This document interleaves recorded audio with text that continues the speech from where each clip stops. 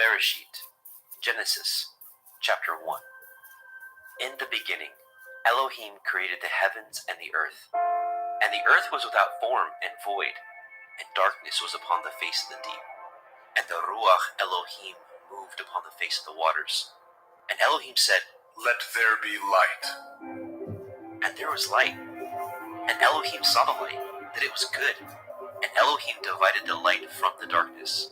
And Elohim called the light day, and the darkness he called night. And the evening and the morning were the first day. And Elohim said, "Let there be a firmament in the midst of the waters, and let it divide the waters from the waters." And Elohim made the firmament, and divided the waters which were under the firmament from the waters which were above the firmament. And it was so. And Elohim called the firmament heaven, and the evening and the morning were the second day. And Elohim said, "Let the waters under the heavens be gathered together unto one place, and let the dry land appear." And it was so. And Elohim called the dry land earth, and the gathering together of the waters called he seas. And Elohim saw that it was good. And Elohim said, "Let the earth bring forth grass, the herb yielding seed, and the fruit tree yielding fruit after his kind, whose seed is in itself upon the earth." And it was so. And the earth brought forth grass, and herb yielding seed after his kind, and the tree yielding fruit, whose seed was in itself after his kind. And Elohim saw that it was good. And the evening and the morning were the third day. And Elohim said, "Let there be lights in the firmament of the heavens, to divide the day from the night, and let them be for signs, and for appointed feasts, and for days and years. And let them be for lights in the firmament of the heavens, to give light upon the earth." And it was so. And Elohim made two great lights, the greater light to rule the day, and the lesser light to rule the night. He made the stars also. And Elohim set them in the firmament of the heavens to give light upon the earth, and to rule over the day and over the night, and to divide the light from the darkness. And Elohim saw that it was good. And the evening and the morning were the fourth day. And Elohim said, "Let the waters bring forth abundantly the moving creature that has life, and fowl that may fly above the earth in the open firmament of heaven." And Elohim created great sea monsters, and every living creature that moves, which the waters brought forth abundantly after their kind, and every winged fowl after his kind. And Elohim saw that it was good. And Elohim blessed them, saying, "Be fruitful and multiply, and fill the waters in the seas, and let fowl multiply in the earth." And the evening and the morning were the fifth day. And Elohim said, "Let the earth bring forth the living creatures after his kind, cattle and creeping thing, and beast of the earth after his kind." And it was so. And Elohim made the beast of the earth after his kind, and cattle after their kind, and everything that creeps upon the earth after his kind. And Elohim saw that it was good. And Elohim said, "Let us make man in our image, after our likeness. Let them have dominion over the fish of the sea, and over the fowl of the air, and over the cattle, and over all the earth, and over every creeping thing that creeps upon the earth."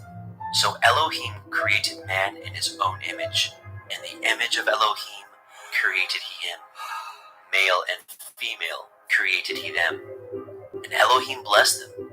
And Elohim said unto them, "Be fruitful and multiply, and replenish the earth, and subdue it, and have dominion over the fish of the sea, and over the fowl of the air, and over every living thing that moves upon the earth." And Elohim said, "Behold, I have given you every herb-bearing seed which is upon the face of all the earth, and every tree in which is the fruit of a tree yielding seed.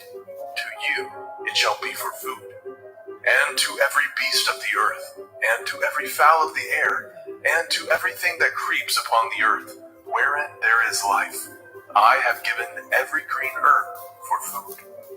And it was so. And Elohim saw everything that he had made, and behold, it was very good. And the evening and the morning were the sixth day.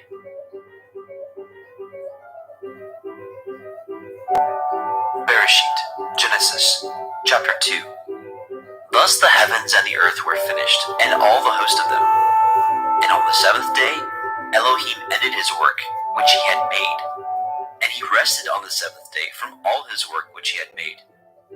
And Elohim blessed the seventh day and sanctified it, because that in it he had rested from all his work which Elohim created and made. These are the generations of the heavens and of the earth, when they were created, in the day that Yahweh Elohim made the earth and the heavens.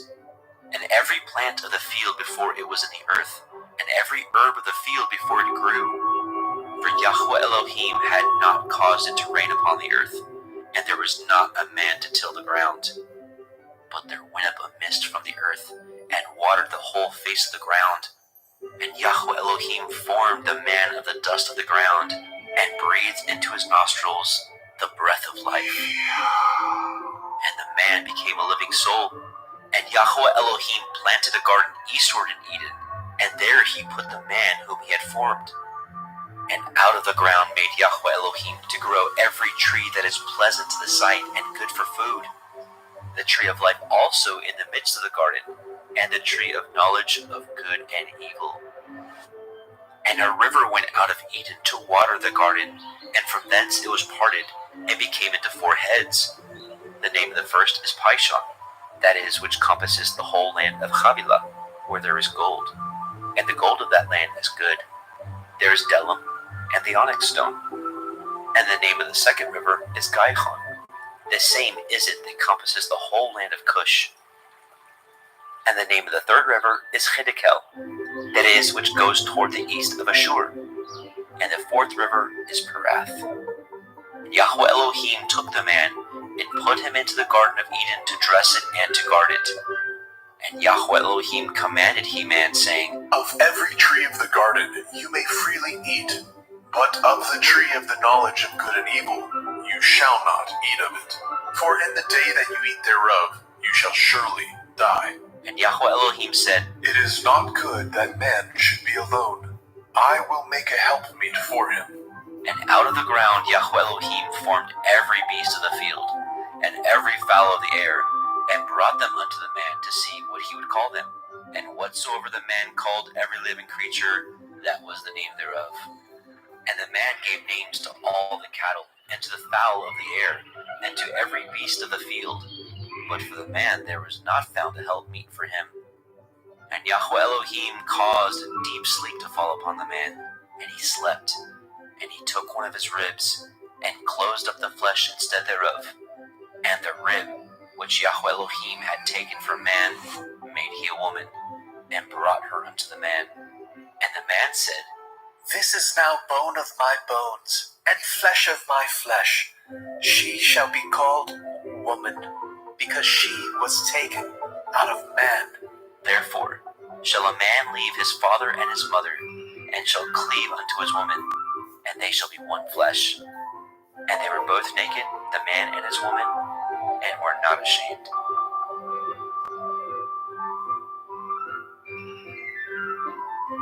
Bereshit, Genesis, chapter 3.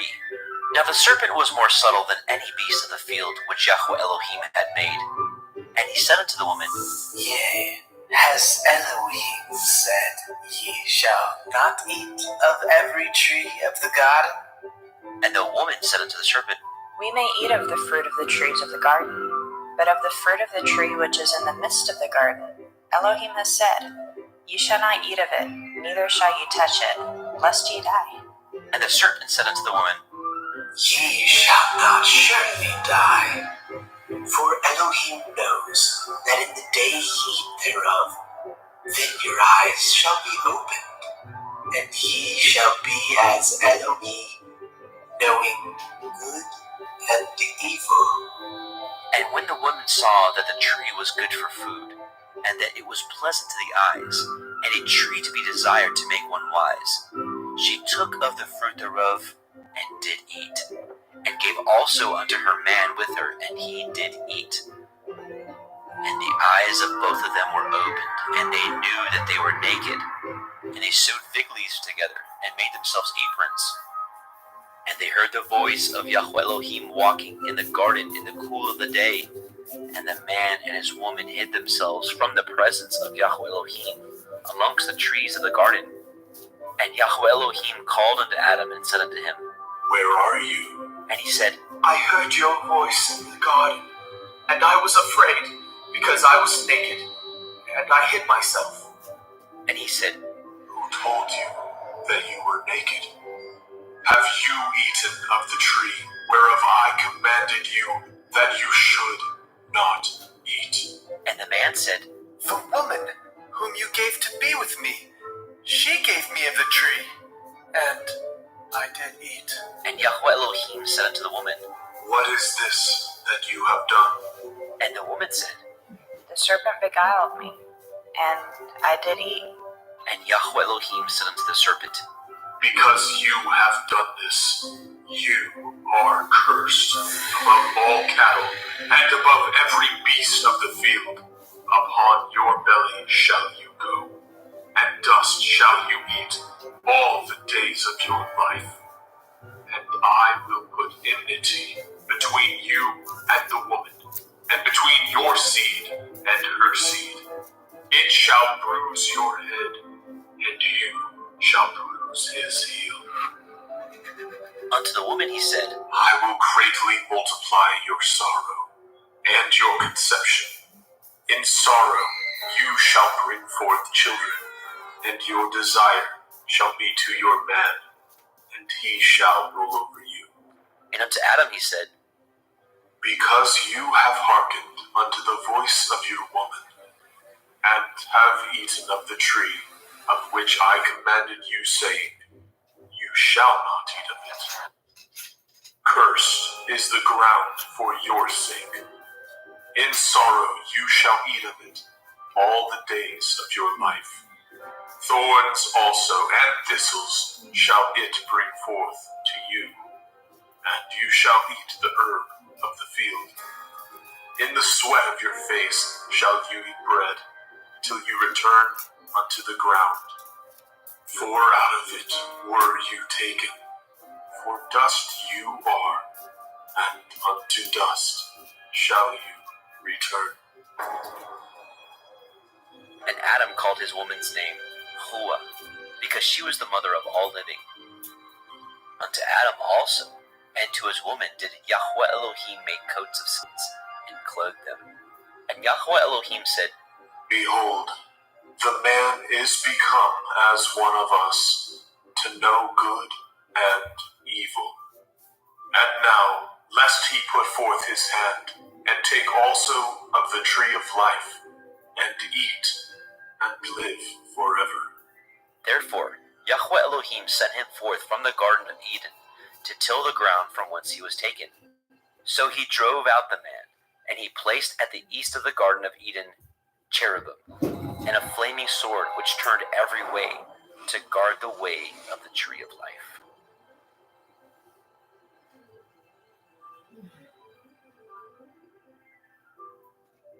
Bereshit, Genesis, chapter 4. And Adam knew Hua his woman, and she conceived, and bore Cain, and said, I have gotten a man from Yahuwah. And she again bore his brother Habil. And Habil was a keeper of sheep, but Cain was a tiller of the ground. And in process of time it came to pass that Cain brought of the fruit of the ground an offering unto Yahweh. And Habil he also brought of the firstlings of his flock, and of the fat thereof. And Yahweh had respect unto Habil and unto his offering, but unto Cain and to his offering he had not respect. And Cain was very wroth, and his countenance fell. And Yahweh said unto Cain, Why are you wroth, and why is your countenance fallen? If you do well, shall you not be accepted? And if you do not well, sin lies at the door, and unto you shall be his desire, and you shall rule over him. And Cain talked with Habel his brother, and it came to pass, when they were in the field, that Cain rose up against Habel his brother, and slew him. And Yahweh said unto Cain, Where is Havel, your brother? and he said, I know not. Am I to guard my brother? and he said, What have you done? The voice of your brother's blood cries unto me from the ground. And now are you cursed from the earth, which has opened her mouth to receive your brother's blood from your hand. When you till the ground, it shall not henceforth yield unto you your strength. A fugitive and a vagabond shall you be in the earth. and Cain said unto Yahweh, My punishment is greater than I can bear. Behold, you have driven me out this day from the face of the earth, and from your face shall I be hid. And I shall be a fugitive and a vagabond in the earth. And it shall come to pass that every one that finds me shall slay me. and Yahweh said unto him, Therefore, whoever slays Cain, vengeance shall be taken on him sevenfold. and Yahweh set a mark upon Cain, lest any finding him should kill him. And Cain went out from the presence of Yahweh, and dwelt in the land of Nod, on the east of Eden. And Cain knew his woman, and she conceived, and bore Hanok. And he built a city, and called the name of the city after the name of his son, Hanok. And unto Hanok was born Irad, and Irad begat Mehujael, and Mehujael begat Methushael, and Methushael begat Lamech. And Lamech took unto him two women. The name of the one was Ada, and the name of the other Zillah. And Ada bore Jabal. He was the father of such as dwell in tents, and of such as have cattle. And his brother's name was Jubal. He was the father of all such as handle the harp and organ. And Zillah, she also bore Tubal-Cain, an instructor of every artificer in brass and iron. And the sister of Tubal-Cain was Naamah. And Lamech said unto his woman, Ada and Zillah, hear my voice, ye women of Lamech, hearken unto my speech. For I have slain a man to my wounding, and a young man to my hurt. If Cain shall be avenged sevenfold, truly Lamech 70 and sevenfold. And Adam knew his woman again, and she bore a son, and called his name Seth. For Elohim Said she, has appointed me another seed instead of Havel, whom Cain slew. and to Seth, to him also were born a son, and called his name Enosh. Then began men to call upon the name of Yahweh.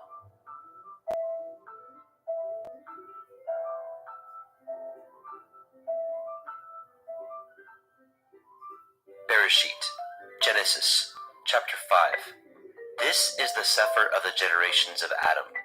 In the day that Elohim created man, in the likeness of Elohim made he him.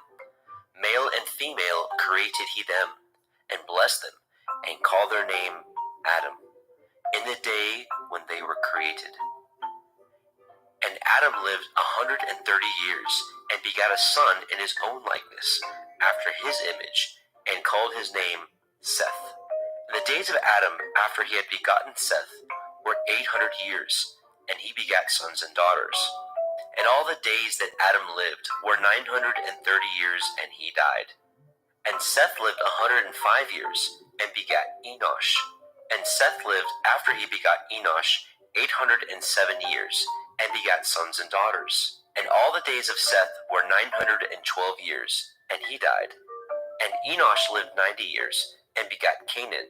And Enosh lived, after he begot Canaan, 815 years, and begat sons and daughters. And all the days of Enosh were 905 years, and he died. And Canaan lived 70 years, and begat Mahalalel. And Canaan lived, after he begot Mahalalel, 840 years, and begat sons and daughters. And all the days of Canaan were 910 years, and he died. And Mahalalel lived 65 years, and begot Yered. And Mahalalel lived after he begot Yered 830 years and begat sons and daughters. And all the days of Mahalalel were 895 years, and he died. And Yered lived 162 years, and he begat Hanok. And Yered lived after he begat Hanok 800 years, and begat sons and daughters. And all the days of Yered were 962 years, and he died. And Hanok lived 65 years, and begot Methuselah. And Hanok walked with Elohim after he begot Methuselah 300 years, and begot sons and daughters. And all the days of Hanok were 365 years, and Hanok walked with Elohim, and he was not, for Elohim took him. And Methuselah lived 187 years, and begat Lamech. And Methuselah lived after he begot Lamech 782 years, and begat sons and daughters. And all the days of Methuselah were 969 years, and he died. And Lamech lived 182 years, and begat a son, and he called his name Noah, saying, This same shall comfort us concerning our work and toil of our hands, because of the ground which Yahuwah has cursed. And Lamech lived after he begot Noah 595 years, and begat sons and daughters. And all the days of Lamech were 777 years, and he died.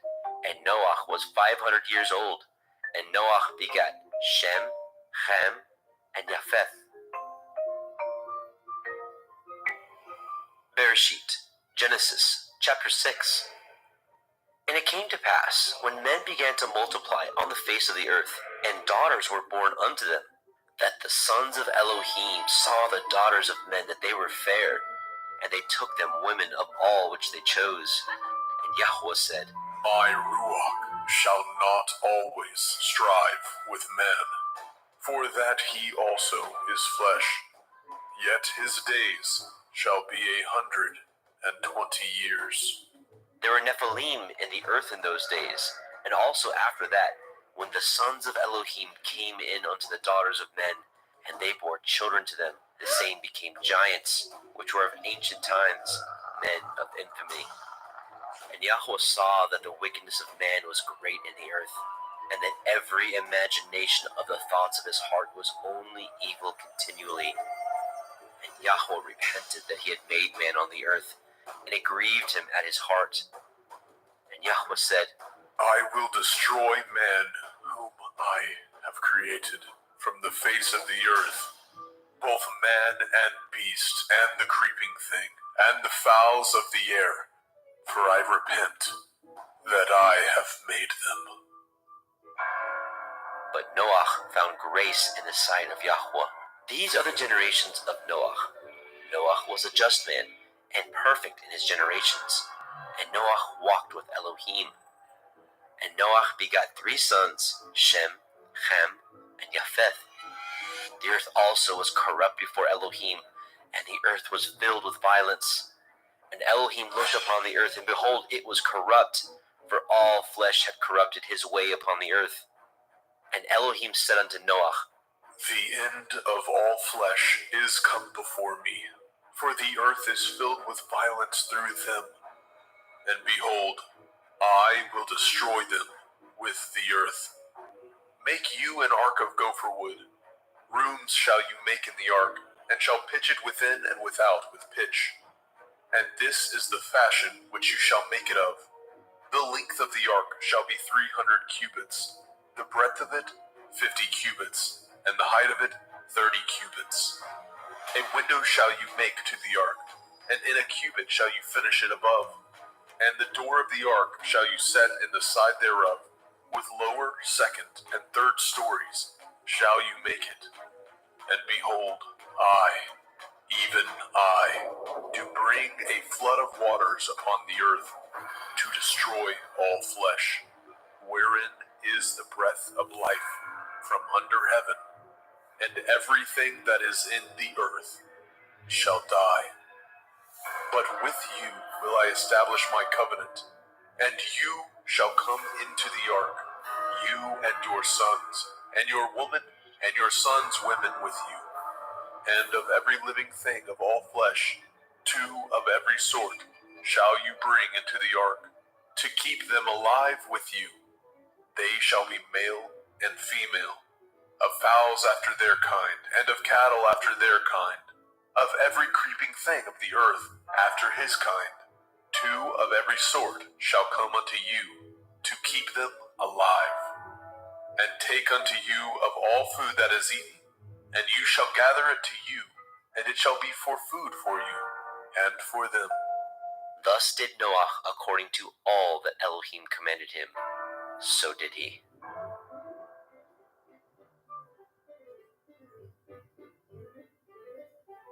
Bereshit, Genesis, chapter 7. And Yahweh said unto Noah, Come, you and all your house into the ark, for you have I seen righteous before me in this generation. Of every clean beast you shall take to you by 7s, the male and his female, and of beasts that are not clean by 2, the male and his female. Of fowls also of the air by 7s, the male and the female, to keep seed alive upon the face of all the earth. For yet 7 days, and I will cause it to rain upon the earth 40 days and 40 nights. And every living substance that I have made will I destroy from off the face of the earth. And Noah did according unto all that Yahweh commanded him. And Noah was 600 years old when the flood of waters was upon the earth. And Noah went in, and his sons, and his woman, and his sons' women with him, into the ark because of the waters of the flood, of clean beasts, and of beasts that are not clean, and of fowls, and of everything that creeps upon the earth. There went in 2 and 2 unto Noah into the ark, the male and the female, as Elohim had commanded Noah. And it came to pass after 7 days that the waters of the flood were upon the earth. In the 600th year of Noah's life, in the 2nd month, the 17th day of the month, the same day were all the fountains of the great deep broken up, and the windows of heaven were opened. And the rain was upon the earth 40 days and 40 nights. In the selfsame day entered Noah, Shem, and Ham, and Japheth, the sons of Noah, and Noah's women, and the 3 women of his sons with them into the ark. They and every beast after his kind, and all the cattle after their kind, and every creeping thing that creeps upon the earth after his kind, and every fowl after his kind, of every bird of every sort. And they went in unto Noah into the ark, 2 and 2 of all flesh, wherein is the breath of life. And they that went in male and female of all flesh, as Elohim had commanded him. And Yahweh shut him in.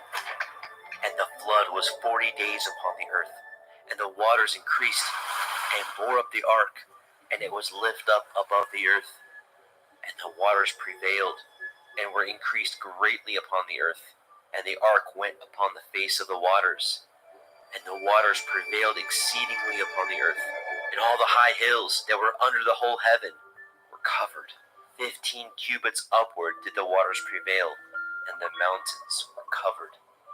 And all flesh died that moved upon the earth, both of fowl, and of cattle, and of beast, and of every creeping thing that creeps upon the earth, and every man, all in whose nostrils was the breath of life, of all that was in the dry land, died. And every living substance was destroyed which was upon the face of the ground, both man and cattle, and the creeping things, and the fowl of the heavens, and they were destroyed from the earth. And Noah only remained alive, and they that were with him in the ark. And the waters prevailed upon the earth 150 days. Bereshit, Genesis, chapter 8. And Elohim remembered Noah, and every living thing, and all the cattle that was with him in the ark.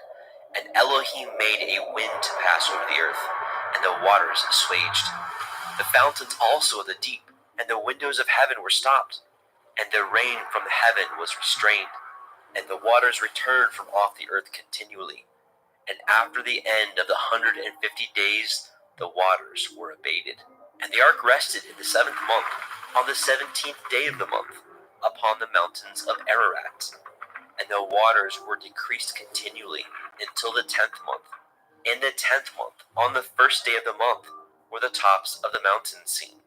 And it came to pass, at the end of 40 days, that Noah opened the window of the ark which he had made, and he sent forth a raven which went forth to and fro until the waters were dried up from off the earth. Also he sent forth a dove from him to see if the waters were abated from off the face of the ground. But the dove found no rest for the sole of her foot, and she returned unto him into the ark, for the waters were on the face of the whole earth. Then he put forth his hand and took her, and pulled her in unto him into the ark. And he stayed yet other 7 days, and again he sent forth the dove out of the ark. And the dove came in to him in the evening, and lo, in her mouth was an olive leaf plucked off. So Noah knew that the waters were abated from off the earth. And he stayed yet other 7 days, and sent forth the dove, which returned not again unto him any more.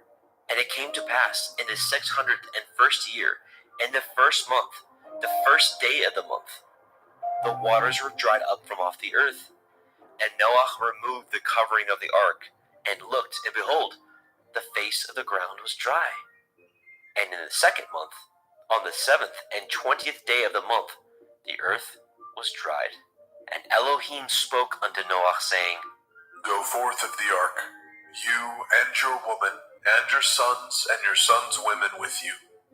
Bring forth with you every living thing that is with you, of all flesh, both of fowl and of cattle, and of every creeping thing that creeps upon the earth, that they may breed abundantly in the earth, and be fruitful, and multiply upon the earth. And Noah went forth, and his sons, and his woman, and his sons' women with him, every beast, every creeping thing, and every fowl, and whatsoever creeps upon the earth after their kinds, went forth out of the ark. And Noah built an altar unto Yahweh, and took of every clean beast, and of every clean fowl, and offered burnt offerings on the altar. And Yahweh smelled the sweet savor. And Yahweh said in his heart, I will not again curse the ground any more for man's sake, for the imagination of man's heart is evil from his youth. Neither will I again smite any more everything living, as I have done. While the earth remains, seed time and harvest, and cold and heat, and summer and winter, and day and night shall not cease. Bereshit, Genesis, chapter 9. And Elohim blessed Noah and his sons, and said unto them, Be fruitful and multiply, and replenish the earth. And the fear of you and the dread of you shall be upon every beast of the earth, and upon every fowl of the air, upon all that moves upon the earth, and upon all the fish of the sea. Into your hand are they delivered. Every moving thing that lives shall be meat for you. Even as the green herb have I given you all things.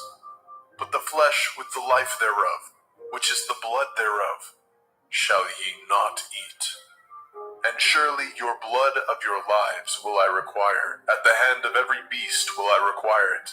And at the hand of man, at the hand of every man's brother will I require the life of man.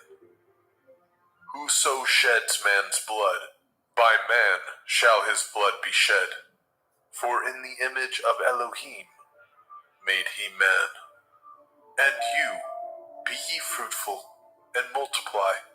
Bring forth abundantly in the earth, and multiply therein. And Elohim spoke unto Noah, and to his sons with him, saying, And I, behold, I establish my covenant with you, and with your seed after you, and with every living creature that is with you, of the fowl, of the cattle, and of every beast of the earth with you, from all that go out of the ark, to every beast of the earth. And I will establish my covenant with you. Neither shall all flesh be cut off any more by the waters of a flood. Neither shall there any more be a flood to destroy the earth. And Elohim said, This is the sign of the covenant which I make between me and you, and every living creature that is with you, for perpetual generations. I do set my bow in the cloud, and it shall be for a sign of a covenant between me and the earth. And it shall come to pass, when I bring a cloud over the earth, that the bow shall be seen in the cloud. And I will remember my covenant, which is between me and you, and every living creature of all flesh. And the waters shall no more become a flood to destroy all flesh. And the bow shall be in the cloud, and I will look upon it, that I may remember the everlasting covenant between Elohim and every living creature of all flesh that is upon the earth. And Elohim said unto Noah, This is the sign of the covenant which I have established between me and all flesh that is upon the earth.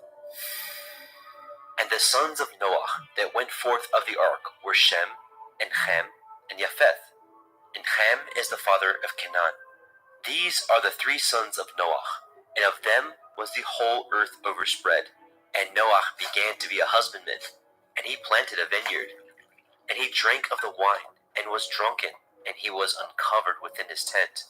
And Ham, the father of Canaan, saw the nakedness of his father, and told his two brethren without. And Shem and Japheth took a garment, and laid it upon both their shoulders, and went backward, and covered the nakedness of their father. And their faces were backward, and they saw not their father's nakedness. And Noah awoke from his wine, and knew what his younger son had done unto him. And he said, Cursed be Canaan, a servant of servants shall he be unto his brethren. And he said, Blessed be Yahweh Elohai of Shem, and Canaan shall be his servant. Elohim shall enlarge Japheth, and he shall dwell in the tents of Shem, and Canaan shall be his servant. And Noah lived after the flood 350 years, and all the days of Noah were 950 years, and he died.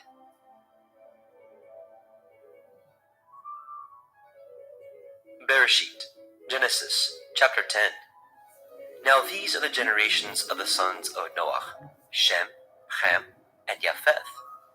And unto them were sons born after the flood. The sons of Japheth, Gomer, and Magog, and Madai, and Yaban, and Tubal, and Meshech, and Tirak. And the sons of Gomer, Ashkenaz, and Riphath, and Togarma. The sons of Yaban, Elisha, and Tarshish, and Kittim, and Dodanim. By these were the isles of the other nations divided in their lands, everyone after his tongue, and after their families in their nations. And the sons of Ham, Cush, and Mitzrayim, and Put, and Canaan. And the sons of Cush, Seba, and Havilah, and Kavta, and Raamah, and Kavteka. And the sons of Raamah, Sheba, and Dedan. And Cush begat Nimrod. He began to be a giant and a hunter in the earth. He was a giant and a hunter before Yahweh.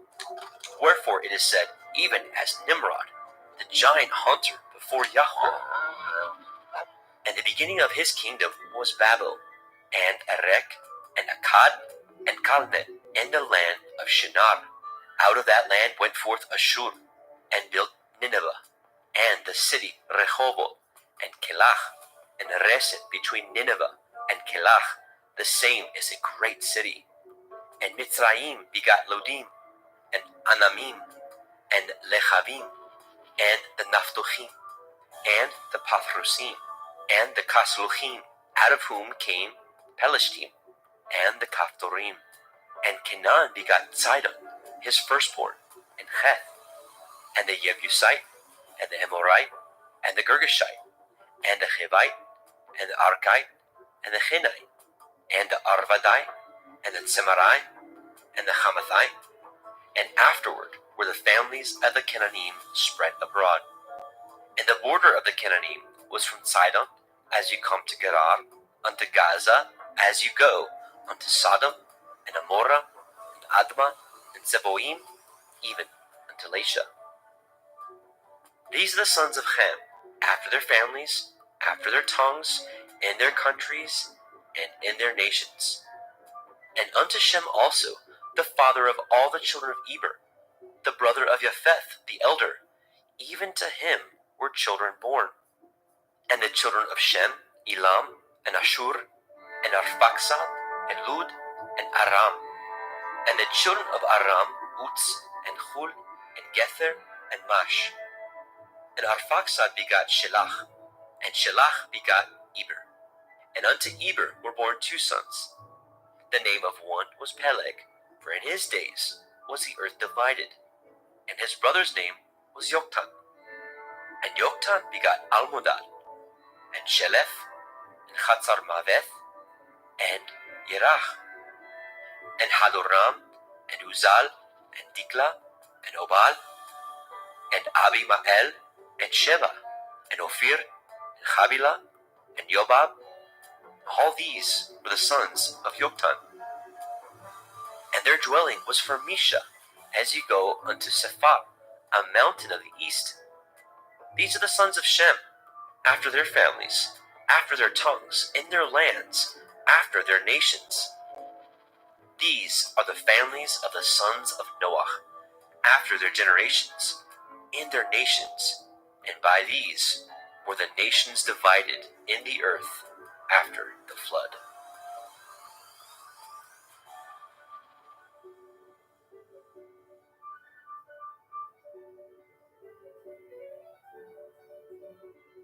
Bereshit, Genesis, chapter 11. And the whole earth was of one language and of one speech. And it came to pass, as they journeyed from the east, that they found a plain in the land of Shinar, and they dwelt there. And they said one to another, Go to, let us make brick and burn them thoroughly. and they had brick for stone, and slime had they for mortar.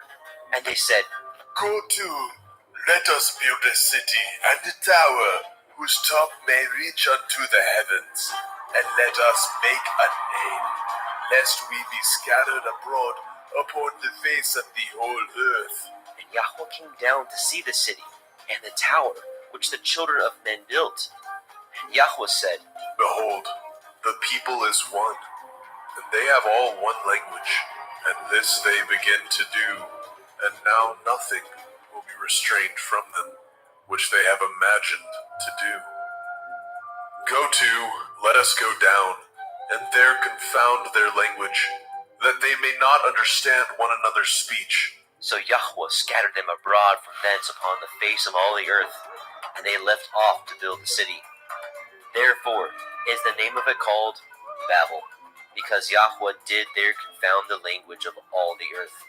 And from thence did Yahweh scatter them abroad upon the face of all the earth. These are the generations of Shem. Shem was 100 years old, and begot Arphaxad 2 years after the flood. And Shem lived after he begot Arphaxad 500 years, and begat sons and daughters. And Arphaxad lived 35 years, and begot Shelach. And Arphaxad lived after he begot Shelach 403 years, and begat sons and daughters. And Shelach lived 30 years, and begot Eber. And Shelach lived after he begot Eber 403 years, and begat sons and daughters. And Eber lived 34 years, and begot Peleg. And Eber lived after he begot Peleg 430 years, and begot sons and daughters. Peleg lived 30 years, and begat Reu. And Peleg lived after he begot Reu 209 years, and begot sons and daughters. And Reu lived 32 years, and begot Serug. And Reu lived after he begot Serug 207 years, and begot sons and daughters. And Serug lived 30 years, and begot Nahor. And Serug lived after he begot Nahor 200 years, and begot sons and daughters. And Nahor lived 29 years, and begot Terach. And Nahor lived after he begot Terach 119 years, and begot sons and daughters. And Terach lived 70 years, and begot Abram. Nahor, and Haran. Now these are the generations of Terach. Terach begot Abram, Nahor, and Haran. And Haran begot Lot.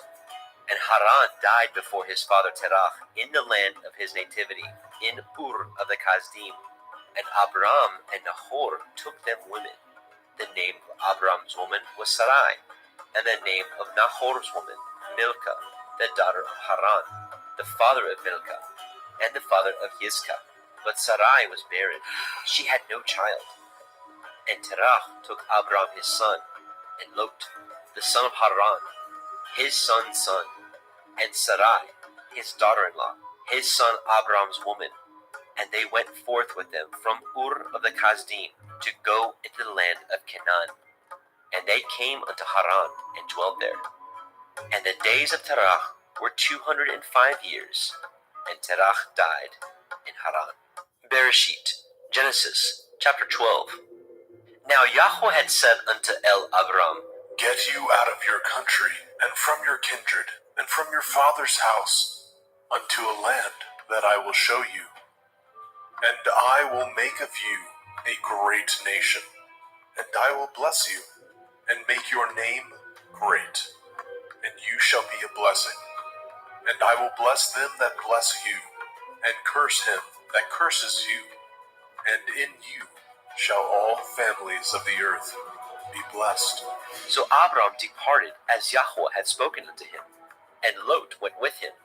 And Abram was 75 years old when he departed out of Haran. And Abram took Sarai his woman, and Lot his brother's son, and all their substance that they had gathered, and the souls that they had gotten in Haran. And they went forth to go into the land of Canaan. And into the land of Canaan they came. And Abram passed through the land unto the place of Shechem, unto the plain of Moreh, and the Canaanite was in the land. And Yahweh appeared unto Abram and said, Unto your seed will I give this land. And there built he an altar unto Yahweh, who appeared unto him. And he removed from thence unto a mountain on the east of Beit El, and pitched his tent, having Beit El on the west, and Ai on the east. And there he built an altar unto Yahweh, and called upon the name of Yahweh. And Abram journeyed, going on still towards the Negev. And there was a famine in the land. And Abram went down into Mitzrayim to sojourn there, for the famine was grievous in the land. And it came to pass, when he was come near to enter into Mitzrayim, that he said unto Sarai his woman, Behold now, I know that you are a fair woman to look upon. Therefore it shall come to pass, when the Mitzrayim shall see you, that they shall say, This is his woman, and they will kill me, but they will save you alive. Say, I pray you, you are my sister, that it may be well with me for your sake, and my soul shall live because of you. And it came to pass, that when Abram was come into Mitzrayim, the Mitzrayim beheld the woman, that she was very fair.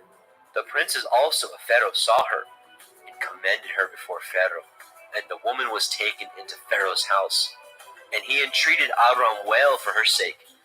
And he had sheep, and oxen, and he asses, and men servants, and maid servants, and she asses, and camels. And Yahweh plagued Pharaoh and his house with great plagues because of Sarai, Abram's woman. And Pharaoh called Abram and said, What is this that you have done unto me? Why did you not tell me that she was your woman? Why said you, She is my sister, so I might have taken her to be my woman? Now therefore, behold, your woman, take her, and go your way. And Pharaoh commanded his men concerning him, and they sent him away, and his woman, and all that he had. Bereshit, Genesis, chapter 13. And Abram went up out of Mitzrayim, he, and his woman, and all that he had, and Lot with him, into the Negev. And Abram was very rich in cattle, in silver, and in gold. And he went on his journeys from the Negev even to Beit El, unto the place where his tent had been at the beginning, between Beit El and Ai, onto the place of the altar which he had made there at the first. And there Abraham called on the name of Yahweh. And Lot also, which went with Abram, had flocks and herds and tents, and the land was not able to bear them, that they might dwell together, for their substance was great, so that they could not dwell together. And there was a strife between the herdsmen of Abram's cattle and the herdsmen of Lot's cattle. And the Canaanite and the Perizzite dwelled then in the land. And Abram said unto Lot, Let there be no strife, I pray you, between me and you, and between my herdsmen and your herdsmen, for we be brethren. Is not the whole land before you? Separate yourself, I pray you, from me. If you will take the left hand, then I will go to the right. Or if you depart to the right hand, then I will go to the left. And Lot lifted up his eyes, and beheld all the circle of the Yarden, that it was well watered everywhere, before Yahweh destroyed Sodom and Amorah, even as the garden of Yahweh, like the land of Mitzrayim, as ye come unto Zoar. Then Lot chose him all the circle of the Yarden, and Lot journeyed east, and they separated themselves, the one from the other. And Abram dwelt in the land of Canaan, and Lot dwelt in the cities of the circle of the Yarden, and pitched his tent toward Sodom. But the men of Sodom were wicked and sinners before Yahweh exceedingly. And Yahweh said unto Abram, after that Lot was separated from him, Lift up now your eyes, and look from the place where you are, northward, and southward, and eastward, and westward. For all the land which you see, to you will I give it, and to your seed forever. And I will make your seed as the dust of the earth, so that if a man can number the dust of the earth, then shall your seed also be numbered. Arise, walk through the land in the length of it and in the breadth of it, for I will give it unto you. Then Abram removed his tent, and came and dwelt in the plain of Mamre, which is in Hebron, and built there an altar unto Yahweh.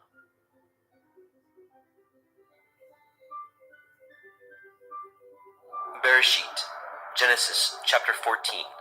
And it came to pass in the days of Amraphel, king of Shinar, Arioch, king of Elakar, Kedorlaomer, king of Elam, and Tidal, king of nations, that these made war with Bera, king of Sodom, and with Birsha, king of Amorah, Shinav, king of Admah, and Shem-Eber, king of Tseboim, and the king of Bela, which is Zoar.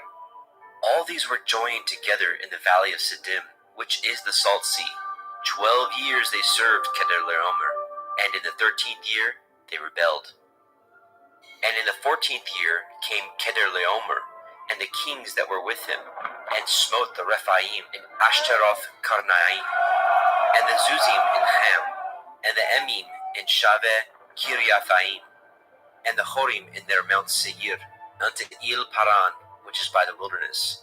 And they returned and came to En Mishpat, which is Kadesh, and smote all the country of the Amalekim, and also the Amorim, that dwelt in Chathron Tamar.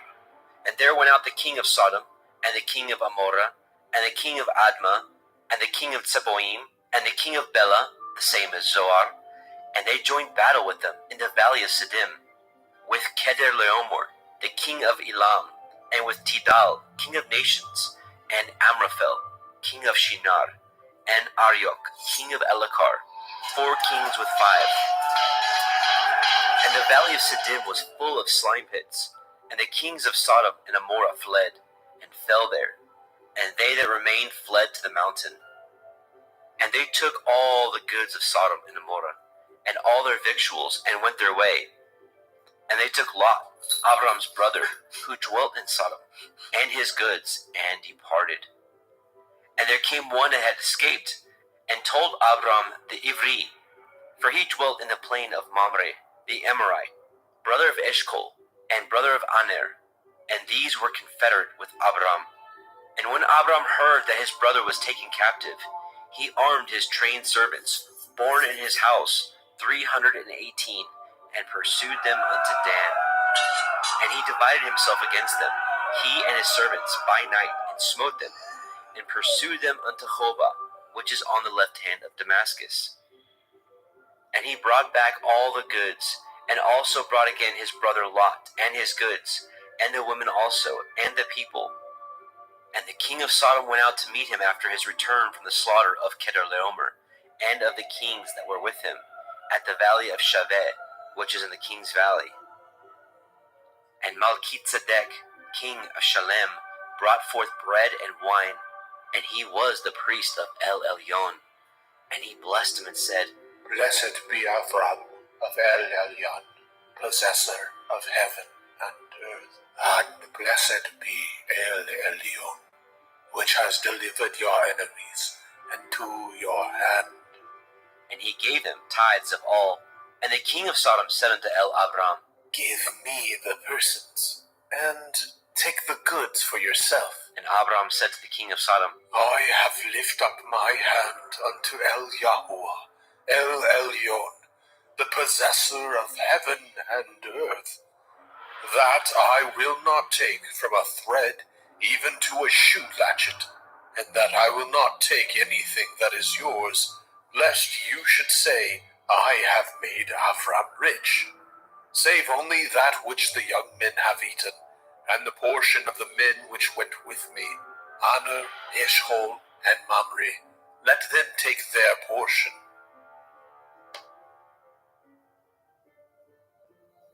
Bereshit, Genesis chapter 15. After these things, the word of Yahweh came unto El Abram in a vision, saying, Fear not, Avram. I am your shield, and your exceeding great reward.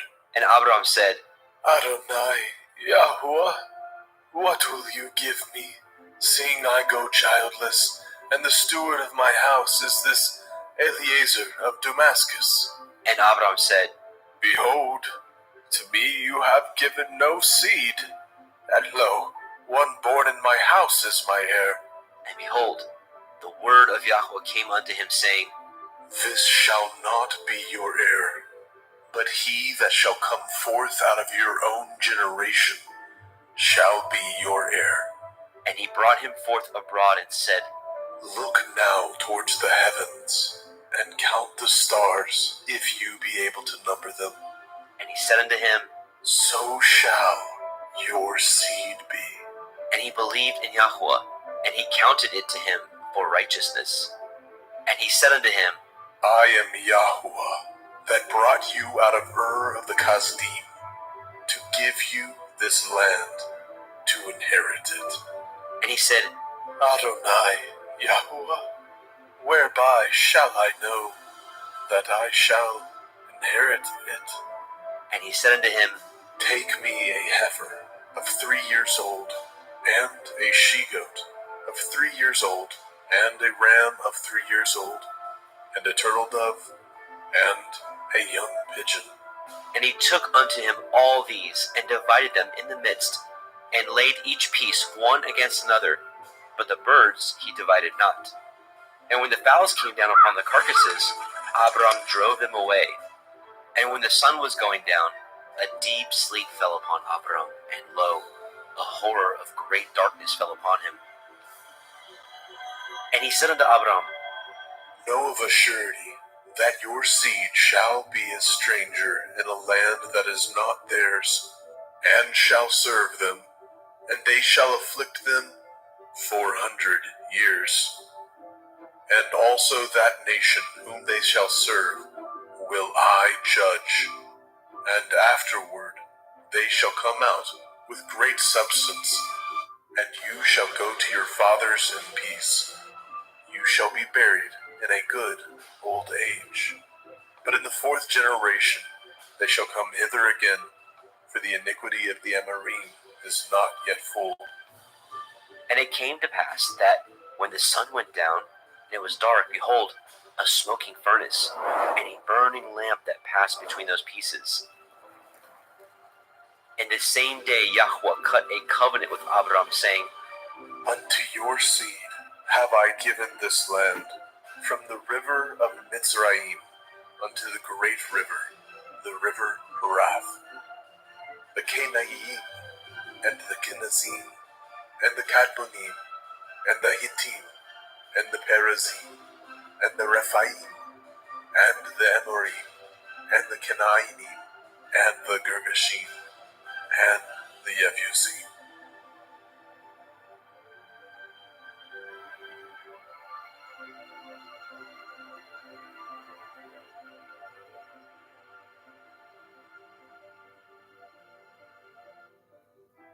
Bereshit, Genesis chapter 16.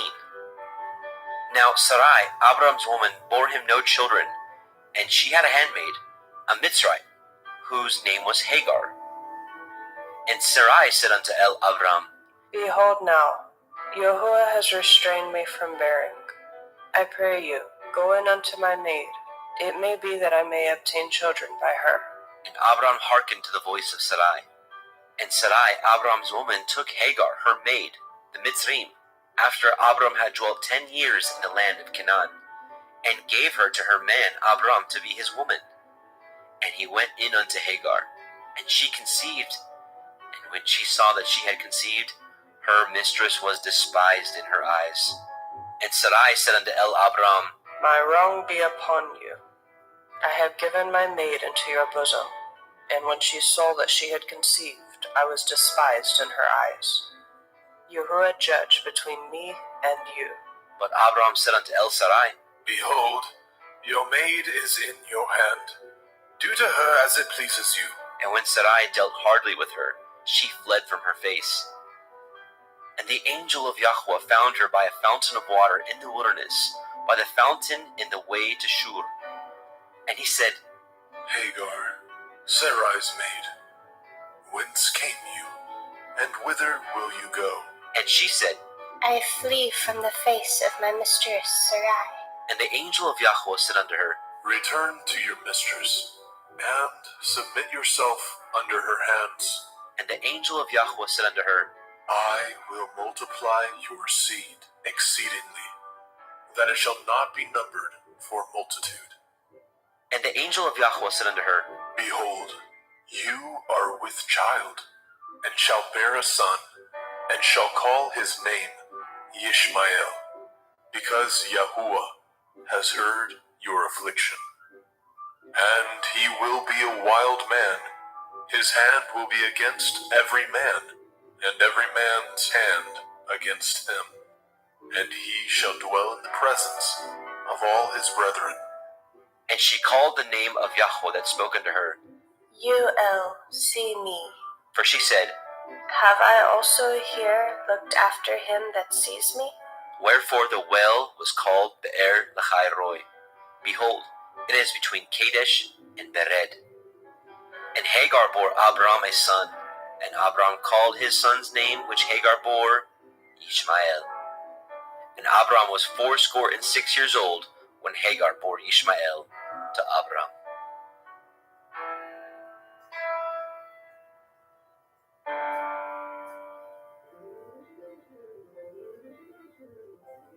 Bereshit, Genesis chapter 17.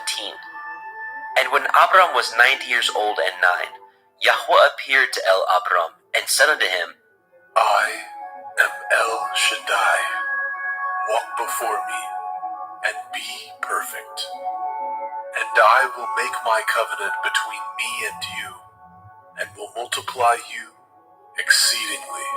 And Abram fell on his face, and Elohim talked with him, saying, As for me, behold, my covenant is with you, and you shall be a father of many nations. Neither shall your name any more be called Avram, but your name shall be Avraham. For a father of many nations have I made you. And I will make you exceeding fruitful, and I will make nations of you, and kings shall come out of you. And I will establish my covenant between me and you, and your seed after you, in their generations, for an everlasting covenant, to be Elohim unto you, and to your seed after you. And I will give unto you and to your seed after you the land wherein you are a stranger, all the land of Canaan, for an everlasting possession, and I will be their Elohim. And Elohim said unto Abraham, You shall guard my covenant, therefore, you and your seed after you in their generations. This is my covenant, which ye shall guard, between me and you and your seed after you. Every male child among you shall be circumcised, and ye shall circumcise the flesh of your foreskin, and it shall be a sign of the covenant betwixt me and you. And he that is 8 days old shall be circumcised among you, every male child in your generations. He that is born in the house, or bought with money of any stranger, which is not of your seed, he that is born in your house, and he that is bought with your money, must need to be circumcised. And my covenant shall be in your flesh for an everlasting covenant. And the uncircumcised male child, whose flesh of his foreskin is not circumcised, that soul shall be cut off from his people. He has broken my covenant. And Elohim said unto Abraham, As for Sarai, your woman, you shall not call her name Sarai, but Sarah shall her name be. And I will bless her, and give you a son also of her. Yea, I will bless her, and she shall be a mother of nations. Kings of people shall be of her. Then Abraham fell upon his face and laughed, and said in his heart, Shall a child be born unto him that is 100 years old? And shall Sarah, that is 90 years old, bear? And Abraham said unto Elohim, Oh, that Ishmael might live before you. And Elohim said, Sarah your woman shall bear you a son indeed, and you shall call his name Yitzhak. And I will establish my covenant with him for an everlasting covenant, and with his seed after him. And as for Ishmael, I have heard you. Behold, I have blessed him, and will make him fruitful, and will multiply him exceedingly. 12 princes shall he beget, and I will make him a great nation. But my covenant will I establish with Yitzhak, which Sarah shall bear unto you at this set time in the next year. And he left off talking with him, and Elohim went up from Abraham. And Abraham took Ishmael his son, and all that were born in his house, and all that were bought with his money, every male among the men of Abraham's house, and circumcised the flesh of their foreskin in the selfsame day, as Elohim had said unto him. And Abraham was 90 years old and 9 when he was circumcised in the flesh of his foreskin. And Ishmael his son was 13 years old when he was circumcised in the flesh of his foreskin. And the selfsame day was Abraham circumcised, and Ishmael his son. And all the men of his house, born in the house, and bought with money of the stranger, were circumcised with him.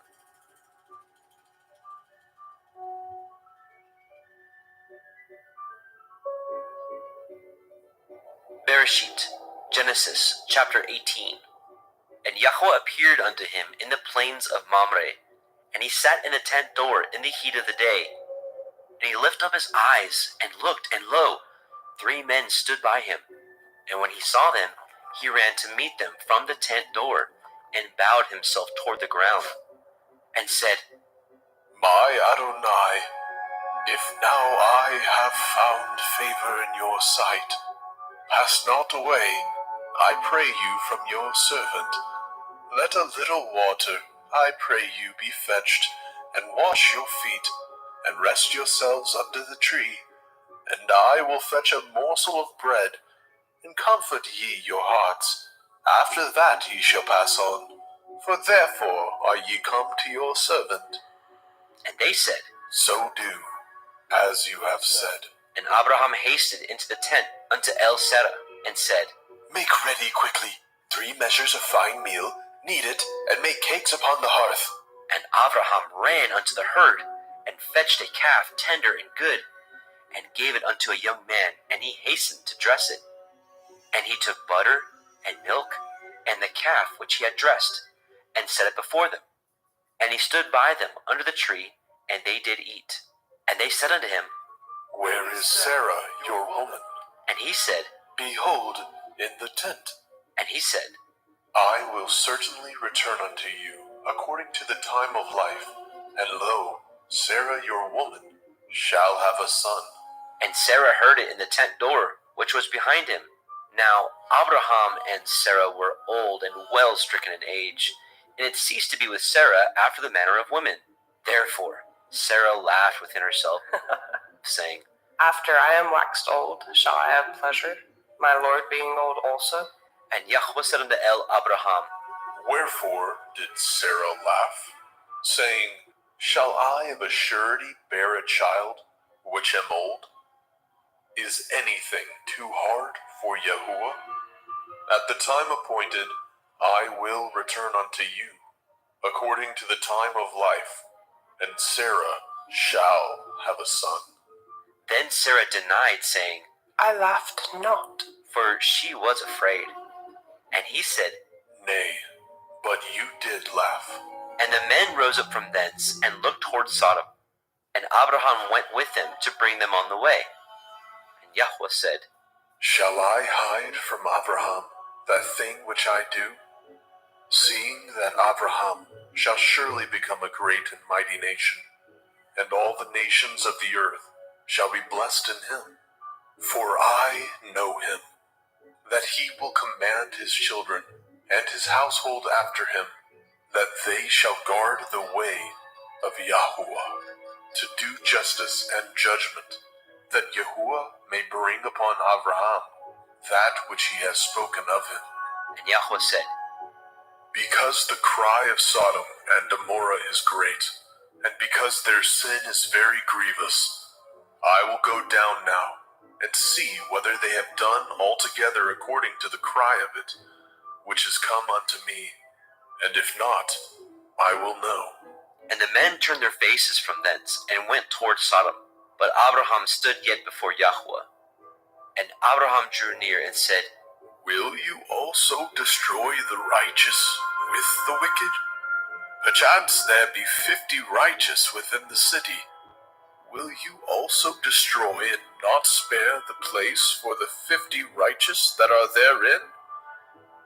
That be far from you to do after this manner, to slay the righteous with the wicked, and that the righteous should be as the wicked. That be far from you. Shall not the judge of all the earth do right? And Yahweh said, If I find in Sodom 50 righteous within the city, then I will spare all the place for their sakes. And Abraham answered and said, Behold now, I have taken it upon me to speak unto Adonai, which am but dust and ashes. Perchance there shall lack 5 of the 50 righteous. Will you destroy all the city for lack of 5? And he said, If I find there 40 and 5, I will not destroy it. And he spoke unto him yet again, and said, Perchance there will be 40 found there. And he said, I will not do it for 40's sake. And he said unto him, Oh, let not Adonai be angry, and I will speak. Perchance there shall be 30 found there. And he said, I will not do it if I find 30 there. And he said, Behold now, I have taken upon me to speak unto Adonai. Perchance there shall be 20 found there. And he said, I will not destroy it for 20's sake. And he said, Oh, let not Adonai be angry, and I will speak yet but this once. Perchance 10 shall be found there. And he said, I will not destroy it for 10's sake. And Yahweh went his way, as soon as he had left communing with El Abraham. And Abraham returned unto his place.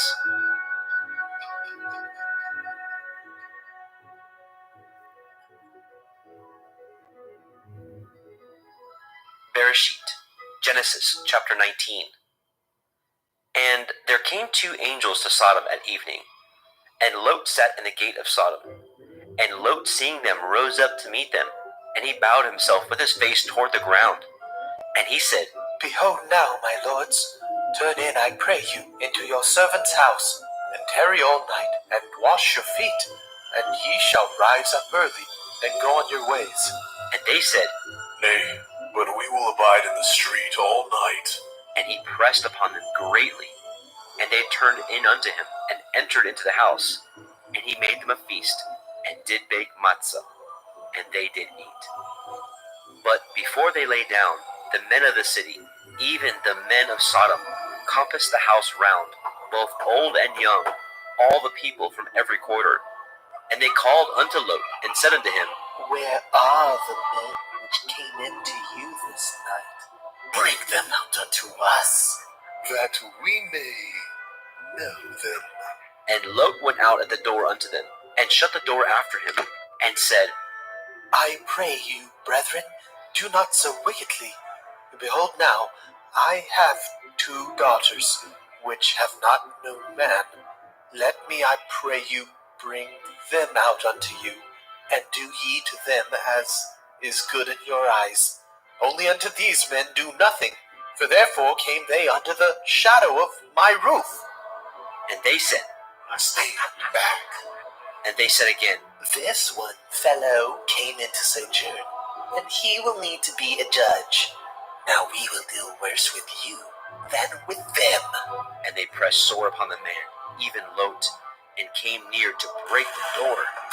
But the men put forth their hand, and pulled Lot into the house to them, and shut the door. And they smote the men that were at the door of the house with blindness, both small and great, so that they wearied themselves to find the door. And the men said unto Lot, Have you here any besides son-in-law, and your sons, and your daughters, and whatsoever you have in the city, bring them out of this place, for we will destroy this place, because the cry of them is waxing great before the face of Yahweh, and Yahweh has sent us to destroy it. And Lot went out, and spoke unto his sons-in-law, which married his daughters, and said, Up, get you out of this place, for Yahuwah will destroy this city. But he seemed as one that mocked unto his sons-in-law. And when the morning arose, then the angels hastened Lot, saying, Arise, take your woman and your 2 daughters which are here, lest you be consumed in the iniquity of the city. And while he lingered, the men laid hold upon his hand, and upon the hand of his woman, and upon the hand of his 2 daughters, Yahweh being merciful unto him. And they brought him forth, and set him without the city. And it came to pass, when they had brought them forth abroad, that he said, Escape for your life, look not behind you, neither stay in all the circle of the Yarden. Escape to the mountain, lest you be consumed. And Lot said unto them, Oh, not so, my Adonai. Behold, now your servant has found grace in your sight, and you have magnified your mercy, which you have showed unto me in saving my life. I cannot escape to the mountain, lest some evil take me, and I die. Behold now, this city is near to flee unto, and it is a little one. Oh, let me escape hither. Is it not a little one? And my soul shall live. and he said unto him, See, I have accepted you concerning this thing also, that I will not overthrow this city for which you have spoken. Make haste, escape hither, for I cannot do anything till you are come hither. Therefore the name of the city was called Zoar. The sun was risen upon the earth when Lot entered into Zoar. Then Yahweh rained upon Sodom and upon Amorah brimstone and fire from Yahweh out of the heavens. And he overthrew those cities, and all the circle of the Yarden, and all the inhabitants of those cities, and that which grew upon the ground. But his woman looked back from behind him, and she became a pillar of salt. And Abraham got up early in the morning to the place where he stood before Yahweh, and he looked toward Sodom and Amorah, and toward all the land of the circle of the Yarden, and beheld, and lo, the smoke of the country went up as the smoke of a furnace. And it came to pass, when Elohim destroyed the cities of the circle of the Yarden, that Elohim remembered Abraham, and sent Lot out of the midst of the overthrow, when he overthrew the cities in which Lot dwelt. And Lot went up out of Zoar, and dwelt in the mountain, and his 2 daughters with him, for he feared to dwell in Zoar, and he dwelt in a cave, he and his 2 daughters. And the firstborn said unto the younger, Our father is old, and there is not a man in the earth to come in unto us after the manner of all the earth. Come, let us make our father drink wine, and we will lie with him, that we may preserve seed of our father.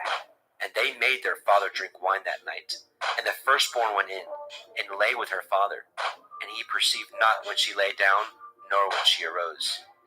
And it came to pass on the morrow, that the firstborn said unto the younger, Behold, I lay yesternight with my father. Let us make him drink wine this night also, and go in and lie with him, that we may preserve seed of our father. And they made their father drink wine that night also. And the younger arose and lay with him. And he perceived not when she lay down, nor when she arose. Thus were both the daughters of Lot with child by their father. And the firstborn bore a son, and called his name Moab. The same is the father of the Moabim unto this day. And the younger, she also bore a son, and called his name Ben-Ammi. The same is the father of the children of Ammon unto this day.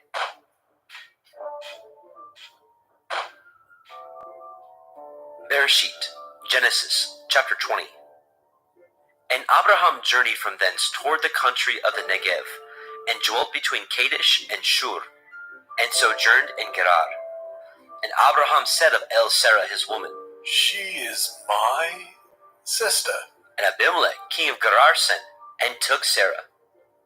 But Elohim came to Abimelech in a dream by night, and said to him, Behold, you are but a dead man, for the woman which you have taken, for she is a man's woman.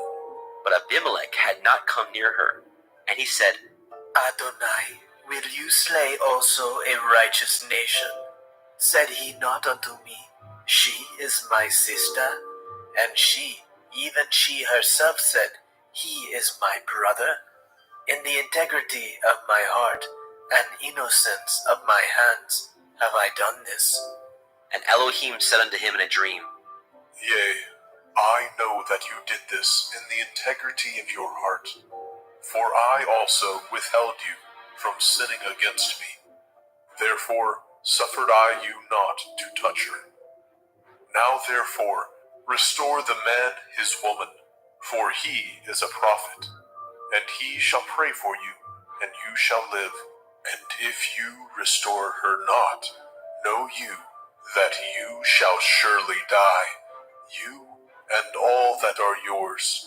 Therefore Abimelech rose early in the morning, and called all his servants, and told all these things in their ears.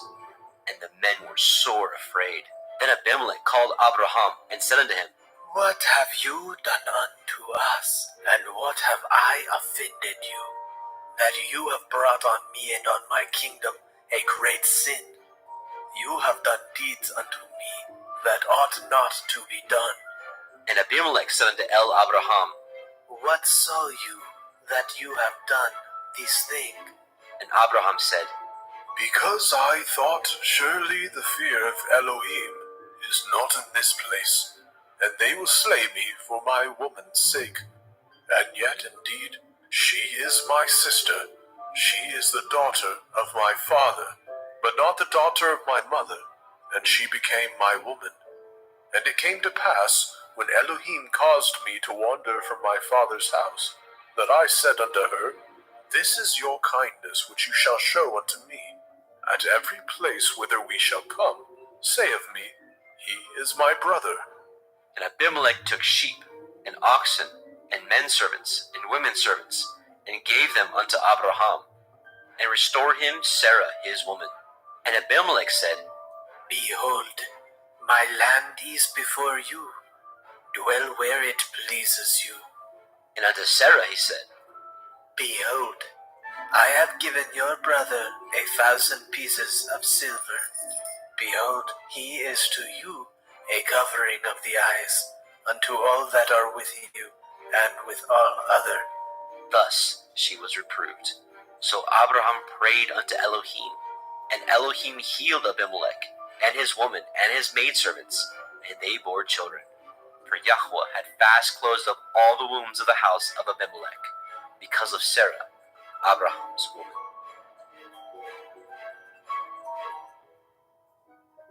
Bereshit, Genesis, chapter 21. And Yahweh visited Sarah as he had said, and Yahweh did unto Sarah as he had spoken. For Sarah conceived, and bore Abraham a son in his old age, at the set time of which Elohim had spoken to him. And Abraham called the name of his son that was born unto him, whom Sarah bore to him, Yitzchak.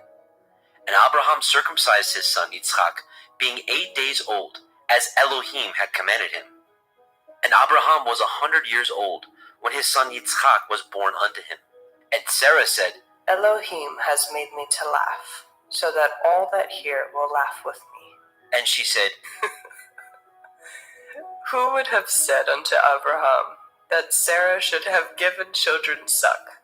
For I have borne him a son in his old age. And the child grew, and was weaned. And Abraham made a great feast, the same day that Yitzchak was weaned. And Sarah saw the son of Hagar, the Mitzrayim, which she had borne unto Abraham, mocking.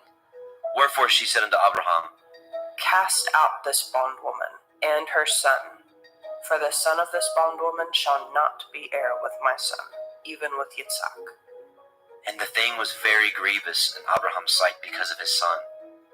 And Elohim said unto Abraham, Let it not be grievous in your sight because of the lad, and because of your bondwoman. In all that Sarah has said unto you, hearken unto her voice. For in Yitzhak shall your seed be called.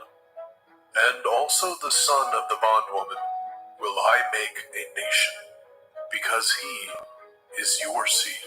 And Abraham rose up early in the morning, and took bread and a bottle of water, and gave it unto Hagar, putting it on her shoulder, and the child, and sent her away. And she departed, and wandered in the wilderness of Beersheba. And the water was spent in the bottle, and she cast the child under one of the shrubs. And she went, and sat her down over against him a good way off, as it were a bow shot. For she said, Let me not see the death of the child. and she sat over against him, and lifted up her voice, and wept. And Elohim heard the voice of the lad. And the angel of Elohim called unto Hagar out of the heavens, and said unto her, What ails you, Hagar? Fear not, for Elohim has heard the voice of the lad where he is. Arise, lift up the lad, and hold him in your hand, for I will make him a great nation. And Elohim opened her eyes, and she saw a well of water. And she went, and filled the bottle with water, and gave the lad drink. And Elohim was with the lad, and he grew, and dwelt in the wilderness, and became an archer.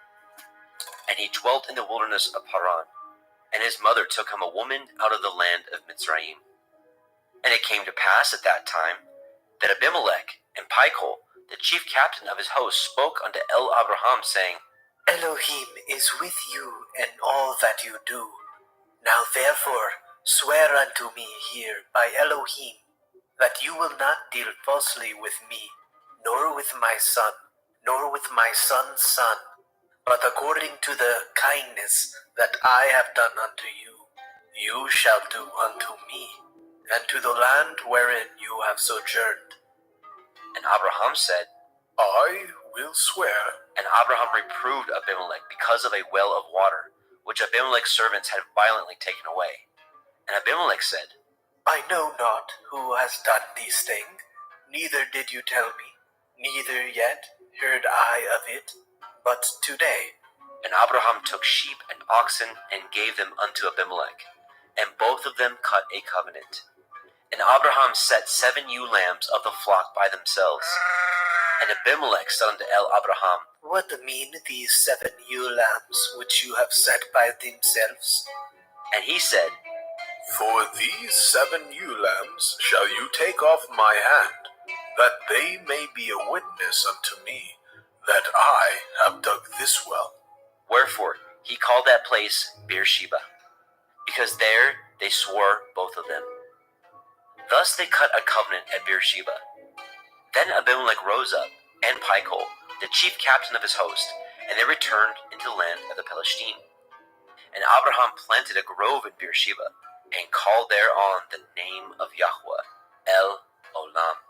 And Abraham sojourned in the Philistines' land many days.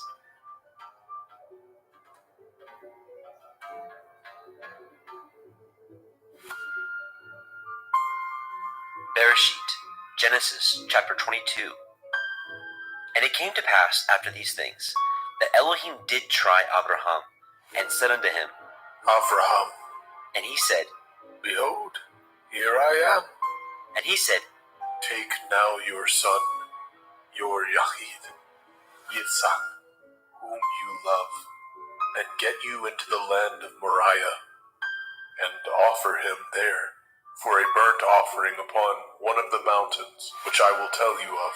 And Abraham rose up early in the morning, and saddled his ass, and took 2 of his young men with him, and Yitzchak his son, and clave the wood for the burnt offering, and rose up, and went unto the place of which Elohim had told him. Then on the 3rd day Abraham lifted up his eyes, and saw the place afar off. And Abraham said unto his young men, Abide ye here with the ass, and I and the lad will go yonder, and worship, and come again to you. And Abraham took the wood of the burnt offering, and laid it upon Yitzchak his son. And he took the fire in his hand, and a knife, and they went both of them together. And Yitzchak spoke unto Abraham his father, and said, My father, and he said, here am I, my son. and he said, Behold the fire and the wood, but where is the lamb for a burnt offering? and Abraham said, My son, Elohim will provide himself a lamb for a burnt offering. So they went both of them together. And they came to the place which Elohim had told him of, and Abraham built an altar there, and laid the wood in order, and bound Yitzchak his son, and laid him on the altar upon the wood. And Abraham stretched forth his hand, and took the knife to slay his son. And the angel of Yahweh called unto him out of the heavens, and said, Abraham, Abraham, and he said, here am I.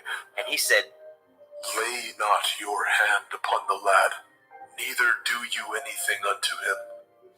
For now I know that you fear Elohim, seeing you have not withheld your son, your Yahid, from me.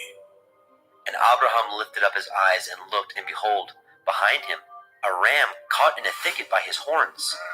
And Abraham went and took the ram, and offered him up for a burnt offering in the stead of his son.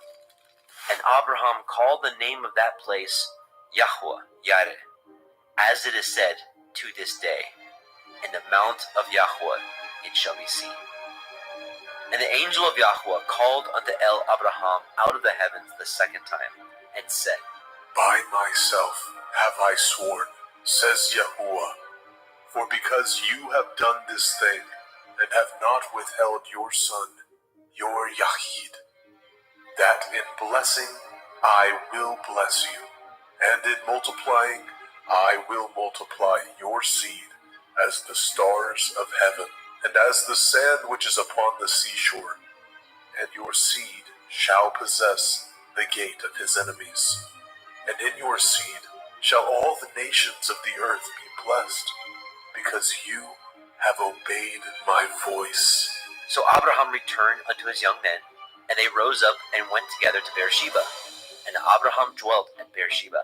And it came to pass after these things, that it was told Abraham, saying, Behold, Milcah, she has also borne children unto your brother Nahor, Uz his firstborn, and Buz his brother, and Kemuel the father of Aram, and Kesed, and Hazo, and Pildash, and Yidlaf, and Bethuel. And Bethuel begat Rivkah. These 8 Milcah did bear to Nahor, Abraham's brother, and his concubine, whose name was Reumah. She bore also Teva, and Gaham, and Tahash, and Ma'akah. Bereshit, Genesis chapter 23. And Sarah was 107 and 20 years old. These were the years of the life of Sarah. And Sarah died in Kiryat Arba, the same is in Hebron, in the land of Canaan. And Abraham came to mourn for Sarah, and to weep for her.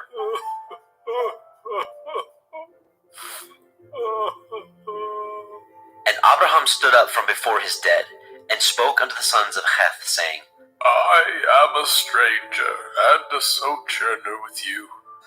Give me a possession of a burying place with you, that I may bury my dead out of my sight.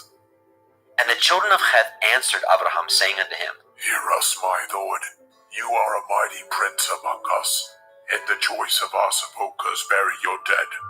None of us shall withhold from you his sepulchre, but that you may bury your dead. And Abraham stood up, and bowed himself to the people of the land, even to the children of Heth. And he communed with them, saying, If it be your mind that I should bury my dead out of my sight, hear me, and entreat from me to Ephron, the son of Zohar, that he may give me the cave of Machpelah, which he has, which is in the end of his field. For as much money as it is worth he shall give it me, for a possession of a burying place amongst you. And Ephron dwelt among the children of Heth. And Ephron the Hittite answered Abraham in the audience of the children of Heth, even all that went in the gate of his city, saying, Nay, my lord, hear me. The field I give you, and the cave that is therein I give it you. In the presence of the sons of my people give I it you. Bury your dead. And Abraham bowed down himself before the people of the land.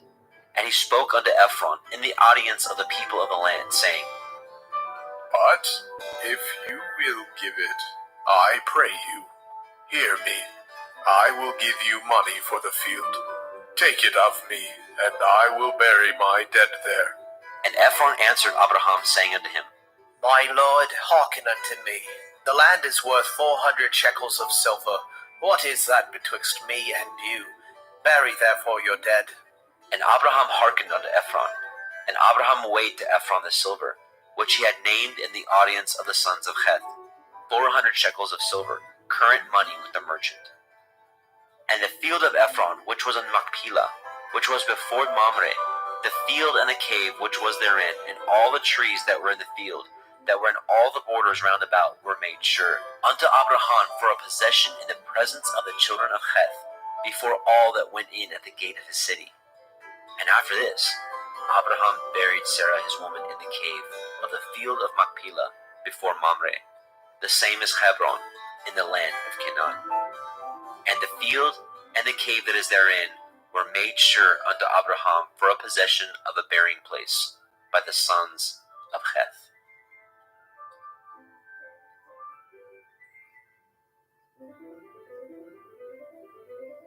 Bereshit, Genesis chapter 24. And Abraham was old and well stricken in age, and Yahweh had blessed Abraham in all things.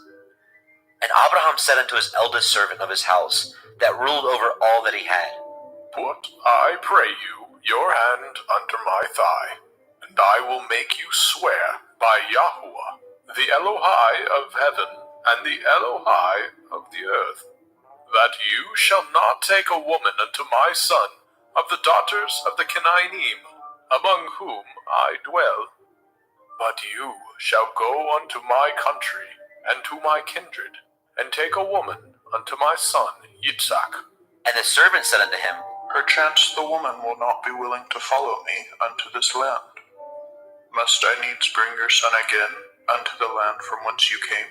And Abraham said unto him, Beware that you bring not my son thither again.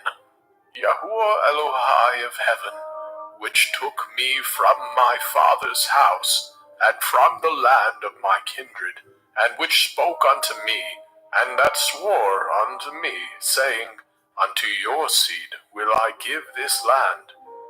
He shall send his angel before you, and you shall take a woman unto my son from thence. And if the woman will not be willing to follow you, then you shall be clear from this my oath.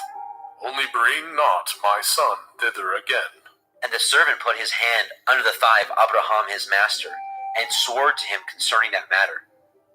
And the servant took 10 camels of the camels of his master, and departed, for all the goods of his master were in his hand. And he arose and went to Aram Naharaim, unto the city of Nahor. And he made his camels to kneel down without the city by a well of water, at the time of the evening, even the time that women go out to draw water. And he said, O Yahuwah Elohai, of my master Abraham, I pray you, send me good speed this day, and show kindness unto my master Abraham. Behold, I stand here by the well of water, and the daughters of the men of the city come out to draw water. And let it come to pass, that the damsel to whom I shall say, Let down your pitcher, I pray you, that I may drink. And she shall say, Drink, and I will give your camels drink also. Let the same be she that you have appointed for your servant Yitzhak. And thereby shall I know that you have showed kindness unto my master. And it came to pass, before he had done speaking, that behold, Ribkah came out, who was born to Bethuel, son of Milcah, the woman of Nahor, Abraham's brother, with her pitcher upon her shoulder. And the damsel was very fair to look upon, a virgin, neither had any man known her. And she went down to the well and filled her pitcher, and came up. And the servant ran to meet her and said, Let me, I pray you, drink a little water of your pitcher. And she said, Drink, my lord. And she hastened, and let down her pitcher upon her hand, and gave him drink. And when she had done giving him drink, she said, I will draw water for your camels also, until they have done drinking. And she hastened, and emptied her pitcher into the trough, and ran again unto the well to draw water, and drew for all his camels. And the man, wondering at her, held his peace, to wit whether Yahweh had made his journey prosperous or not. And it came to pass, as the camels had done drinking, that the man took a golden earring of half a shekel weight, and 2 bracelets for her hands of 10 shekels weight of gold, and said, Whose daughter are you? Tell me, I pray you, is there room in your father's house for us to lodge in? And she said unto him, I am the daughter of Bethuel, the son of Milcah, which she bore unto Nahor. And she said moreover unto him, We have both straw and provender enough, and room to lodge in. And the man bowed down his head and worshipped Yahweh. And he said, Blessed be Yahuwah Elohai of my master Abraham, who has not left destitute my master of his mercy and his truth. I, being in the way, Yahuwah led me to the house of my master's brother. And the damsel ran, and told them of her mother's house of these things. And Ribkah had a brother, and his name was Laban. And Laban ran unto the man, unto the well. And it came to pass, when he saw the earring and the bracelets upon his sister's hands, and when he heard the words of Ribkah his sister, saying, Thus spoke the man unto me. that he came unto the man, and behold, he stood by the camels at the well. And he said, Come in, you blessed of Yahuwah. Wherefore stand you without? For I have prepared the house and room for the camels. And the man came into the house, and he ungirded his camels, and gave straw and provender for the camels, and water to wash his feet, and the men's feet that were with him. And there was set meat before him to eat, but he said, I will not eat until I have told my errand. And he said, Speak on. And he said, I am Abraham's servant, and Yahuwah has blessed my master greatly, and he has become great. And he has given him flocks and herds, and silver and gold, and men servants and maidservants, and camels and asses. And Sarah, my master's woman, bore a son to my master when she was old, and unto him has he given all that he has.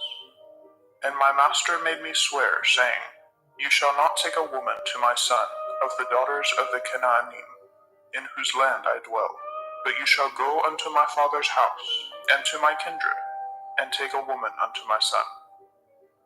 And I said unto my master, Perchance the woman will not follow me. And he said unto me, Yahuwah, before whom I walk, will send his angel with you, and prosper your way. And you shall take a woman for my son of my kindred, and of my father's house. Then shall you be clear from this my oath, when you come to my kindred, and if they give not you one, you shall be clear from my oath. And I came this day unto the well, and said, O Yahuwah Elohai, of my master Abraham, if now you do prosper my way which I go, behold, I stand by the well of water. And it shall come to pass, that when the virgin comes forth to draw water, and I say to her, Give me, I pray you, a little water of your pitcher to drink. And she say to me, Both drink you, and I will also draw for your camels. Let the same be the woman whom Yahuwah has appointed out for my master's son. And before I had done speaking in my heart, behold, Rivkah came forth with her pitcher on her shoulder. And she went down unto the well, and drew water. And I said unto her, Let me drink, I pray you. And she made haste, and let down her pitcher from her shoulder, and said, Drink, and I will give your camels drink also. So I drank, and she made the camels drink also. And I asked her and said, Whose daughter are you? And she said, The daughter of Bethuel, Nahor's son, whom Milcah bore unto him. And I put the earring upon her face, and the bracelets upon her hands. And I bowed down my head and worshipped Yahuwah, and blessed Yahuwah Elohai of my master Abraham, which had led me in the right way to take my master's brother's daughter unto his son. And now, if ye will deal kindly and truly with my master, tell me, and if not, tell me, that I may turn to the right hand or to the left. Then Laban and Bethuel answered and said, The thing proceeds from Yahuwah. We cannot speak unto you bad or good. Behold, Rivka is before you. Take her and go, and let her be your master's son's woman, as Yahuwah has spoken. And it came to pass that when Abraham's servant heard their words, he worshipped Yahweh, bowing himself to the earth. And the servant brought forth jewels of silver and jewels of gold and raiment, and gave them to Ribkah. And he gave also to her brother and to her mother precious things. And they did eat and drink, and the men that were with him, and tarried all night. And they rose up in the morning, and he said, Send me away unto my master. And her brother and her mother said, Let the damsel abide with us a few days, at the least 10. After that she shall go. And he said unto them, Hinder me not, seeing Yahuwah has prospered my way. Send me away, that I may go to my master. And they said, We will call the damsel and inquire at her mouth. And they called Ribkah and said unto her, Will you go with this man? And she said, I will go. And they sent away Ribkah their sister, and her nurse, and Abraham's servant, and his men. And they blessed Ribkah, and said unto her, You are our sister. Be the mother of thousands of millions, and let your seed possess the gate of those which hate them. And Ribkah arose, and her damsels, and they rode upon the camels, and followed the man. And the servant took Ribkah, and went his way. And Yitzhak came from the way of the well of Beer Lachairoi, for he dwelt in the country of the Negeb. And Yitzhak went out to meditate in the field in the evening. And he lifted up his eyes, and saw, and behold, the camels were coming. And Ribkah lifted her eyes, and when she saw Yitzhak, she lighted off the camel. For she had said unto the servant, What man is this that walks in the field to meet us? and the servant had said, It is my master. Therefore she took a veil and covered herself. And the servant told Yitzhak all the things that he had done. And Yitzhak brought her into his mother Sarah's tent, and took Ribkah, and she became his woman, and he loved her. And Yitzhak was comforted after his mother's death. Bereshit, Genesis chapter 25. And again Abraham took a woman, and her name was Keturah. And she bore him Zimran, and Yokshan, and Medan, and Midian, and Yishbak, and Shuach. And Yokshan begot Sheba, and Dedan. And the sons of Dedan were Ashurim, and Letushim, and Leumim. And the sons of Midian, Ephah, and Epher, and Chanok, and Abidah, and Eldaah. These were the children of Keturah. And Abraham gave all that he had unto Yitzchak, but unto the sons of the concubines which Abraham had, Abraham gave gifts, and sent them away from Yitzchak his son, while he yet lived, eastward into the east country. And these are the days of the years of Abraham's life which he lived, 160 years. Then Abraham gave up his ruach, and died in a good old age, an old man and full of years, and was gathered to his people. And his sons, Yitzchak and Ishmael, buried him in the cave of Machpelah, in the field of Ephron, the son of Zohar, the Hittite, which is before Mamre, the field which Abraham purchased of the sons of Heth. There was Abraham buried, and Sarah his woman. And it came to pass, after the death of Abraham, that Elohim blessed his son Yitzchak, and Yitzchak dwelt by the well Be'er Lahai Roi. Now these are the generations of Ishmael, Abraham's son, whom Hagar, the Mitzrayim, Sarah's handmaid, bore unto Abraham. And these are the names of the sons of Ishmael, by their names, according to their generations. The firstborn of Ishmael, Nebaioth, and Kedar, and Adbeel, and Mibsam, and Mishma, and Duma, and Masaah, Hadar, and Tima, Yetur, Naphish, and Kedema. These are the sons of Ishmael, and these are their names, by their towns and by their castles, 12 princes according to their nations. And these are the years of the life of Ishmael, 137 years. And he gave up his ruach and died, and was gathered unto his people. And they dwelt from Havilah unto Shur, that is before Mitzrayim, as you go toward Ashura. And he died in the presence of all his brethren. And these are the generations of Yitzchak, Abraham's son. Abraham begat Yitzchak, and Yitzchak was 40 years old when he took Ribkah to be his woman, the daughter of Bethuel, the Aramite, of Padan Aram, the sister unto Laban, the Aramite. And Yitzchak entreated Yahweh for his woman, because she was barren, and Yahweh was entreated of him. And Ribkah his woman conceived. And the children struggled together within her. And she said, If it be so, why am I thus? And she went to inquire of Yahweh. And Yahweh said unto her, 2 nations are in your womb, and 2 manner of people shall be separated from your generation. And the one people shall be stronger than the other people, and the elder shall serve the younger. And when her days to be delivered were fulfilled, behold, there were twins in her womb.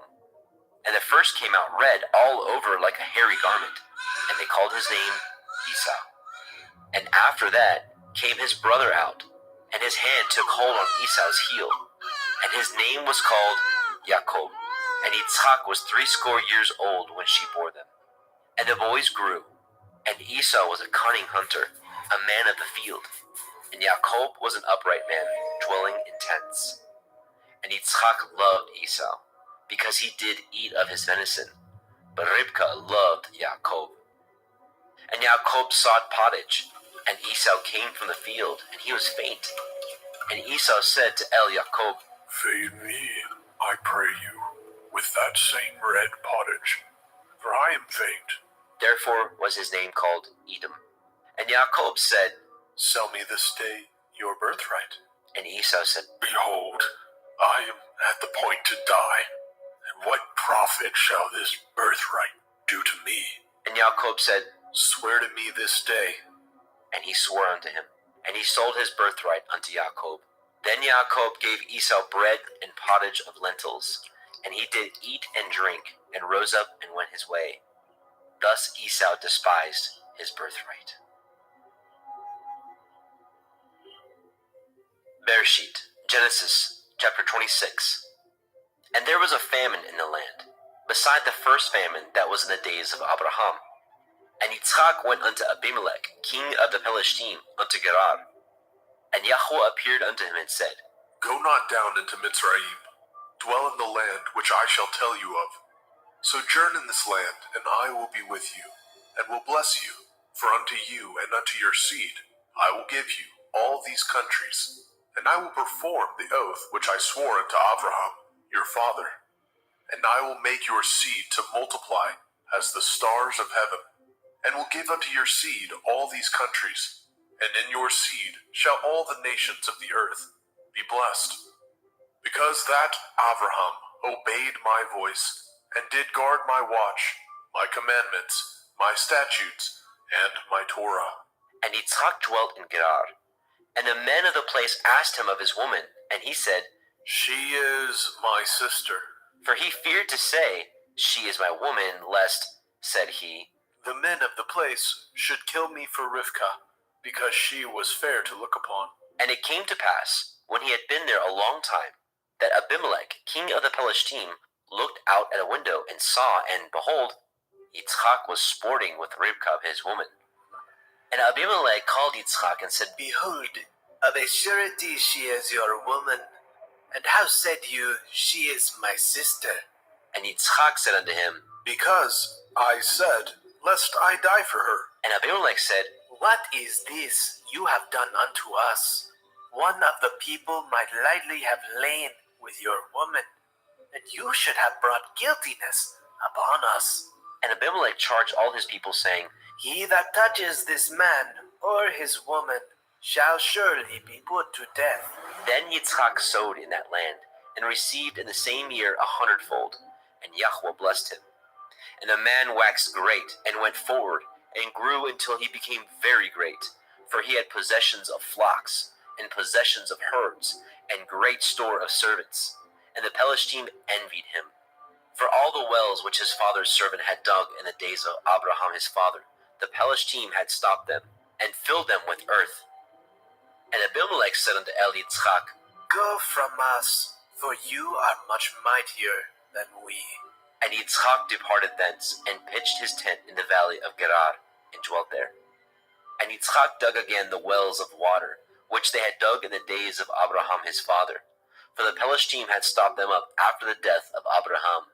And he called their names after the names by which his father had called them. And Yitzchak's servants dug in the valley, and found there a well of springing water. And the herdsmen of Gerar did strive with Yitzchak's herdsmen, saying, The water is ours. And he called the name of the well Esek, because they strove with him. And they dug another well, and strove for that also. And he called the name of it Sitnah. And he removed from thence, and dug another well. And for that they strove not. And he called the name of it Rehoboth. And he said, For now Yahuwah has made room for us, and we shall be fruitful in the land. And he went up from thence to Beer-sheba.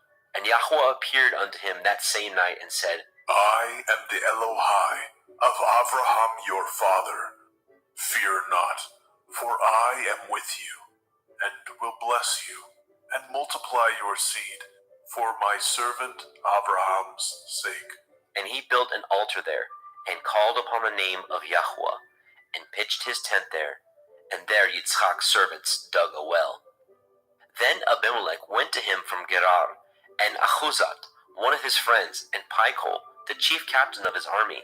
And Yitzchak said unto them, Wherefore come ye to me, seeing ye hate me, and have sent me away from you? And they said, We saw certainly that Yahuwah was with you, and we said, Let there be now an oath betwixt us, even betwixt us and you, and let us cut a covenant with you.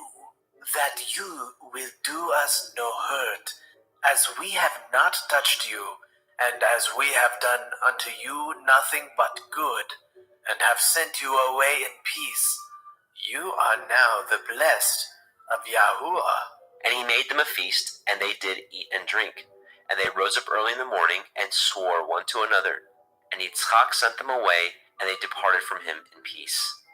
And it came to pass the same day that Yitzchak's servants came, and told him concerning the well which they had dug, and said unto him, We have found water. And he called it Sheba.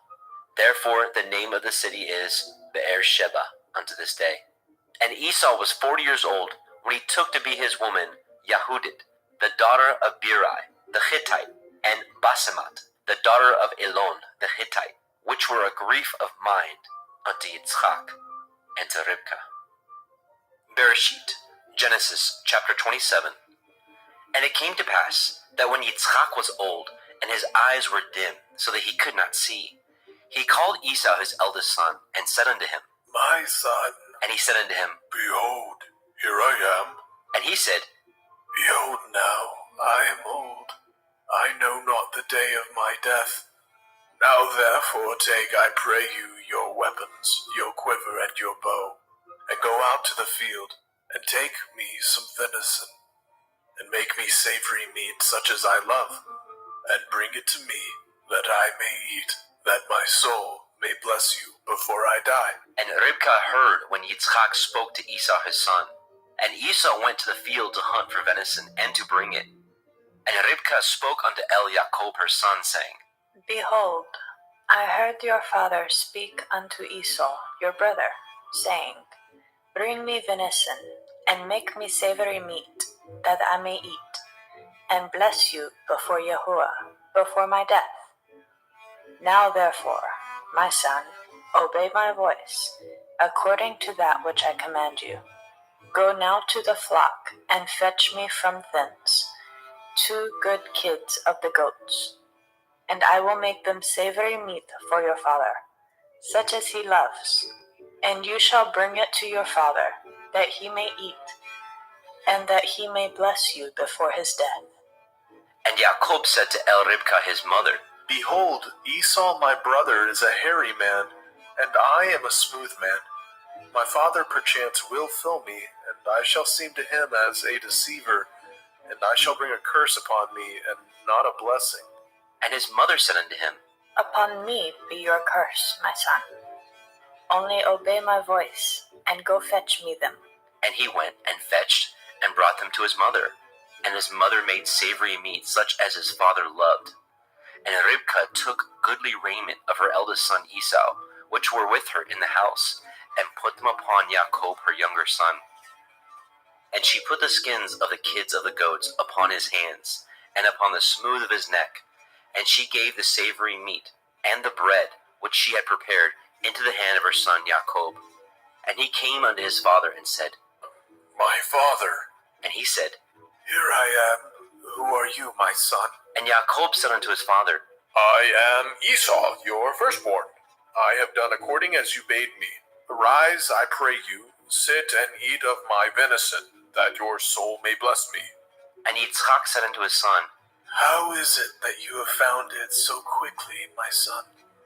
And he said, Because Yahuwah Elohika brought it to me. And Yitzchak said unto Jacob, Come near, I pray you, that I may fill you, my son, whether you be my very son Esau or not. And Jacob went near unto Yitzchak his father, and he felt him, and said, The voice is Yaakov's voice, but the hands are the hands of Esau. And he discerned him not, because his hands were hairy, as his brother Esau's hands. So he blessed him. And he said, Are you my very son Esau? And he said, I am. And he said, Bring it near to me, and I will eat of my son's venison, that my soul may bless you.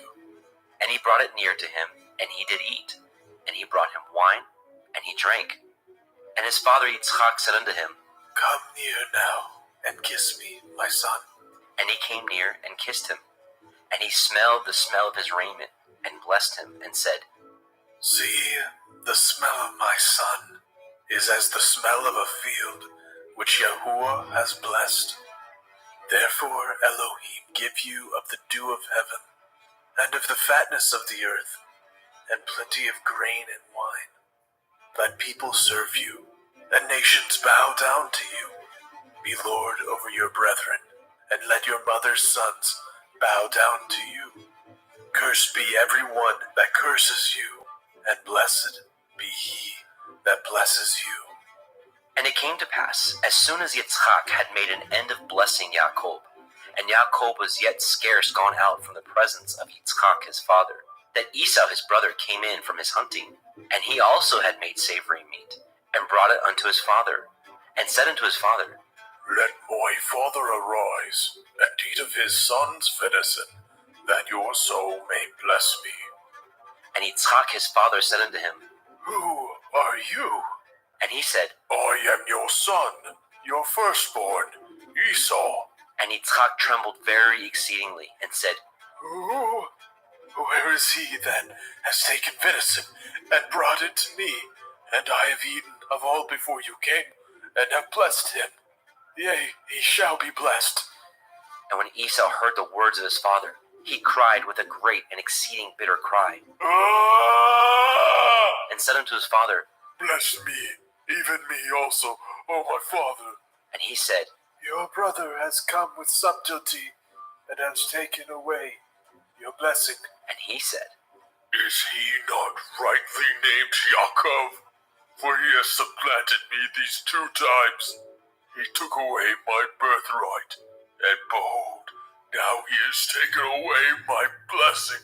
and he said, Have you not reserved a blessing for me? and Yitzchak answered and said unto Esau, Behold, I have made him your lord, and all his brethren have I given to him for servants, and with grain and wine have I sustained him. And what shall I do now unto you, my son? and Esau said unto his father, Have you but one blessing, my father? Bless me, even me also, O my father. and Esau lifted up his voice and wept. And Yitzchak his father answered and said unto him, Behold, your dwelling shall be the fatness of the earth, and of the dew of heaven from above. And by your sword shall you live, and shall serve your brother. And it shall come to pass, when you shall have the dominion, that you shall break his yoke from off your neck. And Esau hated Yaakov because of the blessing wherewith his father blessed him. And Esau said in his heart, The days of mourning for my father at hand. Then I will slay my brother Yaakov. And these words of Esau, her elder son, were told to Ribkah. And she sent and called Yaakov, her younger son, and said unto him, Behold, your brother Esau, as touching you, comforts himself, purposing to kill you. Now therefore, my son, obey my voice, and arise. Flee to Laban my brother, to Haran, and tarry with him a few days, until your brother's fury turn away, until your brother's anger turn away from you, and he forget that which you have done to him. Then I will send and fetch you from thence. Why should I be deprived also of you both in one day? And Ribkah said to Yitzchak, I am weary of my life because of the daughters of Heth. If Yaakov take a woman of the daughters of Heth, such as these which are of the daughters of the land, what good shall my life do me?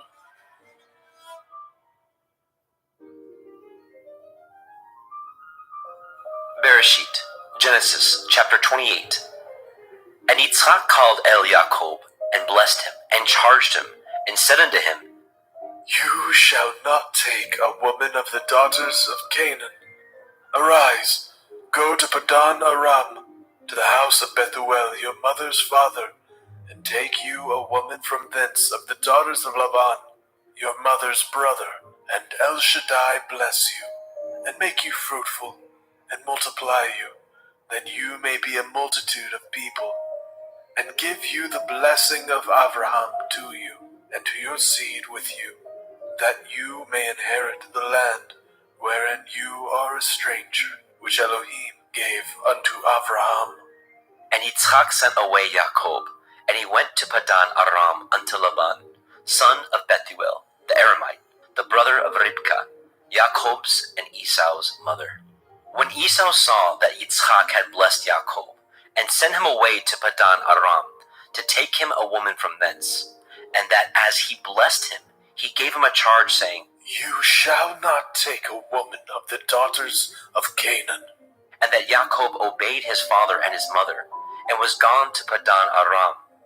And Esau, seeing that the daughters of Canaan pleased not Yitzchak his father, then went Esau unto El Ishmael, and he took unto the woman which he had, Mahalat, the daughter of Ishmael, Abraham's son, the sister of Nebaioth, to be his woman. And Jacob went out from Beersheba, and went toward Haran. And he lighted upon a certain place, and tarried there all night, because the sun was set. He took of the stones of that place, and put them for his pillows, and lay down in that place to sleep. And he dreamed, and behold, a ladder set up on the earth, and the top of it reached to heaven. And behold, the angels of Elohim ascending and descending on it. And behold, Yahweh stood above it, and said, I am Yahuwah Elohai of Abraham your father, and the Elohai of Yitzhak. The land whereon you lie, to you will I give it, and to your seed. And your seed shall be as the dust of the earth, and you shall spread abroad to the west, and to the east, and to the north, and to the south. And in you, and in your seed, shall all the families of the earth be blessed. And behold, I am with you, and will guard you in all the places whither you go, and will bring you again into this land. For I will not leave you until I have done that which I have spoken to you of.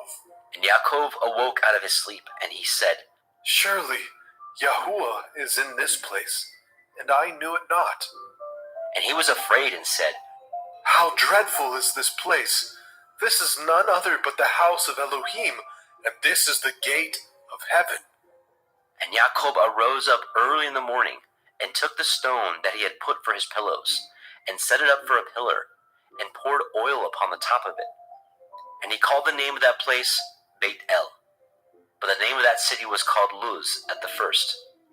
And Jacob vowed a vow, saying, If Elohim will be with me, and will guard me in this way that I go, and will give me bread to eat, and raiment to put on, so that I come again to my father's house in peace, then shall Yahuwah be my Elohim, and this stone which I have set for a pillar shall be Elohim's house, and of all that you shall give me, I will surely give the 10th unto you.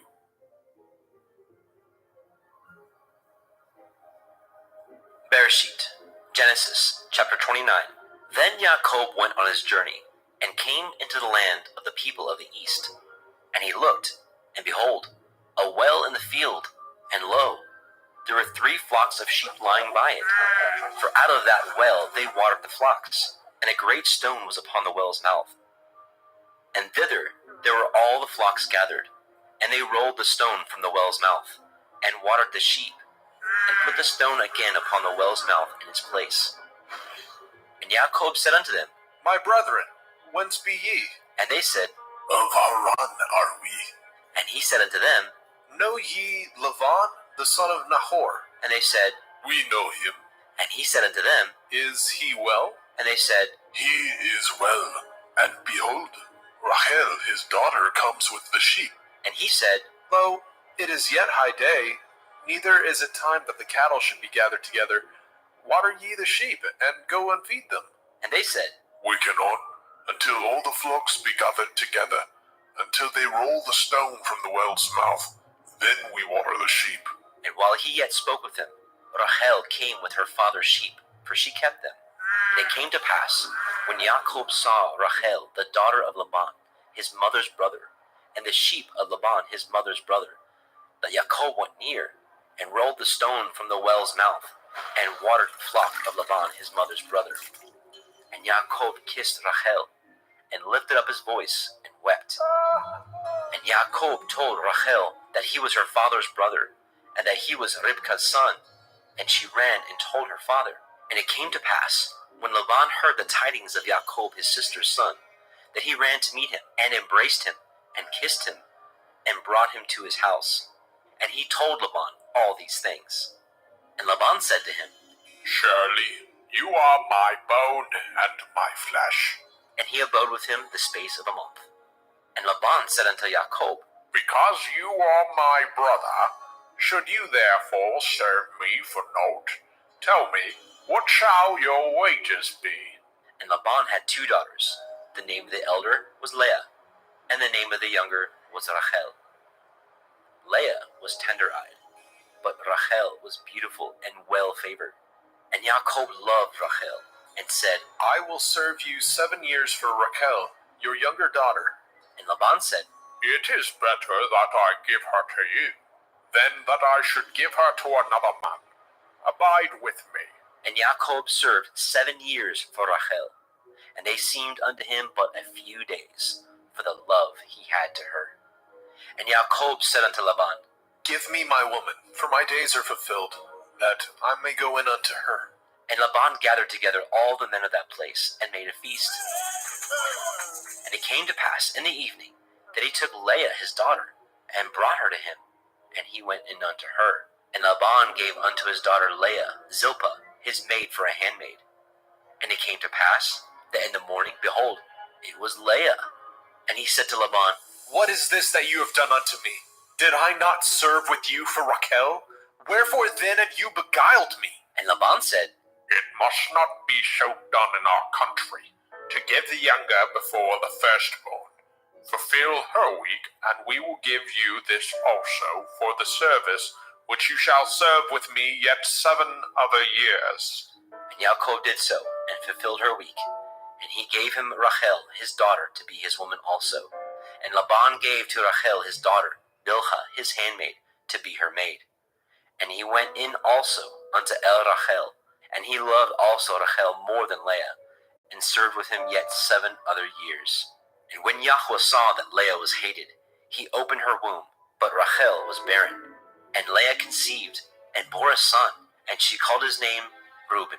For she said, Surely Yahuwah has looked upon my affliction. Now therefore my man will love me. and she conceived again, and bore a son, and said, Because Yahuwah has heard that I was hated, he has therefore given me this son also. and she called his name Shimon. And she conceived again, and bore a son, and said, Now this time will my man be joined unto me, because I have borne him 3 sons. Therefore was his name called Levi. And she conceived again, and bore a son, and she said, Now I will praise Yahuwah. Therefore she called his name Yehudah, and left bearing. Bereshit, Genesis chapter 30. And when Rachel saw that she bore Jacob no children, Rachel envied her sister, and said unto Jacob, Give me children, or else I die. And Jacob's anger was kindled against Rachel, and he said, Am I in Elohim's stead, who has withheld from you the fruit of the womb? and she said, Behold, my maid Bilhah, go in unto her, and she shall bear upon my knees, that I may also have children by her. and she gave him Bilhah her handmaid to be his woman. And Jacob went in unto her, and Bilhah conceived, and bore Jacob a son. And Rachel said, Elohim has judged me, and has also heard my voice, and has given me a son. Therefore called she his name Dan. And Bilhah, Rachel's maid, conceived again, and bore Jacob a second son. And Rachel said, With great wrestlings have I wrestled with my sister, and I have prevailed. and she called his name Naphtali. And when Leah saw that she had left bearing, she took Zilpah her maid, and gave her Jacob to be his woman. And Zilpah, Leah's maid, bore Jacob a son. And Leah said, A troop comes. and she called his name Gad. And Zilpah, Leah's maid, bore Jacob a second son. And Leah said, Happy am I, for the daughters will call me blessed. and she called his name Asher. And Reuben went in the days of the wheat harvest, and found mandrakes in the field, and brought them unto his mother, Leah. Then Rachel said to Leah, Give me, I pray you, of your son's mandrakes. and she said unto her, Is it a small matter that you have taken my man? And will you take away my son's mandrakes also? and Rachel said, Therefore he shall lie with you tonight for your son's mandrakes. and Jacob came out of the field in the evening, and Leah went out to meet him, and said, You must come in unto me, for surely I have hired you with my son's mandrakes. and he lay with her that night. And Elohim hearkened unto Leah, and she conceived, and bore Jacob the 5th son. And Leah said, Elohim has given me my hire, because I have given my maiden to my man. And she called his name Issachar. And Leah conceived again, and bore Yaakov the sixth son. And Leah said, Elohim has endued me with a good dowry. Now will my man dwell with me, because I have borne him 6 sons. And she called his name Zebulun. And afterwards she bore a daughter, and called her name Dinah. And Elohim remembered Rachel, and Elohim hearkened to her, and opened her womb. And she conceived and bore a son, and said, Elohim has taken away my reproach.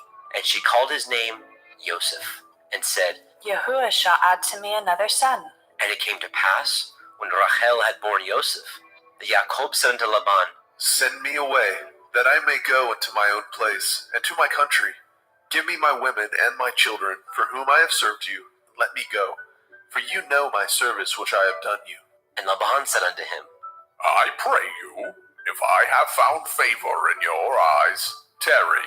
For I have learned by experience that Yahuwah has blessed me for your sake. And he said, Appoint me your wages, and I will give it. And he said unto him, You know how I have served you, and how your cattle was with me. For it was little which you had before I came, and it is now increased unto a multitude. And Yahuwah has blessed you since my coming. And now, when shall I provide for my own house also? And he said, What shall I give you? And Jacob said, You shall not give me anything. If you will do this thing for me, I will again feed and guard your flock. I will pass through all your flock today, removing from thence all the speckled and spotted cattle, and all the brown cattle among the sheep, and the spotted and speckled among the goats, and of such shall be my hire. So shall my righteousness answer for me in time to come, when it shall come for my hire before your face. Every one that is not speckled and spotted among the goats, and brown among the sheep, that shall be counted stolen with me. And Laban said, Behold, I would it might be according to your word. And he removed that day the he-goats that were ring-streaked and spotted, and all the she-goats that were speckled and spotted, and every one that had some white in it, and all the brown among the sheep, and gave them into the hands of his sons. And he set 3 days' journey betwixt himself and Jacob, and Jacob fed the rest of Laban's flocks. And Jacob took him rods of green poplar, and of the hazel and chestnut tree, and pilled white strakes in them, and made the white appear which was in the rods. And he set the rods which he had pilled before the flocks in the gutters, in the watering troughs, when the flocks came to drink, that they should conceive when they came to drink. And the flocks conceived before the rods, and brought forth cattle, ring-straked, speckled, and spotted. And Jacob did separate the lambs, and set the faces of the flocks toward the ring-straked, and all the brown in the flock of Laban. And he put his own flocks by themselves, and put them not unto Laban's cattle. And it came to pass, whensoever the stronger cattle did conceive, that Jacob laid the rods before the eyes of the cattle in the gutters, that they might conceive among the rods. But when the cattle were feeble, he put them not in. So the feebler were Laban's, and the stronger Jacob's. And the man increased exceedingly, and had much cattle, and maidservants, and menservants, and camels, and asses.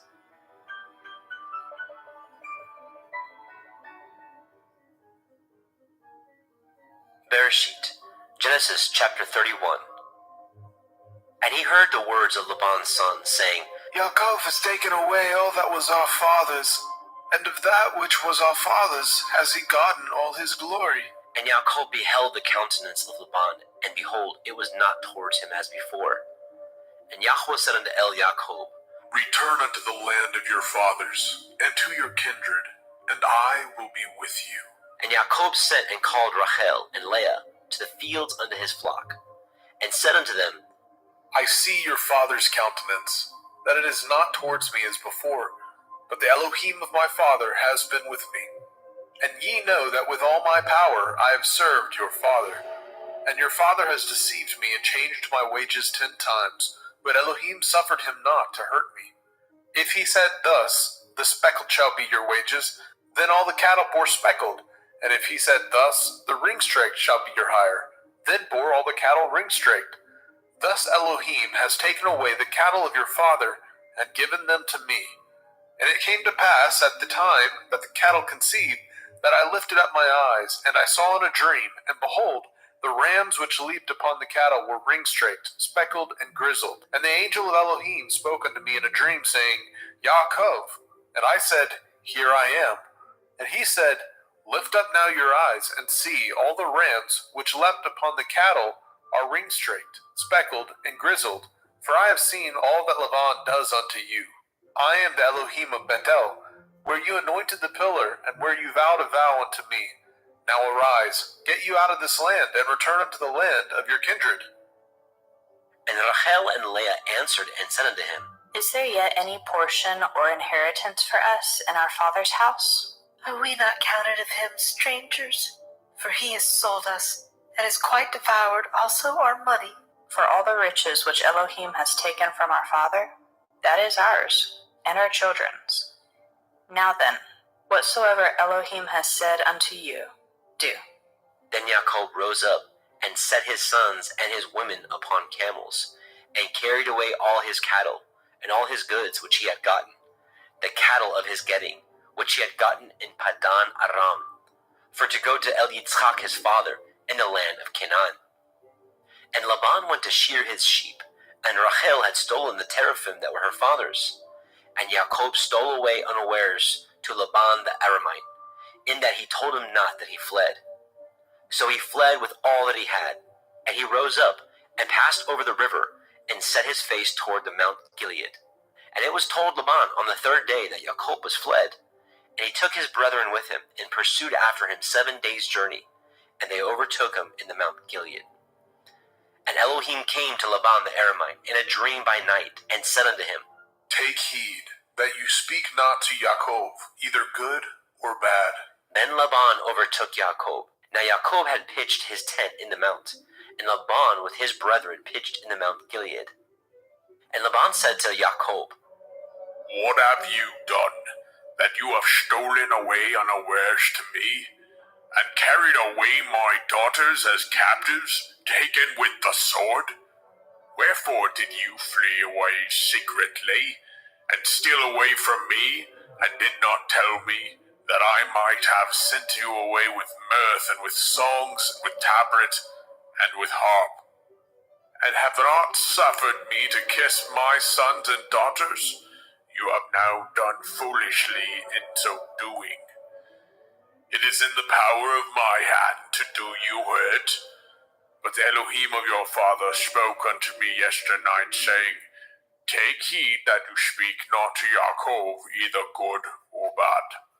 And now, though you would needs be gone, because you sore longed after your father's house, yet wherefore have you stolen my Elohim?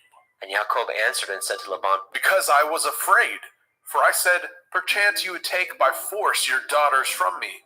With whomsoever you find your Elohim, let him not live, before our brethren discern what is yours with me, and take it to you. For Jacob knew not that Rachel had stolen them. And Laban went into Jacob's tent, and into Leah's tent, and into the 2 maidservants' tents, but he found them not. Then he went out of Leah's tent, and entered into Rachel's tent. Now Rachel had taken the teraphim, and put them in the camel's furniture, and sat upon them. And Laban searched all the tent, but found them not. And she said to her father, Let it not displease my lord that I cannot rise up before you, for the custom of women is upon me. And he searched, but found not the teraphim. And Jacob was wroth, and chode with Laban. And Jacob answered and said to Laban, What is my transgression? What is my sin, that you have so hotly pursued after me? Whereas you have searched all my stuff, what have you found of all your household stuff? Set it here before my brethren and your brethren, that they may judge betwixt us both. This 20 years have I been with you. Your ewes and your she-goats have not cast their young, and the rams of your flock have I not eaten. That which was torn of beasts I brought not unto you. I bore the loss of it. Of my hand did you require it, whether stolen by day or stolen by night. Thus I was in the day the drought consumed me, and the frost by night, and my sleep departed from my eyes. Thus have I been 20 years in your house. I served you 14 years for your 2 daughters, and 6 years for your cattle, and you have changed my wages 10 times. Except the Elohai of my father, the Elohai of Abraham, and the fear of Yitzhak had been with me, surely you had sent me away now empty. Elohim has seen my affliction, and the labor of my hands, and rebuked you yesternight. And Laban answered and said unto Yaakov, These daughters are my daughters, and these children are my children, and these cattle are my cattle, and all that you see is mine. And what can I do this day unto these my daughters, or unto their children which they have borne? Now therefore come, let us cut a covenant, I and you, and let it be for a witness between me and you. And Yaakov took a stone, and set it up for a pillar. And Yaakov said unto his brethren, Gather stones. And they took stones, and made a heap, and they did eat there upon the heap. And Laban called it Yegar Sahaduta, but Yaakov called it Galid.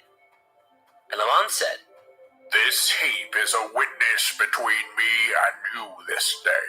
Therefore was the name of it called Galed. And Mitzpah, for he said, Yahuwah watch between me and you, when we are absent from one another. If you shall afflict my daughters, or if you shall take other women beside my daughters, no man is with us. See, Elohim is witness betwixt me and you. And Laban said to Yaakov, Behold this heap, and behold this pillar, which I have cast betwixt me and you. This heap be witness, and this pillar be witness, that I will not pass over this heap to you, and that you shall not pass over this heap and this pillar unto me for harm. The Elohai of Abraham and the Elohai of Nahor, the Elohai of their father, judge betwixt us. And Yaakov swore by the fear of his father Yitzchak. Then Yaakov offered sacrifice upon the mount, and called his brethren to eat bread. And they did eat bread, and tarried all night in the mount. And early in the morning Laban rose up, and kissed his sons and his daughters, and blessed them. And Laban departed, and returned unto his place. Bereshit, Genesis chapter 32. And Yaakov went on his way, and the angels of Elohim met him. And when Yaakov saw them, he said, This is Elohim's host. And he called the name of that place Machanaim. And Yaakov sent messengers before him to Esau his brother, unto the land of Seir, the country of Edom. And he commanded them, saying, Thus shall ye speak unto my lord Esau. Your servant Yaakov says thus, I have sojourned with Laban, and stayed there until now. And I have oxen and asses, flocks and men servants, and women servants. And I have sent to tell my lord, that I may find grace in your sight. And the messengers returned to Yaakov, saying, We came to your brother Esau, and also he comes to meet you, and 400 men with him. Then Yaakov was greatly afraid and distressed, and he divided the people that was with him, and the flocks, and the herds, and the camels into 2 bands, and said, If Esau come to the one company, and smite it, then the other company which is left shall escape. And Yaakov said, O Elohai of my father Abraham, and Elohai of my father Yitzhak, Yahuwah which said unto me, Return unto your country and to your kindred, and I will deal well with you. I am not worthy of the least of all the mercies, and of all the truth which you have showed unto your servant. For with my staff I passed over this Yarden, and now I am become 2 bands. Deliver me, I pray you, from the hand of my brother, from the hand of Esau, for I fear him, lest he will come and smite me, and the mother with the children. And you said, I will surely do you good, and make your seed as the sand of the sea, which cannot be numbered for multitude. And he lodged there that same night, and took of that which came to his hand a present for Esau his brother, 200 she-goats, and 20 he-goats, 200 ewes, and 20 rams, 30 milch camels with their colts, 40 kine, and 10 bulls, 20 she-asses, and 10 foals. And he delivered them into the hands of his servants, every drove by themselves, and said unto his servants, Pass over before me, and put a space betwixt drove and drove. And he commanded the foremost, saying, When Esau my brother meets you and asks you, saying, Whose are you, and where go you, and whose are these before you? Then you shall say, They be your servant Jacob's. It is a present sent unto my lord Esau, and behold, also, he is behind us.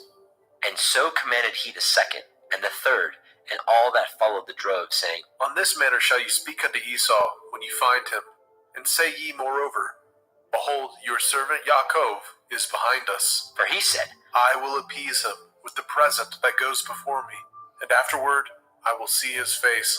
Perchance he will accept of me. So went the present over before him, and himself lodged that night in the company. And he rose up that night, and took his 2 women, and his 2 women servants, and his 11 sons, and passed over the ford Jabbok. And he took them, and sent them over the brook, and sent over that he had. And Jacob was left alone, and there wrestled a man with him until the breaking of the day. And when he saw that he prevailed not against him, he touched the hollow of his thigh, and the hollow of Jacob's thigh was out of joint, as he wrestled with him. And he said, Let me go, for the day breaks. And he said, I will not let you go, except you bless me. And he said unto him, What is your name? And he said, Yaakov. And he said, Your name shall be called no more Yaakov, but Yasharel. For as a prince have you power with Elohim and with men, and have prevailed. And Jacob asked him and said, Tell me, I pray you, your name. And he said, Wherefore is it that you do ask after my name? And he blessed them there. And Jacob called the name of the place Penuel. For I have seen Elohim face to face, and my life is preserved. And as he passed over Penuel, the sun rose upon him, and he halted upon his thigh. Therefore the children of Yasharel eat not the sinew which shrank, which is upon the hollow of the thigh unto this day, because he touched the hollow of Jacob's thigh in the sinew that shrank. Bereshit, Genesis, chapter 33. And Jacob lifted up his eyes and looked, and behold, Esau came, and with him 400 men. And he divided the children unto Leah, and unto Rachel, and unto the 2 handmaids. And he put the handmaids and their children foremost, and Leah and her children after, and Rachel and Joseph hindermost. And he passed over before them, and bowed himself to the ground 7 times, until he came near to his brother. And Esau ran to meet him, and embraced him, and fell on his neck, and kissed him, and they wept. And he lifted up his eyes, and saw the women and the children, and said, Who are those with you? And he said, The children which Elohim has graciously given your servant. Then the handmaidens came near, they and their children, and they bowed themselves. And Leah also with her children came near, and bowed themselves. And after came Joseph near, and Rachel, and they bowed themselves. And he said, What do you mean by all this drove which I met? And he said, These are to find grace in the sight of my master. And Esau said, I have enough. My brother, keep what you have unto yourself. And Jacob said, Nay, I pray you, if now I have found grace in your sight, then receive my present at my hand, for therefore I have seen your face, as though I had seen the face of Elohim, and you were pleased with me. Take, I pray you, my blessing that is brought to you, because Elohim has dealt graciously with me, and because I have enough. And he urged him, and he took it, and said, Let us take our journey, and let us go, and I will go before you. And he said unto him, My Lord knows that the children are tender, and the flocks and herds with the young are with me. And if men should overdrive them one day, all the flock will die. Let my Lord, I pray you, pass over before his servant, and I will lead on softly, according as the cattle that goes before me, and the children be able to endure, until I come unto my Lord, unto Seir. And Esau said, Let me now leave you with some of the folk that are with me. And he said, What needs it? Let me find grace in the sight of my master. So Esau returned that day on his way unto Seir. And Jacob journeyed to Sukkot, and built him a house, and made Sukkot for his cattle. Therefore the name of the place is called Sukkot. And Jacob came to Shalem, a city of Shechem, which is in the land of Canaan, when he came from Padan Aram, and pitched his tent before the city. And he bought a parcel of a field, where he had spread his tent at the hand of the children of Hamor, Shechem's father, for 100 pieces of money, and he erected there an altar, and called it El Elohai Yasharel. Bereshit, Genesis chapter 34. And Dinah, the daughter of Leah, which she bore unto Jacob, went out to see the daughters of the land. And when Shechem, the son of Hamor, the Hivite, prince of the country, saw her, he took her, and lay with her, and defiled her. And his soul clave unto Dinah, the daughter of Jacob, and he loved the damsel, and spoke kindly unto the damsel. And Shechem spoke unto his father Hamor, saying, Get me this damsel to be my woman.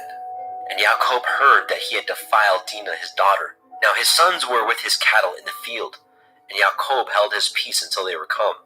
And Hamor, the father of Shechem, went out unto El Jacob to commune with him. And the sons of Jacob came out of the field when they heard it, and the men were grieved, and they were very wroth, because he had wrought folly in Yashrael, in lying with Jacob's daughter, which thing ought not to be done. And Hamor communed with them, saying, The soul of my son Shechem longs for your daughter. I pray you, give her him to be his woman, and make ye marriages with us, and give your daughters unto us, and take our daughters unto you. And ye shall dwell with us, and the land shall be before you. Dwell and trade ye therein, and get you possessions therein. And Shechem said unto her father, and unto her brethren, Let me find grace in your eyes, and what ye shall say unto me I will give. Ask me never so much dowry and gift, and I will give according as ye shall say unto me. But give me the damsel to be my woman. The sons of Jacob answered Shechem and Hamor his father deceitfully, and said, because he had defiled Dinah their sister.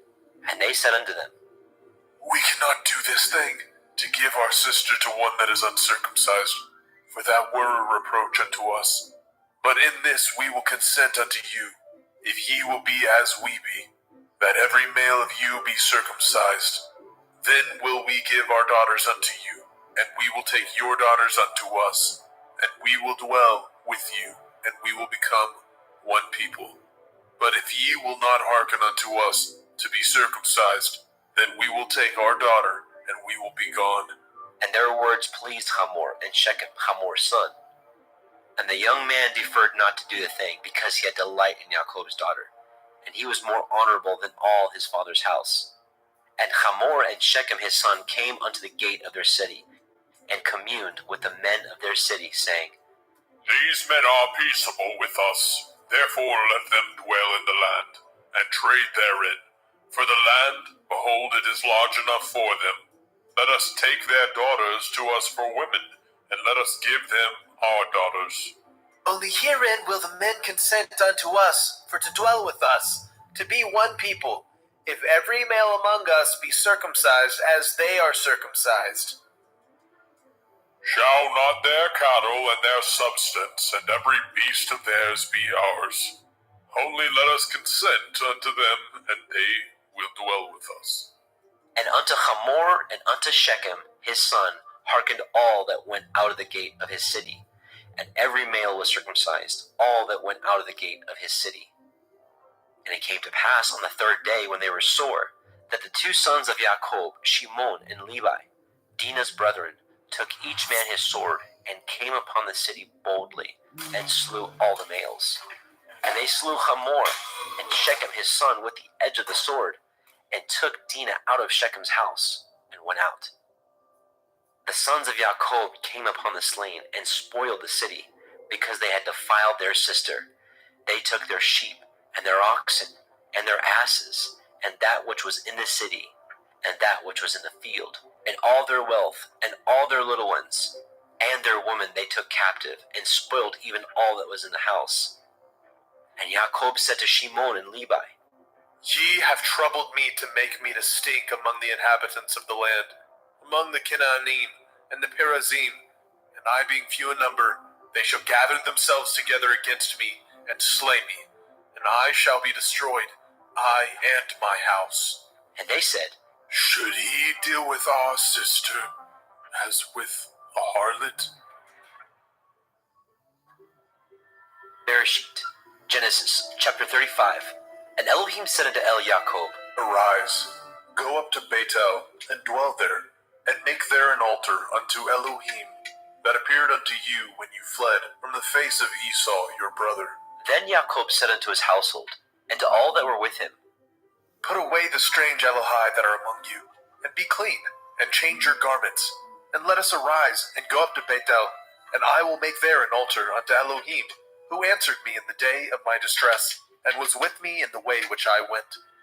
And they gave unto Jacob all the strange Elohai which were in their hand, and all their earrings which were in their ears. And Jacob hid them under the oak which was by Shechem. And they journeyed, and the terror of Elohim was upon the cities that were round about them, and they did not pursue after the sons of Jacob. So Jacob came to Luz, which is in the land of Canaan, that is, Beit El, he and all the people that were with him. And he built there an altar, and called the place Beit El, because there Elohim appeared unto him, when he fled from the face of his brother. But Deborah, Ribkah's nurse, died, and she was buried beneath Beit El under an oak, and the name of it was called Alon Bakut. And Elohim appeared unto Jacob again, when he came out of Padan Aram, and blessed him. And Elohim said unto him, Your name is Yaakov. Your name shall not be called any more Yaakov, but Yasharel shall be your name. and he called his name Yasharel. And Elohim said unto him, I am El Shaddai. Be fruitful and multiply. A nation and a company of nations shall be of you, and kings shall come out of your loins. And the land which I gave Abraham and Yitzhak, to you I will give it, and to your seed after you will I give the land. And Elohim went up from him in the place where he talked with him. And Jacob set up a pillar in the place where he talked with him, even a pillar of stone, and he poured a drink offering thereon, and he poured oil thereon. And Yaakov called the name of the place where Elohim spoke with him, Beit El. And they journeyed from Beit El, and there was but a little way to come to Ephrathah. And Rachel travailed, and she had hard labor. And it came to pass, when she was in hard labor, that the midwife said unto her, Fear not, you shall have this son also. And it came to pass, as her soul was in departing, for she died, that she called his name Ben-Oni. But his father called him Benjamin. And Rachel died, and was buried in the way to Ephrathah, which is Beit Lechem. And Jacob set a pillar upon her grave, that is the pillar of Rachel's grave unto this day. And Yasharel journeyed, and spread his tent beyond Migdal Eder. And it came to pass, when Yasharel dwelt in that land, that Reuben went and lay with Bilhah his father's concubine, and Yasharel heard it. Now the sons of Jacob were 12, the sons of Leah, Reuben, Jacob's firstborn, and Shimon, and Levi, and Yehudah, and Issachar, and Zebulun. The sons of Rachel, Yosef, and Benjamin. And the sons of Bilhah, Rachel's handmaid, Dan, and Naphtali. And the sons of Zilpah, Leah's handmaid, Gad, and Asher. These are the sons of Jacob, which were born to him in Padan Aram. And Yaakov came unto Yitzchak his father, unto Mamre, unto Kiryat Arba, which is Hebron, where Abraham and Yitzchak sojourned. And the days of Yitzchak were 180 years. And Yitzchak gave up his ruach, and died, and was gathered unto his people, being old and full of days. And his sons Esau and Jacob buried him. Bereshit, Genesis, chapter 36. Now these are the generations of Esau, who is Edom. Esau took his woman of the daughters of Canaan, Ada, the daughter of Elon the Hittite, and Aholibama, the daughter of Anna, the daughter of Zibon the Hittite, and Basema, Ishmael's daughter, sister of Nebaioth. And Ada bore to Esau Eliphaz, and Basma bore Reuel, and Aholibama bore Yaish, and Yaalam, and Korach. These are the sons of Esau, which were born unto him in the land of Canaan. And Esau took his women, and his sons, and his daughters, and all the persons of his house, and his cattle, and all his beasts, and all his substance, which he had got in the land of Canaan, and went into the country from the face of his brother Jacob. For their riches were more than they might dwell together, and the land wherein they were strangers could not bear them because of their cattle. Thus dwelt Esau in Mount Seir. Esau is Edom. And these are the generations of Esau, the father of the Edomim, in Mount Seir. These are the names of Esau's sons: Eliphaz, the son of Ada, the woman of Esau. Reuel, the son of Basemat, the woman of Esau. And the sons of Eliphaz were Timan, Omar, Zepho, Gatam, and Kenaz. And Timnah was the concubine to Eliphaz, Esau's son, and she bore to Eliphaz Amalek. These are the sons of Ada, Esau's woman. And these are the sons of Reuel, Nachat, and Zerach, Shammah, and Mizah. These are the sons of Basemat, Esau's woman. And these were the sons of Aholibama, the daughter of Anna, the daughter of Tzibon, Esau's woman. And she bore to Esau Yaish, and Ya'alam, and Korach. These were the dukes of the sons of Esau. The sons of Eliphaz, the firstborn son of Esau, Duke Timan, Duke Omar, Duke Zepho, and Duke Kenaz, Duke Korach, Duke Gatam, and Duke Amalek. These are the dukes that came of Eliphaz in the land of Edom. These were the sons of Ada. And these are the sons of Reuel, Esau's son, Duke Nachat, Duke Zerach, Duke Shammah, Duke Mizah. These are the dukes that came of Reuel in the land of Edom. These are the sons of Basemat, Esau's woman. And these are the sons of Aholibama, Esau's woman, Duke Yaish, Duke Ya'alam, Duke Korach. These are the dukes that came of Aholibama, the daughter of Anna, Esau's woman. These are the sons of Esau, who is Edom, and these are their dukes. These are the sons of Seir, the Horite, who inhabited the land, Lotan, and Shobal, and Sibon, and Anna, and Dishon, and Etzer, and Dishan. These are the dukes of the Horim, the children of Seir, in the land of Edom. And the children of Lotan were Horai and Hemam. And Lotan's sister was Timnah. And the children of Shobal were these, Alyan, and Manachat, and Ebal, and Shiphi, and Onam. And these are the children of Tzibon, both Ayah and Anah. This was that Anah that found the mules in the wilderness, as he fed the asses of Tzibon his father. And the children of Anah were these, Dishon, and Aholibama, the daughter of Anah. And these are the children of Dishon, Hemdan, and Eshban, and Yithron, and Cheran. The children of Etzer are these, Bilhan, and Zaavan, and Akan. The children of Dishon are these, Uts, and Aran. These are the dukes that came of the Horim, Duke Lotan, Duke Shobal, Duke Tzibon, and Duke Anah, Duke Dishon, Duke Etzer, Duke Dishan. These are the dukes that came of the Horite, among their dukes in the land of Seir. And these are the kings that reigned in the land of Edom, before there reigned any king over the children of Yasharel. And Bela, the son of Beor, reigned in Edom, and the name of his city was Dinhaba. And Bela died, and Yobab, the son of Zerach of Botzra, reigned in his stead. And Yobab died, and Husham of the land of the Timani reigned in his stead. And Husham died, and Hadad the son of Bedad, who smote Midian in the field of Moab, reigned in his stead. And the name of his city was Abit. And Hadad died, and Samlah of Masrekah reigned in his stead. And Samlah died, and Shaul of Rehoboth by the river reigned in his stead. And Shaul died, and Baal-Hanan the son of Akbor reigned in his stead. And Baal-Hanan the son of Akbor died, and Hadar reigned in his stead. And the name of his city was Pau. And his woman's name was Mehetabel, the daughter of Matred, the daughter of Me-Zahab.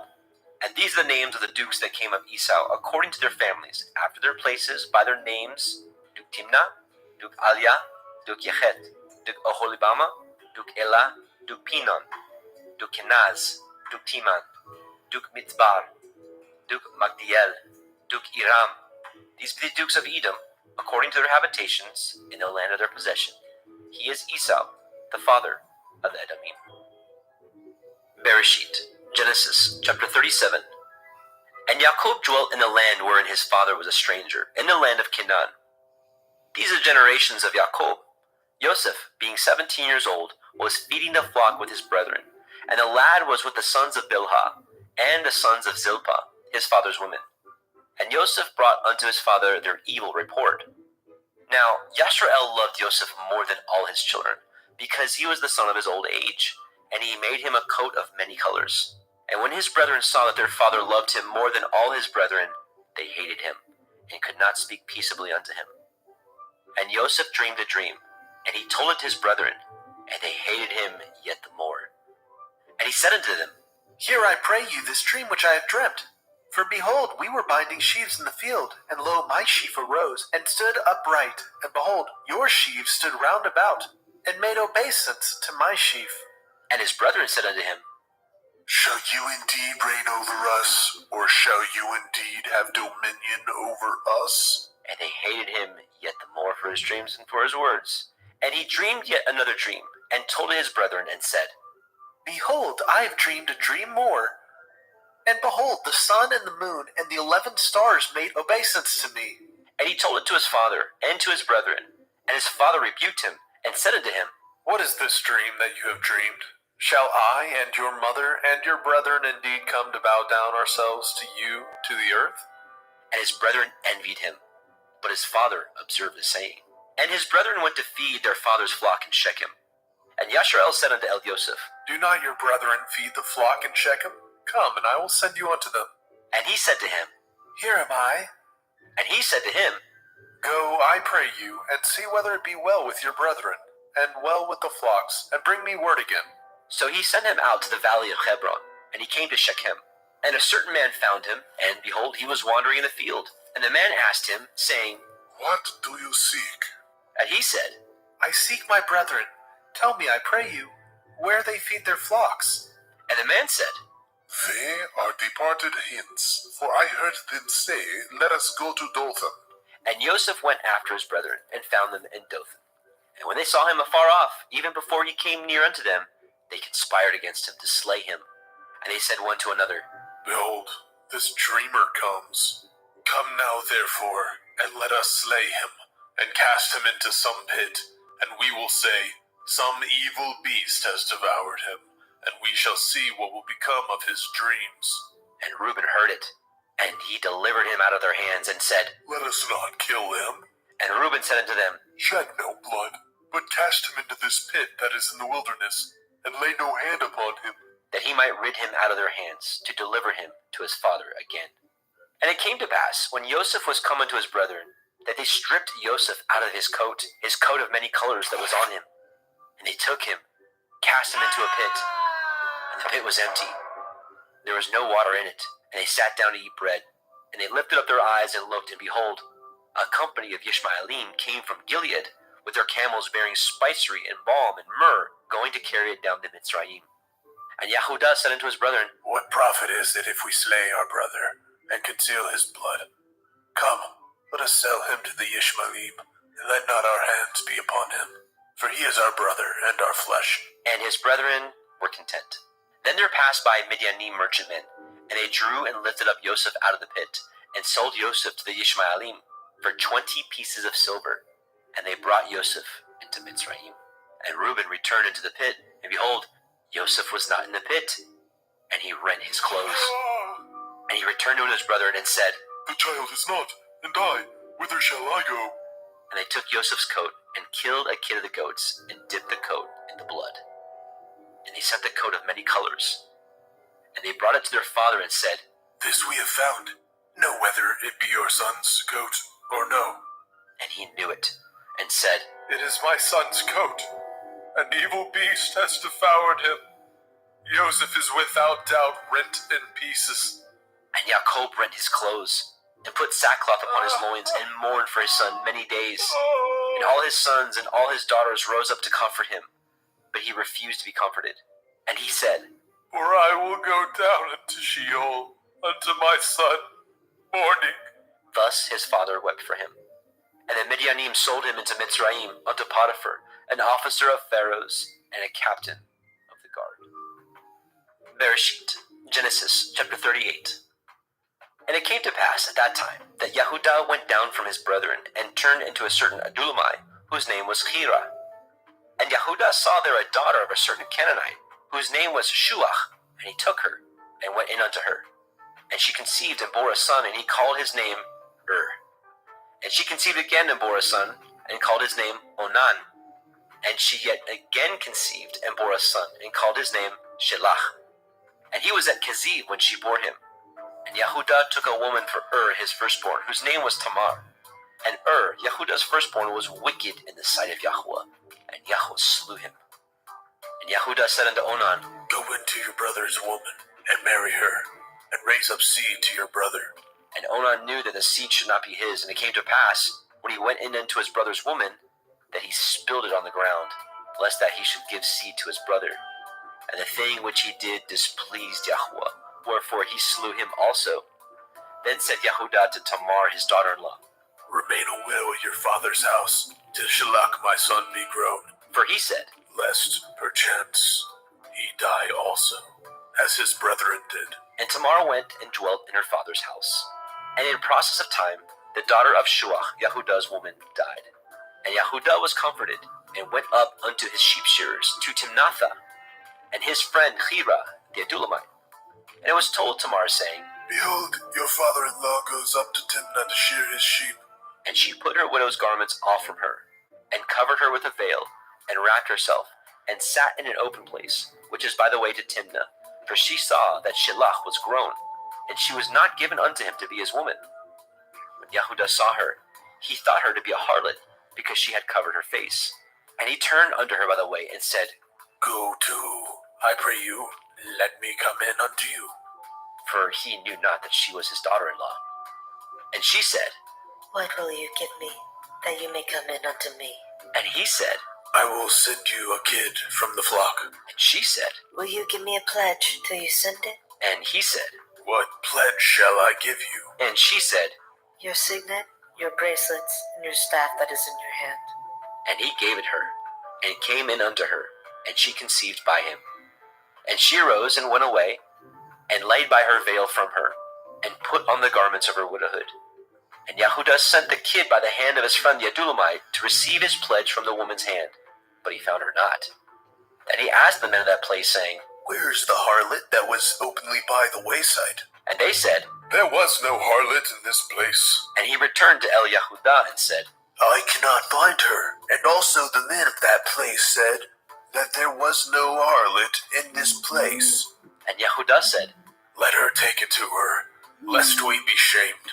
Behold, I sent this kid, and you have not found her. And it came to pass, about 3 months after, that it was told Yehudah, saying, Tamar, your daughter-in-law, has played the harlot, and also, behold, she is with child by whoredom. and Yehudah said, Bring her forth, and let her be burnt. when she was brought forth, she sent to her father-in-law, saying, By the man whose these are, am I with child. and she said, Discern, I pray you, whose are these, the signet, and bracelets, and staff? and Yehudah acknowledged them. And he said, She is more righteous than I, because that I gave her not to Shalach my son. and he knew her again no more.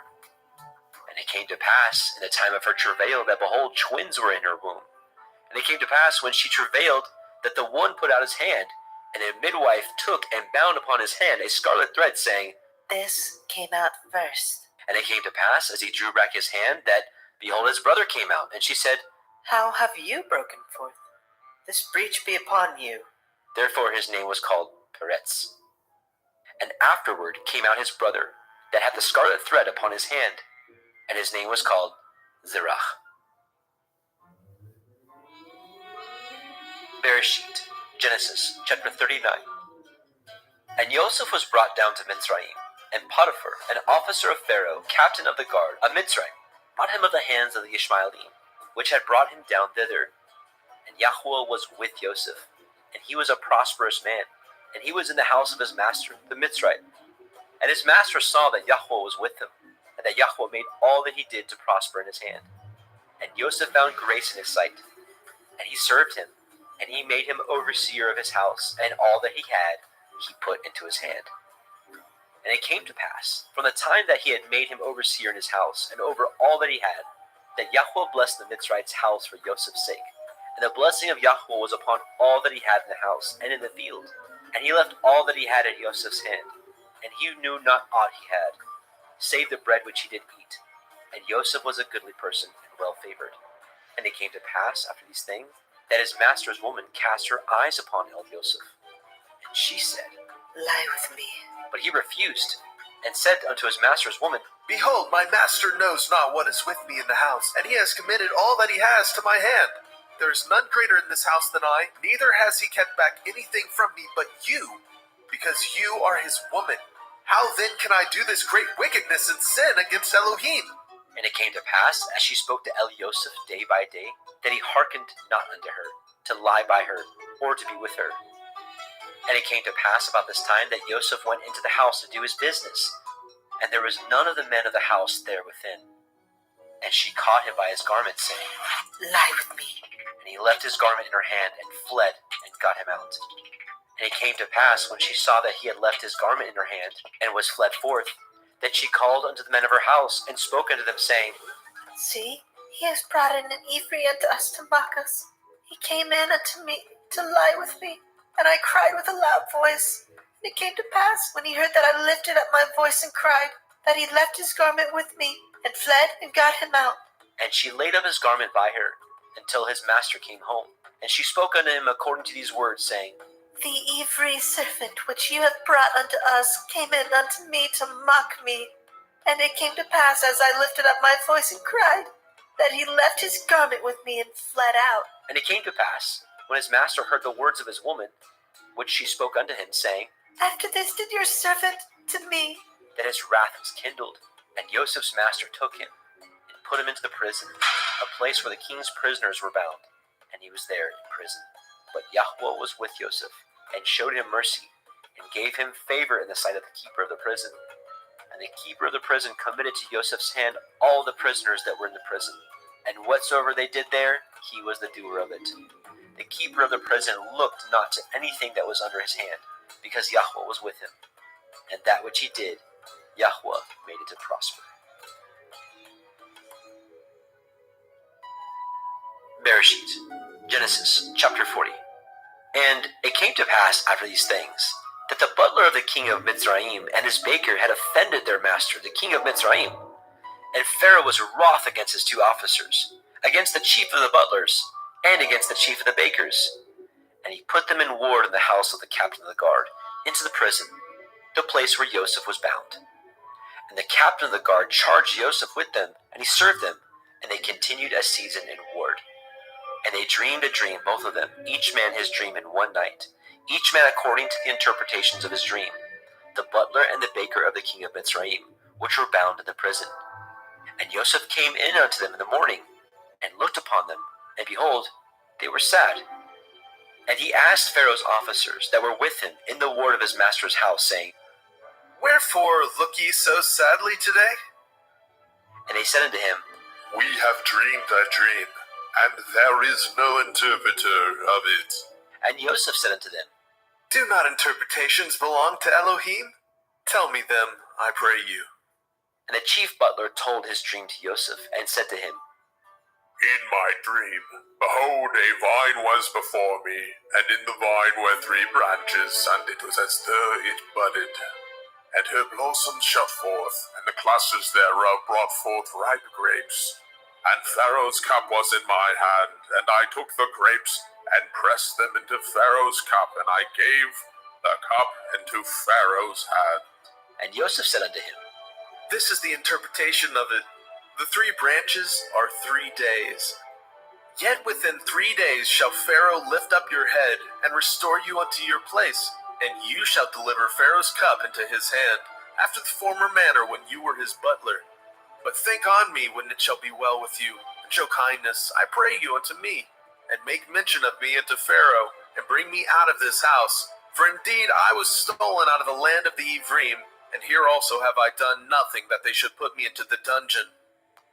When the chief baker saw that the interpretation was good, he said unto Elioseph, I was also in my dream, and behold, I had 3 white baskets on my head. And in the uppermost basket there was of all manner of baked meats for Pharaoh. And the birds did eat them out of the basket upon my head. And Joseph answered and said, This is the interpretation thereof. The 3 baskets are 3 days. Yet within 3 days shall Pharaoh lift up your head from off you, and shall hang you on a tree, and the birds shall eat your flesh from off you. And it came to pass on the 3rd day, which was Pharaoh's birthday, that he made a feast unto all his servants, and he lifted up the head of the chief butler and of the chief baker among his servants. And he restored the chief butler unto his butlership again, and he gave the cup into Pharaoh's hand. But he hanged the chief baker, as Joseph had interpreted to them. Yet did not the chief butler remember Joseph, but forgot him. Bereshit, Genesis chapter 41. And it came to pass at the end of 2 full years that Pharaoh dreamed, and behold, he stood by the river. And behold, there came up out of the river 7 well-favored kine and fat-fleshed, and they fed in a meadow. And behold, 7 other kine came up after them out of the river, ill-favored and lean-fleshed, and stood by the other kine upon the brink of the river. And the ill-favored and the lean-fleshed kine did eat up the 7 well-favored and fat kine.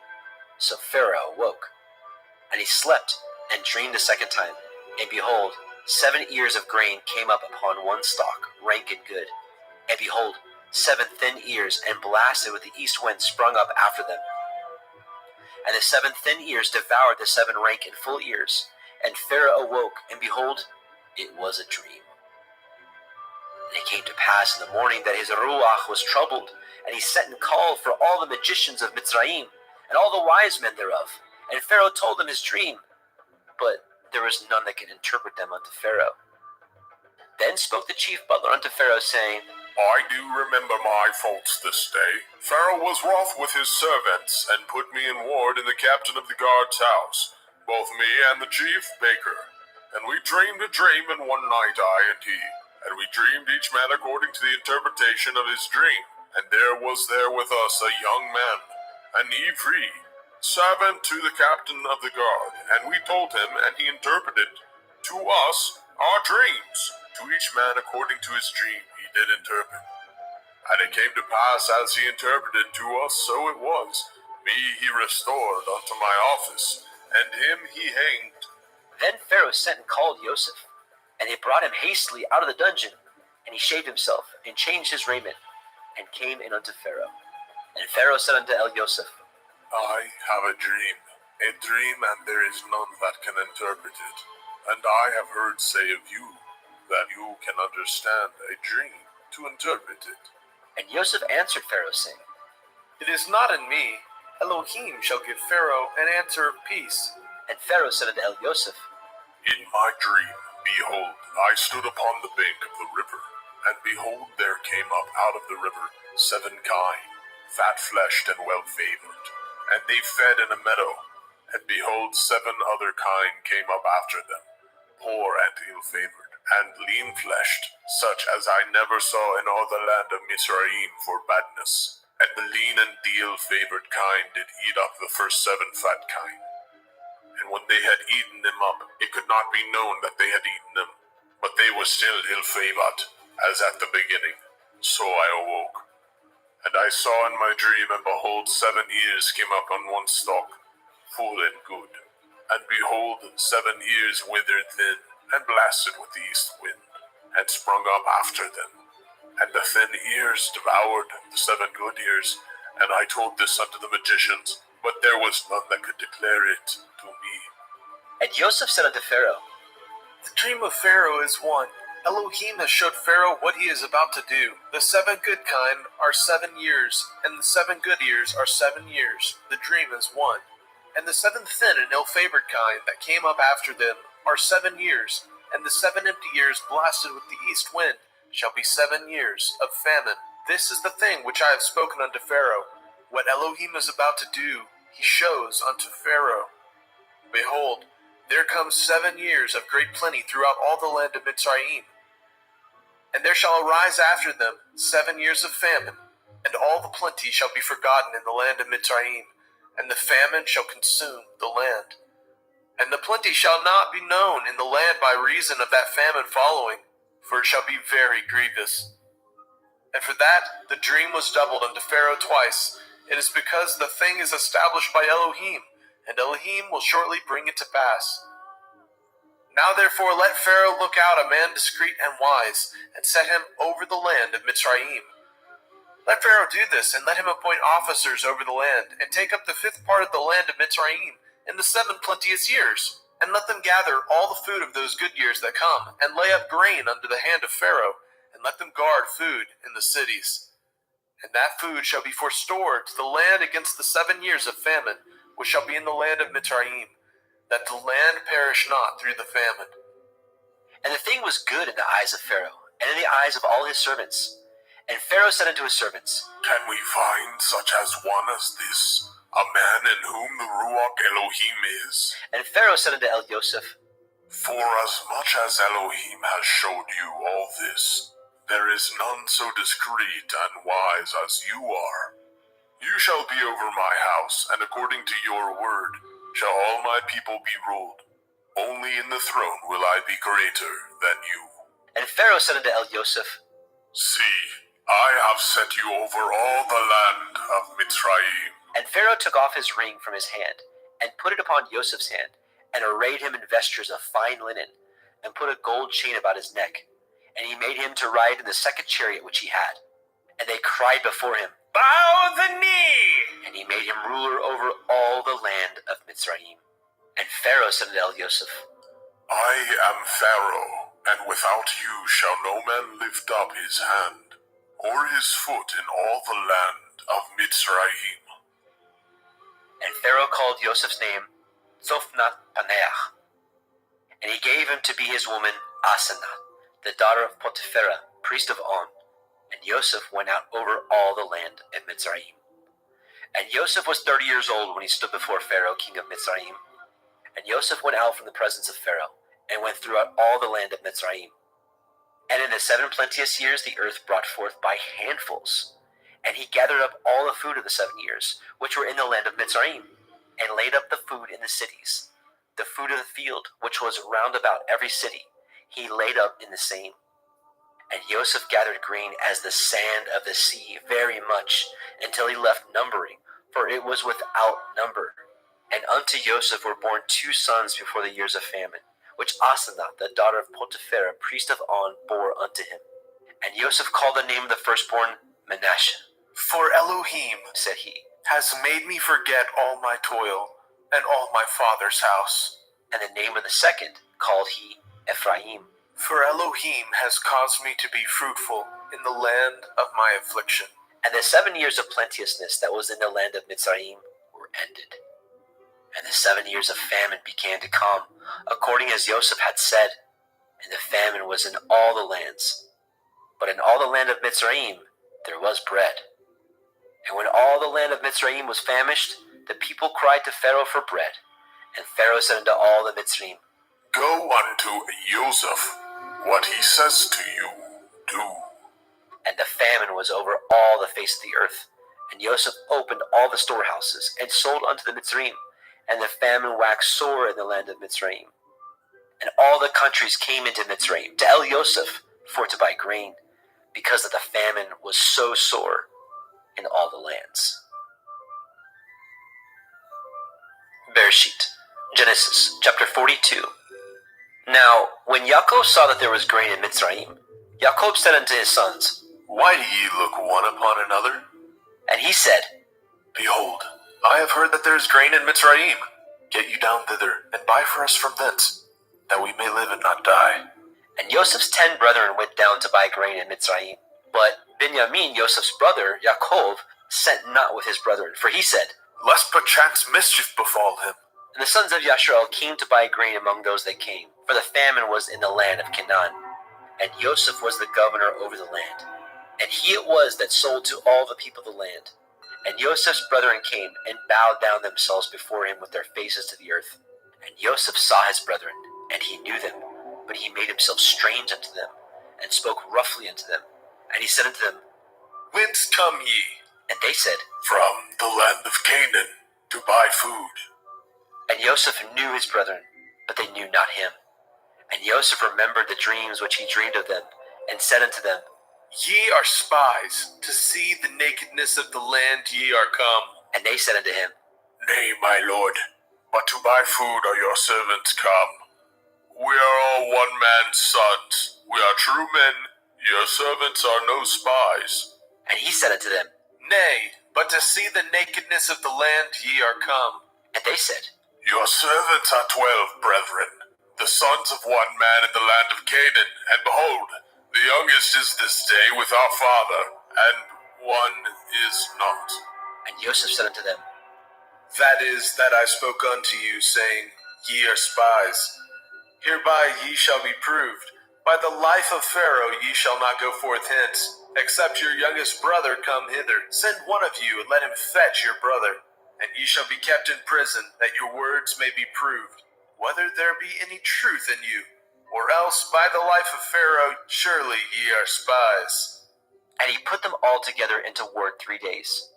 And Joseph said unto them the 3rd day, This do and live, for I fear Elohim. If ye be true men, let one of your brethren be bound in the house of your prison. Go ye, carry grain for the famine of your houses. But bring your youngest brother unto me. So shall your words be verified, and ye shall not die. And they did so. And they said one to another, We are truly guilty concerning our brother, in that we saw the anguish of his soul when he besought us, and we would not hear. Therefore is this distress come upon us. And Reuben answered them, saying, Spoke I not unto you, saying, Do not sin against the child, and ye would not hear? Therefore, behold, also his blood is required. And they knew not that Joseph understood them, for he spoke unto them by an interpreter.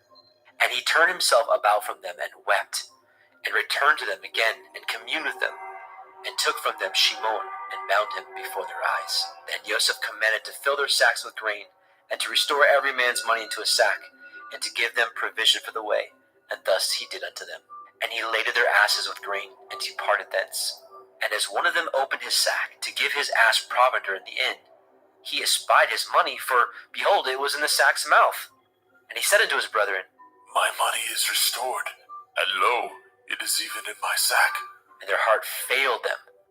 And they were afraid, saying one to another, What is this that Elohim has done unto us? And they came unto Jacob their father, unto the land of Canaan, and told him all that befell unto them, saying, The man who is the Lord of the land spoke roughly to us, and took us for spies of the country.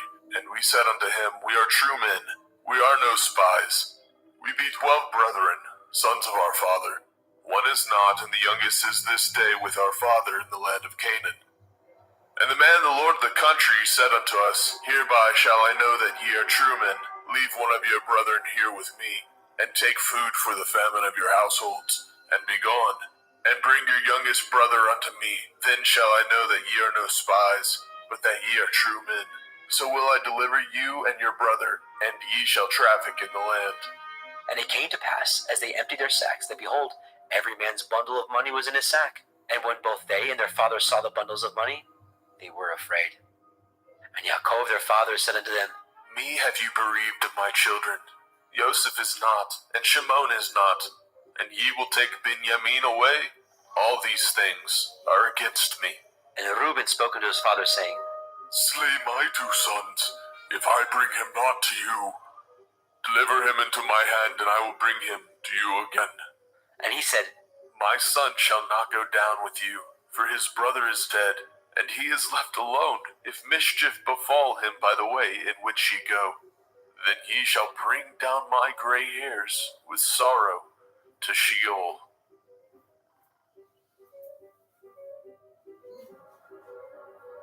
Bereshit, Genesis chapter 43. And the famine was sore in the land. And it came to pass, when they had eaten up the grain which they had brought out of Mitzrayim, their father said unto them, Go again, buy us a little food. And Yehudah spoke unto him, saying, The man did solemnly protest unto us, saying, Ye shall not see my face, except your brother be with you. If you will send our brother with us, we will go down and buy you food. But if you will not send him, we will not go down. For the men said unto us, Ye shall not see my face, except your brother be with you. And Yashrael said, Wherefore dealt ye so ill with me, as to tell the man whether ye had yet a brother? And they said, The man asked us straightly of our state and of our kindred, saying, Is your father yet alive? Have ye another brother? We told him according to the tenor of these words. Could we certainly know that he would say, Bring your brother down? And Yehudah said unto Yashrael his father, Send the lad with me, and we will arise and go, that we may live and not die. Both we and you, and also our little ones. I will be surety for him. Of my hand shall you require him. If I bring him not unto you, and set him before you, then let me bear the blame forever. For except we had lingered, surely now we had returned this second time. And their father Yashrael said unto them, If it must be so now, do this, take of the best fruits of the land in your vessels, and carry down the man a present, a little balm and a little honey, spices and myrrh, nuts and almonds, and take double money in your hand.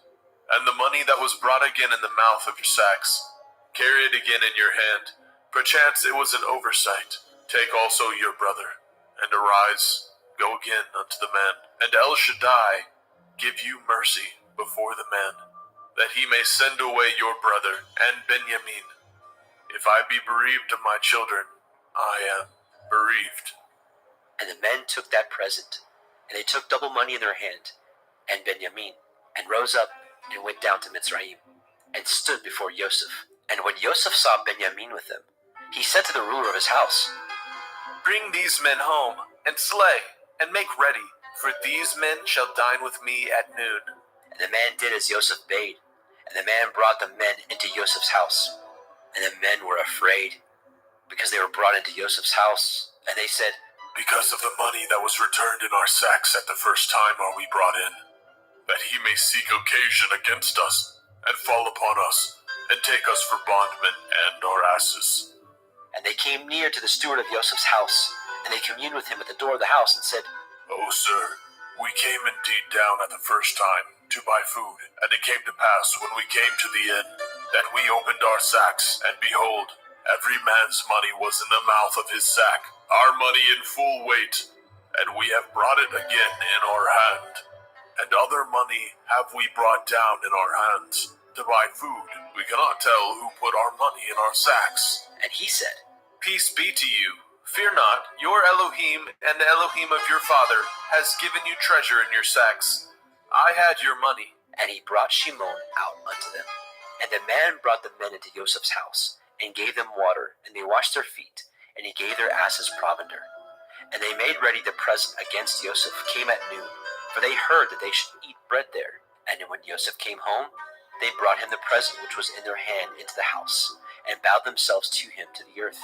And he asked them of their welfare, and said, Is your father well? The old man of whom ye spoke, is he yet alive? And they answered, Your servant's father is in good health. He is yet alive. And they bowed down their heads, and made obeisance. And he lifted up his eyes, and saw his brother Benjamin, his mother's son, and said, Is this your younger brother, of whom ye spoke unto me? And he said, Elohim be gracious unto you, my son. And Joseph made haste, for his heart did yearn upon his brother. And he sought where to weep. And he entered into his chamber, and wept there. And he washed his face, and went out, and refrained himself, and said, Set on bread. And they set on for him by himself, and for them by themselves, and for the Mitzrayim which did eat with him by themselves, because the Mitzrayim might not eat bread with the Ivrim, for that is an abomination unto the Mitzrayim. And they sat before him, the firstborn according to his birthright, and the youngest according to his youth. And the men marveled one at another. And he took and sent messes unto them from before him. But Benjamin's mess was 5 times so much as any of theirs. And they drank and were merry with him.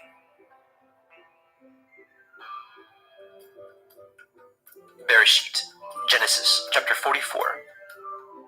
And he commanded the steward of his house, saying, Fill these men's sacks with food as much as they can carry, and put every man's money in his sack's mouth. And put my cup, the silver cup, in the sack's mouth of the youngest, and his grain money. And he did according to the word that Joseph had spoken. As soon as the morning was light, the men were sent away, and their asses.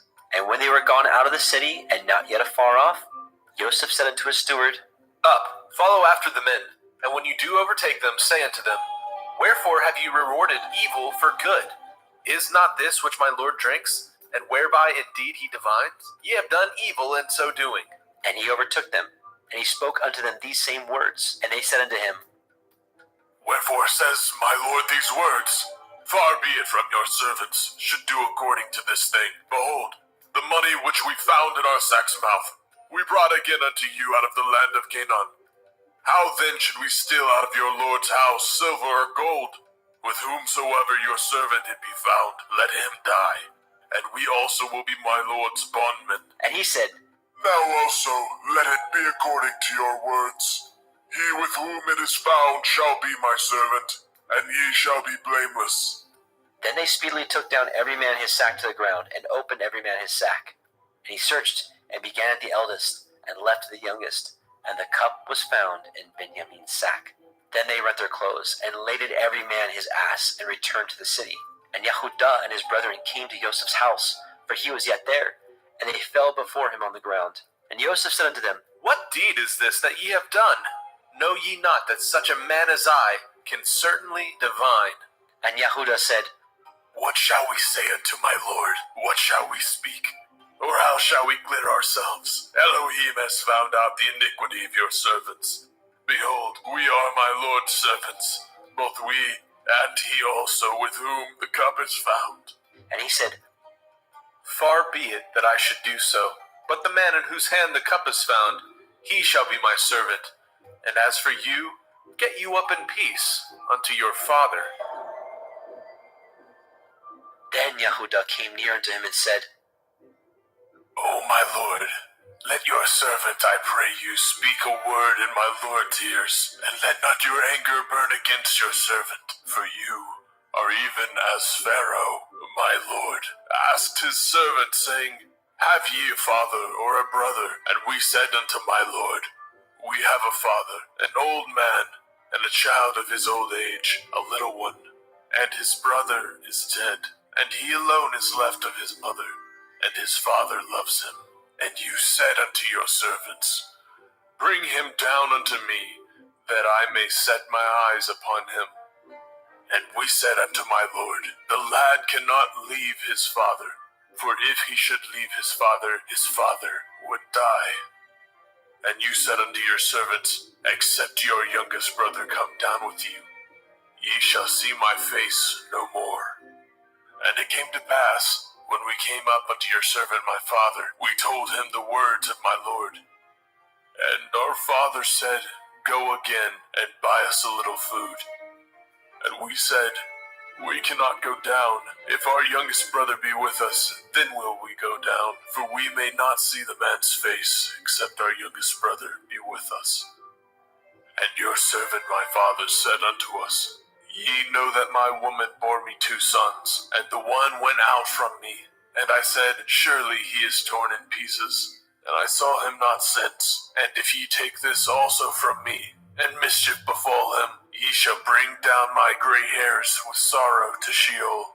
Now therefore, when I come to your servant my father, and the lad be not with us, seeing that his life is bound up in the lad's life, it shall come to pass, when he sees that the lad is not with us, that he will die. And your servant shall bring down the gray hairs of your servant our father with sorrow to Sheol. For your servant became surety for the lad unto my father, saying, If I bring him not unto you, then I shall bear the blame to my father forever. Now therefore I pray you, let your servant abide instead of the lad, a bondman to my lord, and let the lad go up with his brethren. For how shall I go up to my father, and the lad be not with me, lest perchance I see the evil that shall come on my father?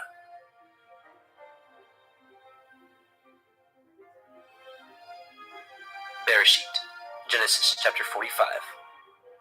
Then Joseph could not refrain himself before all them that stood by him, and he cried, Cause every man to go out from me. and there stood no man with him, while Joseph made himself known unto his brethren. And he wept aloud, and the Mitzrayim in the house of Pharaoh heard. And Joseph said unto his brethren, I am Joseph. Does my father yet live? And his brethren could not answer him, for they were troubled at his presence. And Joseph said unto his brethren, Come near to me, I pray you. and they came near. And he said, I am Joseph your brother, whom ye sold into Mitzrayim. Now therefore be not grieved, nor angry with yourselves that ye sold me hither, for Elohim did send me before you to preserve life. For these 2 years has the famine been in the land, and yet there are 5 years in which there shall neither be earing or harvest. And Elohim sent me before you to preserve you a posterity in the earth, and to save your lives by a great deliverance. So now it was not you that sent me hither, but Elohim. And he has made me a father to Pharaoh, and lord of all his house, a ruler throughout all the land of Mitzrayim. Haste ye, and go up to my father, and say unto him, Thus says your son, Joseph, Elohim has made me lord of all Mitzrayim. Come down unto me, tarry not, and you shall dwell in the land of Goshen, and you shall be near unto me, you and your children, and your children's children, and your flocks, and your herds, and all that you have. And there will I nourish you, for yet there are 5 years of famine, lest you and your household, and all that you have, come to poverty. And behold, your eyes see, and the eyes of my brother Benjamin, that it is my mouth that speaks unto you. And ye shall tell my father all my glory in Mitzrayim, and all that ye have seen, and ye shall haste and bring down my father hither. And he fell upon his brother Benjamin's neck, and wept. And Benjamin wept upon his neck. Moreover, he kissed all his brethren, and wept upon them. And after that, his brethren talked with him. And the fame thereof was heard in Pharaoh's house, saying, Joseph's brethren are come. And it pleased Pharaoh well, and his servants. And Pharaoh said unto Yosef, Say unto your brethren, This do ye, lade your beasts, and go, get you unto the land of Canaan, and take your father and your households, and come unto me, and I will give you the good of the land of Mitzrayim, and ye shall eat the fat of the land. Now you are commanded, this do ye, take you wagons out of the land of Mitzrayim for your little ones, and for your women, and bring your father, and come. Also regard not your stuff, for the good of all the land of Mitzrayim is yours. And the children of Yashrael did so. And Joseph gave them wagons, according to the commandment of Pharaoh, and gave them provision for the way. To all of them he gave each man changes of raiment. But to Benjamin he gave 300 pieces of silver, and 5 changes of raiment. And to his father he sent after this manner, 10 asses laden with the good things of Mitzrayim, and 10 she-asses laden with grain and bread and meat for his father by the way. So he sent his brethren away, and they departed. And he said unto them, See that ye fall not out by the way. And they went up out of Mitzrayim, and came into the land of Canaan unto Jacob their father, and told him, saying, Joseph is yet alive, and he is governor over all the land of Mitzrayim. And Yaakov's heart fainted, for he believed them not. And they told him all the words of Joseph which he had said unto them. And when he saw the wagons which Joseph had sent to carry him, the ruach of Jacob their father revived. And Yashrael said, It is enough. Joseph my son is yet alive. I will go and see him before I die.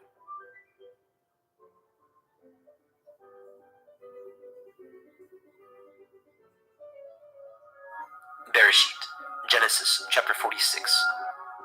And Yashrael took his journey with all that he had, and came to Beersheba, and offered sacrifices unto the Elohim of his father Yitzchak. And Elohim spoke unto Yashrael in the visions of the night, and said, Yaakov, Yaakov. And he said, Here am I. And he said, I am El, the Elohai of your father. Fear not to go down into Mitzrayim, for I will there make of you a great nation. I will go down with you into Mitzrayim, and I will also surely bring you up again. And Joseph shall put his hand upon your eyes. And Jacob rose up from Beersheba, and the sons of Yashrael carried Jacob their father, and their little ones, and their women, in the wagons which Pharaoh had sent to carry him. And they took their cattle and their goods which they had gotten in the land of Canaan, and came in unto Mitzrayim, Jacob and all his seed with him, his sons and his sons' sons with him, his daughters and his sons' daughters, and all his seed brought he with him into Mitzrayim.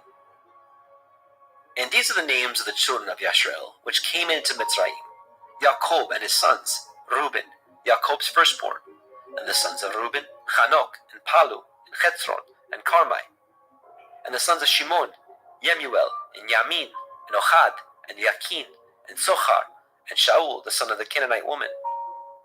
And the sons of Levi, Gershon, Kohath, and Merari. And the sons of Yehudah, and Onan, and Shelach, and Peretz, and Zerach. But and Onan died in the land of Canaan. And the sons of Peretz were Chetzron, and Hamul. And the sons of Yisachar, Tola, and Pua, and Yom, and Shimron. And the sons of Zebulun, Sered, Elon, and Yachleel. These be the sons of Leah, which she bore unto Jacob in Padan Aram, with his daughter Dinah. All the souls of his sons and his daughters were 33. And the sons of Gad, Tzipon, and Haggai, Shunai, and Etzbon, and Erai, and Arodai, and Arelai. And the sons of Asher, Yimna, Yishva, Yishbai, Beriah, and Serach their sister. And the sons of Beriah, Heber, Malkiel. These are the sons of Zilpah, whom Laban gave to Leah his daughter. And these she bore unto Jacob, even 16 souls. The sons of Rachel, Jacob's woman, Joseph, and Benjamin. And unto Joseph in the land of Mitzrayim were born Manasseh and Ephraim, which Asenath, the daughter of Potiphera, priest of On, bore unto him. And the sons of Benjamin were Bela, and Becher, and Ashbel, and Gera, and Naaman, and Echai, and Rosh, and Mupim, and Hupim, and Ard. These are the sons of Rachel, which were born unto Jacob. All the souls were 14. And the sons of Dan, Hushim. And the sons of Naphtali, Yachzeel, Gunai, Yetzer, and Shilem. These are the sons of Bilhah, which Laban gave unto Rachel his daughter. And she bore these unto Jacob. All the souls were 7. All the souls that came with Jacob into Mitzrayim, which came out of his loins, besides Jacob's sons' women, all the souls were 66. And the sons of Joseph, which were born him in Mitzrayim, were 2 souls. All the souls of the house of Jacob, which came into Mitzrayim, were 70. And he sent Yehudah before him unto El Yosef, to direct his face unto Goshen. And they came into the land of Goshen. And Yosef made ready his chariot, and went up to meet Yashrael his father, to Goshen, and presented himself unto him. And he fell on his neck, and wept on his neck a good while. And Yashrael said unto El Yosef, Now let me die, since I have seen your face, because you are yet alive. And Yosef said unto his brethren, and unto his father's house, I will go up and show Pharaoh, and say unto him, My brethren and my father's house, which were in the land of Canaan, are come unto me, and the men are shepherds. For their trade has been to feed cattle, and they have brought their flocks and their herds, and all that they have. And it shall come to pass, when Pharaoh shall call you, and say, What is your occupation? That ye shall say, Your servant's trade has been about cattle from our youth, even until now, both we and also our fathers, that ye may dwell in the land of Goshen, for every shepherd is an abomination unto the Mitzrayim. Bereshit, Genesis, chapter 47. Then Joseph came and told Pharaoh and said, My father and my brethren, and their flocks, and their herds, and all that they have, are come out of the land of Canaan, and behold, they are in the land of Goshen. And he took some of his brethren, even 5 men, and presented them unto Pharaoh. And Pharaoh said unto his brethren, What is your occupation? And they said unto Pharaoh, Your servants are shepherds, both we and also our fathers. They said moreover unto Pharaoh, For to sojourn in the land are we come, for your servants have no pasture for their flocks, for the famine is sore in the land of Canaan. Now therefore we pray you, let your servants dwell in the land of Goshen. And Pharaoh spoke unto El Yosef, saying, Your father and your brethren are come unto you. The land of Mitzrayim is before you. In the best of the land make your father and your brethren to dwell. In the land of Goshen let them dwell. And if you know any men of activity among them, then make them rulers over my cattle. And Joseph brought in Yaakov his father, and set him before Pharaoh. And Yaakov blessed Pharaoh. And Pharaoh said unto El Yaakov, How old are you? And Yaakov said unto Pharaoh, The days of the years of my pilgrimage are 130 years. Few and evil have the days of the years of my life been, and have not attained unto the days of the years of the life of my fathers, in the days of their pilgrimage. And Yaakov blessed Pharaoh, and went out from before Pharaoh. And Joseph placed his father and his brethren, and gave them a possession in the land of Mitzrayim, in the best of the land, in the land of Ramesses, as Pharaoh had commanded. And Joseph nourished his father and his brethren, and all his father's household, with bread according to their families. And there was no bread in all the land, for the famine was very sore, so that the land of Mitzrayim and all the land of Canaan fainted by reason of the famine. And Joseph gathered up all the money that was found in the land of Mitzrayim and in the land of Canaan, for the grain which they bought. And Joseph brought the money into Pharaoh's house. And when the money failed in the land of Mitzrayim and in the land of Canaan, all the Mitzrayim came unto Joseph and said, Give us bread, for why should we die in your presence? For the money fails. And Joseph said, Give your cattle, and I will give you for your cattle, if money fail. And they brought their cattle unto Joseph. And Joseph gave them bread in exchange for horses, and for the flocks, and for the cattle of the herds, and for the asses. And he fed them with bread for all their cattle for that year. When that year was ended, they came unto him the second year, and said unto him, We will not hide it from my lord, how that our money is spent. My lord also has our herds of cattle. There is not aught left in the sight of my lord, but our bodies and our lands. Wherefore shall we die before your eyes, both we and our land? Buy us and our land for bread, and we and our land will be servants unto Pharaoh. And give us seed, that we may live and not die, and the land be not desolate. And Joseph bought all the land of Mitzrayim for Pharaoh. For the Mitzrayim sold every man his field, because the famine prevailed over them. So the land became Pharaoh's. And as for the people, he removed them to cities from the one end of the borders of Mitzrayim even to the other end thereof. Only the land of the priests bought he not, for the priests had a portion assigned them of Pharaoh, and did eat their portion which Pharaoh gave them, wherefore they sold not their lands. Then Joseph said unto the people, Behold, I have bought you this day in your land for Pharaoh. Lo, here is seed for you, and ye shall sow the land.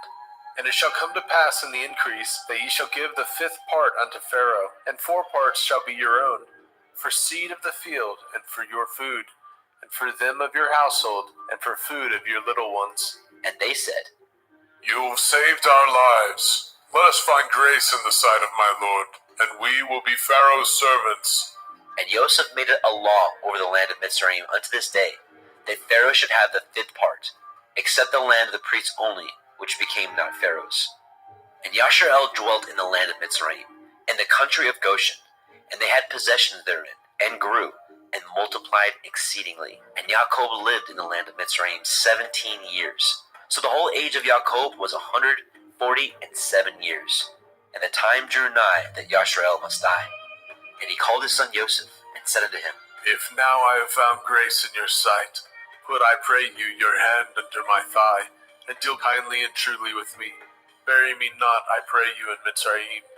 But I will lie with my fathers, and you shall carry me out of Mitzrayim, and bury me in their burying place. And he said, I will do as you have said. And he said, Swear unto me. And he swore unto him. And Yasharel bowed himself upon the bed's head. Bereshit, Genesis, chapter 48. And it came to pass, after these things, that one told Joseph, Behold, your father is sick. and he took with him his 2 sons, Manasseh and Ephraim. And one told Yaakov and said, Behold, your son Joseph comes unto you. And Yasharel strengthened himself, and sat upon the bed. And Yaakov said unto Joseph, El Shaddai appeared unto me at Luz, in the land of Canaan, and blessed me, and said unto me, Behold, I will make you fruitful and multiply you, and will make you a multitude of people, and will give you this land to your seed after you for an everlasting possession. And now your 2 sons, Ephraim and Manasseh, which were born unto you in the land of Mitzrayim, before I came unto you in Mitzrayim, are mine. As Reuben and Shimon, they shall be mine, and your issue, which you beget after them, shall be yours, and shall be called after the name of their brethren in their inheritance. And as for me, When I came from Padan Aram, Rachel died by me in the land of Canaan in the way, when yet there was but a little way to come unto Ephratah, and I buried her there in the way of Ephratah. The same is Bethlehem. And Yashrael beheld Joseph's sons, and said, Who are these? And Joseph said unto his father, They are my sons, whom Elohim has given me in this place. And he said, Bring them, I pray you, unto me, and I will bless them. Now the eyes of Yashrael were dim for age, so that he could not see. And he brought them near unto him, and he kissed them, and embraced them. And Yashrael said unto Joseph, I had thought not to see your face, and lo, Elohim has showed me also your seed. And Joseph brought them out from between his knees, and he bowed himself with his face to the earth. And Joseph took them both, Ephraim in his right hand toward Yashrael's left hand, and Manasseh in his left hand toward Yashrael's right hand, and brought them near unto him. And Yashrael stretched out his right hand, and laid it upon Ephraim's head, who was the younger, and his left hand upon Manasseh's head, guiding his hands wittingly, for Manasseh was the firstborn. And he blessed Joseph, and said, Elohim, before whom my fathers Abraham and Yitzhak did walk, the Elohim which fed me all my life long unto this day, the angel which redeemed me from all evil, bless the lads, and let my name be named on them, and the name of my fathers Abraham and Yitzhak, and let them grow into a multitude in the midst of the earth. And when Joseph saw that his father laid his right hand upon the head of Ephraim, it displeased him. And he held up his father's hand to remove it from Ephraim's head unto Manasseh's head. And Joseph said unto his father, Not so, my father, this is the firstborn. Put your right hand upon his head.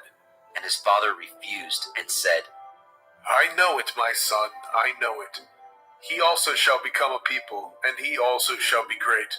But surely his younger brother shall be greater than he, and his seed shall become a multitude of nations. And he blessed them that day, saying, In you shall Yasharel bless, saying, Elohim make you as Ephraim and as Manasseh. And he set Ephraim before Manasseh. And Yashrael said unto Joseph, Behold, I die, but Elohim shall be with you, and bring you again unto the land of your fathers. Moreover, I have given to you one portion above your brethren, which I took out of the hand of the Amorite, with my sword and with my bow. Bereshit, Genesis chapter 49. And Jacob called unto his sons, and said, Gather yourselves together, that I may tell you that which shall befall you in the last days. Gather yourselves together, and hear, ye sons of Yaakov, and hearken unto Yasharel, your father. Reuben, you are my firstborn, my might, and the beginning of my strength, the excellency of dignity, and the excellency of power. Unstable as water, you shall not excel, because you went up to your father's bed, then defiled it. You went up to my couch. Shimon and Levi are brethren. Instruments of cruelty are in their habitations. O my soul, come not into their secret. Unto their assembly my honor be not united. For in their anger they slew a man, and in their self-will they dug down a wall. Cursed be their anger, for it was fierce, and their wrath, for it was cruel. I will divide them in Yaakov, and scatter them in Yasharel. Yehuda, you are he whom your brethren shall praise. Your hand shall be in the neck of your enemies. Your father's children shall bow down before you. Yehuda is a lion's whelp from the prey. My son, you are gone up. He stooped down. He couched as a lion, and as an old lion. Who shall rouse him up? The scepter shall not depart from Yehuda, nor a Torah giver from between his feet, until Shiloh come. And unto him shall the gathering of the people be, binding his foal into the vine, and his ass's colt unto the choice vine. He washed his garments in wine, and his clothes in the blood of grapes.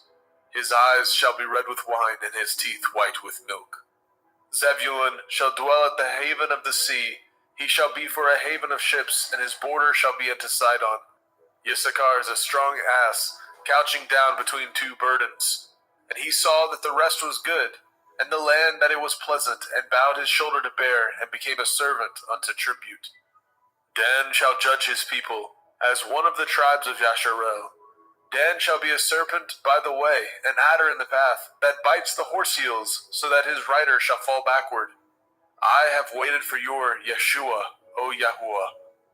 Gad a troop shall overcome him, but he shall overcome at the last. Out of Asher his bread shall be fat, and he shall yield royal dainties. Naphtali is a hind let loose. He gives goodly words. Joseph is a fruitful bough, even a fruitful bough by a well, whose branches run over the wall. The archers have sorely grieved him, and shot at him, and hated him. But his bow abode in strength, and the arms of his hands were made strong, by the hands of the mighty Elohim of Yaakov. Even by the Elohim of your father, who shall help you, and by El Shaddai, who shall bless you, with blessings of heaven above, blessings of the deep that lie under, blessings of the breast and of the womb. The blessings of your father have prevailed above the blessings of my progenitors, unto the utmost bound of the everlasting hills. They shall be on the head of Joseph, and on the crown of the head of him that was separated from his brethren. Benjamin shall raven as a wolf. In the morning he shall devour the prey, and at night he shall divide the spoil. All these are the 12 tribes of Yashrael, and this is it that their father spoke unto them, and blessed them. Every one according to his blessing he blessed them. And he charged them, and said unto them, I am to be gathered unto my people. Bury me with my fathers in the cave that is in the field of Ephron the Hittite, in the cave that is in the field of Machpelah, which is before Mamre, in the land of Canaan, which Abraham bought with the field of Ephron the Hittite for a possession of a burying place. There they buried Abraham and Sarah his woman. There they buried Yitzhak and Rivkah his woman. And there I buried Leah. The purchase of the field and of the cave that is therein was from the children of Heth. And when Yaakov had made an end of commanding his sons, he gathered up his feet into the bed, and yielded up his ruach, and was gathered unto his people. Bereshit, Genesis chapter 50. And Joseph fell upon his father's face, and wept upon him, and kissed him. And Joseph commanded his servants, the physicians, to embalm his father, and the physicians embalmed Yashrael. And 40 days were fulfilled for him, for so are fulfilled the days of those which are embalmed. And the Mitzrayim mourned for him 60 days. And when the days of his mourning were past, Joseph spoke unto the house of Pharaoh, saying, If now I have found grace in your eyes, speak, I pray you, in the ears of Pharaoh, saying, My father made me swear, saying, Lo, I die. In my grave, which I have dug for me in the land of Canaan, there shall you bury me. Now therefore let me go up, I pray you, and bury my father, and I will come again. And Pharaoh said, Go up, bury your father, according as he made you swear. And Joseph went up to bury his father, and with him went up all the servants of Pharaoh, the elders of his house, and all the elders of the land of Mitzrayim, and all the house of Joseph and his brethren, and his father's house. Only their little ones, and their flocks, and their herds, they left in the land of Goshen. And there went up with him both chariots and horsemen, and it was a very great company.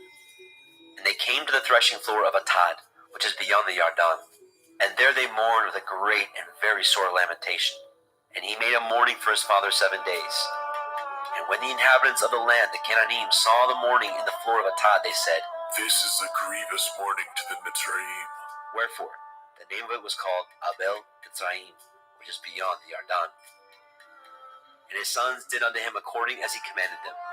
For his sons carried him into the land of Canaan, and buried him in the cave of the field of Machpelah, which Abraham bought with the field for a possession of a burying place of Ephron the Hittite, before Mamre. And Joseph returned into Mitzrayim, he and his brethren, and all that went up with him to bury his father, after he had buried his father. And when Joseph's brethren saw that their father was dead, they said, Joseph will perchance hate us, and will certainly requite us with all the evil which we did unto him. And they sent a messenger unto Joseph, saying, Your father did command before he died, saying, So shall ye say unto Joseph, Forgive, I pray you now, the transgression of your brethren, and their sin, for they did unto you evil. And now we pray you, forgive the transgression of the servants of the Elohai of your father. And Joseph wept when they spoke unto him. And his brethren also went and fell down before his face, and they said, Behold, we be your servants. And Joseph said unto them, Fear not, for am I in the place of Elohim? But as for you, ye thought evil against me, but Elohim meant it unto good, to bring to pass, as it is this day, to save much people alive. Now therefore fear ye not. I will nourish you and your little ones. And he comforted them and spoke kindly to them. And Joseph dwelt in Mitzrayim, he and his father's house. And Joseph lived 110 years. And Joseph saw Ephraim's children of the third generation. The children also of Machir the son of Manasseh were brought up upon Joseph's knees. And Joseph said unto his brethren, I die, and Elohim will surely visit you, and bring you out of this land unto the land which he swore to Abraham, to Yitzhak, and to Yaakov. And Joseph took an oath of the children of Yashrael, saying, Elohim will surely visit you, and ye shall carry up my bones from hence. So Joseph died, being 110 years old, and they embalmed him, and he was put in a coffin in Mitzrayim.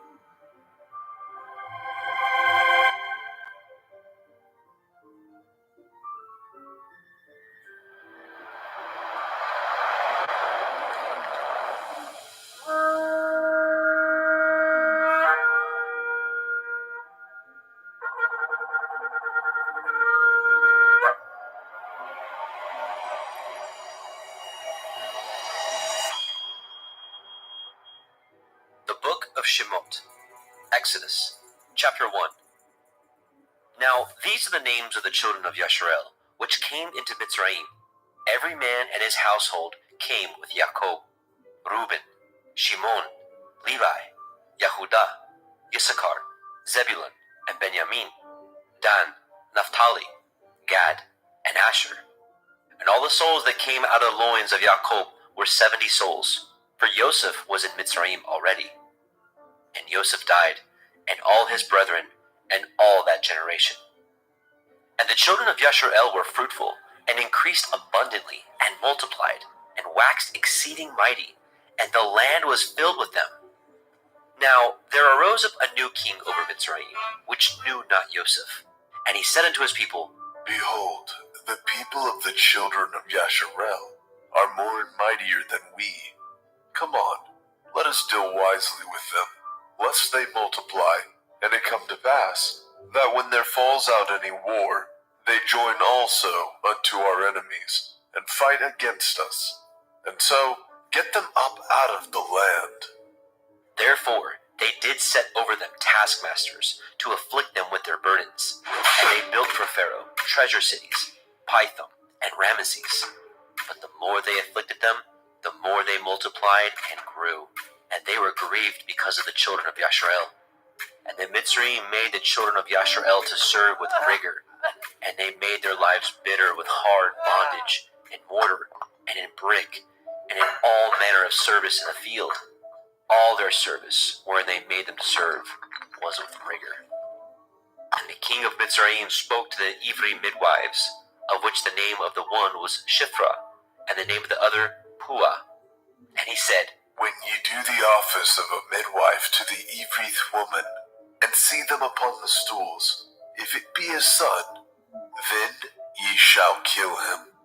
But if it be a daughter, then she shall live. But the midwives feared Elohim, and did not as the king of Mitzrayim commanded them, but saved the men children alive. And the king of Mitzrayim called for the midwives, and said unto them, Why have you done this thing, and have saved the men children alive? And the midwives said unto Pharaoh, Because the Ivrith women are not as the Mitzrith women, for they are lively, and are delivered ere the midwives come in unto them. Therefore Elohim dealt well with the midwives, and the people multiplied, and waxed very mighty. And it came to pass, because the midwives feared Elohim, that he made them houses. And Pharaoh charged all his people, saying, Every son that is born ye shall cast into the river, and every daughter ye shall save alive. Shemot, Exodus, chapter 2. And there went a man of the house of Levi, and took to be his woman a daughter of Levi. And the woman conceived, and bore a son. And when she saw him that he was a goodly child, she hid him 3 months. And when she could no longer hide him, she took for him an ark of bulrushes, and daubed it with slime and with pitch, and put the child therein, and she laid it in the reeds by the river's brink. And his sister stood afar off, to wit what would be done to him. And the daughter of Pharaoh came down to wash herself at the river, and her maidens walked along by the river's side. And when she saw the ark among the reeds, she sent her maid to fetch it. And when she had opened it, she saw the child, and behold, the babe wept. And she had compassion on him, and said, This is one of the Ephraim children. Then said his sister to Pharaoh's daughter, Shall I go and call to you a nurse of the Evrith woman, that she may nurse the child for you? And Pharaoh's daughter said to her, Go. And the maid went, and called the child's mother. And Pharaoh's daughter said unto her, Take this child away and nurse it for me, and I will give you your wages. And the woman took the child, and nursed it. And the child grew, and she brought him unto Pharaoh's daughter, and became her son. And she called his name Moshe. And she said, Because I drew him out of the water. And it came to pass in those days, when Moshe was grown, that he went out unto his brethren, and looked on their burdens. And he spied a Mitzri smiting an Ephraim, one of his brethren. And he looked this way, and that way. And when he saw that there was no man, he slew the Mitzri, and hid him in the sand. And when he went out the second day, behold, 2 men of the Ephraim strove together. And he said to him that did the wrong, Wherefore do you smite your fellow? And he said, Who made you a prince and a judge over us? Intend you to kill me as you killed the Mitzri? And Moshe feared and said, Surely this thing is known. Now when Pharaoh heard this thing, he sought to slay Moshe. But Moshe fled from the face of Pharaoh, and dwelt in the land of Midian, and he sat down by a well. Now the priest of Midian had 7 daughters, and they came and drew water, and filled the troughs to water their father's flock. And the shepherds came and drove them away. But Moshe stood up and helped them, and watered their flock. And when they came to Reuel their father, he said, How is it that ye are come so soon today? And they said, A Mitzri delivered us out of the hand of the shepherds, and also drew water enough for us, and watered the flock. And he said unto his daughters, And where is he? Why is it that ye have left the man? Call him that he may eat bread. And Moshe was content to dwell with the man. And he gave Moshe Zipporah his daughter, and she bore to him a son. And he called his name Gershom, for he said, I have been a stranger in a strange land. And it came to pass in the process of time that the king of Mitzrayim died, and the children of Yasharel sighed by reason of the bondage, and they cried. And their cry came up unto Elohim by reason of the bondage. And Elohim heard their groaning, and Elohim remembered his covenant with Abraham, with Yitzchak, and with Yaakov. And Elohim looked upon the children of Yasharel, and Elohim had respect unto them.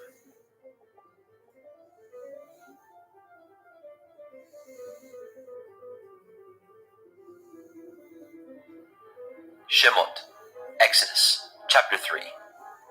Now Moshe kept the flock of Yitro his father-in-law, the priest of Midian, and he led the flock to the backside of the desert, and came to the mountain of Elohim, even to Horeb.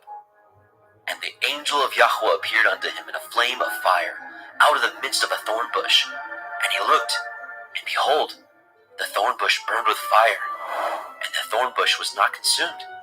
And Moshe said, I will now turn aside and see this great sight, why the thorn bush is not burnt.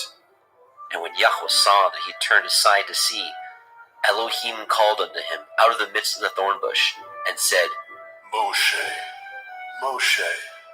And he said, Here am I. And he said, Draw not nigh hither. Put off your shoes from off your feet, for the place whereon you stand is holy ground. Moreover he said, I am the Elohai of your father, the Elohai of Abraham, the Elohai of Yitzhak, and the Elohai of Yaakov. And Moshe hid his face, for he was afraid to look upon Elohim. And Yahweh said, I have surely seen the affliction of my people, which are in Mitzrayim, and have heard their cry by reason of their taskmasters. For I know their sorrows, and I am come down to deliver them out of the hand of Mitzrayim, and to bring them up out of that land unto a good land, and a large, unto a land flowing with milk and honey, unto the place of the Canaanim, and the Hittim, and the Amorim, and the Perizim, and the Hivim, and the Yebusim. Now therefore, Behold, the cry of the children of Yasharel is come unto me, and I have also seen the oppression wherewith the Mitzrayim oppress them.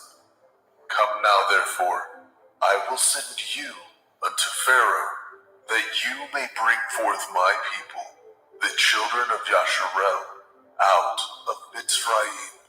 And Moshe said unto Elohim, Who am I that I should go unto Pharaoh, and that I should bring forth the children of Yasharel out of Mitzrayim?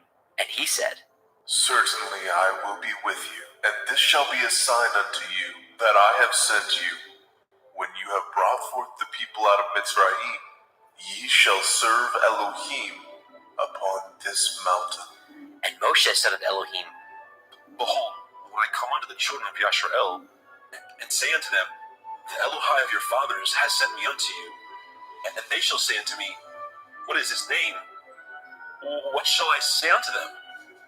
And Elohim said unto El Moshe, Ahaya Asher Ahaya, I am that I am. And he said, Thus shall you say unto the children of Yasharel, Ahaya I am has sent me unto you.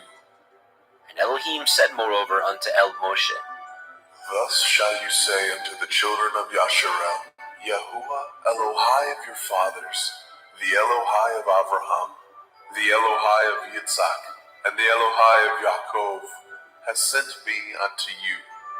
This is my name forever, and this is my mention unto all generations. Go and gather the elders of Yasharel together, and say unto them, Yahuwah Elohai of your fathers, the Elohai of Abraham, of Yitzhak, and the Elohai of Yaakov, appeared unto me, saying, I have surely visited you, and seen that which is done to you in Mitzrayim. And I have said, I will bring you up out of the affliction of Mitzrayim, unto the land of the Canaanite, and the Hittim, and the Amorim, and the Perizim, and the Hivim, and the Yevusim, unto a land flowing with milk and honey, and they shall hearken to your voice. And you shall come, you and the elders of Yasharel, unto the king of Mitzrayim, and he shall say unto him, Yahuwah Elohai of the Ephraim has met us, and now let us go, we beseech you, 3 days' journey into the wilderness, that we may sacrifice to Yahuwah Eloheinu. And I am sure that the king of Mitzrayim will not let you go, no, not by a mighty hand. And I will stretch out my hand, and smite Mitzrayim with all my wonders, which I will do in the midst thereof. And after that he will let you go, and I will give this people favor in the sight of the Mitzrayim. And it shall come to pass, that when ye go, ye shall not go empty. But every woman shall borrow of her neighbor, and of her that sojourns in her house, jewels of silver, and jewels of gold, and raiment. And ye shall put them upon your sons, and upon your daughters, and ye shall spoil the Mitzrayim.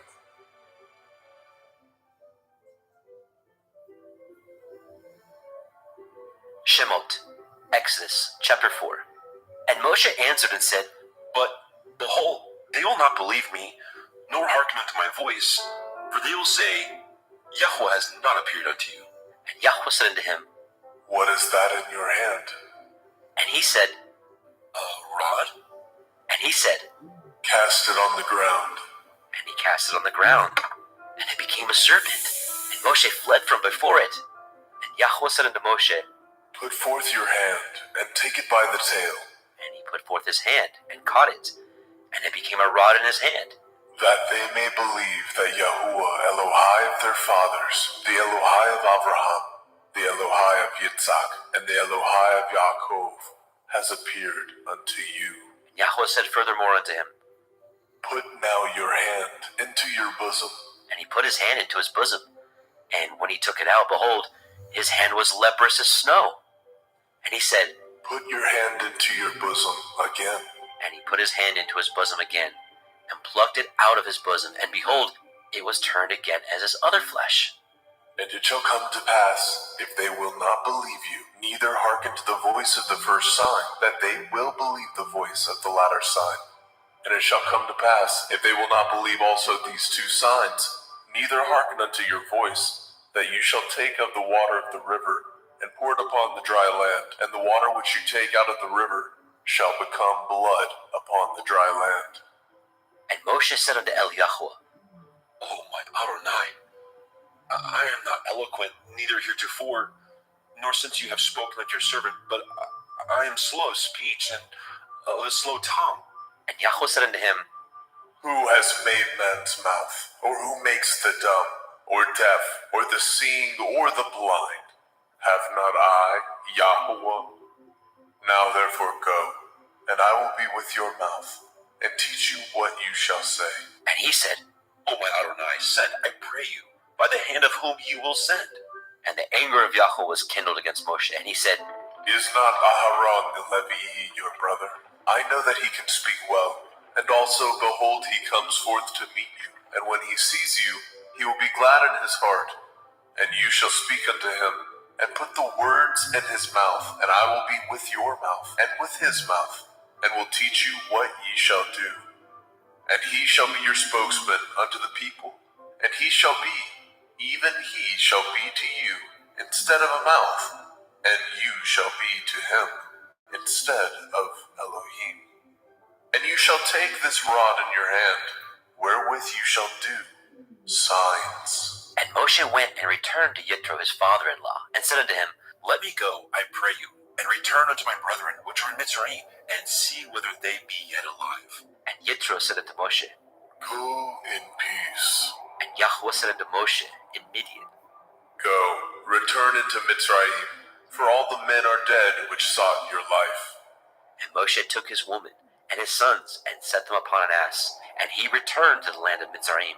And Moshe took the rod of Elohim in his hand.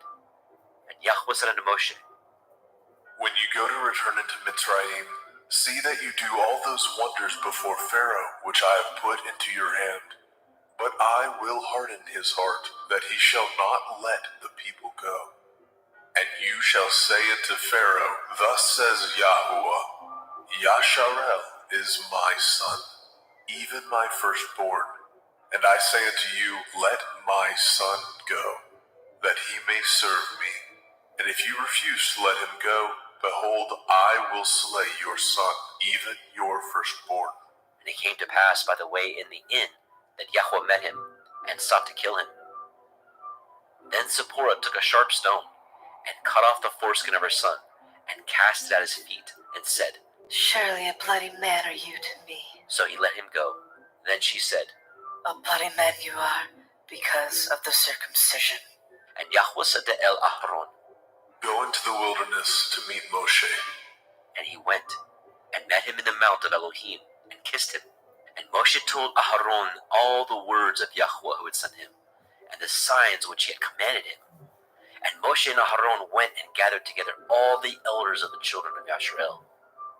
And Aharon spoke all the words which Yahweh had spoken unto Moshe, and did the signs in the sight of the people. And the people believed. And when they heard that Yahweh had visited the children of Yasharel, and that he had looked upon their affliction, then they bowed their heads and worshipped.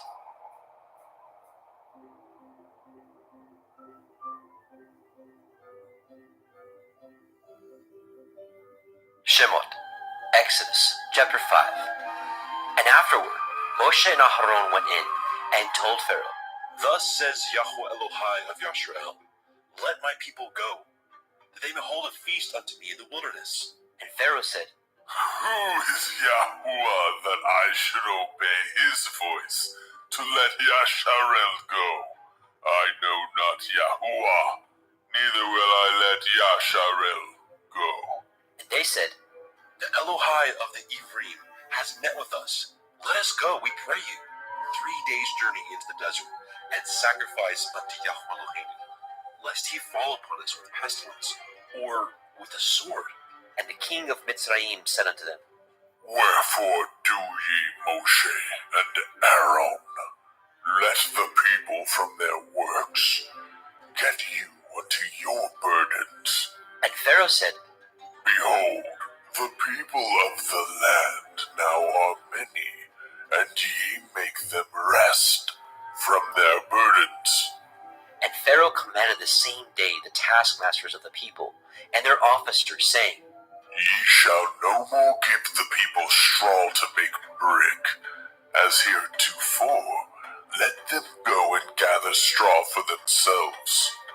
And the tale of the bricks which they did make heretofore, ye shall lay upon them. Ye shall not diminish aught thereof, for they be idle. Therefore they cry, saying, Let us go and sacrifice to our Elohim. Let their more work be laid upon the men, that they may labor therein, and let them not regard vain words. And the taskmasters of the people went out, and their officers, and they spoke to the people, saying, Thus says Pharaoh, I will not give you straw. Go ye, get you straw where you can find it. Yet not aught of your work shall be diminished.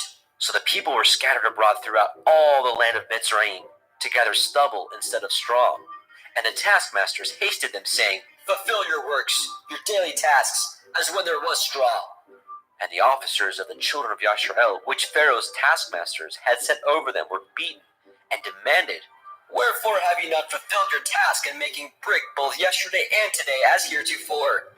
Then the officers of the children of Yasharel came and cried unto Pharaoh, saying, Wherefore do you thus with your servants? There is no straw given unto your servants, and they say to us, Make brick, and behold, your servants are beaten. But the fault is in your own people. But he said, Ye are idle, ye are idle. Therefore ye say, Let us go and do sacrifice to Yahweh. Go therefore now and work, for there shall no straw be given you. Yet shall ye deliver the tale of bricks. And the officers of the children of Yasharel did see that they were in an evil case. After it was said, Ye shall not diminish all of your bricks from your daily task. and they met Moshe and Aharon, who stood in the way, as they came forth from Pharaoh.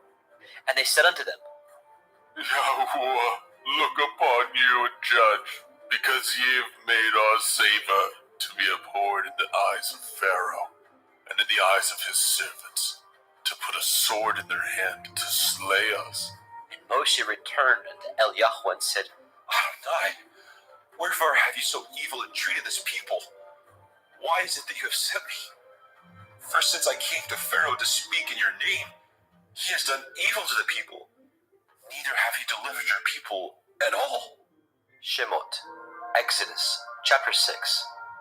Then Yahweh said unto Moshe, Now shall you see what I will do to Pharaoh, for with a strong hand shall he let them go, and with a strong hand shall he drive them out of his land. And Elohim spoke unto Moshe, and said unto him, I am Yahuwah, and I appeared unto El Abraham, unto El Yitzhak, and unto El Yaakov, by El Shaddai. But by my name Yahuwah was I not known to them. And I have also established my covenant with them, to give them the land of Canaan, the land of their pilgrimage, wherein they were strangers. And I have also heard the groanings of the children of Yasharel, whom the Mitzrayim keep in bondage, and I have remembered my covenant. Wherefore say unto the children of Yasharel, I am Yahuwah, and I will bring you out from under the burdens of the Mitzrayim, and I will rid you out of their bondage, and I will redeem you with a stretched out arm, and with great judgments. And I will take you to me for a people, and I will be to you Elohim, and ye shall know that I am Yahuwah Elohim, which brings you out from under the burdens of the Mitzrayim. And I will bring you into the land concerning the which I did swear to give it to Abraham, to Yitzhak, and to Yaakov, and I will give it to you for a heritage. I am Yahuwah. And Moshe spoke so unto the children of Yasharel, but they hearkened not unto Moshe, for anguish of the Ruach, and for cruel bondage. And Yahweh spoke unto Moshe, saying, Go in, speak unto Pharaoh, king of Mitzrayim, that he let the children of Yasharel go out of his land. And Moshe spoke before Yahweh, saying, Behold, the children of Yasharel have not hearkened unto me. How then shall Pharaoh hear me, who am of uncircumcised lips? And Yahweh spoke unto El Moshe and unto El Aharon, and gave them a charge unto the children of Yasharel, and unto Pharaoh, king of Mitzrayim, to bring the children of Yashrael out of the land of Mitzrayim. These be the heads of their fathers' houses, the sons of Reuben, the firstborn of Yasharel, Chanok, and Palu, and Chetzron, and Carmi. These be the families of Reuben. And the sons of Shimon, Yemuel, and Yamin, and Ochad, and Yakin, and Tzochar, and Shaul, the son of the Canaanite woman. These are the families of Shimon. And these are the names of the sons of Levi, according to their generations, Gershon, and Kohath, and Merari. And the years of the life of Levi were 137 years. The sons of Gershon, Livni, and Shimei, according to their families. And the sons of Kohath, Amram, and Yitzchar, and Hebron, and Uziel. And the years of the life of Kohath were 133 years. And the sons of Merari, Machli, and Mushi. These are the families of Levi, according to their generations. And Amram took Jochebed, his father's sister, to be his woman, and she bore him Ahron and Moshe. And the years of the life of Amram were 137 years. And the sons of Yitzchar, Korach, and Nepheg, and Zikrai. And the sons of Uziel, Mishael, and Elishaphan, and Chitrai. And Ahron took him Elisheba, daughter of Aminadab, sister of Nachshon, to be his woman. And she bore him Nadab, and Abihu, and Eleazar, and Ithamar. And the sons of Korach, Asir, Elkanah, Avisaph. These are the families of the Korchai. And Eleazar, Ahron's son, took him one of the daughters of Putiel to be his woman, and she bore him Phinehas. These are the heads of the fathers of the Leviim, according to their families. These are that Ahron and Moshe, to whom Yahweh said, Bring out the children of Yashrael from the land of Mitzrayim, according to their families. These are they which spoke to Pharaoh, king of Mitzrayim, to bring out the children of Yashrael from Mitzrayim. These are that Moshe and Aharon. And it came to pass on the day when Yahweh spoke unto Moshe in the land of Mitzrayim, that Yahweh spoke unto Moshe, saying, I am Yahuwah. Speak you unto Pharaoh king of Mitzrayim all that I say unto you. And Moshe said before Yahweh, Behold, I am of uncircumcised lips. How shall Pharaoh hearken unto me? Shemot, Exodus, chapter 7. And Yahweh said unto Moshe, See, I have made you an Elohim to Pharaoh, and Aharon your brother shall be your prophet. You shall speak all that I command you, and Aharon your brother shall speak unto Pharaoh, that he send the children of Yasharel out of his land. And I will harden Pharaoh's heart, and multiply my signs and my wonders in the land of Mitzrayim. But Pharaoh shall not hearken unto you, that I may lay my hand upon Mitzrayim, and bring forth my armies and my people, the children of Yasharel, out of the land of Mitzrayim, by great judgments. And the Mitzrayim shall know that I am Yahuwah, when I stretch forth my hand upon the Mitzrayim, and bring out the children of Yasharel from among them. And Moshe and Aharon did as Yahweh commanded them. So did they. And Moshe was 80 years old, and Aharon 83 years old, when they spoke unto Pharaoh. And Yahweh spoke unto El Moshe, and unto El Aharon, saying, When Pharaoh shall speak unto you, saying, Show a miracle for you, then you shall say unto El Aharon, Take your rod, and cast it before Pharaoh, and it shall become a serpent. And Moshe and Aharon went in unto Pharaoh, and they did so, as Yahweh had commanded. And Aharon cast down his rod before Pharaoh, and before his servants, and it became a serpent. Then Pharaoh also called the wise men and the sorcerers, now the magicians of Mitzrayim. They also did in like manner with their enchantments. For they cast down every man his rod, and they became serpents. But Aharon's rod swallowed up their rods, and he hardened Pharaoh's heart, that he hearkened not unto them, as Yahweh had said. And Yahweh said unto Moshe, Pharaoh's heart is hardened. He refuses to let the people go. Get you unto Pharaoh in the morning. Lo, he goes out unto the water. You shall stand by the river's brink, against he come. And the rod which was turned to a serpent shall you take in your hand. And you shall say unto him, Yahuwah Elohai of the Ephraim has sent me unto you, saying, Let my people go, that they may serve me in the wilderness. And behold, hitherto you would not hear. Thus says Yahuwah, in this you shall know that I am Yahuwah. Behold, I will smite with the rod that is in my hand upon the waters which are in the river, and they shall be turned to blood. And the fish that is in the river shall die, and the river shall stink, and the Mitzrayim shall loathe the drink of the water of the river. And Yahweh said unto Moshe, Say unto Aaron, Take your rod, and stretch out your hand upon the waters of Mitzrayim, upon their streams, upon their rivers, and upon their ponds, and upon all their pools of water, that they may become blood, and that there may be blood throughout all the land of Mitzrayim, both in vessels of wood and in vessels of stone. And Moshe and Aaron did so, as Yahweh commanded. And he lifted up the rod, and smote the waters that were in the river, in the sight of Pharaoh, and in the sight of his servants. And all the waters that were in the river were turned to blood. And the fish that was in the river died. And the river stank, and the Mitzrayim could not drink of the water of the river, and there was blood throughout all the land of Mitzrayim. And the magicians of Mitzrayim did so with their enchantments, and Pharaoh's heart was hardened, neither did he hearken unto them, as Yahweh had said. And Pharaoh turned and went into his house, neither did he set his heart to this also. And all the Mitzrayim dug round about the river for water to drink, for they could not drink of the water of the river. And 7 days were fulfilled after that Yahweh had smitten the river.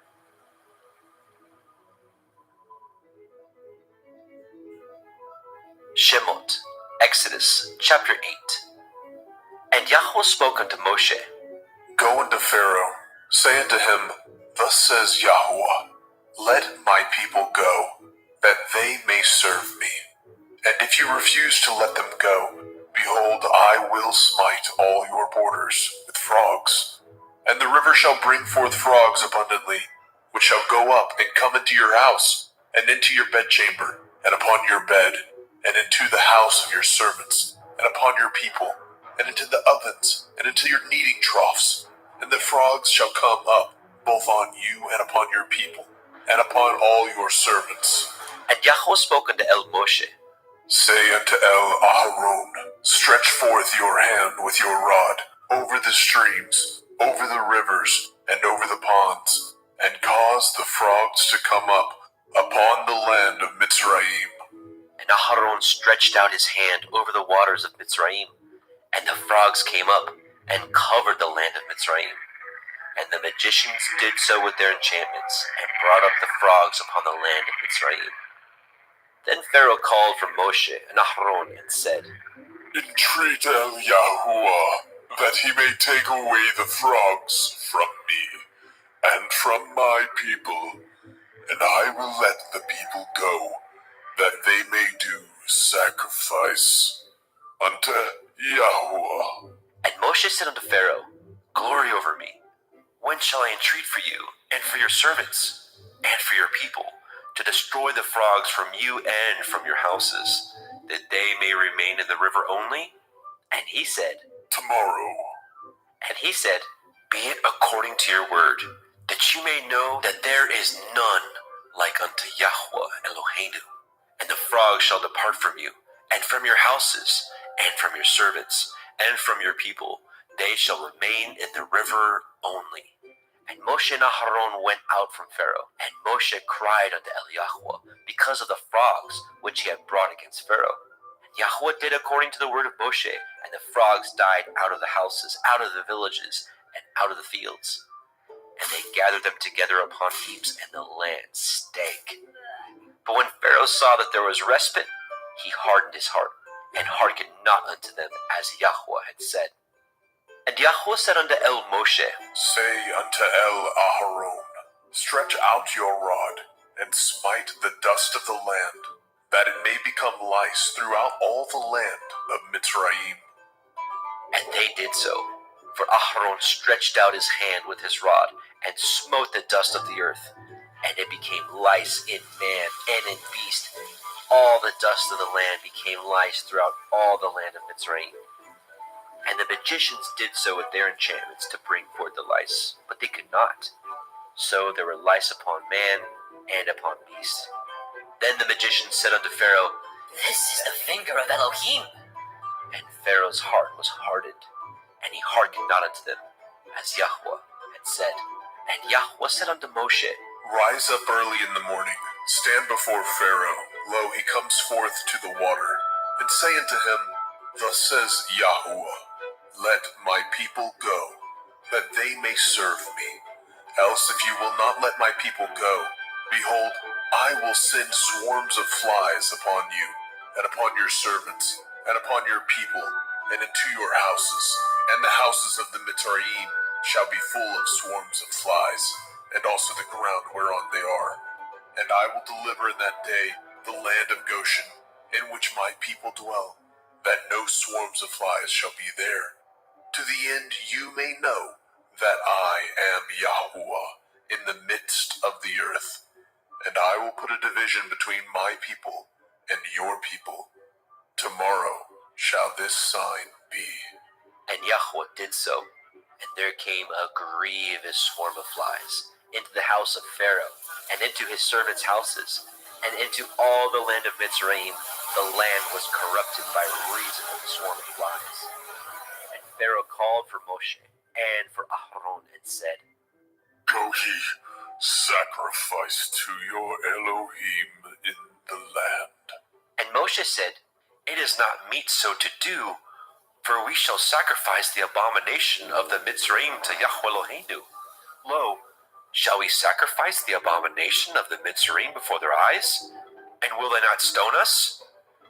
We will go 3 days' journey into the wilderness, and sacrifice to Yahweh Eloheinu, as he shall command us. And Pharaoh said, I will let you go, that ye may sacrifice to Yahweh Elohika in the wilderness. Only ye shall not go very far away. Entreat for me.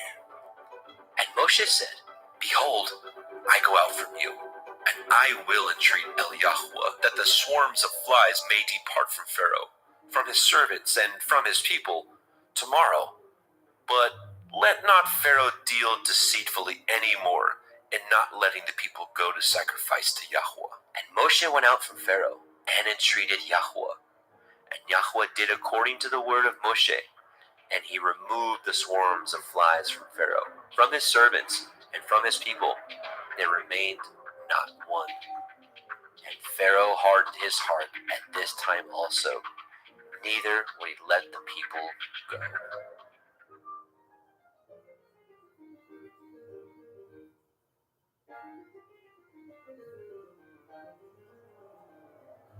Shemot, Exodus, chapter 9.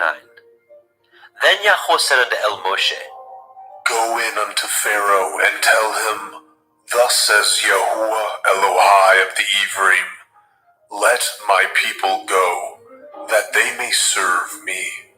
For if you refuse to let them go, and will hold them still, behold, the hand of Yahuwah is upon your cattle, which is in the field, upon the horses, upon the asses, upon the camels, upon the oxen, upon the sheep. There shall be a very grievous pestilence, and Yahuwah shall sever between the cattle of Yasharel and the cattle of Mitzrayim, and there shall nothing die of all that is the children's of Yasharel. And Yahweh appointed a set time, saying, Tomorrow Yahuwah shall do this thing in the land. And Yahweh did that thing on the morrow, and all the cattle of Mitzrayim died, but of the cattle of the children of Yasharel died not one. And Pharaoh sent, and behold, there was not one of the cattle of Yasharel dead.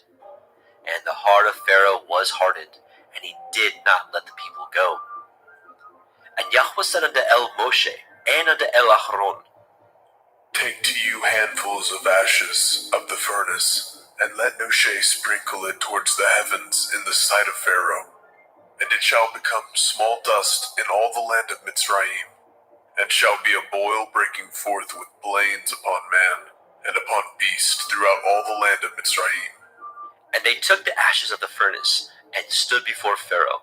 And Moshe sprinkled it up toward the heavens, and it became a boil, breaking forth with blains upon man, and upon beast. And the magicians could not stand before Moshe because of the boils, for the boil was upon the magicians, and upon all the Mitzrayim. And Yahweh hardened the heart of Pharaoh, and he hearkened not unto them, as Yahweh had spoken unto El Moshe. And Yahweh said unto El Moshe, Rise up early in the morning, and stand before Pharaoh, and say unto him, Thus says Yahuwah Elohai of the Ivrim, Let my people go, that they may serve me. For I will at this time send all my plagues upon your heart, and upon your servants, and upon your people, that you may know that there is none like me in all the earth. For now I will stretch out my hand, that I may smite you, and your people with pestilence, and you shall be cut off from the earth. And in very deed for this cause have I raised you up, for to show in you my power, that my name may be declared throughout all the earth. As yet exalt you yourself against my people, that you will not let them go? Behold, tomorrow about this time I will cause it to rain a very grievous hail, such as has not been in Mitzrayim since the foundation thereof even until now. Send therefore now and gather your cattle, and all that you have in the field, for upon every man and beast which shall be found in the field, and shall not be brought home, the hail shall come down upon them, and they shall die. He that feared the word of Yahweh among the servants of Pharaoh made his servants and his cattle flee into the houses.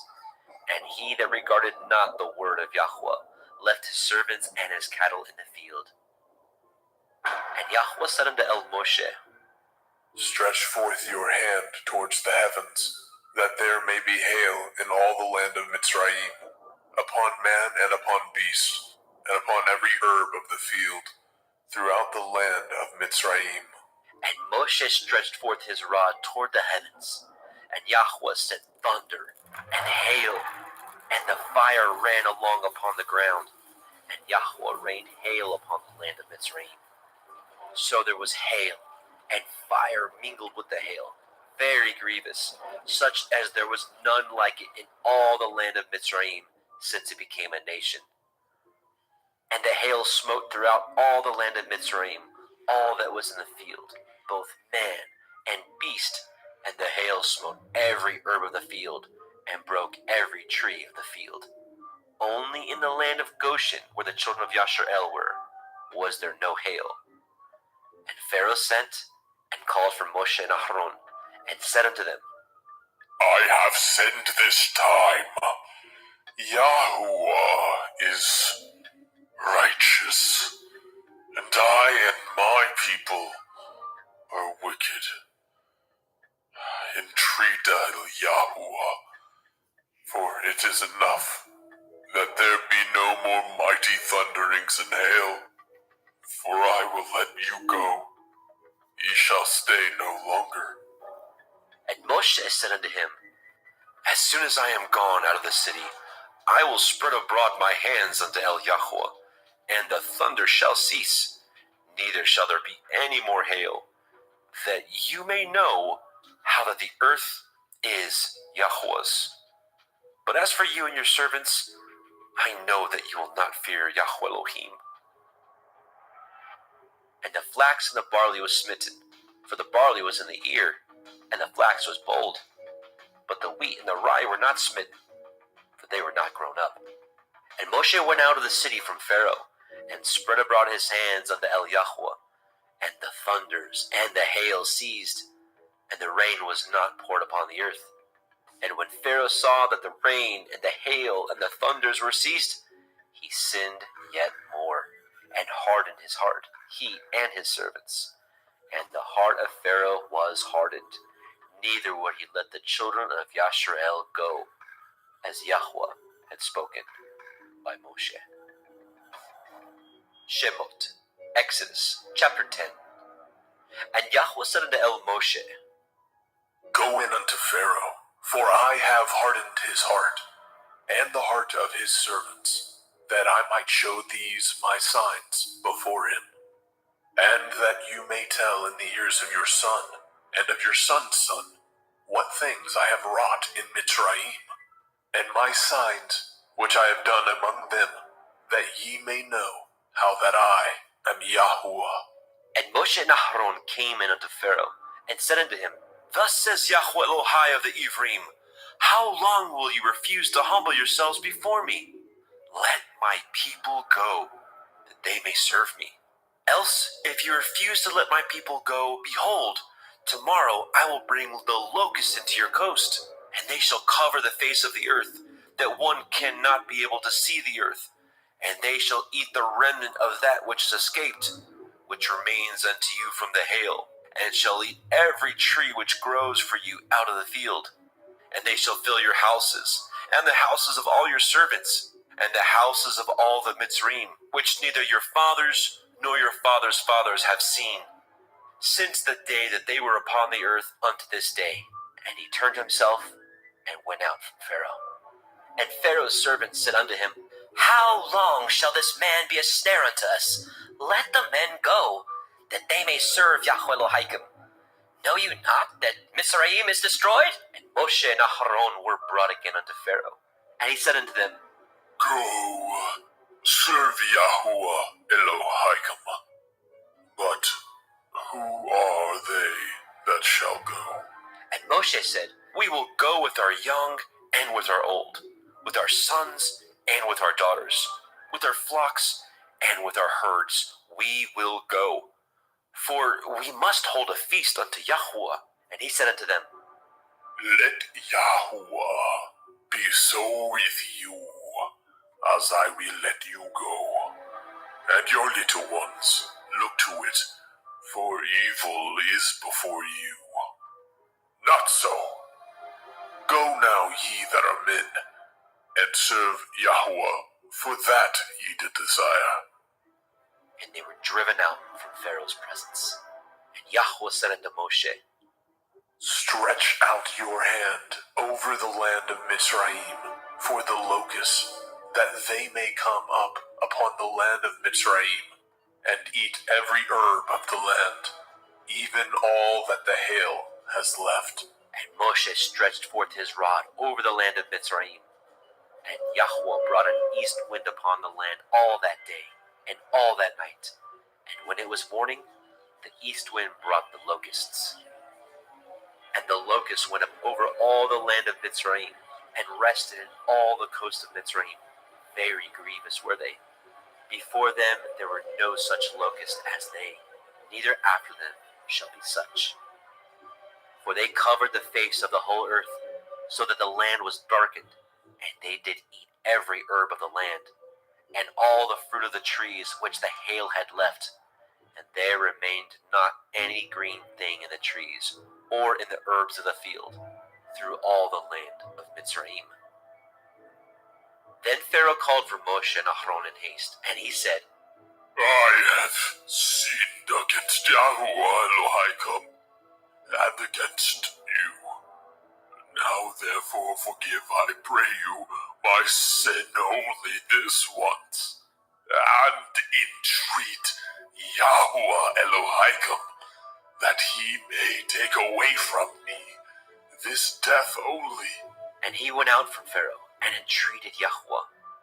And Yahweh turned a mighty strong west wind, which took away the locusts, and cast them into the Red Sea.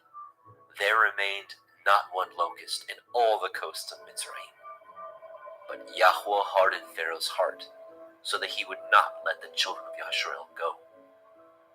And Yahweh said unto Moshe, Stretch out your hand towards the heavens, that there may be darkness over the land of Mitzrayim, even darkness which may be felt.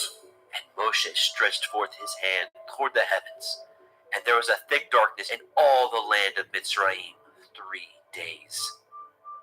They saw not one another, neither rose any from his place for 3 days. But all the children of Yasharel had light in their dwellings. And Pharaoh called unto Moshe and said, Go ye, serve Yahuwah. Only let your flocks and your herds be stayed. Let your little ones also go with you. And Moshe said, You must give us also sacrifices and burnt offerings, that we may sacrifice unto Yahweh Eloheinu. Our cattle also shall go with us. There shall not a hoof be left behind. For thereof must we take to serve Yahweh Eloheinu. And we know not with what we must serve Yahweh until we come thither. But Yahweh hardened Pharaoh's heart, and he would not let them go. And Pharaoh said unto him, Get you from me. Take heed to yourself. See my face no more. For in that day you see my face, you shall die. And Moshe said, You have spoken well. I will see your face again no more.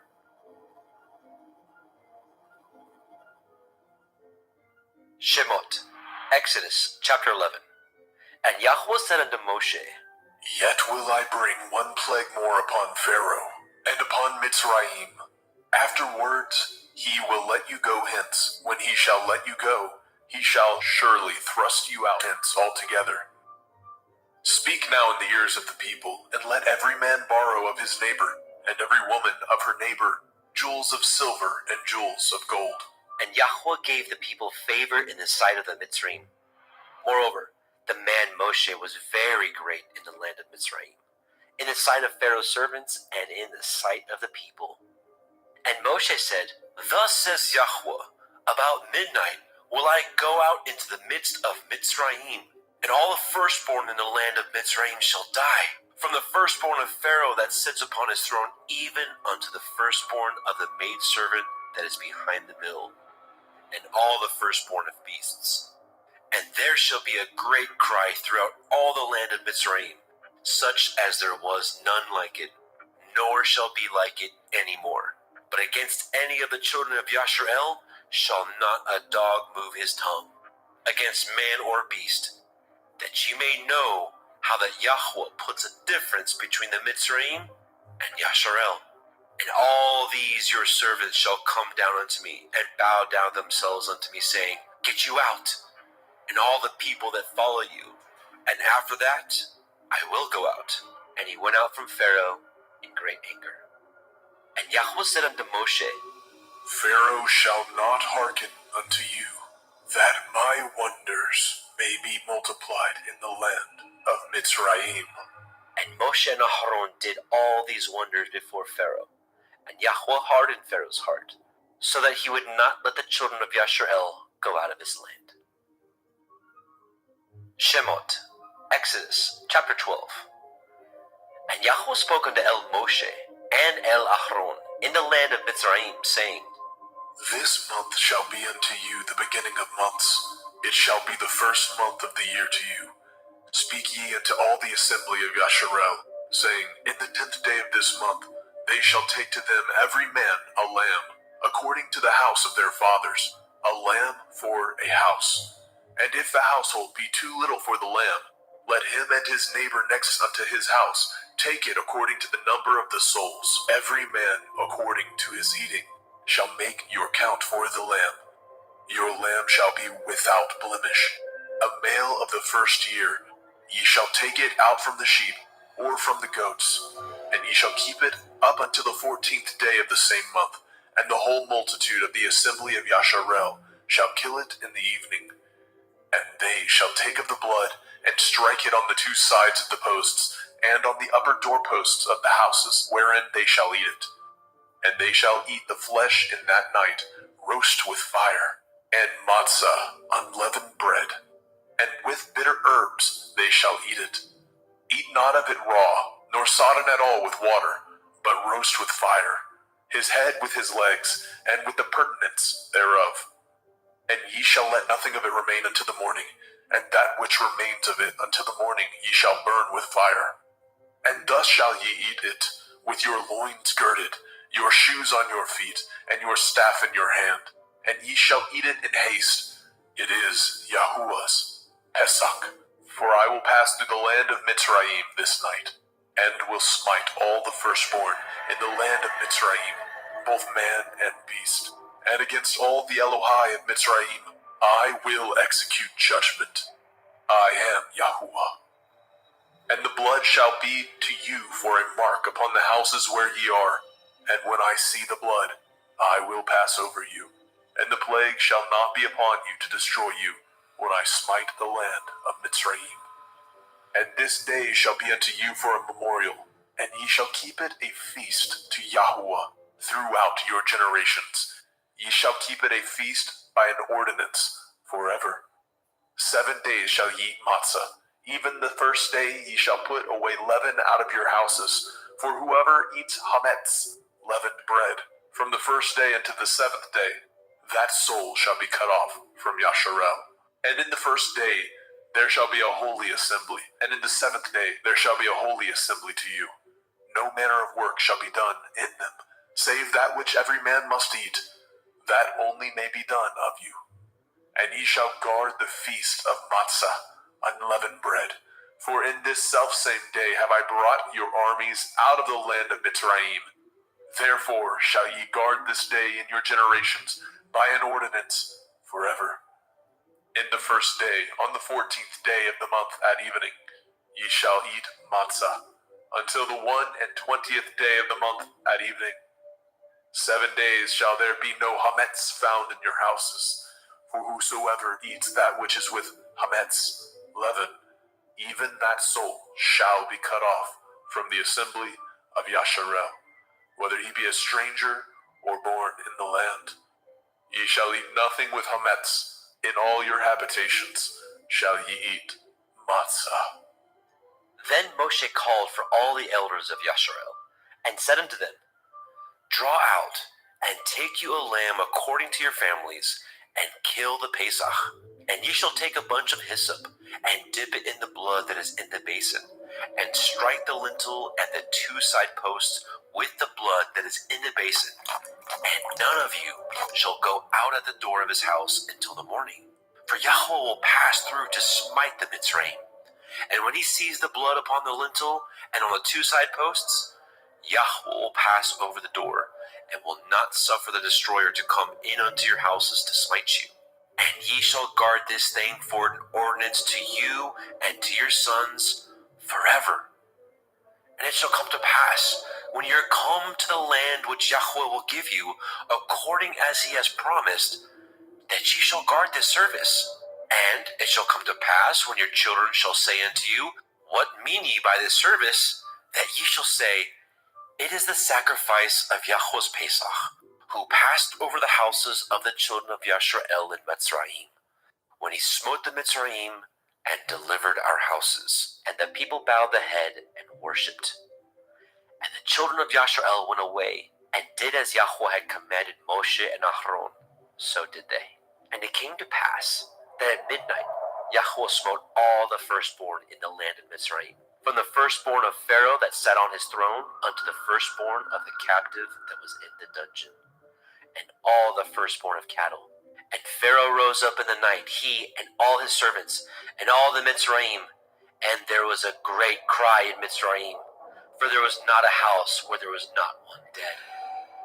And he called for Moshe and Aharon by night, and said, Rise up, and get ye forth from among my people, both ye and the children of Yasharel, and go, serve Yahweh, as ye have said, and take your flocks and your herds, as ye have said, and be gone, and bless me also. And the Mitzrayim were urgent upon the people, that they might send them out of the land in haste. For they said, We be all dead men. And the people took their dough before it was leavened, and their kneading troughs being bound up in their clothes upon their shoulders. And the children of Yasharel did according to the word of Moshe. And they borrowed of the Mitzrayim jewels of silver, and jewels of gold and raiment. And Yahweh gave the people favor in the sight of the Mitzrayim, so that they lent unto them such things as they required, and they spoiled the Mitzrayim. And the children of Yasharel journeyed from Ramesses to Sukkot, about 600,000 on foot that were men, beside children. And a mixed multitude went up also with him, and flocks, and herds, even very much cattle. And they baked matzah cakes of the dough which they brought forth out of Mitzrayim, for it was not leavened, because they were thrust out of Mitzrayim, and could not tarry, neither had they prepared for themselves any victual. Now the sojourning of the children of Yasharel, who dwelt in the land of Mitzrayim, and in the land of Canaan, they and their fathers, was 430 years. And it came to pass at the end of the 430 years, even the selfsame day it came to pass, that all the hosts of Yahweh went out from the land of Mitzrayim. It is a night to be much observed unto Yahweh, for bringing them out of the land of Mitzrayim. This is that night of Yahweh, to be observed of all the children of Yasharel in their generations. And Yahweh said unto Moshe and Aharon, This is the ordinance of the Pesach. There shall no stranger eat thereof, but every manservant that is bought for money, when you have circumcised him, then he shall eat thereof. A foreigner and a hired servant shall not eat thereof. In one house shall it be eaten. You shall not carry forth aught of the flesh abroad out of the house, neither shall ye break a bone thereof. All the assembly of Yasharel shall keep it. And when a stranger shall sojourn with you, and will keep the Pesach to Yahuwah, let all his males be circumcised, and then let him come near and keep it. And he shall be as one that is born in the land. For no one uncircumcised person shall eat thereof. 1 Torah shall be to him that is homeborn, and unto the stranger that sojourns among you. Thus did all the children of Yasharel, as Yahweh commanded Moshe and Aharon, so did they. And it came to pass at the selfsame day, that Yahweh did bring the children of Yasharel out of the land of Mitzrayim by their armies.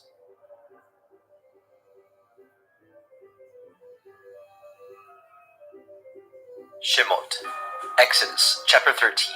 And Yahweh spoke unto Moshe, saying, Sanctify unto me all the firstborn, whatsoever opens the womb among the children of Yasharel, both of man and of beast, it is mine. And Moshe said unto the people, Remember this day, in which you came out from Mitzrayim, out of the house of bondage, for by strength of hand Yahweh brought you out from this place.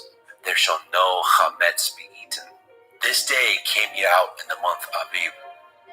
And it shall be, when Yahweh shall bring you into the land of the Canaanim, and the Hittim, and the Amorim, and the Chivim, and the Yebusim, which he swore unto your fathers to give you, a land flowing with milk and honey, that you shall keep this service in this month. 7 days you shall eat matzah, and in the 7th day shall be a feast unto Yahweh. Matzah shall be eaten 7 days, and there shall no chametz be seen with you, neither shall there be leaven seen with you in all your quarters. And you shall show your son in that day, saying, This is done because of that which Yahweh did unto me, when I came forth out of Mitzrayim. And it shall be for a sign unto you upon your hand, and for a memorial between your eyes, that Yahweh's Torah may be in your mouth. For with a strong hand has Yahweh brought you out of Mitzrayim. You shall therefore guard this ordinance in his appointed time from year to year. And it shall be, when Yahweh shall bring you into the land of the Canaanim, as he swore unto you and to your fathers, and shall give it you, that you shall set apart unto Yahweh all that open the womb, and every firstling that comes of a beast which you have. The males shall be Yahweh's. And every firstling of an ass you shall redeem with a lamb, and if you will not redeem it, then you shall break his neck. And all the firstborn of man among your children shall you redeem. And it shall be, when your son asks you in time to come, saying, What is this? That you shall say unto him, By strength of hand Yahweh brought us out from Mitzrayim, from the house of bondage. And it came to pass, when Pharaoh would hardly let us go, that Yahweh slew all the firstborn in the land of Mitzrayim, both of the firstborn of man and the firstborn of beast. Therefore I sacrifice to Yahweh all that opens the womb, being males, but all the firstborn of my children I redeem. And it shall be for a mark upon your hand, and for frontlets between your eyes. For by strength of hand Yahweh brought us forth out of Mitzrayim. And it came to pass, when Pharaoh had let the people go, that Elohim led them not through the way of the land of the Palestine, though that was near. For Elohim said, Lest perchance the people repent when they see war, and they return to Mitzrayim. But Elohim led the people about through the way of the wilderness of the Red Sea. And the children of Yasharel went up harnessed out of the land of Mitzrayim. And Moshe took the bones of Yosef with him, for he had straitly sworn the children of Yasharel, saying, Elohim will surely visit you, and you will carry up my bones away hence with you. They took their journey from Sukkot and encamped in Etham, in the edge of the wilderness. And Yahweh went before them by day in a pillar of cloud, to lead them in the way, and by night in a pillar of fire, to give them light, to go by day and night. He took not away the pillar of the cloud by day, nor the pillar of fire by night, from before the people.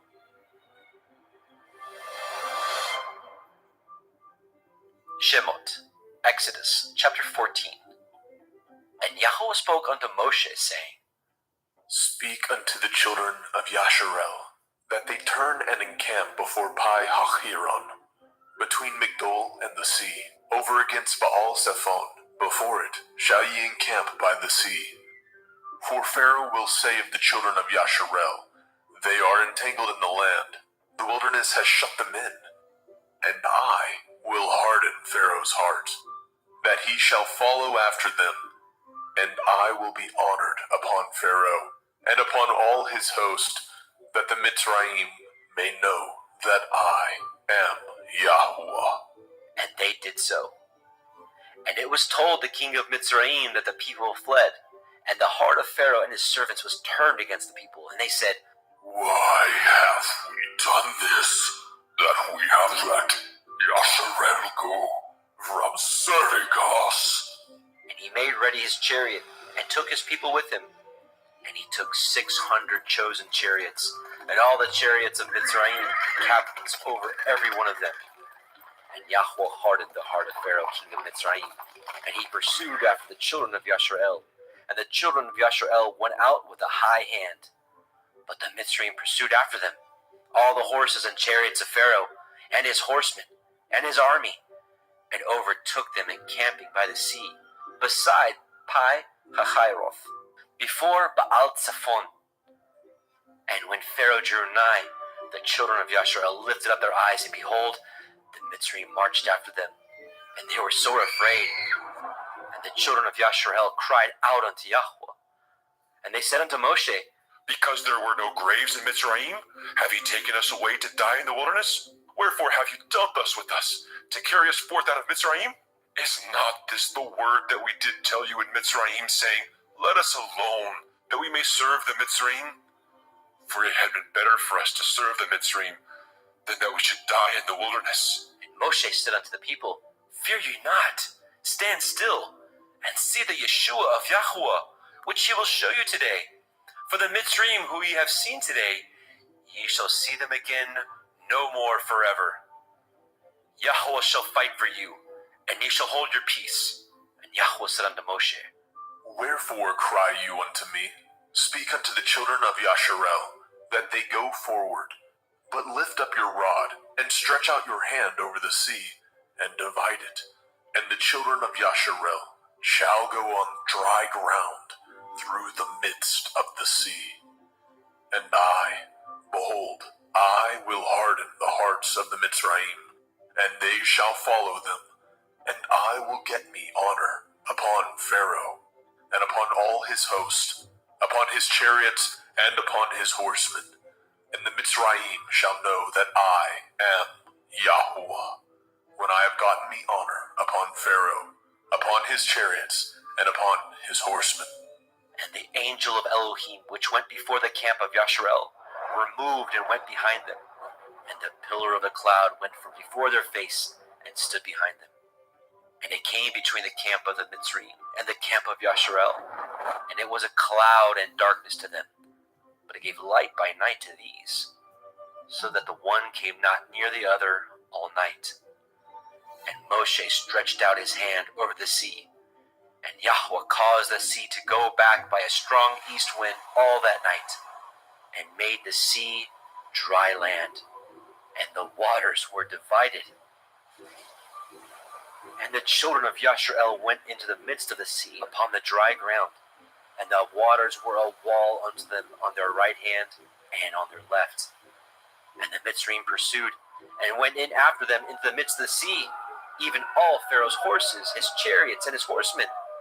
And it came to pass that in the morning watch, Yahweh looked unto the host of the Mitzrayim through the pillar of fire and of the cloud, and troubled the host of the Mitzrayim, and took off their chariot wheels, that they drove them heavily, so that the Mitzrayim said, Let us flee from the face of Yasharel, for Yahweh fights for them against the Mitzrayim. And Yahweh said unto Moshe, Stretch out your hand over the sea, that the waters may come again upon the Mitzrayim, upon their chariots, and upon their horsemen. And Moshe stretched forth his hand over the sea, and the sea returned to his strength when the morning appeared, and the Mitzrayim fled against it. Yahweh overthrew the Mitzrayim in the midst of the sea, and the waters returned, and covered the chariots, and the horsemen, and all the host of Pharaoh that came into the sea after them. There remained not so much as one of them. But the children of Yasharel walked upon dry land in the midst of the sea, and the waters were a wall unto them on their right hand and on their left. Thus Yahweh saved Yasharel that day out of the hand of the Mitzrayim. And Yasharel saw the Mitzrayim dead upon the seashore. And Yasharel saw that great work which Yahweh did upon the Mitzrayim. And the people feared Yahweh, and believed Yahweh, and his servant Moshe.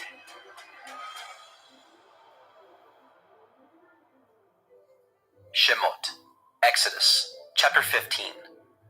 Then sang Moshe and the children of Yasharel this song unto Yahweh, saying, I will sing unto Yahweh, for he has triumphed gloriously. The horse and the rider has he thrown into the sea. Yah is my strength and song, and he has become my Yeshua. He is my El, and I will prepare him a habitation. My father's Elohai, and I will exalt him. Yahweh is a man of war. Yahweh is his name. Pharaoh's chariots and his host has he cast into the sea. His chosen captains also are drowned in the Red Sea. The depths have covered them. They sank into the bottom as a stone. Your right hand, O Yahweh, is become glorious in power. Your right hand, O Yahweh, has dashed in pieces the enemy, and in the greatness of your excellency, you have overthrown them that rose up against you. You sent forth your wrath, which consumed them as stubble. And with the blast of your nostrils, the waters were gathered together. The flood stood upright as a heap, and the depths were congealed in the heart of the sea. The enemy said, I will pursue, I will overtake, I will divide the spoil. My lust shall be satisfied upon them. I will draw my sword, my hand shall destroy them. You blew with your ruach, the sea covered them. They sank as lead in the mighty waters. Who is like unto you, O Yahweh, among the Elohim? Who is like you, glorious in holiness, fearful in praises, doing wonders? You stretched out your right hand, the earth swallowed them. You and your mercy have led forth the people which you have redeemed. You have guided them in your strength unto your holy habitation. The people shall hear and be afraid. Sorrow shall take hold on the inhabitants of Pelesheth. Then the dukes of Edom shall be amazed, the mighty men of Moab. Trembling shall take hold upon them. All the inhabitants of Canaan shall melt away. Fear and dread shall fall upon them by the greatness of your arm. They shall be as still as a stone, till your people pass over, O Yahweh, till the people pass over, which you have purchased. You shall bring them in and plant them in the mountain of your inheritance. in the place, O Yahweh, which you have made for you to dwell in the sanctuary, O Adonai, which your hands have established. Yahweh shall reign forever and ever. For the horse of Pharaoh went in with his chariots and with his horsemen into the sea, and Yahweh brought again the waters of the sea upon them. But the children of Yashrael went on dry land in the midst of the sea. And Miriam, the prophetess, the sister of Aharon, took a timbrel in her hand, and all the women went out after her with timbrels and dances. And Miriam answered them, Sing ye to Yahweh, for he has triumphed gloriously. The horse and his rider has he thrown into the sea. So Moshe brought Yashrael from the Red Sea, and they went out into the wilderness of Shur. And they went 3 days in the wilderness and found no water. And when they came to Marah, they could not drink of the waters of Marah, for they were bitter.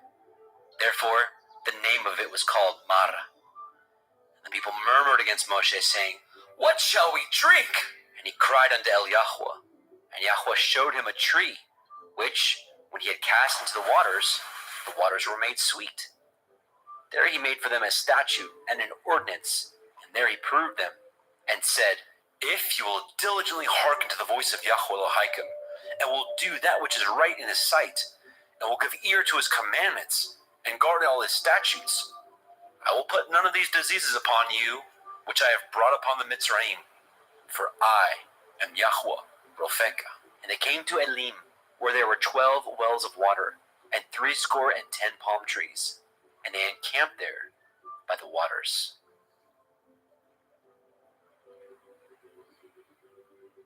Shemot, Exodus, chapter 16. And they took their journey from Elim, and all the assembly of the children of Yashrael came unto the wilderness of Sin, which is between Elim and Sinai, on the 15th day of the 2nd month after their departing out of the land of Mitzrayim. And the whole assembly of the children of Yashrael murmured against Moshe and Aharon in the wilderness.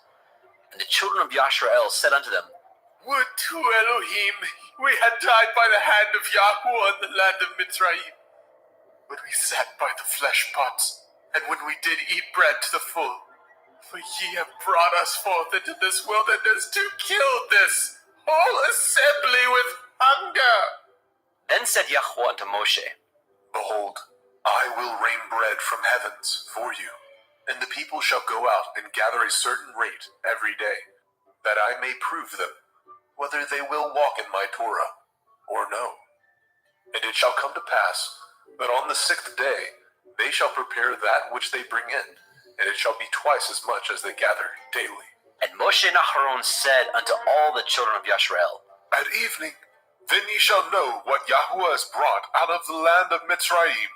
And in the morning, then ye shall see the glory of Yahweh, for that he hears your murmurings against Yahweh. And what are we, that ye murmur against us? And Moshe said, This shall be, when Yahweh shall give you in the evening flesh to eat, and in the morning bread to the full, for that Yahweh hears your murmurings which you murmur against him. And what are we? Your murmurings are not against us, but against Yahweh. And Moshe spoke unto Aharon, Say unto all the assembly of the children of Yashrael, Come near before Yahweh, for he has heard your murmurings. And it came to pass, as Aharon spoke unto the whole assembly of the children of Yashrael, that they looked toward the wilderness, and behold, the glory of Yahweh appeared in the cloud. And Yahweh spoke unto Moshe, saying, I have heard the murmurings of the children of Yasharal. Speak unto them, saying, At evening ye shall eat flesh, and in the morning ye shall be filled with bread, and ye shall know that I am Yahweh Elohim. And it came to pass that at evening the quails came up and covered the camp, and in the morning the dew lay around about the host. And when the dew that lay was gone up, behold, upon the face of the wilderness there lay a small round thing, as small as the hoarfrost on the ground. And when the children of Yashrael saw it, they said one to another, It is manna, for they knew not what it was.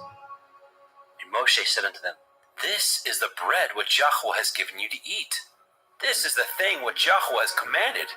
Gather of it every man according to his eating, an omer for every man, according to the number of your persons. Take you every man for them which are in his tents. And the children of Yasharel did so, and gathered some more, some less. And when they did meet it with an omer, he that gathered much had nothing over, and he that gathered little had no lack. They gathered every man according to his eating. And Moshe said, Let no man leave of it till the morning. Notwithstanding they hearkened not unto Moshe. But some of them left of it until the morning, and it bred worms, and stank. And Moshe was wroth with them. And they gathered it every morning, every man according to his eating. And when the sun waxed hot, it melted. And it came to pass that on the 6th day they gathered twice as much bread, 2 omers for one man. And all the rulers of the assembly came and told Moshe. And he said unto them, This is that which Yahweh has said. Tomorrow is the rest of the holy Shabbat unto Yahweh. Bake that which you will bake today, and seethe that you will seethe, and that which remains over lay up for you to be kept until the morning. And they laid it up until the morning as Moshe bade, and it did not stink, neither was there any worm therein. And Moshe said, Eat that today, for today is a Shabbat unto Yahweh. Today you shall not find it in the field. 6 days shall ye gather it, but on the 7th day, which is the Shabbat, in it there shall be none.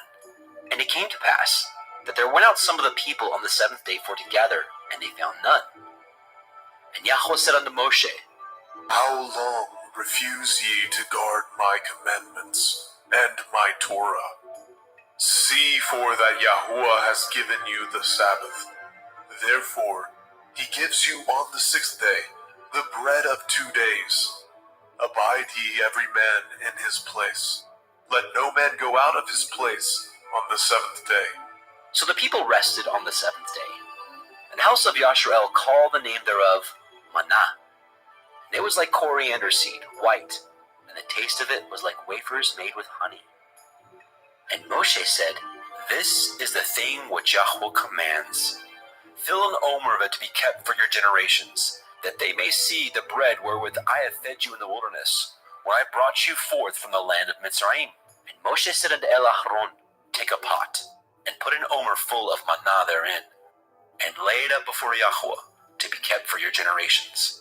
As Yahweh commanded Moshe, so Aaron laid it up before the testimony to be kept.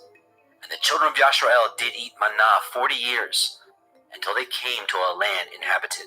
They did eat manna until they came unto the borders of the land of Canaan. Now, an omer is a 10th part of an ephah. Shemot, Exodus, chapter 17. And all the assembly of the children of Yasharel journeyed from the wilderness of Sin, after their journeys, according to the commandment of Yahweh, and pitched in Rephidim, and there was no water for the people to drink.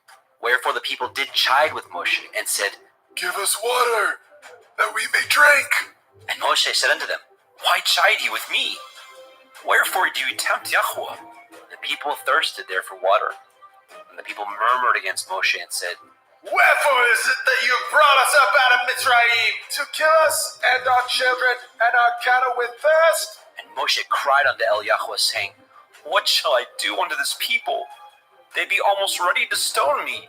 And Yahweh said unto Moshe, Go on before the people, and take with you the elders of Yasharel, and your rod, wherewith you smote the river, take in your hand, and go.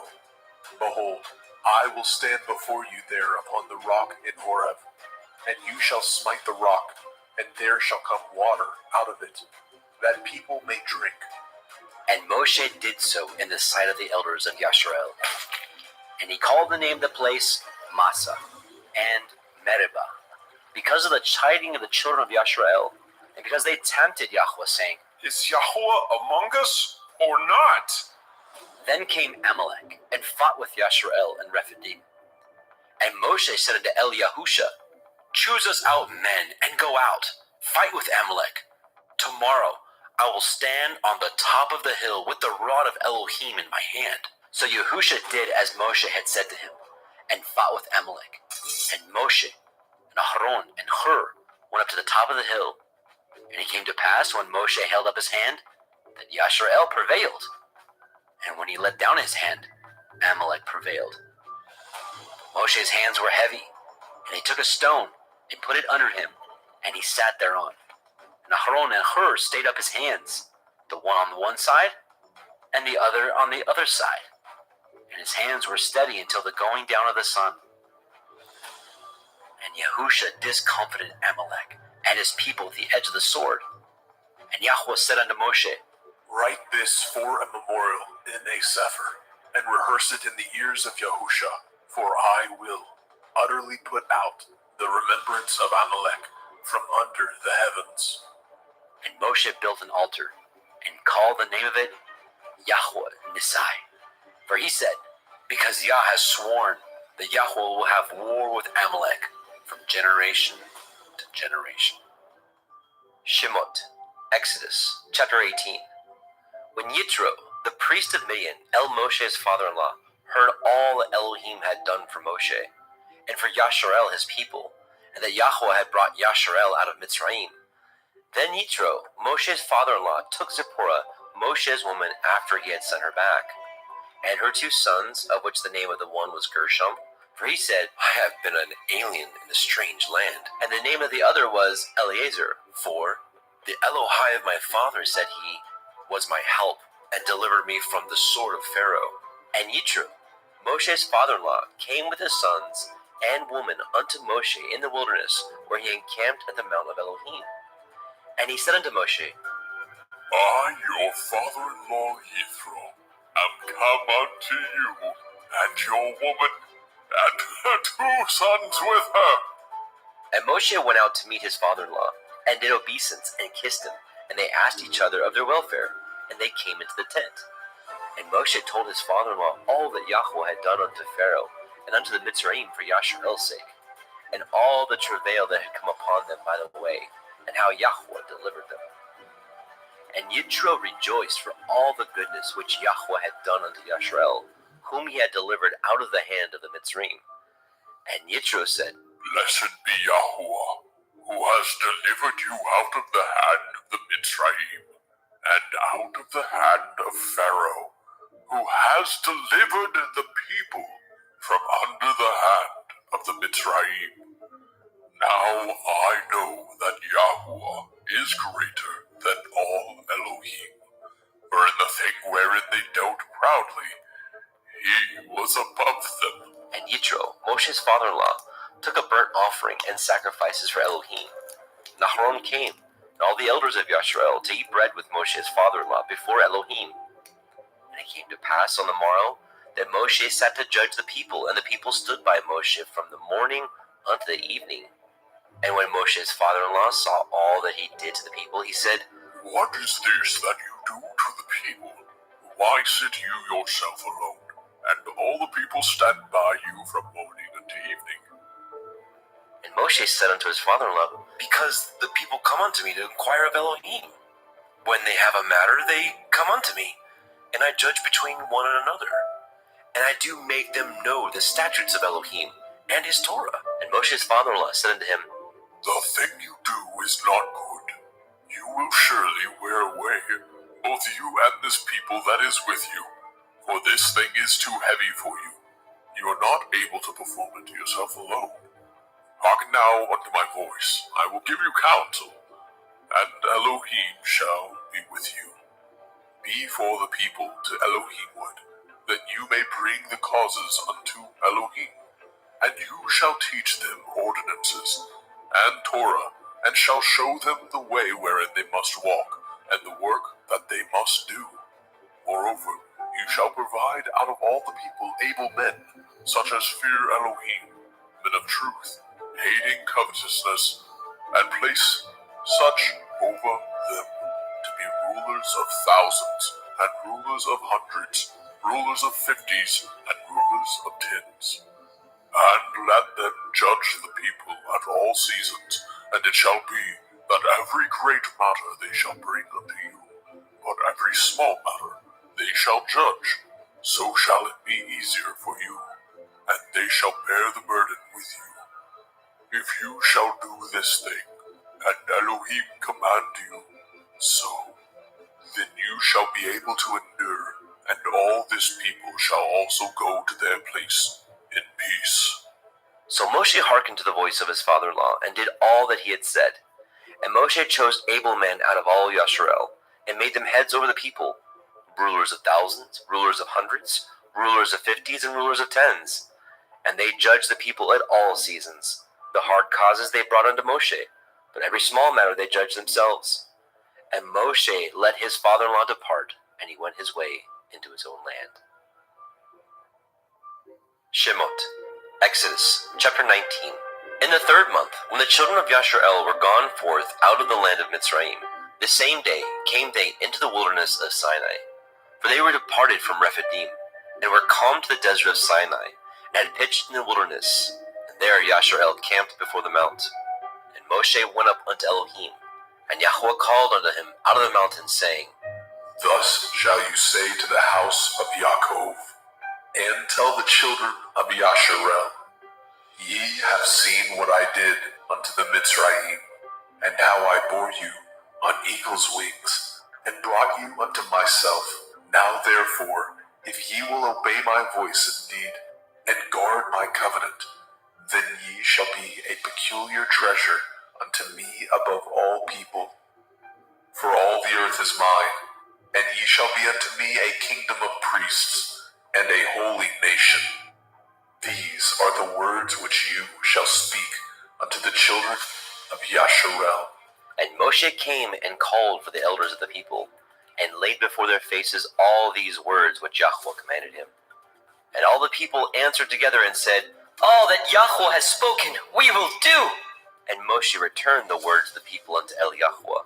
And Yahweh said unto Moshe, Lo, I come unto you in a thick cloud, that the people may hear when I speak with you, and believe you forever. And Moshe told the words of the people unto Yahweh. And Yahweh said unto Moshe, Go unto the people, and sanctify them today and tomorrow, and let them wash their clothes, and be ready against the 3rd day. For the 3rd day Yahweh will come down in the sight of all the people upon Mount Sinai. And you shall set bounds unto the people round about, saying, Take heed to yourselves, that ye go not up unto the mount, or touch the border of it. Whosoever touches the mount shall be surely put to death. There shall not a hand touch it, but he shall surely be stoned or shot through. Whether it be beast or man, it shall not live. When the shofar sounds long, they shall come up to the mount. And Moshe went down from the mount unto the people, and sanctified the people, and they washed their clothes. And he said unto the people, Be ready against the 3rd day, come not at your women. And it came to pass on the 3rd day in the morning, that there were thunders and lightnings, and a thick cloud upon the mount, and the voice of the shofar exceeding loud, so that all the people that was in the camp trembled. And Moshe brought forth the people out of the camp to meet with Elohim, and they stood at the nether part of the mount. And Mount Sinai was altogether on a smoke, because Yahweh descended upon it in fire, and the smoke thereof ascended as the smoke of a furnace, and the whole mount quaked greatly. And when the voice of the shofar sounded long, and waxed louder and louder, Moshe spoke, and Elohim answered him by a voice. And Yahweh came down upon Mount Sinai, on the top of the mount. And Yahweh called Moshe up to the top of the mount, and Moshe went up. And Yahweh said unto Moshe, Go down, charge the people, lest they break through unto Yahweh to gaze, and many of them perish. And let the priests also, which come near to Yahweh, sanctify themselves, lest Yahweh break forth upon them. And Moshe said unto Yahweh, The people cannot come up unto Mount Sinai, for you charged us, saying, Set bounds about the mount, and sanctify it. And Yahweh said unto him, Away, get you down, and you shall come up you and Aaron with you. But let not the priests and the people break through to come up unto Yahweh, lest he break forth upon them. So Moshe went down unto the people, and spoke unto them. Shemot, Exodus, chapter 20. And Elohim spoke all these words, saying, I am Yahuwah Elohika, which have brought you out of the land of Mitzrayim, out of the house of bondage. You shall have no other Elohim before me. You shall not make any graven image or any likeness of anything that is in the heavens above, or that is in the earth beneath, or that is in the water under the earth. You shall not bow yourself to them, nor serve them, for I, Yahuwah Elohika, am a jealous El, visiting the iniquity of the fathers upon the children unto the third and fourth generation of them that hate me, and showing mercy unto thousands of them that love me and guard my commandments. You shall not take the name of Yahuwah Elohika in vain, for Yahuwah will not hold him guiltless that takes his name in vain. Remember the day of the Sabbath to keep it holy. 6 days shall you labor and do all your work, but the seventh day is the Sabbath of Yahuwah Elohika. In it you shall not do any work, you nor your son, nor your daughter, your manservant, nor your maidservant, nor your cattle, nor your stranger that is within your gates. For in 6 days Yahuwah made the heavens and the earth, the sea and all that is in them, and rested the seventh day. Wherefore Yahuwah blessed the day of the Sabbath, and hallowed it. Honor your father and your mother, that your days may be long upon the land which Yahuwah Elohika gives you. You shall not kill. You shall not break wedlock. You shall not steal. You shall not bear false witness against your neighbor. You shall not lust after your neighbor's house. You shall not lust after your neighbor's woman, nor his manservant, nor his maidservant, nor his ox, nor his ass, nor anything that is your neighbor's. And all the people saw the thunderings and the lightnings and the noise of the shofar and the mountain smoking. And when the people saw it, they removed and stood afar off. And they said unto Moshe, Speak with us, and we will hear, but let not Elohim speak with us, lest we die. And Moshe said unto the people, Fear not, for Elohim is come to prove you, and that his fear may be before your faces, that you sin not. And the people stood afar off. And Moshe drew near unto the thick darkness where Elohim was. And Yahweh said unto Moshe, Thus you shall say unto the children of Yasharel, Ye have seen that I have talked with you from heaven. Ye shall not make with me Elohai of silver, neither shall ye make unto you Elohai of gold. An altar of earth you shall make unto me, and shall sacrifice thereon your burnt offerings, and your peace offerings, your sheep and your oxen. In all places where I record my name, I will come unto you, and I will bless you. And if you will make me an altar of stone, you shall not build it of hewn stone. For if you lift up your tool upon it, you have polluted it. Neither shall you go up my steps unto my altar, that your nakedness be not discovered thereon. Shemot, Exodus chapter 21. Now these are the judgments which you shall set before them. If you obtain an Ivri servant, 6 years he shall serve, and in the 7th he shall go out free for nothing. If he came in by himself, he shall go out by himself. If you are married, then his woman shall go out with him. If his master have given him a woman, and she have borne him sons or daughters, the woman and her children shall be her master's, and he shall go out by himself. And if the servant shall plainly say, I love my master, my woman, and my children, I will not go out free, then his master shall bring him unto the judges. He shall also bring him to the door, or unto the doorpost, and his master shall pierce his ear through with an awl, and he shall serve him forever. And if a man surrenders his daughter to be a maidservant, she shall not go out as the menservants do. If she please not her master, who has betrothed her to himself, then shall he let her be redeemed.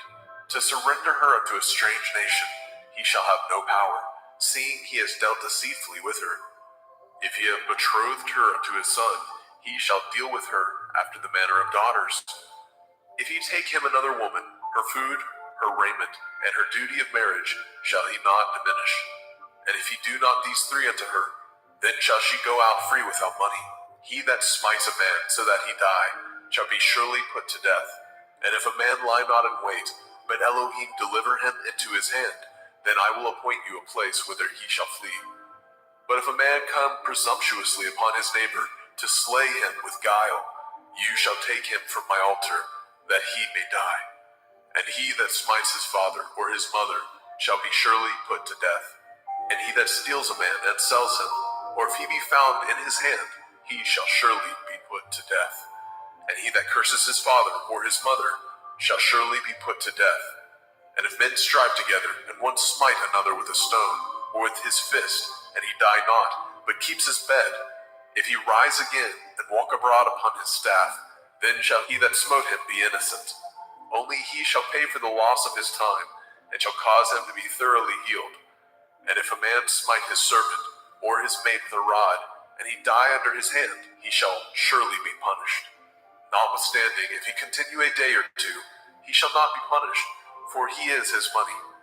If men strive and hurt a woman with a child, so that her fruit depart from her, and yet no mischief follow, he shall surely be punished, according as the woman's man will lay upon him. He shall pay as the judges determine. And if any mischief follow, then you shall give life for life, eye for eye, tooth for tooth, hand for hand, foot for foot, burning for burning, wound for wound, stripe for stripe. And if a man smite the eye of his servant, or the eye of his maid, that it perish, he shall let him go free for his eye's sake. If he smite out his manservant's tooth, or his maidservant's tooth, he shall let him go free for his tooth's sake. If an ox gore a man or a woman, that they die, then the ox shall be surely stoned, and his flesh shall not be eaten, but the owner of the ox shall be innocent. But if the ox were wont to push with his horn in the time past, and it has been testified to his owner, and he has not kept him in, but that he has killed a man or a woman, the ox shall be stoned, and his owner also shall be put to death. If there be laid on him a sum of money, then he shall give for the ransom of his life whatsoever is laid upon him. Whether he have gored a son or have gored a daughter, according to this judgment shall it be done unto him.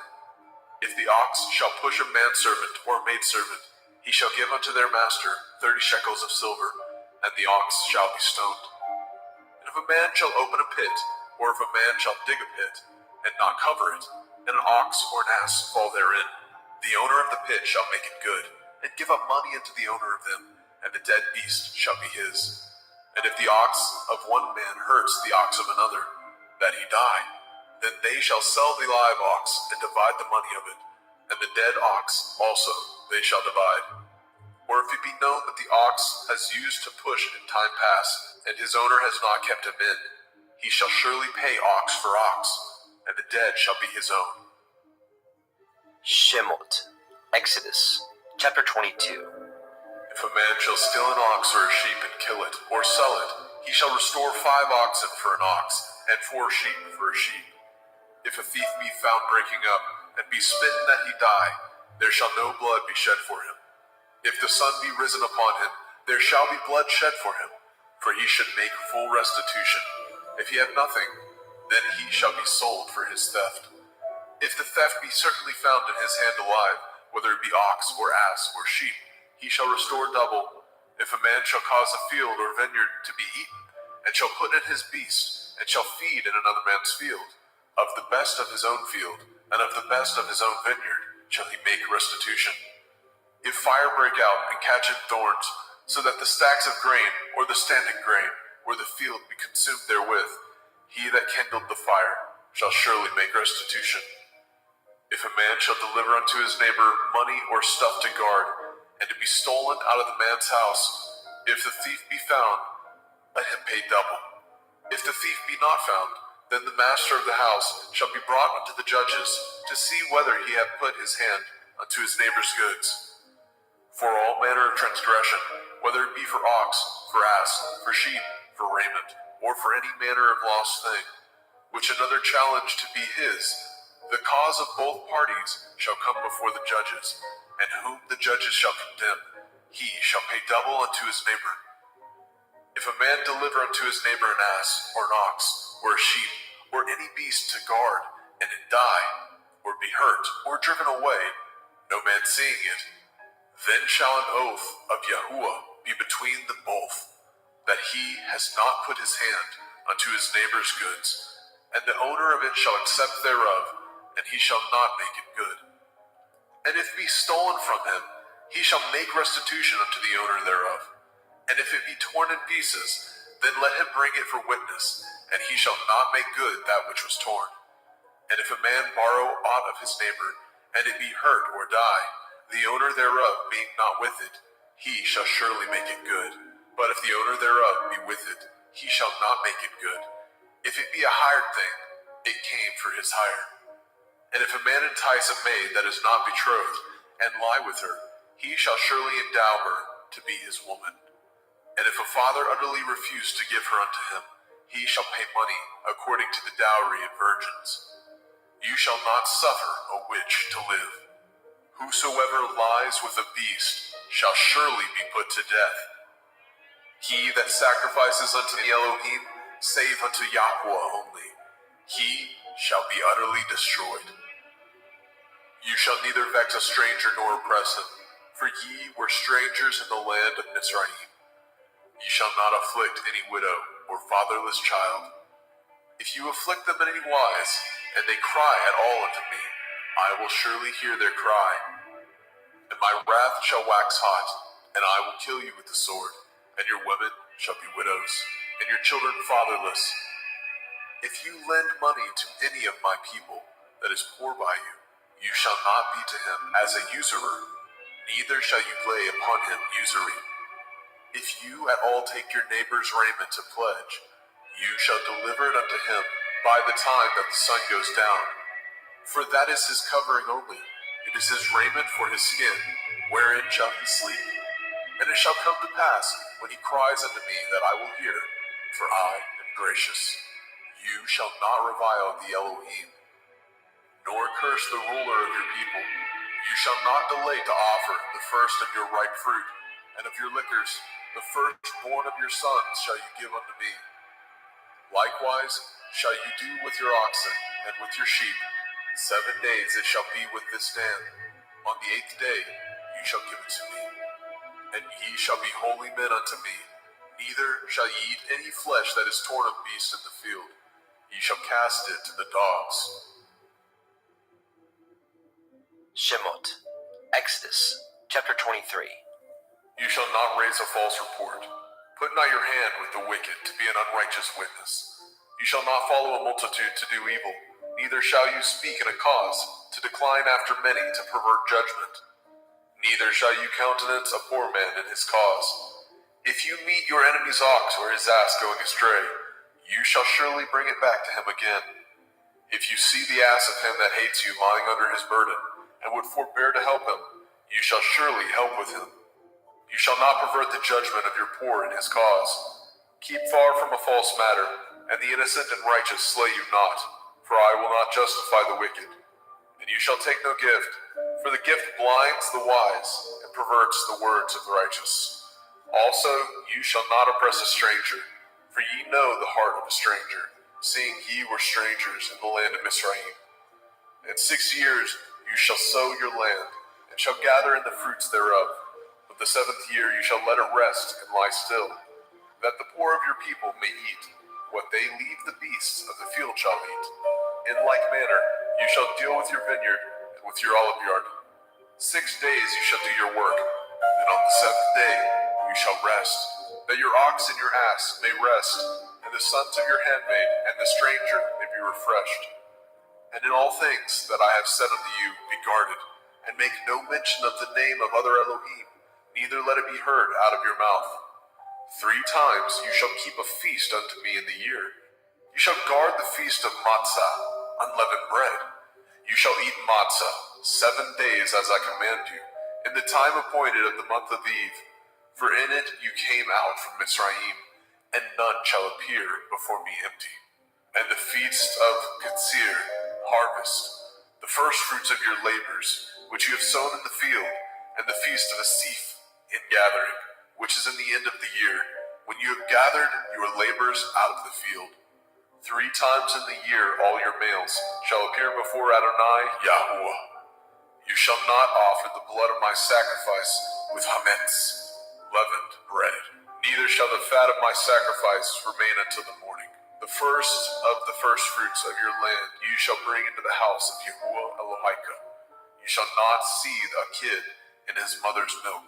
Behold, I send an angel before you to guard you in the way and to bring you into the place which I have prepared. Beware of him and obey his voice. Provoke him not, for he will not pardon your transgressions, for my name is in him. And if you shall indeed obey his voice and do all that I speak, then I will be an enemy unto your enemies and an adversary unto your adversaries. For my angel shall go before you and bring you in unto the Emorym and the Hittim and the Perizim and the Kenainim and the Hivim and the Yebusim, and I will cut them off.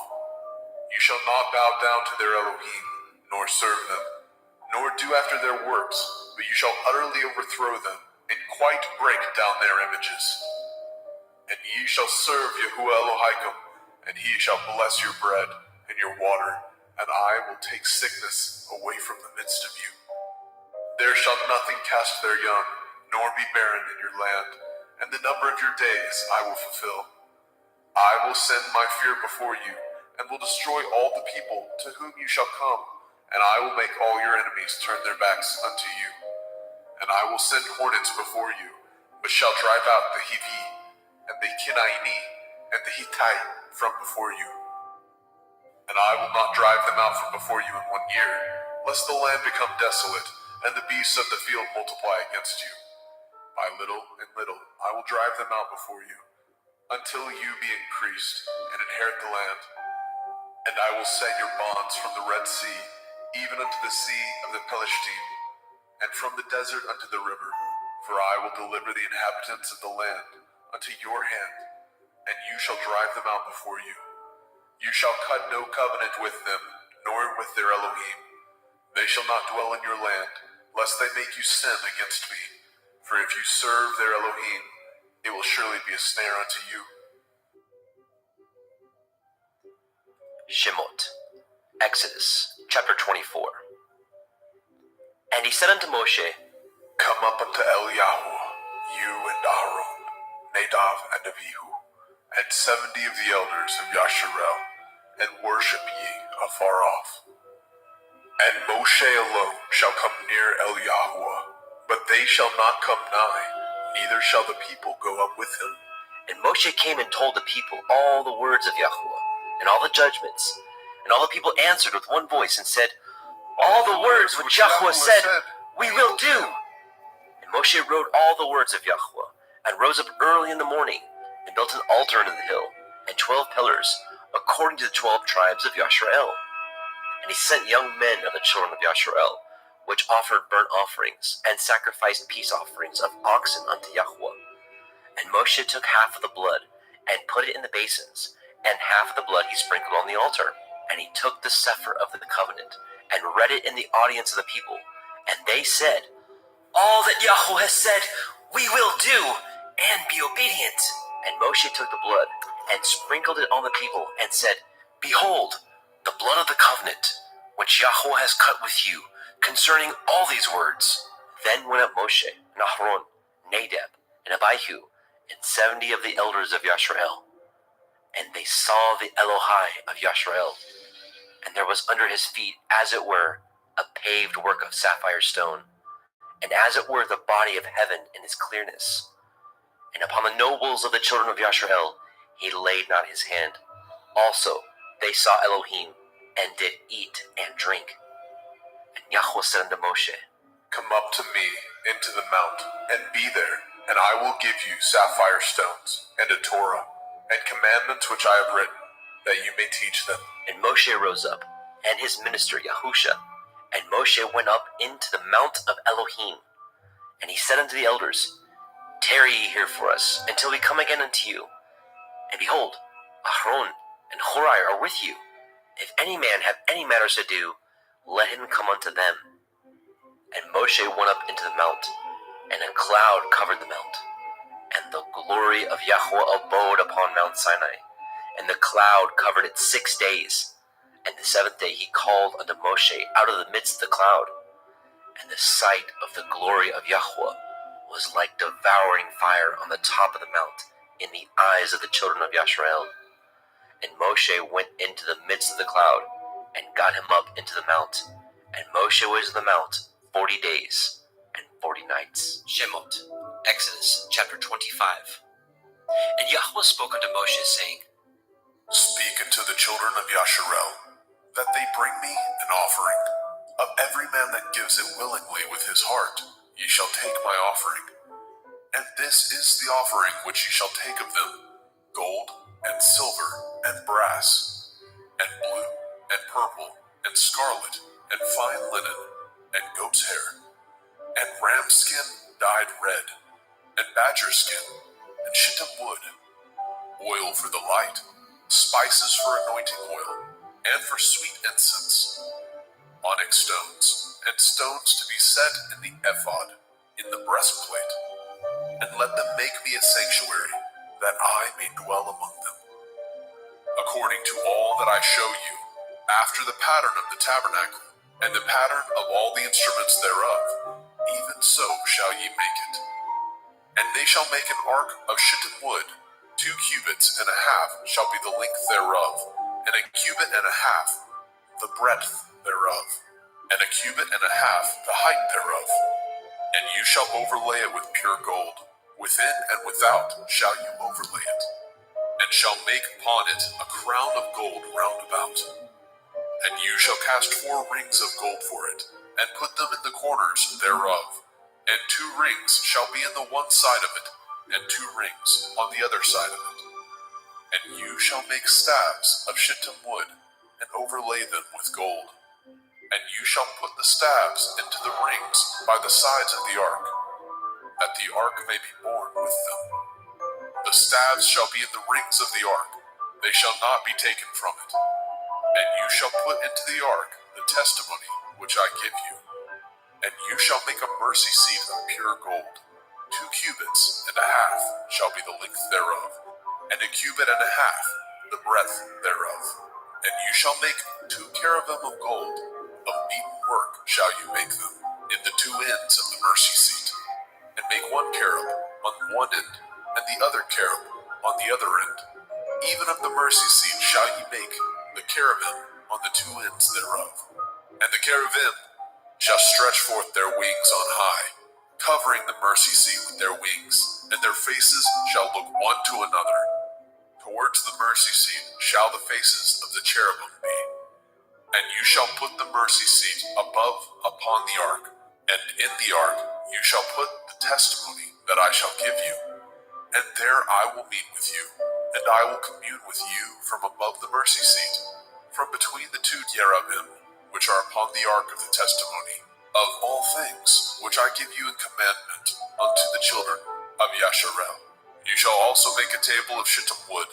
2 cubits shall be the length thereof, and a cubit the breadth thereof, and a cubit and a half the height thereof.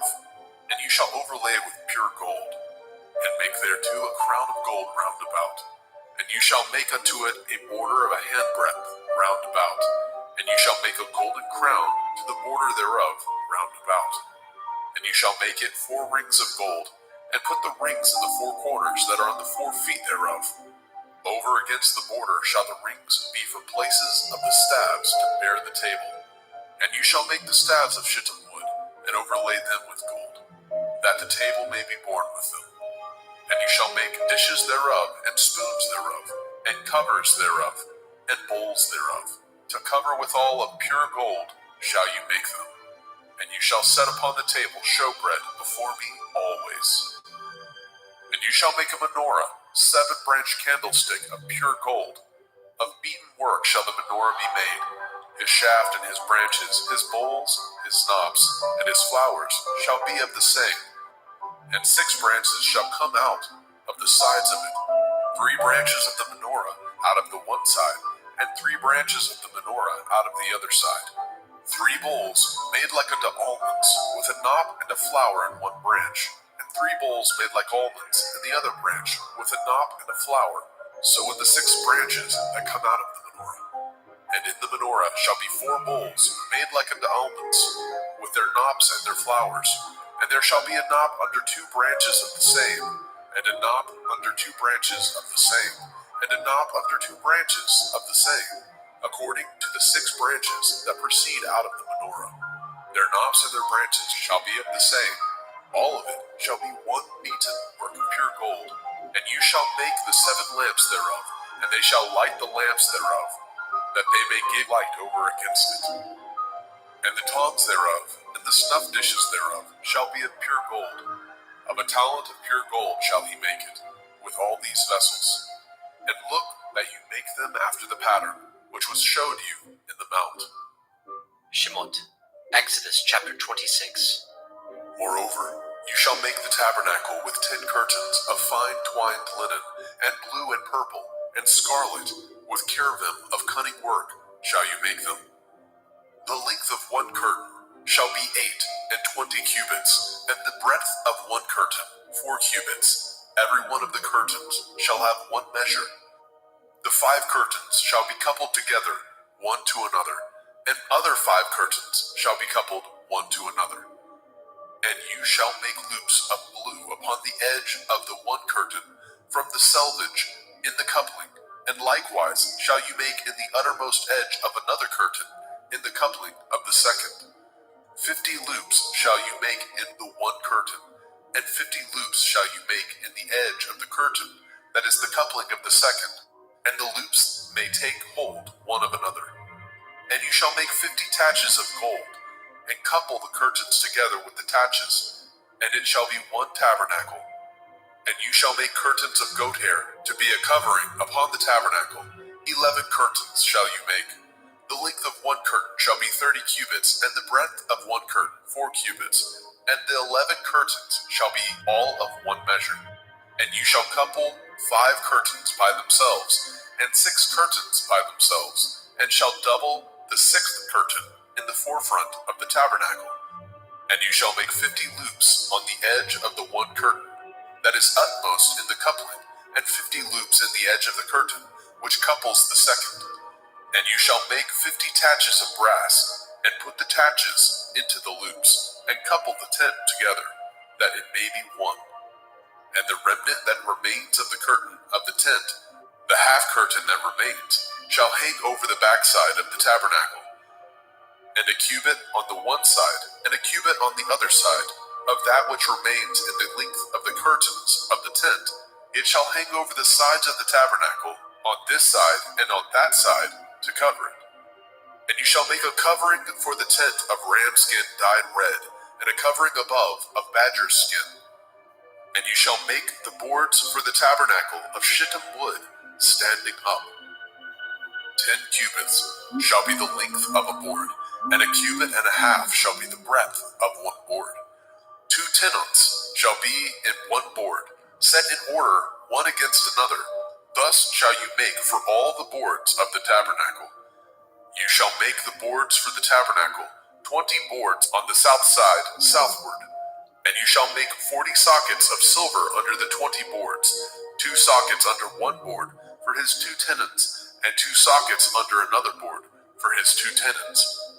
And for the second side of the tabernacle, on the north side, there shall be 20 boards, and their 40 sockets of silver, 2 sockets under one board, and 2 sockets under another board.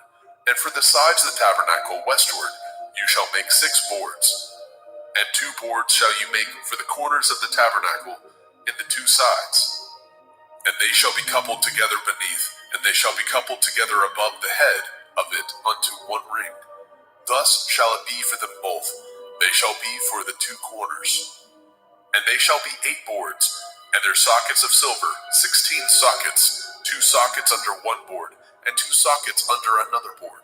And you shall make bars of shittim wood, 5 for the boards of the one side of the tabernacle, and 5 bars for the boards of the other side of the tabernacle, and 5 bars for the boards of the side of the tabernacle for the 2 sides westward. And the middle bar in the middle of the boards shall reach from end to end. And you shall overlay the boards with gold, and make their rings of gold for places for the bars. And you shall overlay the bars with gold. And you shall rear up the tabernacle according to the fashion thereof, which was showed you in the mount. And you shall make a veil of blue, and purple, and scarlet, and fine twined linen of cunning work, with cherubim shall it be made.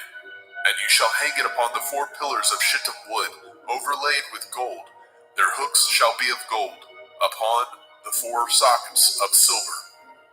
And you shall hang up the veil under the taches, that you may bring in hither within the veil the ark of the testimony. And the veil shall divide unto you between the holy place and the most holy. And you shall put the mercy seat upon the ark of the testimony in the most holy place. And you shall set the table without the veil, and the menorah, 7-branched candlestick, over against the table, on the side of the tabernacle towards the south. And you shall put the table on the north side. And you shall make a hanging for the door of the tent of blue and purple and scarlet and fine twined linen, wrought with needlework. And you shall make for the hanging 5 pillars of shittim wood, and overlay them with gold, and their hooks shall be of gold, and you shall cast 5 sockets of brass for them. Shemot, Exodus chapter 27. And you shall make an altar of shittim wood, 5 cubits long, and 5 cubits broad, and the altar shall be 4 square, and the height thereof shall be 3 cubits. And you shall make the horns of it upon the 4 corners thereof. His horns shall be of the same, and you shall overlay it with brass. And you shall make his pans to receive his ashes, and his shovels, and his basins, and his flesh hooks, and his fire pans. All the vessels thereof you shall make of brass, and you shall make it for a grate of network of brass, and upon the net shall you make 4 brazen rings in the 4 corners thereof.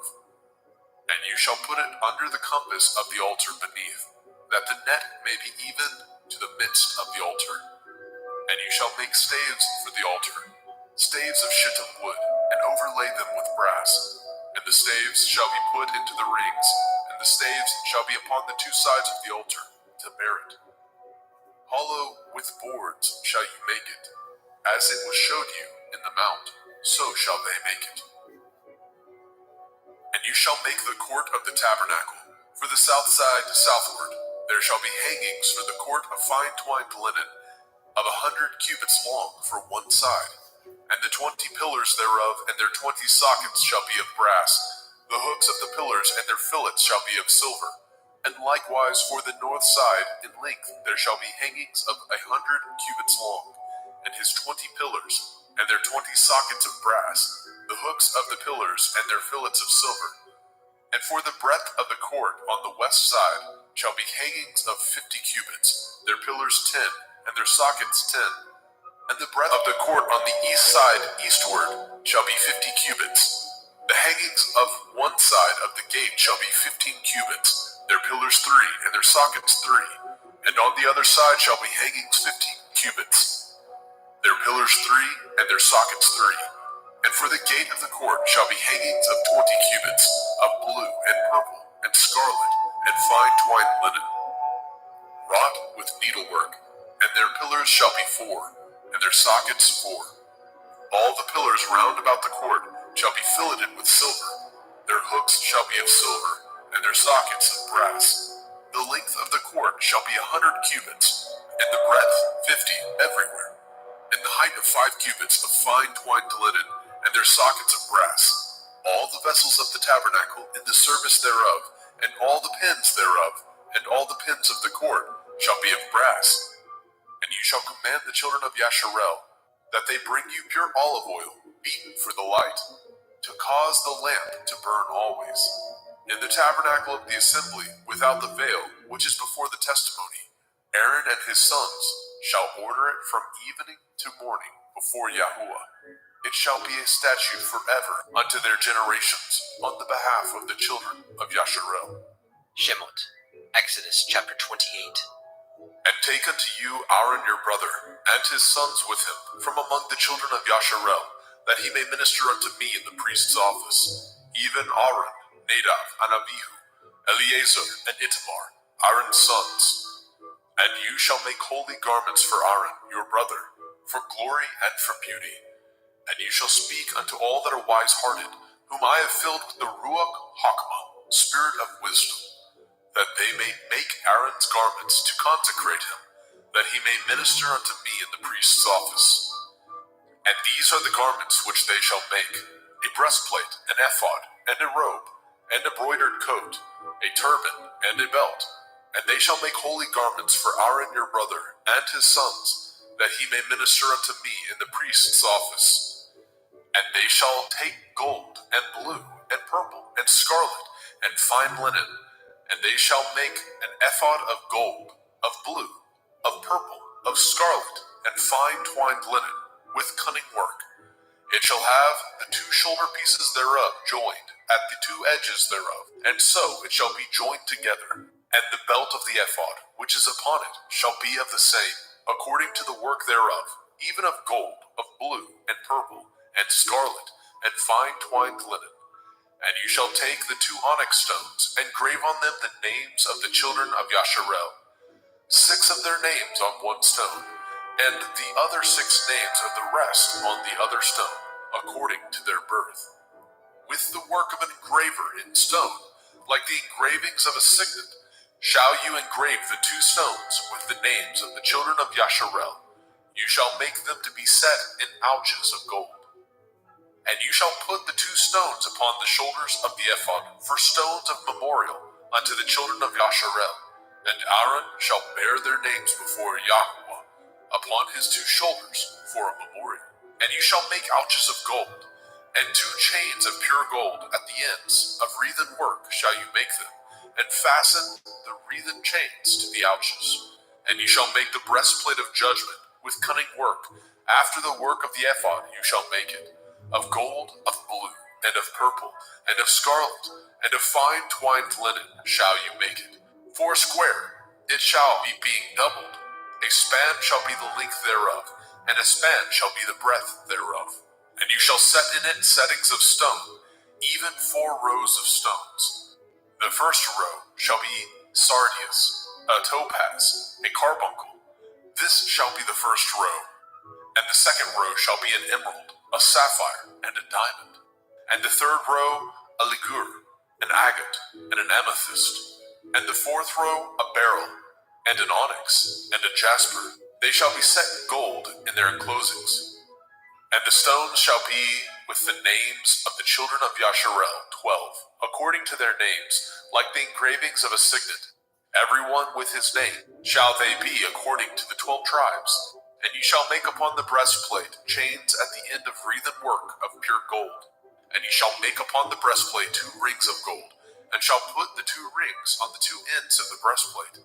And you shall put the 2 wreathen chains of gold in the 2 rings which are on the ends of the breastplate. And the other 2 ends of the 2 wreathen chains you shall fasten in the 2 ouches, and put them on the shoulder pieces of the ephod before it. And you shall make 2 rings of gold, and you shall put them upon the 2 ends of the breastplate in the order thereof, which is in the side of the ephod inward. And 2 other rings of gold you shall make, and shall put them on the 2 sides of the ephod underneath, towards the forepart thereof, over against the other coupling thereof, above the belt of the ephod. And they shall bind the breastplate by the rings thereof unto the rings of the ephod, with a lace of blue, that it may be above the belt of the ephod, and that the breastplate be not loosed from the ephod. And Aaron shall bear the names of the children of Yasharel in the breastplate of judgment upon his heart, when he goes in unto the holy place, for a memorial before Yahweh continually. And you shall put in the breastplate of judgment the Urim and the Thummim, and they shall be upon Aaron's heart, when he goes in before Yahweh. And Aaron shall bear the judgment of the children of Yasharel upon his heart before Yahweh continually. And you shall make the robe of the ephod all of blue, and there shall be a hole in the top of it.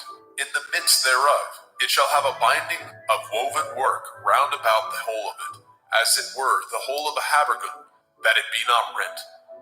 And beneath upon the hem of it you shall make pomegranates of blue, of purple, and of scarlet, round about the hem thereof, and bells of gold between them round about. A golden bell and a pomegranate, a golden bell and a pomegranate, upon the hem of the robe round about. And it shall be upon Aaron to minister, and his sound shall be heard when he goes in unto the holy place before Yahweh, and when he comes out, that he die not. And you shall make a plate of pure gold, grave upon it, like the engravings of a signet, Kodesh el Yahweh, holiness unto Yahweh.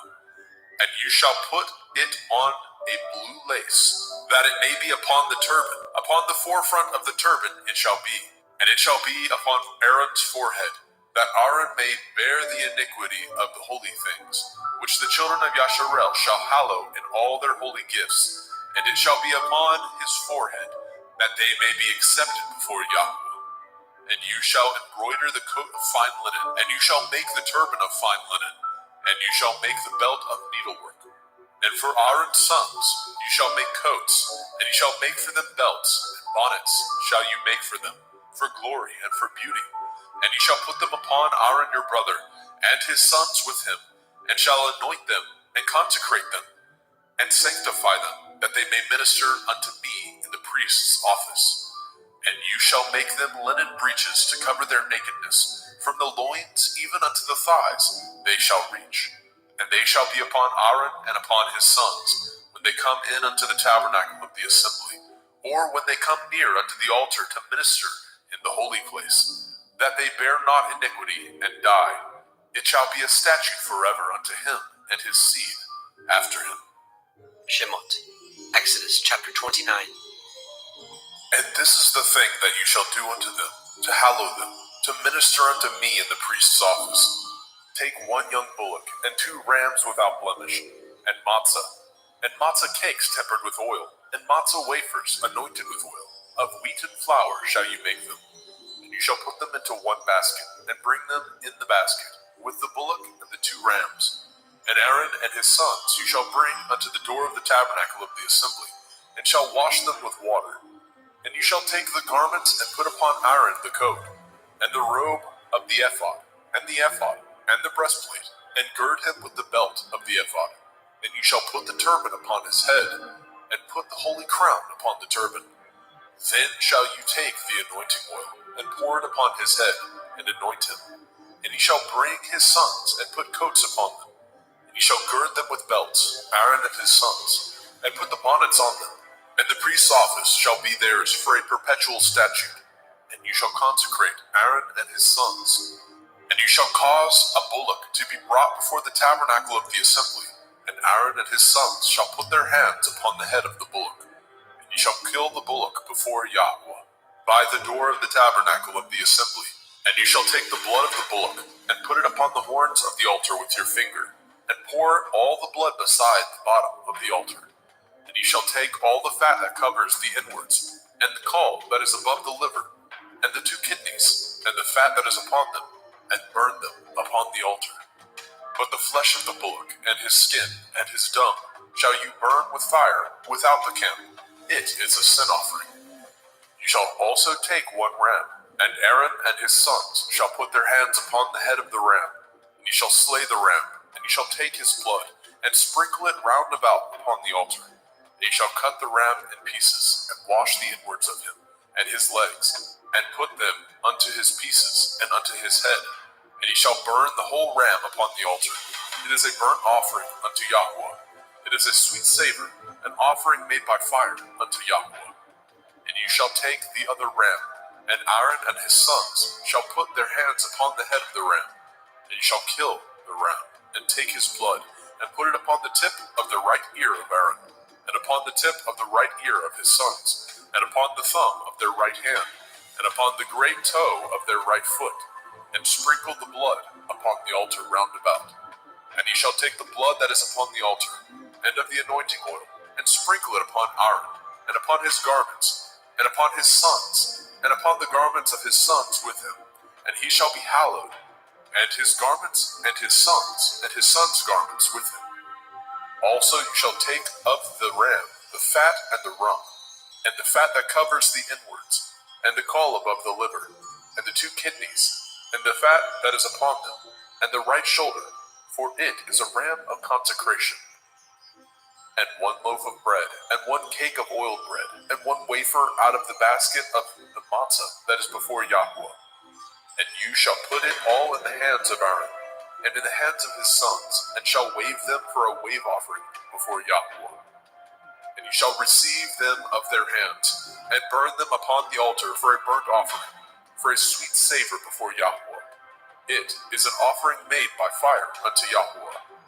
And you shall take the breast of the ram of Aaron's consecration, and wave it for a wave offering before Yahweh, and it shall be your part. And you shall sanctify the breast of the wave offering, and the shoulder of the heave offering, which is waved, and which is heaved up, of the ram of the consecration, even of that which is for Aaron, and of that which is for his sons.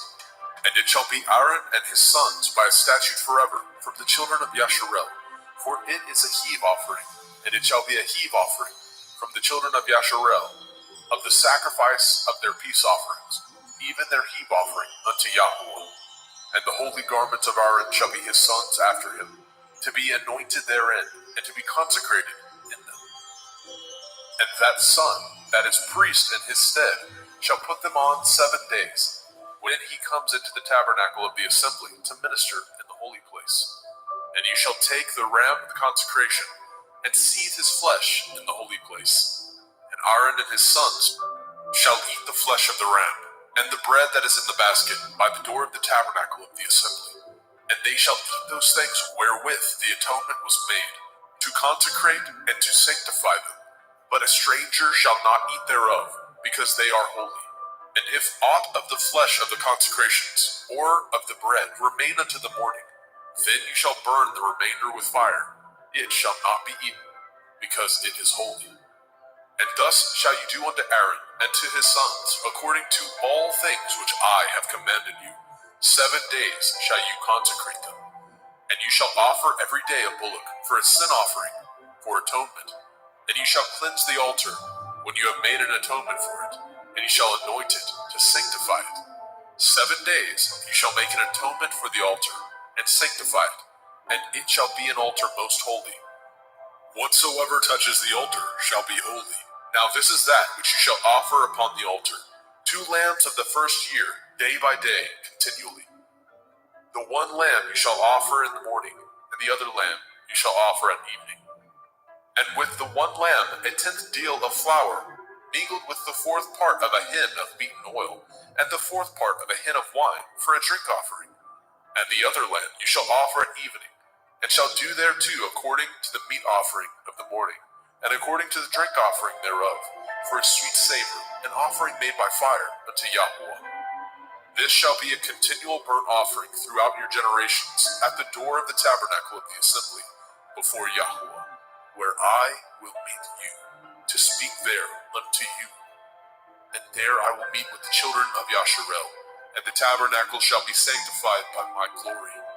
And I will sanctify the tabernacle of the assembly, and the altar, and I will sanctify also both Aaron and his sons, to minister to me in the priest's office. And I will dwell among the children of Yasharel, and will be their Elohim. And they shall know that I am Yahweh Elohim, that brought them forth out of the land of Mitzrayim, that I may dwell among them.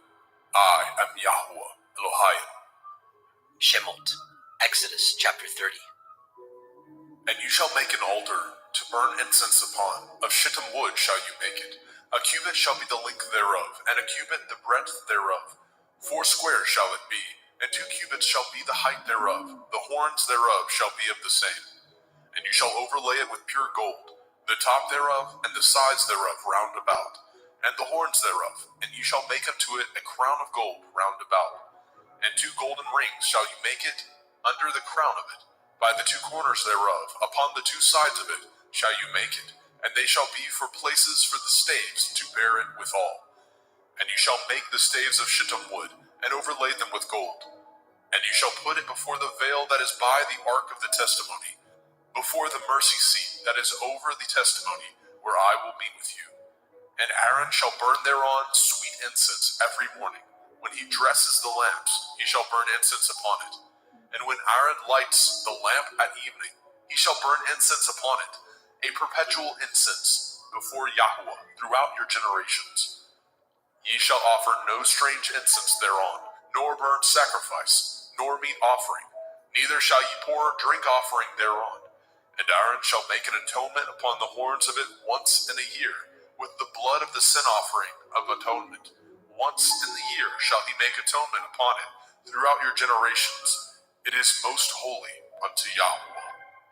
And Yahweh spoke unto Moshe, saying, When you take the sum of the children of Yasharel after their number, then shall they give every man a ransom for his soul unto Yahweh, when you number them, that there be no plague among them when you number them.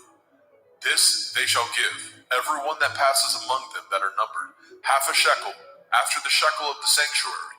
A shekel is 20 gerahs. A half shekel shall be the offering of Yahweh. Every one that passes among them that are numbered, from 20 years old and above, shall give an offering unto Yahweh. The rich shall not give more, and the poor shall not give less than half a shekel, when they give an offering unto Yahweh to make an atonement for your souls. And you shall take the atonement money of the children of Yasharel, and shall appoint it for the service of the tabernacle of the assembly, that it may be a memorial unto the children of Yasharel before Yahweh, to make an atonement for your souls. And Yahweh spoke unto Moshe, saying, You shall also make a laver of brass, and his foot also of brass, to wash withal, and you shall put it between the tabernacle of the assembly and the altar, and you shall put water therein. For Aaron and his sons shall wash their hands and their feet thereat. When they go into the tabernacle of the assembly, they shall wash with water, that they die not, or when they come near to the altar to minister, to burn offering made by fire unto Yahweh. So they shall wash their hands and their feet, that they die not, and it shall be a statute forever to them, even to him and to his seed throughout their generations. And Yahweh spoke unto Moshe, saying, Take also unto you principal spices of pure myrrh, 500 shekels, and of sweet cinnamon, half so much, even 250 shekels, and of sweet calamus, 250 shekels, and of cassia, 500 shekels, after the shekel of the sanctuary, and of olive oil, a hin. And you shall make it an oil of holy ointment, an ointment compound after the art of the apothecary. It shall be holy anointing oil. And ye shall anoint the tabernacle of the assembly therewith, and the ark of the testimony, and the table and all his vessels, and the menorah and his vessels, and the altar of incense, and the altar of burnt offering with all his vessels, and the laver and his foot. And ye shall sanctify them, that they may be most holy. Whatsoever touches them shall be holy. And you shall anoint Aaron and his sons, and consecrate them, that they may minister unto me in the priest's office. And you shall speak unto the children of Yasharel, saying, This shall be a holy anointing oil unto me throughout your generations. Upon man's flesh shall it not be poured, neither shall ye make any other like it. After the composition of it, it is holy, and it shall be holy unto you. Whosoever compounds any like it, or whosoever puts any of it upon a stranger, shall even be cut off from his people. And Yahweh spoke unto Moshe, saying, Take unto you sweet spices, stacte, and onycha, and galbanum. These sweet spices and pure frankincense, of each shall be a like weight. And you shall make it a perfume, a confection after the art of the apothecary, tempered together, pure and holy. And you shall beat some of it very small, and put of it before the testimony in the tabernacle of the assembly, where I will meet with you. It shall be unto you most holy. And as for the perfume which you shall make, ye shall not make to yourselves according to the composition thereof. It shall be unto you holy for Yahweh. Whosoever shall make like unto that, to smell thereto, shall even be cut off from his people.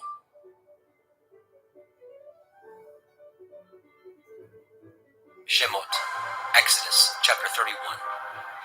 And Yahweh spoke unto Moshe, saying, See, I have called by name Bezalel, the son of Uri, the son of Hori, of the tribe of Yahudah, and I have filled him with the Ruach Elohim, in wisdom and in understanding, and in knowledge, and in all manner of workmanship, to devise cunning works, to work in gold, and in silver, and in brass, and in cutting of stones, to set them, and in carving of timber, to work in all manner of workmanship. And I, behold, I have given with him Oholiab, the son of Ahisamach, of the tribe of Dan, and in the hearts of all that are wise-hearted, I have put wisdom, that they may make all that I have commanded you. The tabernacle of the assembly, the ark of the testimony, the mercy seat that is thereupon, and all the furniture of the tabernacle, and the table and his furniture, and the pure menorah with all his furniture, and the altar of incense, and the altar of burnt offering with all his furniture, and the laver and his foot, and the cloths of service for Aaron the priest, and the garments of his sons to minister in the priest's office, and the anointing oil, and the sweet incense for the holy place. According to all that I have commanded you, shall they do. And Yahweh spoke unto Moshe, saying, Speak also unto the children of Yasharel, saying, Truly my Shabbathot ye shall guard, for it is a sign between me and you throughout your generations, that ye may know that I am Yahuwah Mekodeshim, Yahuwah who sanctifies you. Ye shall guard the Sabbath, therefore, for it is holy unto you. Every one that defiles it shall surely be put to death. For whosoever does any work thereon, that soul shall be cut off from among his people. 6 days may work be done, but in the seventh is the Sabbath of rest, holy unto Yahuwah. Whosoever does any work in the Sabbath, he shall surely be put to death. Wherefore the children of Yasharel shall guard the Sabbath, to keep the Sabbath throughout their generations, for a perpetual covenant. It is a sign between me and the children of Yasharel forever. For in 6 days Yahuwah made the heavens and the earth, and on the seventh day he rested, and was refreshed. And he gave unto Moshe, when he had made an end of communion with him upon Mount Sinai, 2 sapphires of testimony, sapphire stones, written with the finger of Elohim. Shemot, Exodus chapter 32. And when the people saw that Moshe delayed to come down out of the mount, the people gathered themselves together unto Aharon, and said unto him, Up, make us Elohim, which shall go before us. As for this Moshe, the man that brought us up out of the land of Mitzrayim, we know not what is become of him. And Aharon said unto them, Break off the golden earrings, which are in the ears of your women, of your sons and of your daughters, and bring them unto me. And the people broke off the golden earrings which were in the ears, and brought them unto Aharon. And he received them at their hand, and fashioned it with a graving tool, after he had made it a molten calf. And they said, These be your Elohim, O Yasharel, which brought you up out of the land of Mitzrayim. And when Aharon saw it, he built an altar before it. And Aharon made proclamation and said, Tomorrow is a feast to Yahuwah. And they rose up early on the morrow, and offered burnt offerings, and brought peace offerings. And the people sat down to eat and to drink, and rose up to play. And Yahweh said unto Moshe, Go, get you down, for your people, which you brought out of the land of Mitzrayim, have corrupted themselves. They have turned aside quickly out of the way which I commanded them. They have made them a molten calf, and have worshipped it, and have sacrificed thereunto, and said, These be your Elohim, O Yasharel, which have brought you up out of the land of Mitzrayim.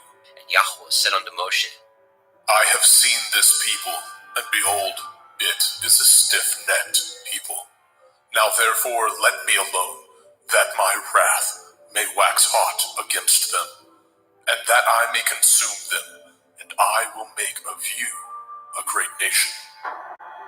And Moshe besought Yahweh Eloheinu, and said, Yahweh, why does your wrath wax hot against your people, which you have brought forth out of the land of Mitzrayim with great power, and with a mighty hand? Wherefore should the Mitzrayim speak and say, For mischief did he bring them out, to slay them in the mountains, and to consume them from the face of the earth? Turn from your fierce wrath, and repent of this evil against your people.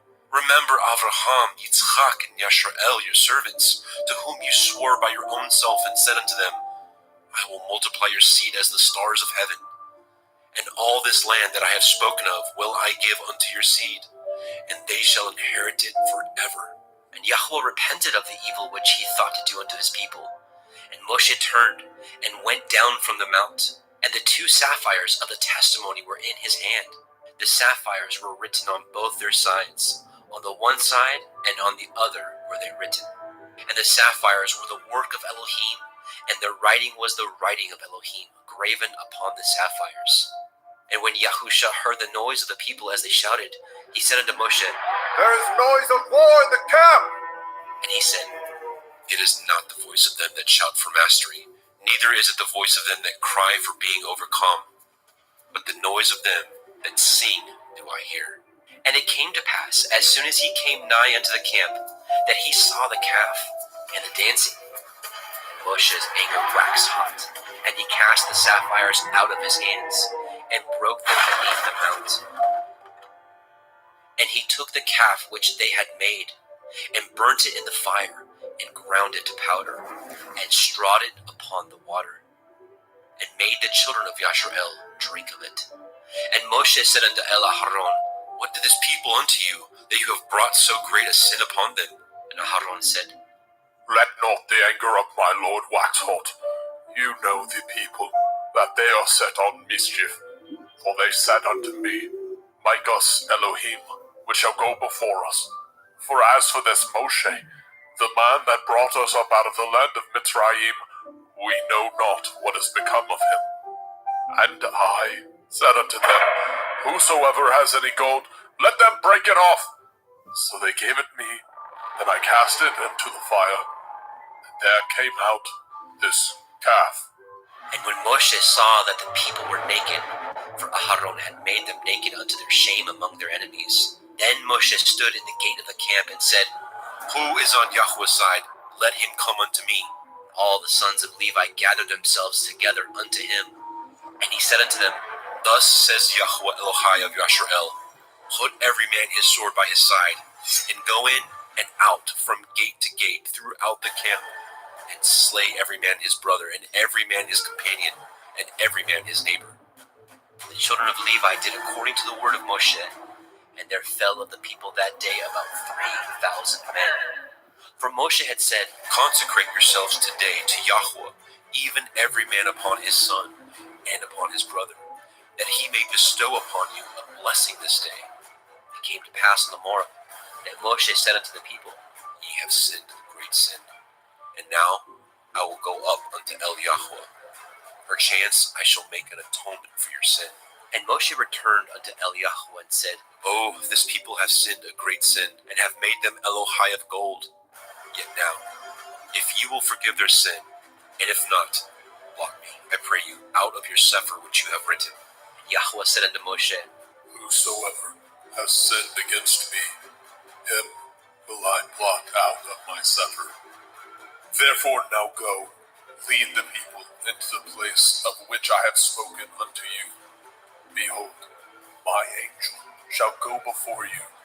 Nevertheless, in the day when I visit, I will visit their sin upon them. And Yahweh plagued the people, because they made the calf which Aharon made. Shemot, Exodus chapter 33. And Yahweh said unto Moshe, Depart, and go up hence, you and the people which you have brought up out of the land of Mitzrayim, unto the land which I swore unto Abraham, to Yitzhak, and to Yaakov, saying, Unto your seed will I give it.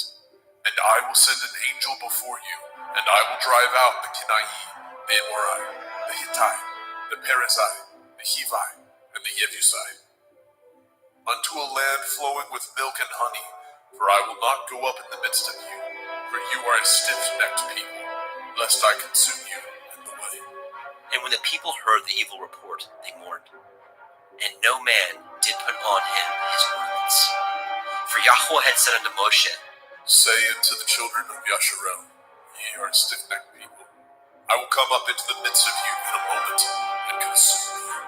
Therefore now put off your ornaments from you, that I may know what to do unto you. And the children of Yasharel stripped themselves of their ornaments by the Mount Horeb. And Moshe took the tabernacle, and pitched it without the camp, afar off from the camp, and called it the tabernacle of the assembly. And it came to pass that everyone which sought Yahweh went out unto the tabernacle of the assembly, which was without the camp. And it came to pass, when Moshe went out unto the tabernacle, Then all the people rose up and stood every man at his tent door and looked after Moshe until he was gone into the tabernacle. And it came to pass, as Moshe entered into the tabernacle, the cloudy pillar descended and stood at the door of the tabernacle, and Yahweh talked with Moshe. And all the people saw the cloudy pillar stand at the tabernacle door, and all the people rose up and worshipped, every man in his tent door. And Yahweh spoke unto Moshe face to face, as a man speaks unto his friend. And he turned again into the camp, but his servant Yahusha, the son of Nun, a young man, departed not out of the tabernacle. And Moshe said unto Eliyahu, See, you say unto me, Bring up this people, and you have not let me know whom you will send with me. Yet you have said, I know you by name, and you have also found grace in my sight. Now therefore, I pray you, if I have found grace in your sight, show me now your way, that I may know you, that I may find grace in your sight, and consider that this nation is your people. And he said, My presence shall go with you, and I will give you rest. And he said unto him, If your presence go not with me, carry us not up hence. For wherein shall it be known here that I and your people have found grace in your sight? Is it not in that you go with us? So shall we be separated, I and your people, from all the people that are upon the face of the earth. And Yahweh said unto Moshe, I will do this thing also that you have spoken, for you have found grace in my sight, and I know you by name. And he said, I beseech you, show me your glory. And he said, I will make all my goodness pass before you, and I will proclaim the name of Yahweh before you, and will be gracious to whom I will be gracious, and will show mercy on whom I will show mercy. And he said, You cannot see my face, for there shall no man see me and live. And Yahweh said, Behold, there is a place by me, and you shall stand upon a rock. And it shall come to pass, while my glory passes by, that I will put you in the cleft of the rock, and will cover you with my hand, while I pass by. And I will take away my hand, and you shall see my back parts, but my face shall not be seen.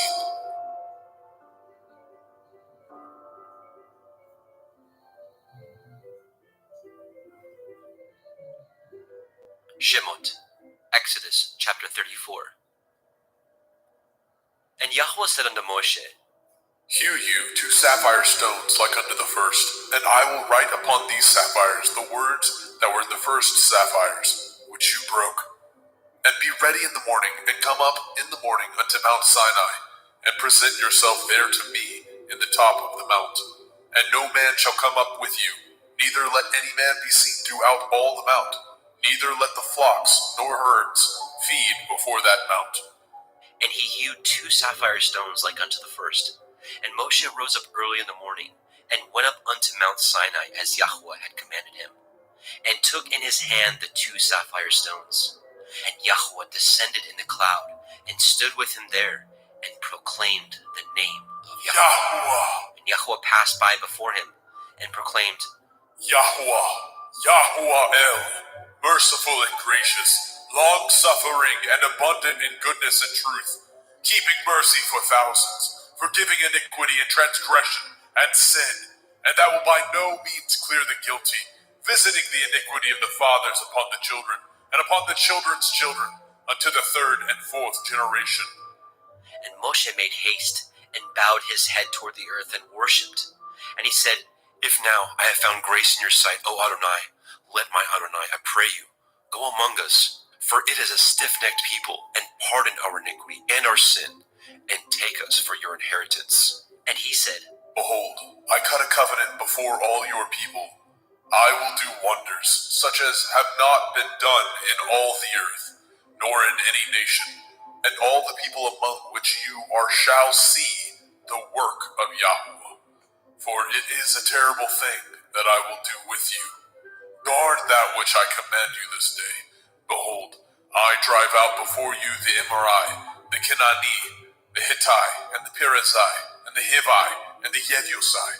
Take heed to yourselves, lest you cut a covenant with the inhabitants of the land whither you go, lest it be for a snare in the midst of you. But ye shall destroy their altars, break their images, and cut down their Asherah poles. For you shall worship no other El, for Yahuwah Kana, Yahuwah is jealous, is my name. He is a jealous El. Lest you cut a covenant with the inhabitants of the land, and they go a whoring after their Elohim, and do sacrifice unto their Elohim, and one call you, and you eat of his sacrifice, and take of their daughters unto your sons, and their daughters go a whoring after their Elohim, and make your sons go a whoring after their Elohim. You shall make no molten Elohai. The feast of matzah, unleavened bread, shall you guard.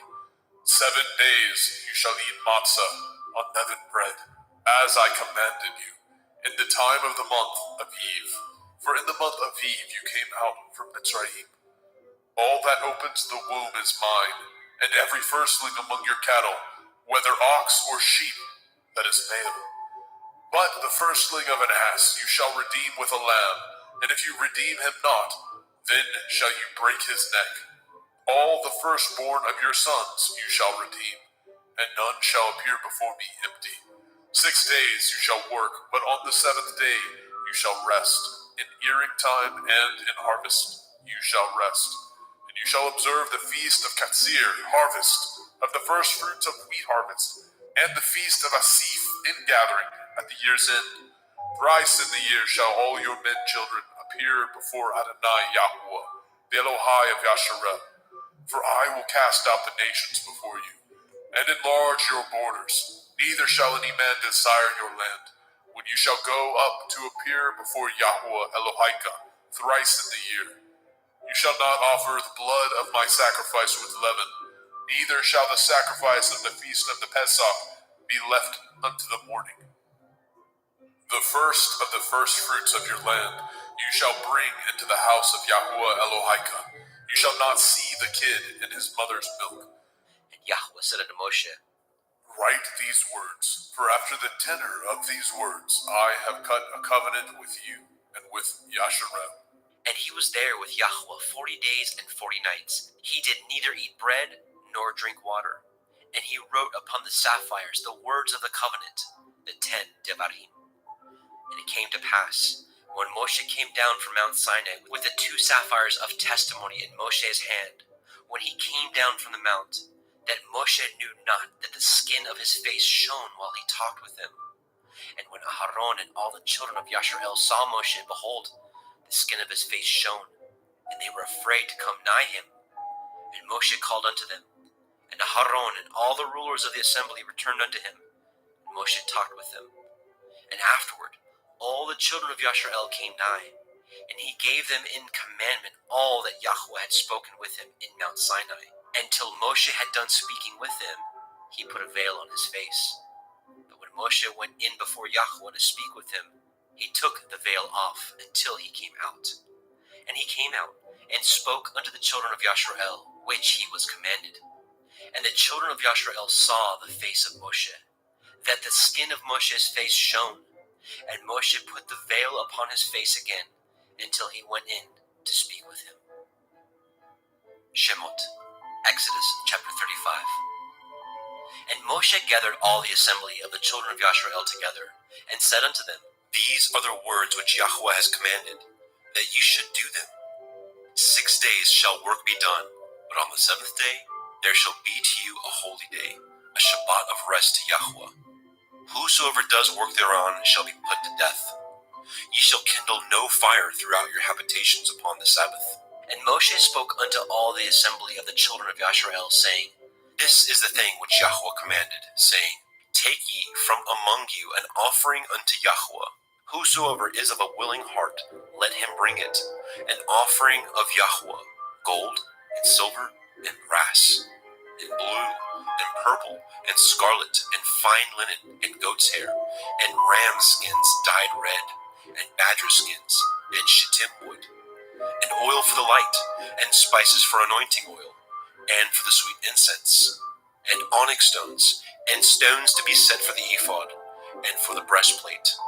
And every wise-hearted among you shall come and make all that Yahweh has commanded: the tabernacle, his tent, and his covering, his taches, and his boards, his bars, his pillars, and his sockets, the ark, and the staves thereof, with the mercy seat, and the veil of covering, the table, and his staves, and all his vessels, and the showbread, the menorah, also for the light, and his furniture, and his lamps, with the oil for the light, and the incense altar, and his staves, and the anointing oil, and the sweet incense, and the hanging for the door at the entering in of the tabernacle, the altar of burnt offering, with his brazen grate, his staves, and all his vessels, the laver and his foot, the hangings of the court, his pillars, and their sockets, and the hanging for the door of the court, the pins of the tabernacle, and the pins of the court, and their cords, the cloths of service, to do service in the holy place, the holy garments for Aharon the priest, and the garments of his sons, to minister in the priest's office. And all the assembly of the children of Yashar'el departed from the presence of Moshe. And they came, everyone whose heart stirred him up, and everyone whom his ruach made willing, and they brought Yahweh's offering to the work of the tabernacle of the assembly, and for all his service, and for the holy garments. And they came, both men and women, as many as were willing-hearted, and brought bracelets, and earrings, and rings, and tablets, all jewels of gold. And every man that offered an offering of gold unto Yahweh. And every man with whom was found blue, and purple, and scarlet, and fine linen, and goat's hair, and red skins of rams, and badger skins, brought them. Everyone that did offer an offering of silver and brass brought Yahweh's offering. And every man with whom was found shittim wood for any work of the service brought it. And all the women that were wise-hearted did spin with their hands, and brought that which they had spun, both of blue, and of purple, and of scarlet, and of fine linen. And all the women whose heart stirred them up in wisdom spun goat's hair. And the rulers brought onyx stones, and stones to be set for the ephod and for the breastplate, and spice, and oil for the light, and for the anointing oil, and for the sweet incense. The children of Yashar'el brought a willing offering unto Yahweh, every man and woman, whose heart made them willing to bring forth all the manner of work, which Yahweh had commanded to be made by the hand of Moshe. And Moshe said unto the children of Yashar'el, See, Yahweh has called by name Betzalel, the son of Uri, the son of Horai, of the tribe of Yehudah, and he has filled him with the Ruach Elohim, in wisdom, in understanding, and in knowledge, and in all manner of workmanship, and to devise curious works, to work in gold, and in silver, and in brass, and in the cutting of stones, to set them, and in carving of wood, to make any manner of cunning work. And he has put in his heart that he may teach both he and Aholiab, the son of Ahisamach, of the tribe of Dan. Them has he filled with wisdom of heart, to work all manner of work, of the engraver, and of the cunning workman, and of the embroiderer, in blue, and in purple, in scarlet, and in fine linen, and of the weaver, even of them that do any work, and of those that devise cunning work. Shemot, Exodus chapter 36. Then wrought Betzalel and Aholiab, and every wise-hearted man, in whom Yahweh put wisdom and understanding, to know how to work all manner of work for the service of the sanctuary, according to all that Yahweh had commanded.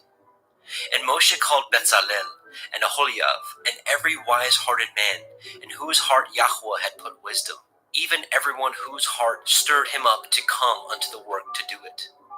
And they received of Moshe all the offering, which the children of Yashar'el had wrought for the work of the service of the sanctuary, to make it withal. And they brought yet unto him free offerings every morning.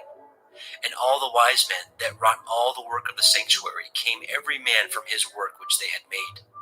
And they spoke unto Moshe, saying, The people bring much more than enough for the service of the work which Yahweh commanded to make. And Moshe gave commandment, and they caused it to be proclaimed throughout the camp, saying, Let neither man nor woman make any more work, for the offering of the sanctuary. So the people were restrained from bringing, for the stuff they had was sufficient for all the work to make it, and too much.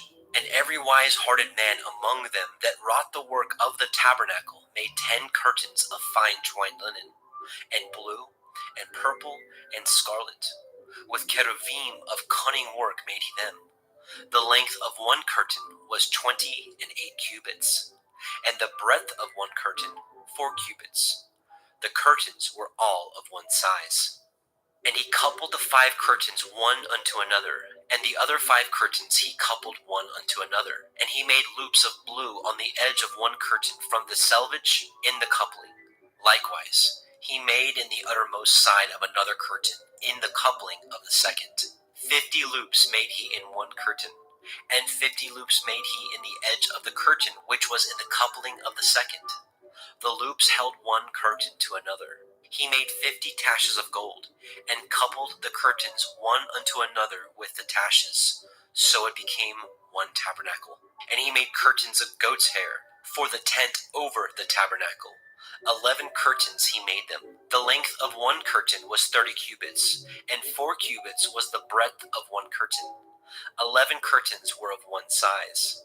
And he coupled the 5 curtains by themselves, and 6 curtains by themselves. And he made 50 loops upon the uttermost edge of the curtain in the coupling, and 50 loops made he upon the edge of the curtain which couples the second. And he made 50 taches of brass to couple the tent together, that it might be one. And he made a covering for the tent of ram skins dyed red, and a covering of badger skins above that. And he made the boards for the tabernacle of shittim wood, standing up. The length of a board was 10 cubits, and the breadth of a board 1 cubit and a half. One board had 2 tenons, equally distant one from another. Thus did he make for all the boards of the tabernacle. And he made the boards for the tabernacle, 20 boards for the south side, southward. And 40 sockets of silver he made under the 20 boards, 2 sockets under one board for his 2 tenons, and 2 sockets under another board for his 2 tenons. And for the other side of the tabernacle, which is toward the north corner, he made 20 boards, and there 40 sockets of silver, 2 sockets under one board, and 2 sockets under another board. And for the sides of the tabernacle westward, he made 6 boards. And 2 boards made he for the corners of the tabernacle and the 2 sides. And they were coupled beneath, and coupled together at the head thereof, to one ring.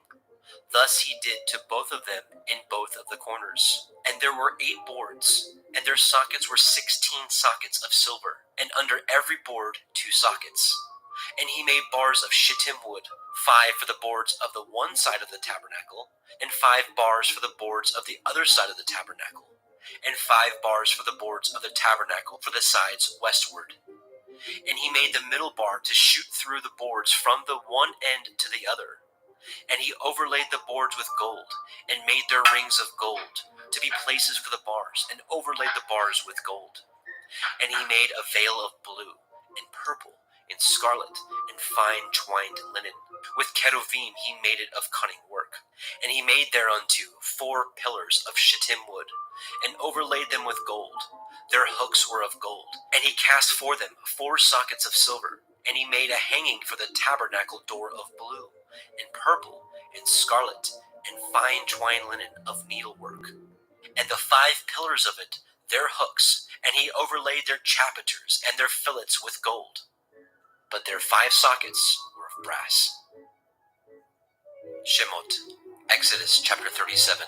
And Bezalel made the ark of shittim wood. 2 cubits and a half was the length of it, and 1 cubit and a half the breadth of it, and 1 cubit and a half the height of it. And he overlaid it with pure gold, within and without, and made a crown of gold to it round about. And he cast for it 4 rings of gold, to be set by the 4 corners of it, even 2 rings upon the one side of it, and 2 rings upon the other side of it. And he made staves of shittim wood, and overlaid them with gold. And he put the staves into the rings by the sides of the ark, to bear the ark.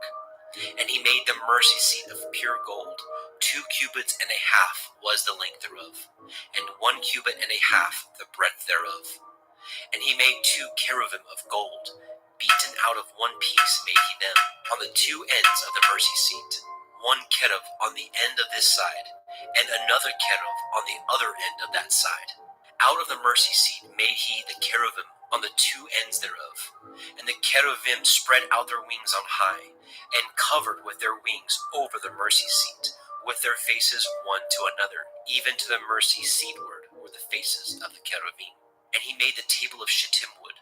2 cubits was the length thereof, and a cubit the breadth thereof, and a cubit and a half the height thereof. And he overlaid it with pure gold, and made thereunto a crown of gold round about. Also he made thereunto a border of a handbreadth round about, and made a crown of gold for the border thereof round about. And he cast for it 4 rings of gold, and put the rings upon the 4 corners that were in the 4 feet thereof. Over against the border were the rings, the places for the staves to bear the table. And he made the staves of shittim wood, and overlaid them with gold, to bear the table. And he made the vessels which were upon the table, his dishes, and his spoons, and his bowls, and his covers to cover withal of pure gold. And he made the menorah of pure gold, of beaten work he made the menorah, his shaft, and his branch, his bowls, his knops, and his flowers were of the same. And 6 branches going out of the sides thereof, 3 branches of the menorah out of the one side thereof, and 3 branches of the menorah out of the other side thereof. 3 bowls made after the fashion of almonds in one branch, a knop and a flower, and 3 bowls made like almonds in another branch, a knop and a flower. So throughout the 6 branches going out of the menorah. And in the menorah were 4 bowls made like almonds, his knops and his flowers, and a knop under 2 branches of the same, and a knop under 2 branches of the same, and a knop under 2 branches of the same, according to the 6 branches going out of it. Their knops and their branches were of the same. All of it was one beaten work of pure gold. And he made his 7 lamps, and his snuffers, and his snuff dishes of pure gold. Of a talent of pure gold made he it, and all the vessels thereof. And he made the incense altar of shittim wood. The length of it was a cubit, and the breadth of it a cubit. It was 4 square. 2 cubits was the height of it. The horns thereof were of the same. And he overlaid it with pure gold, both the top of it, and the sides thereof round about.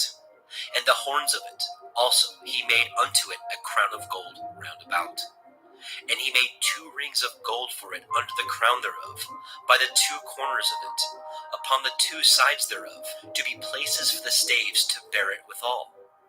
And he made the staves of shittim wood, and overlaid them with gold.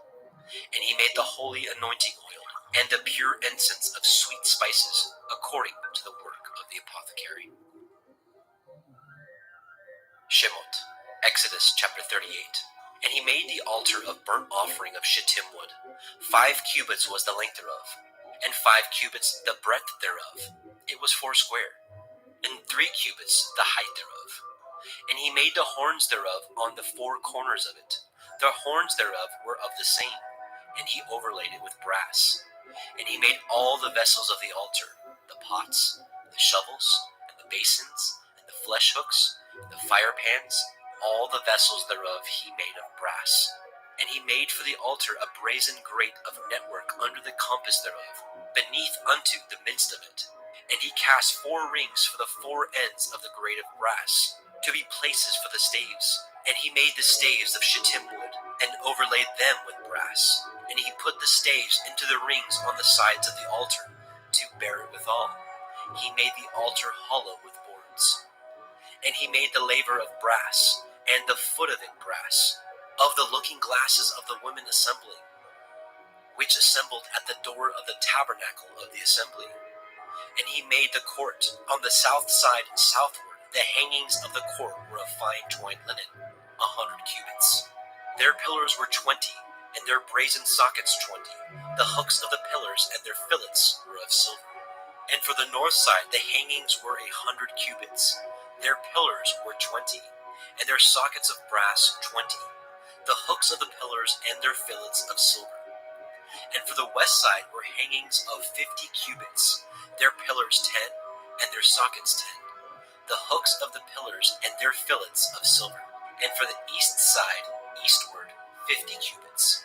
The hangings of the one side of the gate were 15 cubits, their pillars 3, and their sockets 3.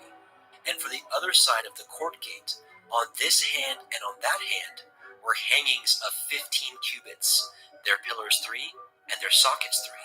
All the hangings of the court round about were of fine twined linen, and the sockets for the pillars were of brass, the hooks of the pillars and their fillets of silver, and the overlaying of their chapiters of silver, and all the pillars of the court were filleted with silver.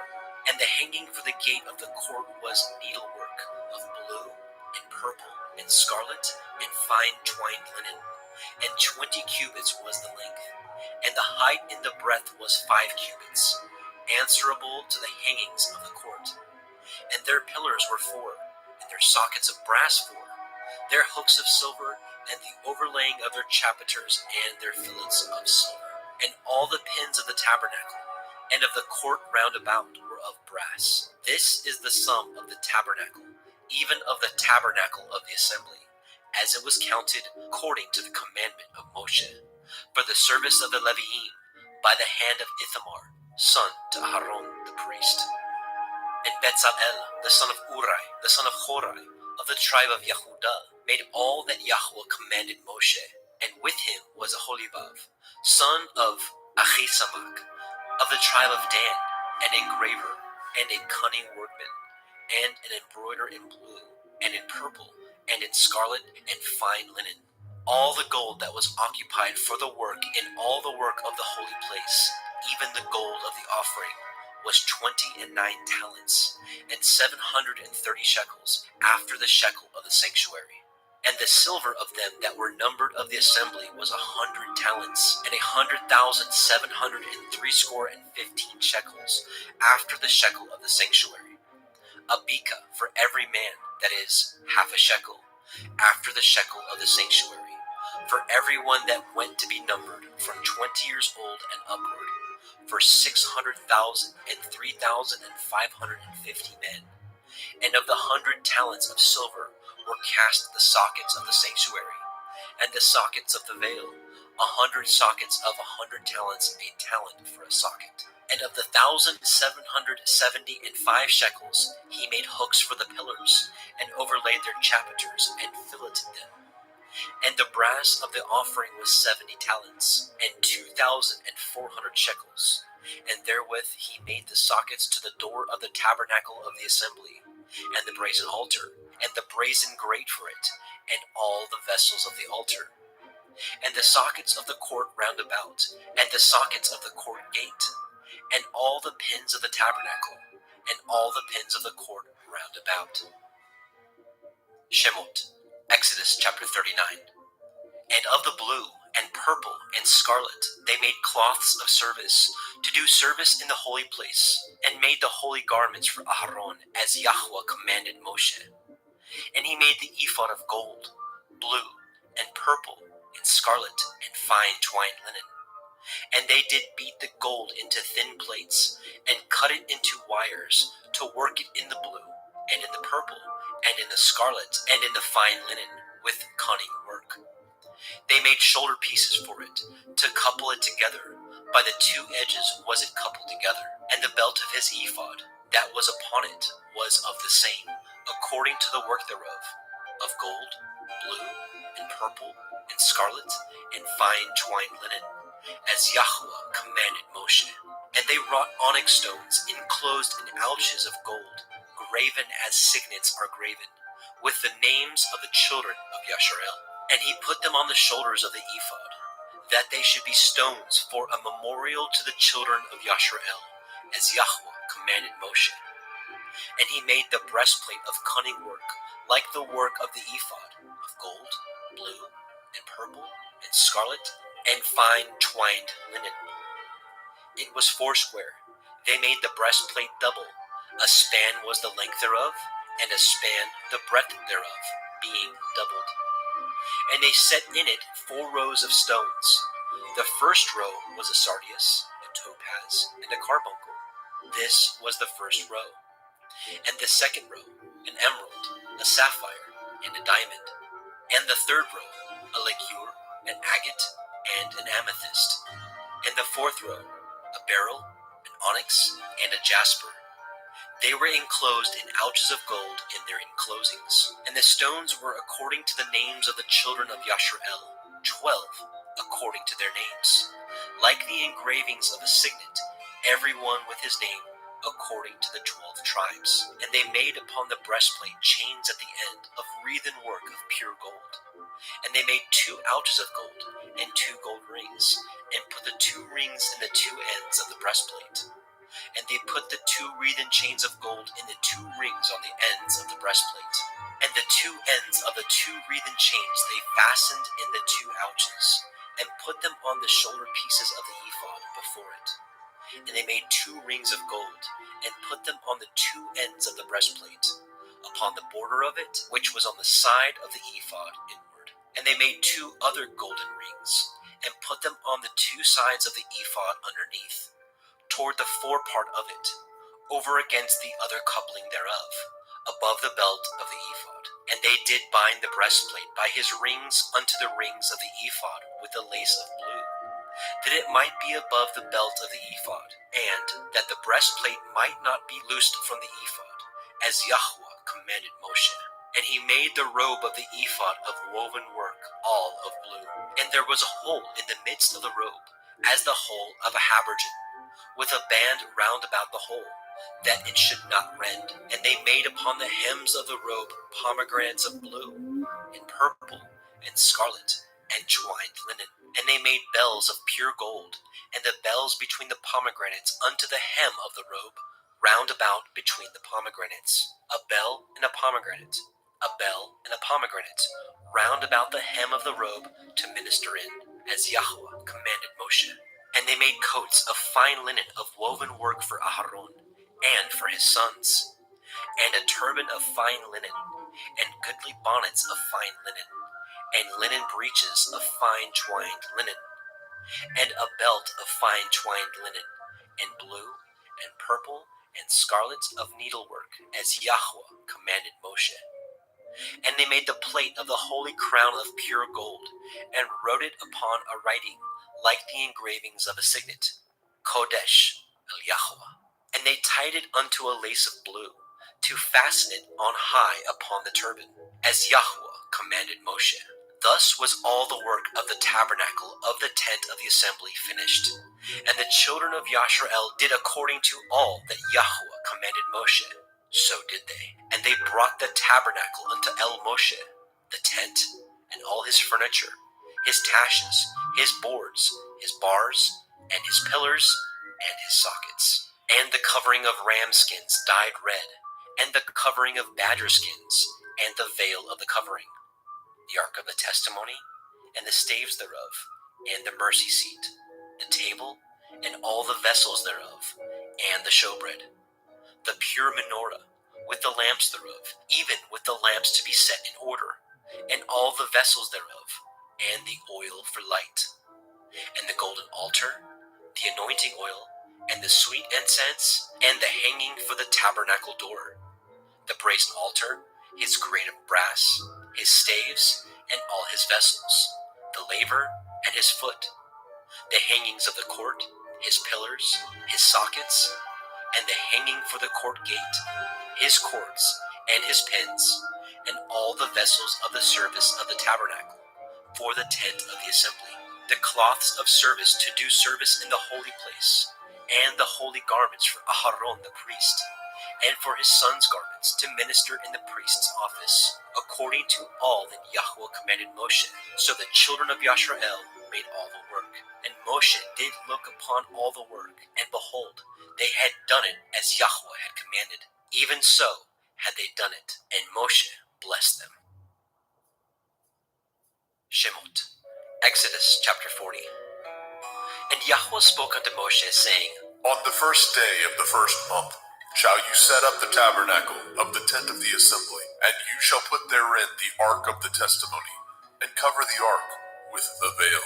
And you shall bring the table, and set in order the things that are to be set in order upon it. You shall bring the menorah, and light the lamps thereof. And you shall set the altar of gold for the incense before the ark of the testimony, and put the hangings of the door to the tabernacle.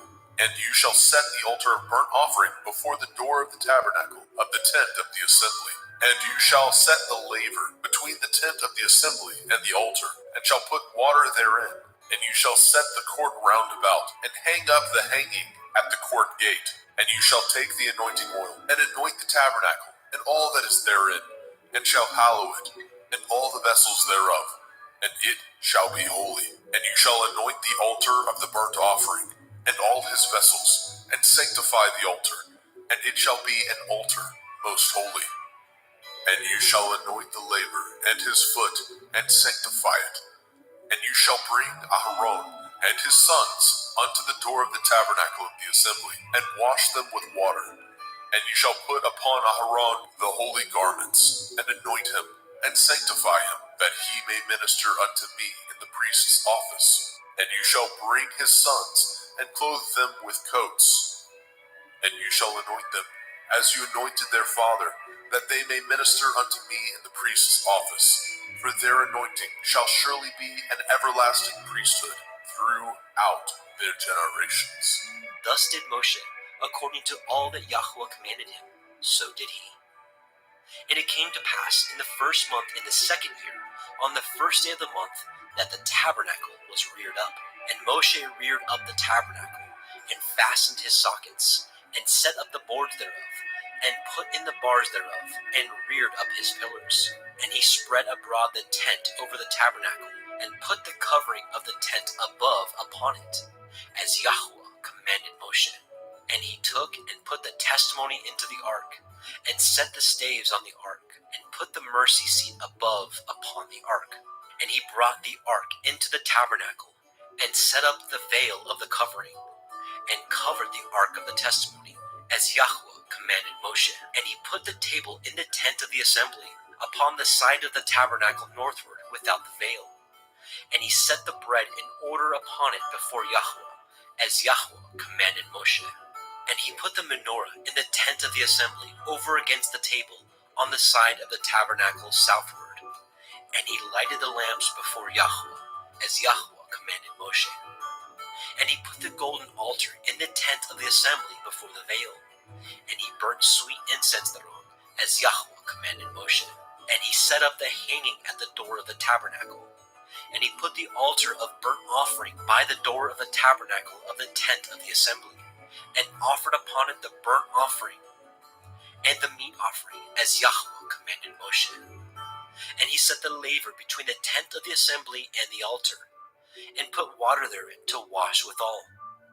And Moshe and Aharon and his sons washed their hands and their feet thereat, when they went into the tent of the assembly, and when they came near unto the altar, they washed, as Yahweh commanded Moshe. And he reared up the court round about the tabernacle and the altar, and set up the hanging of the court gate. So Moshe finished the work.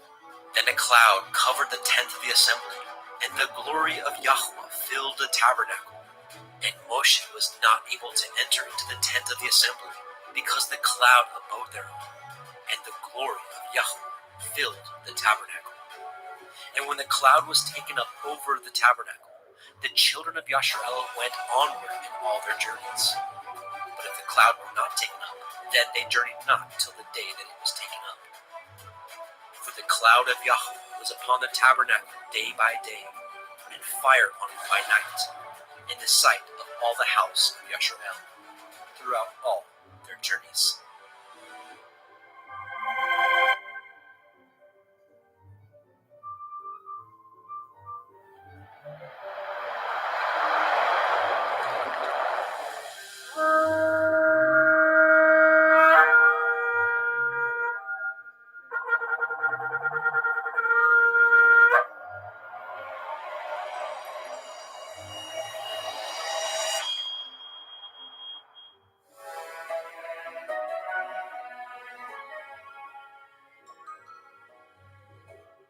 Vayikra, Leviticus chapter 1.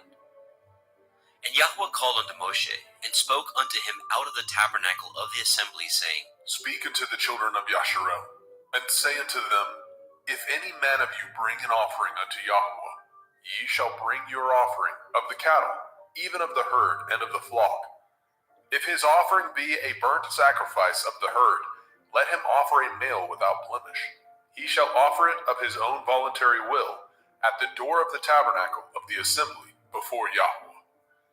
And he shall put his hand upon the head of the burnt offering, and it shall be accepted for him, to make an atonement for him. And he shall kill the bullock before Yahweh, and the priests, Aharon's sons, shall bring the blood, and sprinkle the blood round about upon the altar that is by the door of the tabernacle of the assembly. And he shall flay the burnt offering, and cut it into his pieces. And the sons of Aharon the priest shall put fire upon the altar, and lay the wood in order upon the fire. And the priests, Aharon's sons, shall lay the parts, the head, the fat, in order upon the wood that is on the fire, which is upon the altar. But his inwards and his legs shall he wash in water, and the priest shall burn all on the altar, to be a burnt sacrifice, an offering made by fire, of sweet savor unto Yahweh. And if his offering be of the flocks, namely of the sheep, or of the goats, for a burnt sacrifice, he shall bring it a male without blemish. And he shall kill it on the side of the altar northward, before Yahweh and the priest. Aharon's sons shall sprinkle his blood round about upon the altar. And he shall cut it into his pieces, with his head and his fat. And the priest shall lay them in order on the wood that is on the fire, which is upon the altar.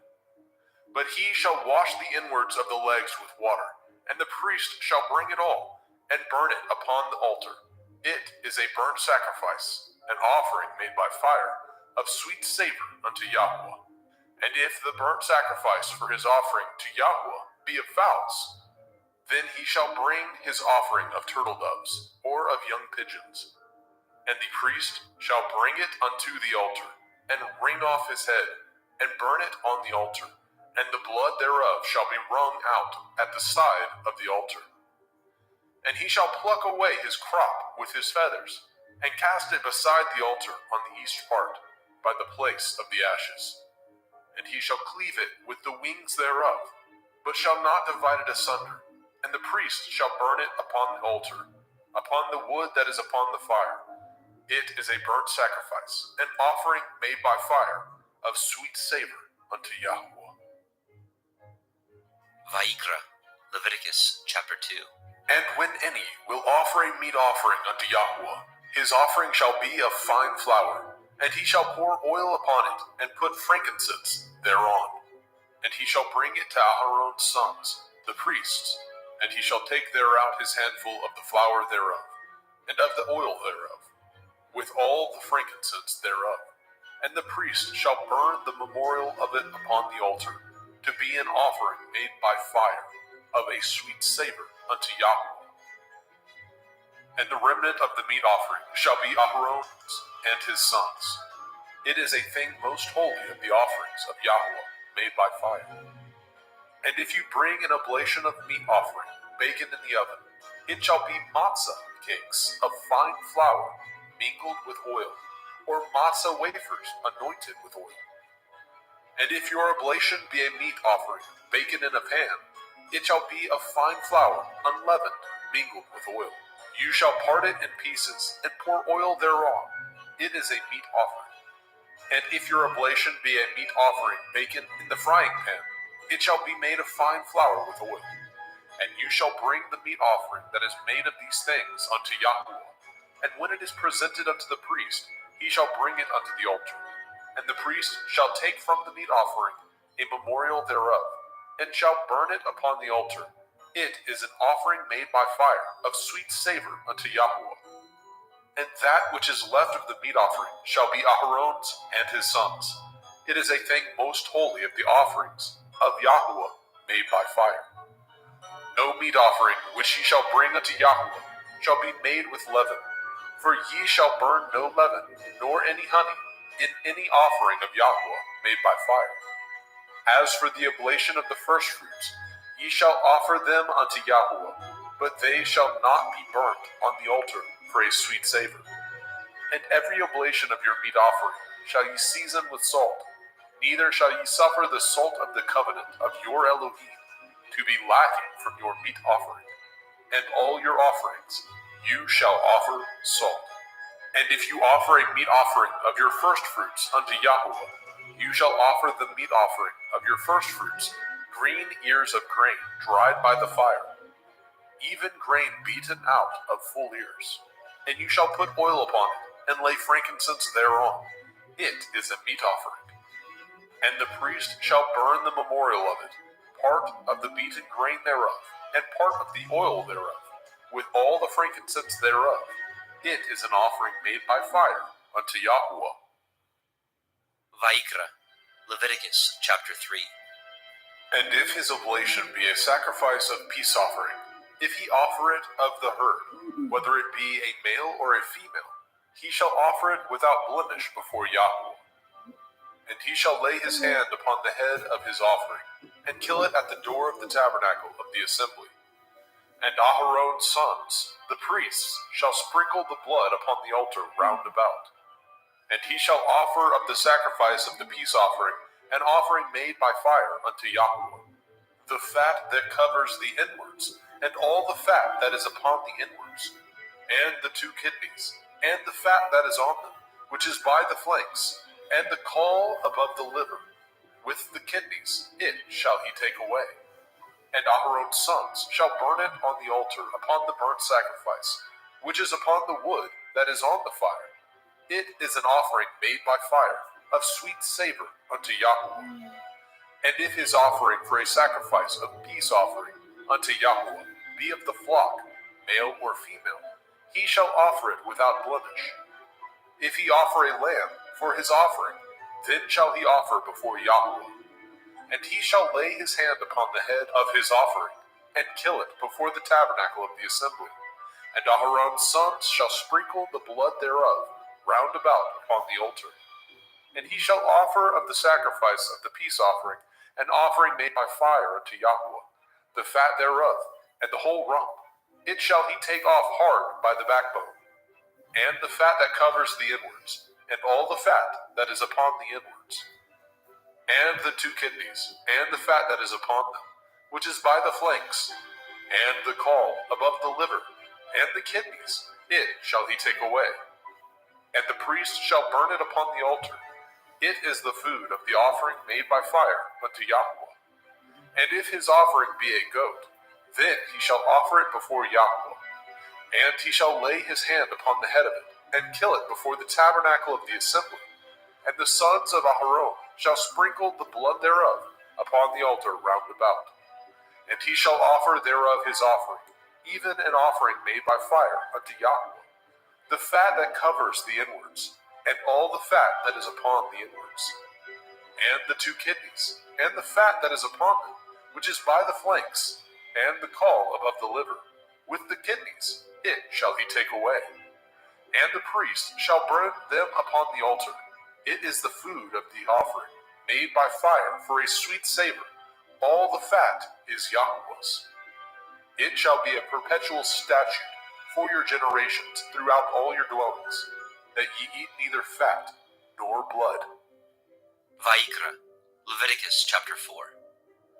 And Yahweh spoke unto Moshe, saying, Speak unto the children of Yasharel, saying, If a soul shall sin through ignorance against any of the commandments of Yahweh concerning things which ought not to be done, and shall do against any of them, if the priest that is anointed do sin according to the sin of the people, then let him bring for his sin, which he has sinned, a young bullock, without blemish unto Yahweh, for a sin offering. And he shall bring the bullock unto the door of the tabernacle of the assembly before Yahweh, and shall lay his hands upon the bullock's head, and kill the bullock before Yahweh.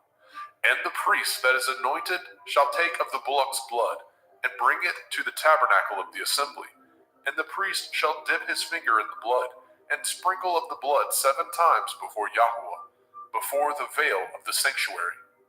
And the priest shall put some of the blood upon the horns of the altar of sweet incense before Yahweh, which is in the tabernacle of the assembly, and shall pour all the blood of the bullock at the bottom of the altar of the burnt offering which is at the door of the tabernacle of the assembly. And he shall take off from it all the fat of the bullock for the sin offering, the fat that covers the inwards, and all the fat that is upon the inwards, and the 2 kidneys, and the fat that is upon them, which is by the flanks, and the caul above the liver, with the kidneys, it shall he take away. As it was taken off from the bullock of the sacrifice of peace offerings, and the priest shall burn them upon the altar of the burnt offering.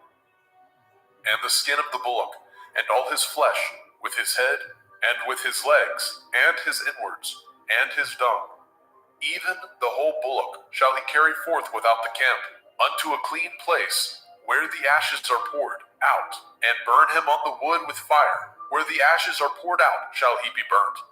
And if the whole assembly of Yasharel sin through ignorance, and the thing be hid from the eyes of the assembly, and they have done somewhat against any of the commandments of Yahweh, concerning things which should not be done, and are guilty, when the sin which they have sinned against it is known, then the assembly shall offer a young bullock for the sin, and bring him before the tabernacle of the assembly. And the elders of the assembly shall lay their hands upon the head of the bullock before Yahweh, and the bullock shall be killed before Yahweh. And the priest that is anointed shall bring of the bullock's blood to the tabernacle of the assembly. And the priest shall dip his finger in some of the blood, and sprinkle it 7 times before Yahweh, even before the veil. And he shall put some of the blood upon the horns of the altar, which is set before Yahweh, that is in the tabernacle of the assembly, and shall pour out all the blood at the bottom of the altar of the burnt offering, which is at the door of the tabernacle of the assembly. And he shall take all his fat from him, and burn it upon the altar. And he shall do with the bullock as he did with the bullock for a sin offering, so shall he do with this. And the priest shall make an atonement for them, and it shall be forgiven them. And he shall carry forth the bullock without the camp, and burn him as he burned the first bullock. It is a sin offering for the assembly. When a ruler has sinned, and done somewhat through ignorance against any of the commandments of Yahweh, Elohiah, concerning things which should not be done, and is guilty, or if his sin, wherein he has sinned, come to his knowledge, he shall bring his offering, a kid of the goats, a male without blemish, and he shall lay his hand upon the head of the goats, and kill it in the place where they killed the burnt offering, before Yahweh. It is a sin offering. And the priest shall take of the blood of the sin offering with his finger, and put it upon the horns of the altar of burnt offering, and shall pour out his blood at the bottom of the altar of burnt offering. And he shall burn all his fat upon the altar, as the fat of the sacrifice of peace offerings.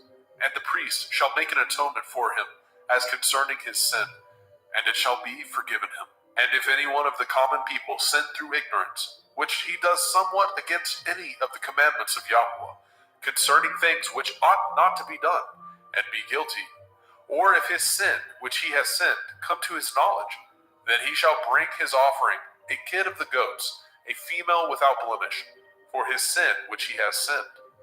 And he shall lay his hand upon the head of the sin offering, and slay the sin offering in the place of the burnt offering. And the priest shall take of the blood thereof with his finger, and put it upon the horns of the altar of burnt offering, and shall pour out all the blood thereof at the bottom of the altar. And he shall take away all the fat thereof, as the fat is taken away from off the sacrifice of peace offerings. And the priest shall burn it upon the altar for a sweet savor unto Yahweh. And the priest shall make an atonement for him, and it shall be forgiven him. And if he bring a lamb for a sin offering, he shall bring it a female without blemish. And he shall lay his hand upon the head of the sin offering, and slay it for the sin offering in the place where they killed the burnt offering. And the priest shall take of the blood of the sin offering with his finger, and put it upon the horns of the altar of burnt offering, and shall pour out all the blood thereof at the bottom of the altar. And he shall take away all the fat thereof, as the fat of the lamb is taken away from the sacrifice of the peace offering. And the priest shall burn them upon the altar, according to the offering made by fire unto Yahweh. And the priest shall make an atonement for his sin that he has committed, and it shall be forgiven him. Vayikra, Leviticus chapter 5. And if a soul sin, and hear the voice of swearing, and is a witness, whether he has seen or known of it. If he do not utter it, then he shall bear his iniquity. Or if a soul touch any unclean thing, whether it be a carcass of an unclean beast, or a carcass of unclean cattle, or the carcass of unclean creeping things, and if it be hidden from him, he also shall be unclean and guilty. Or if he touch the uncleanness of man, whatsoever uncleanness it be, that a man shall be defiled withal, and it be hid from him, when he knows of it, then he shall be guilty. Or if a soul swear, pronouncing with his lips to do evil, or to do good, whatsoever it be that a man shall pronounce with an oath, and it be hid from him, when he knows of it, then he shall be guilty in one of these. And it shall be, when he shall be guilty in one of these things, that he shall confess that he has sinned in that thing. And he shall bring his trespass offering unto Yahweh, for his sin which he has sinned, a female from the flock, a lamb or a kid of the goats, for a sin offering, and the priest shall make an atonement for him concerning his sin. And if he is not able to bring a lamb, then he shall bring for his trespass which he has committed 2 turtle doves, or 2 young pigeons unto Yahweh, one for a sin offering, and the other for a burnt offering. And he shall bring them unto the priest, who shall offer that which is for the sin offering first, and wring off his head from his neck, but shall not divide it asunder. And he shall sprinkle of the blood of the sin offering upon the side of the altar, and the rest of the blood shall be wrung out at the bottom of the altar. It is a sin offering. And he shall offer the second for a burnt offering, according to the manner, and the priest shall make an atonement for him, for his sin which he has sinned, and it shall be forgiven him. But if he be not able to bring 2 turtle doves, or 2 young pigeons, then he that sinned shall bring for his offering the 10th part of an ephah of fine flour for a sin offering. He shall put no oil upon it, neither shall he put any frankincense thereon, for it is a sin offering. Then shall he bring it to the priest, and the priest shall take his handful of it, even a memorial thereof, and burn it on the altar, according to the offerings made by fire unto Yahweh. It is a sin offering. And the priest shall make an atonement for him, as touching his sin, that he has sinned in one of these, and it shall be forgiven him, and the remnant shall be the priest's, as a meat offering. And Yahweh spoke unto Moshe, saying, If a soul commit a trespass, and sin through ignorance, in the holy things of Yahweh, then he shall bring for his trespass unto Yahweh a ram without blemish, out of the flocks, with your estimation by shekels of silver, after the shekel of the sanctuary, for a trespass offering. And he shall make the amends for the harm that he has done in the holy thing, and shall add the 5th part thereto, and give it unto the priest, and the priest shall make an atonement for him with the ram of the trespass offering, and it shall be forgiven him. And if a soul sin, and commit any of these things which are forbidden to be done by the commandment of Yahweh, though he knew it not, yet is he guilty, and shall bear his iniquity. And he shall bring a ram without blemish out of the flock, with your estimation, for a trespass offering, unto the priest. And the priest shall make an atonement for him concerning his ignorance, wherein he erred, and knew it not, and it shall be forgiven him. It is a trespass offering. He has certainly trespassed against Yahweh. Vayikra, Leviticus chapter 6. And Yahweh spoke unto Moshe, saying, If a soul sin, and commit a transgression against Yahweh, and lie unto his neighbor, in that which was delivered him to keep, or in fellowship, or in a thing taken away by violence, or has deceived his neighbor, or have found that which was lost, and lies concerning it, and swears falsely, in any of these that a man does, sinning therein, then it shall be, because he has sinned and is guilty, that he shall restore that which he took violently away, or the thing which he has deceitfully gotten, or that which was delivered him to keep, or the lost thing which he found, or all that which he has sworn falsely, he shall even restore it in the principal, and shall add the 5th part more thereto, and give it unto him to whom it appertains, in the day of his trespass offering. And he shall bring his trespass offering unto Yahweh, a ram without blemish out of the flock, with your estimation for a trespass offering unto the priest. And the priest shall make an atonement for him before Yahweh, and it shall be forgiven him for anything of all that he has done in trespass therein. And Yahweh spoke unto Moshe, saying, Command Aaron and his sons, saying, This is the Torah of the burnt offering. It is the burnt offering because of the burning upon the altar all night unto the morning, and the fire of the altar shall be burning in it. And the priest shall put on his linen garment, and his linen breeches shall he put upon his flesh, and take up the ashes which the fire has consumed with the burnt offering on the altar, and he shall put them beside the altar. And he shall put off his garments, and put on other garments, and carry forth the ashes without the camp unto a clean place. And the fire upon the altar shall be burning in it. It shall not be put out. And the priest shall burn wood on it every morning, and lay the burnt offering in order upon it, and he shall burn thereon the fat of the peace offerings. The fire shall ever be burning upon the altar. It shall never go out. And this is the Torah of the meat offering. The sons of Aharon shall offer it before Yahweh, before the altar. And he shall take of it his handful of the flour of the meat offering, and of the oil thereof, and all the frankincense which is upon the meat offering, and shall burn it upon the altar for a sweet savor, even the memorial of it unto Yahweh. And the remainder thereof shall Aharon and his sons eat, with matzah, unleavened bread, shall it be eaten in the holy place, in the court of the tabernacle of the assembly, they shall eat it. It shall not be baken with leaven. I have given it unto them for their portion of my offering made by fire. It is most holy, as is the sin offering, and as the trespass offering. All the males among the children of Aharon shall eat of it. It shall be a statute forever in your generations, concerning the offerings of Yahweh made by fire. Everyone that touches them shall be holy. And Yahweh spoke unto Moshe, saying, This is the offering of Aharon and his sons, which they shall offer unto Yahweh in the day when he is anointed. The 10th part of an ephah of fine flour for a meat offering perpetual, half of it in the morning and half thereof at night.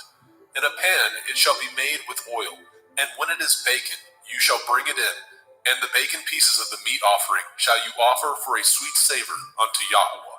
And the priest of his sons, that is anointed in his stead, shall offer it. It is a statute forever unto Yahweh. It shall be wholly burnt. For every meat offering for the priest shall be wholly burnt. It shall not be eaten. And Yahweh spoke unto Moshe, saying, Speak unto Aharon and to his sons, saying, This is the Torah of the sin offering. In the place where the burnt offering is killed, shall the sin offering be killed before Yahweh. It is most holy. The priest that offers it for sin shall eat it. In the holy place shall it be eaten, in the court of the tabernacle of the assembly. Whatsoever shall touch the flesh thereof shall be holy. And when there is sprinkled of the blood thereof upon any garment, you shall wash that whereon it was sprinkled in the holy place. But the earthen vessel wherein it was sodden shall be broken.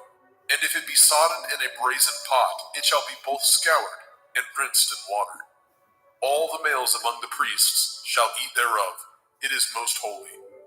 And no sin offering, whereof any of the blood is brought into the tabernacle of the assembly, to reconcile withal, in the holy place, shall be eaten. It shall be burnt in the fire. Vayikra, Leviticus chapter 7. Likewise, this is the Torah of the trespass offering. It is most holy. In the place where they kill the burnt offering shall they kill the trespass offering, and the blood thereof shall he sprinkle round about upon the altar. And he shall offer it of all the fat thereof, the rump, the fat that covers the inwards, and the 2 kidneys, and the fat that is on them, which is by the flanks, and the caul that is above the liver. With the kidneys it shall he take away. And the priest shall burn them upon the altar for an offering made by fire unto Yahweh. It is a trespass offering. Every male among the priests shall eat thereof. It shall be eaten in the holy place. It is most holy. As the sin offering is, so is the trespass offering. There is one Torah for them. The priest that makes atonement therewith shall have it. And the priest that offers any man's burnt offering, even the priest shall have to himself the skin of the burnt offering which he has offered. And all the meat offering that is baken in the oven, And all that is dressed in the frying pan and in the pan shall be the priests that offer it. And every meat offering mingled with oil, and dry, shall all the sons of Aharon have, one as much as another. And this is the Torah of the sacrifice of peace offerings, which he shall offer unto Yahweh. If he offer it for thanksgiving, then he shall offer with the sacrifice of thanksgiving matzah, unleavened cakes, mingled with oil, and matzah wafers anointed with oil, and cakes mingled with oil, of fine flour, fried. Besides the cakes, he shall offer for his offering hametz, leavened bread, with the sacrifice of thanksgiving of his peace offerings. And of it he shall offer one out of the whole oblation for a heave offering unto Yahweh, and it shall be the priest that sprinkles the blood of the peace offerings. And the flesh of the sacrifice of his peace offerings for thanksgiving shall be eaten the same day that it is offered. He shall not leave any of it until the morning. But if the sacrifice of his offering be a vow, or a voluntary offering, it shall be eaten the same day that he offers his sacrifice. On the morrow also the remainder of it shall be eaten. But the remainder of the flesh of the sacrifice on the third day shall be burnt with fire. And if any of the flesh of the sacrifice of his peace offerings be eaten at all on the third day, it shall not be accepted, neither shall it be imputed unto him that offers it. It shall be an abomination, and the soul that eats of it shall bear his iniquity. And the flesh that touches any unclean thing shall not be eaten. It shall be burnt with fire. And as for the flesh, all that be clean shall eat thereof. But the soul that eats of the flesh of the sacrifice of peace offerings that pertain unto Yahweh, having his uncleanness upon him, even that soul shall be cut off from his people. Moreover, the soul that shall touch any unclean thing, as the uncleanness of man, or any unclean beast, or any abominable unclean thing, and eat of the flesh of the sacrifice of peace offerings, which pertain unto Yahweh, even that soul shall be cut off from his people. And Yahweh spoke unto Moshe, saying, Speak unto the children of Yasharel, saying, Ye shall eat no manner of fat, of ox, or of sheep, or of goat, and the fat of the beast that dies of itself, and the fat of that which is torn with beast, may be used in any other use, but ye shall in no wise eat of it. For whosoever eats the fat of the beast, of which men offer an offering made by fire unto Yahweh, even the soul that eats it shall be cut off from his people. Moreover, ye shall eat no manner of blood, whether it be of fowl or of beast, in any of your dwellings. Whatsoever soul it be that eats any manner of blood, even that soul shall be cut off from his people. And Yahweh spoke unto Moshe, saying, Speak unto the children of Yasharel, saying, He that offers the sacrifice of his peace offerings unto Yahweh shall bring his oblation unto Yahweh of the sacrifice of his peace offerings. His own hand shall bring the offerings of Yahweh made by fire. The fat with the breast it shall he bring, that the breast may be waved for a wave offering before Yahweh. And the priest shall burn the fat upon the altar, but the breast shall be Aharon's and his sons'. And the right shoulder shall ye give unto the priest for a heave offering of the sacrifices of your peace offerings. He among the sons of Aharon that offers the blood of the peace offerings and the fat shall have the right shoulder for his part. For the wave breast and the heave shoulder have I taken of the children of Yasharel from off the sacrifices of their peace offerings, and have given them unto Aharon the priest, and unto his sons by a statute forever, from among the children of Yasharel. This is the portion of the anointing of Aharon, and of the anointing of his sons, out of the offerings of Yahweh made by fire, and the day when he presented them to minister unto Yahweh in the priest's office, which Yahweh commanded to be given them of the children of Yasharel, in the day that he anointed them, by a statute forever throughout their generations. This is the Torah of the burnt offering, of the meat offering, and of the sin offering, and of the trespass offering, and of the consecrations, and of the sacrifice of the peace offerings, which Yahweh commanded Moshe in Mount Sinai, in the day that he commanded the children of Yasharel to offer their oblations unto Yahweh in the wilderness of Sinai. Vayikra, Leviticus chapter 8. And Yahweh spoke unto El Moshe, saying, Take Aharon and his sons with him, and the garments, and the anointing oil, and a bullock for the sin offering, and 2 rams, and a basket of matzah, unleavened bread, and gather all the assembly together unto the door of the tabernacle of the assembly. And Moshe did as Yahweh commanded him. And the assembly was gathered together unto the door of the tabernacle of the assembly. And Moshe said unto the assembly, This is the thing which Yahweh commanded to be done. And Moshe brought Aharon and his sons, and washed them with water. And he put upon him the coat, and girded him with the belt, and clothed him with the robe, and put the ephod upon him. And he girded him with the belt of the ephod, and bound it unto him therewith. And he put the breastplate upon him. Also he put in the breastplate the Urim and the Tumim. And he put the turban upon his head. Also upon the turban, even upon his forefront, did he put the golden plate, the holy crown, as Yahweh commanded Moshe. And Moshe took the anointing oil, and anointed the tabernacle, and all that was therein, and sanctified them. And he sprinkled thereof upon the altar 7 times, and anointed the altar and all his vessels, both the laver and his foot, to sanctify them. And he poured of the anointing oil upon Aharon's head, and anointed him, to sanctify him. And Moshe brought Aharon's sons, and put coats upon them, and girded them with belts, and put bonnets upon them, as Yahweh commanded Moshe. And he brought the bullock for the sin offering, and Aharon and his sons laid their hands upon the head of the bullock for the sin offering, and he slew it. And Moshe took the blood, and put it upon the horns of the altar round about with his finger, and purified the altar, and poured the blood at the bottom of the altar, and sanctified it, to make reconciliation upon it. And he took all the fat that was upon the inwards, and the caul above the liver, and the 2 kidneys, and their fat, and Moshe burned it upon the altar. But the bullock, and his hide, and his flesh, and his dung, he burnt with fire without the camp, as Yahweh commanded Moshe. And he brought the ram for the burnt offering, and Aharon and his sons laid their hands upon the head of the ram, and he killed it. And Moshe sprinkled the blood upon the altar round about. And he cut the ram into pieces, and Moshe burnt the head, and the pieces, and the fat. And he washed the inwards and the legs in water, and Moshe burnt the whole ram upon the altar. It was a burnt sacrifice for a sweet savor, and an offering made by fire unto Yahweh, as Yahweh commanded Moshe. And he brought the other ram, the ram of consecration, and Aharon and his sons laid their hands upon the head of the ram, and he slew it.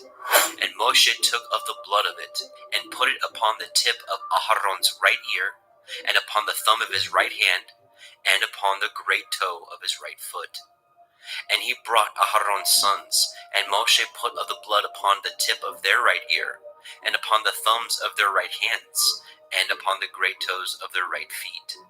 And Moshe sprinkled the blood upon the altar round about. And he took the fat, and the rump, and the fat that was upon the inwards, and the caul above the liver, and the 2 kidneys, and their fat, and the right shoulder. And out of the basket of matzah that was before Yahweh, he took 1 matzah cake, and a cake of oiled bread, and 1 wafer, and put them on the fat, and upon the right shoulder. And he put all upon Aharon's hands, and upon his sons' hands, and waved them for a wave offering before Yahweh. And Moshe took them from off their hands, and burnt them on the altar upon the burnt offering. They were consecrations for a sweet savor. It is an offering made by fire unto Yahweh. And Moshe took the breast, and waved it for a wave offering before Yahweh. For of the ram of consecration it was Moshe's part, as Yahweh commanded Moshe. And Moshe took of the anointing oil, and of the blood which was upon the altar, and sprinkled it upon Aharon and his garments, and upon his sons, and upon his sons' garments with him, and sanctified Aharon and his garments, and his sons' garments with him.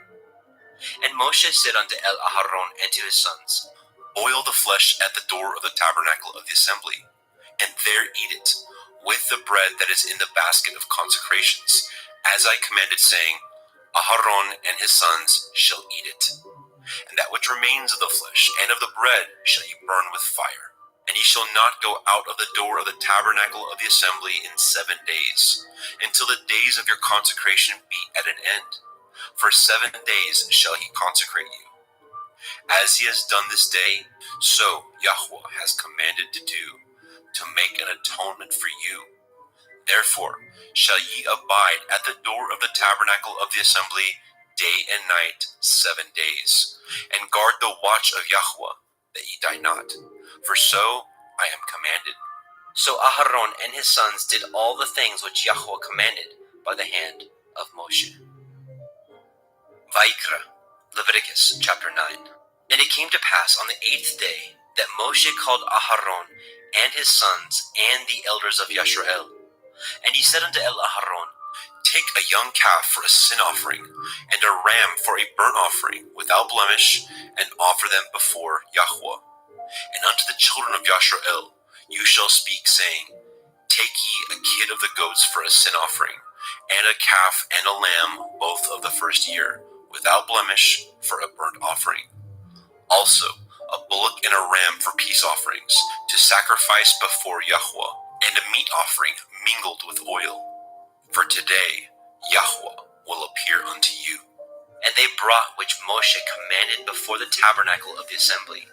And all the assembly drew near and stood before Yahweh. And Moshe said, This is the thing which Yahweh commanded that ye should do, and the glory of Yahweh shall appear unto you.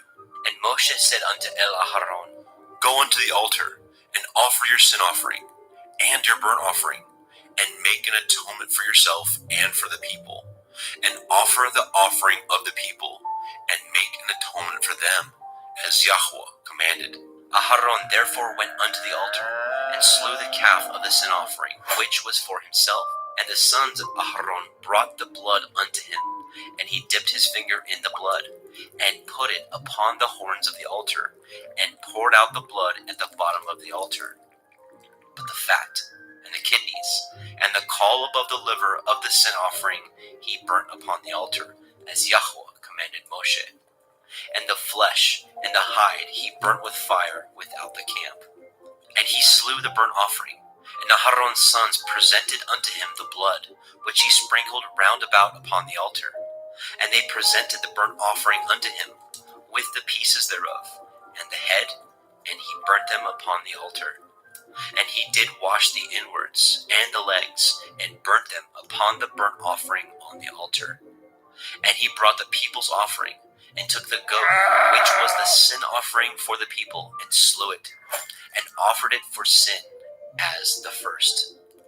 And he brought the burnt offering, and offered it according to the manner.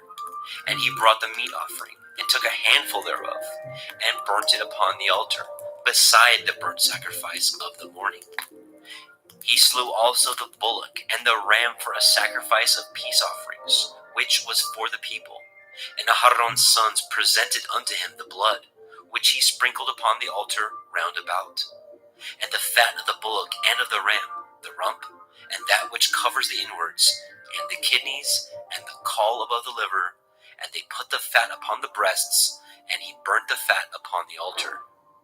And the breasts and the right shoulder Aharon waved for a wave offering before Yahweh, as Moshe commanded.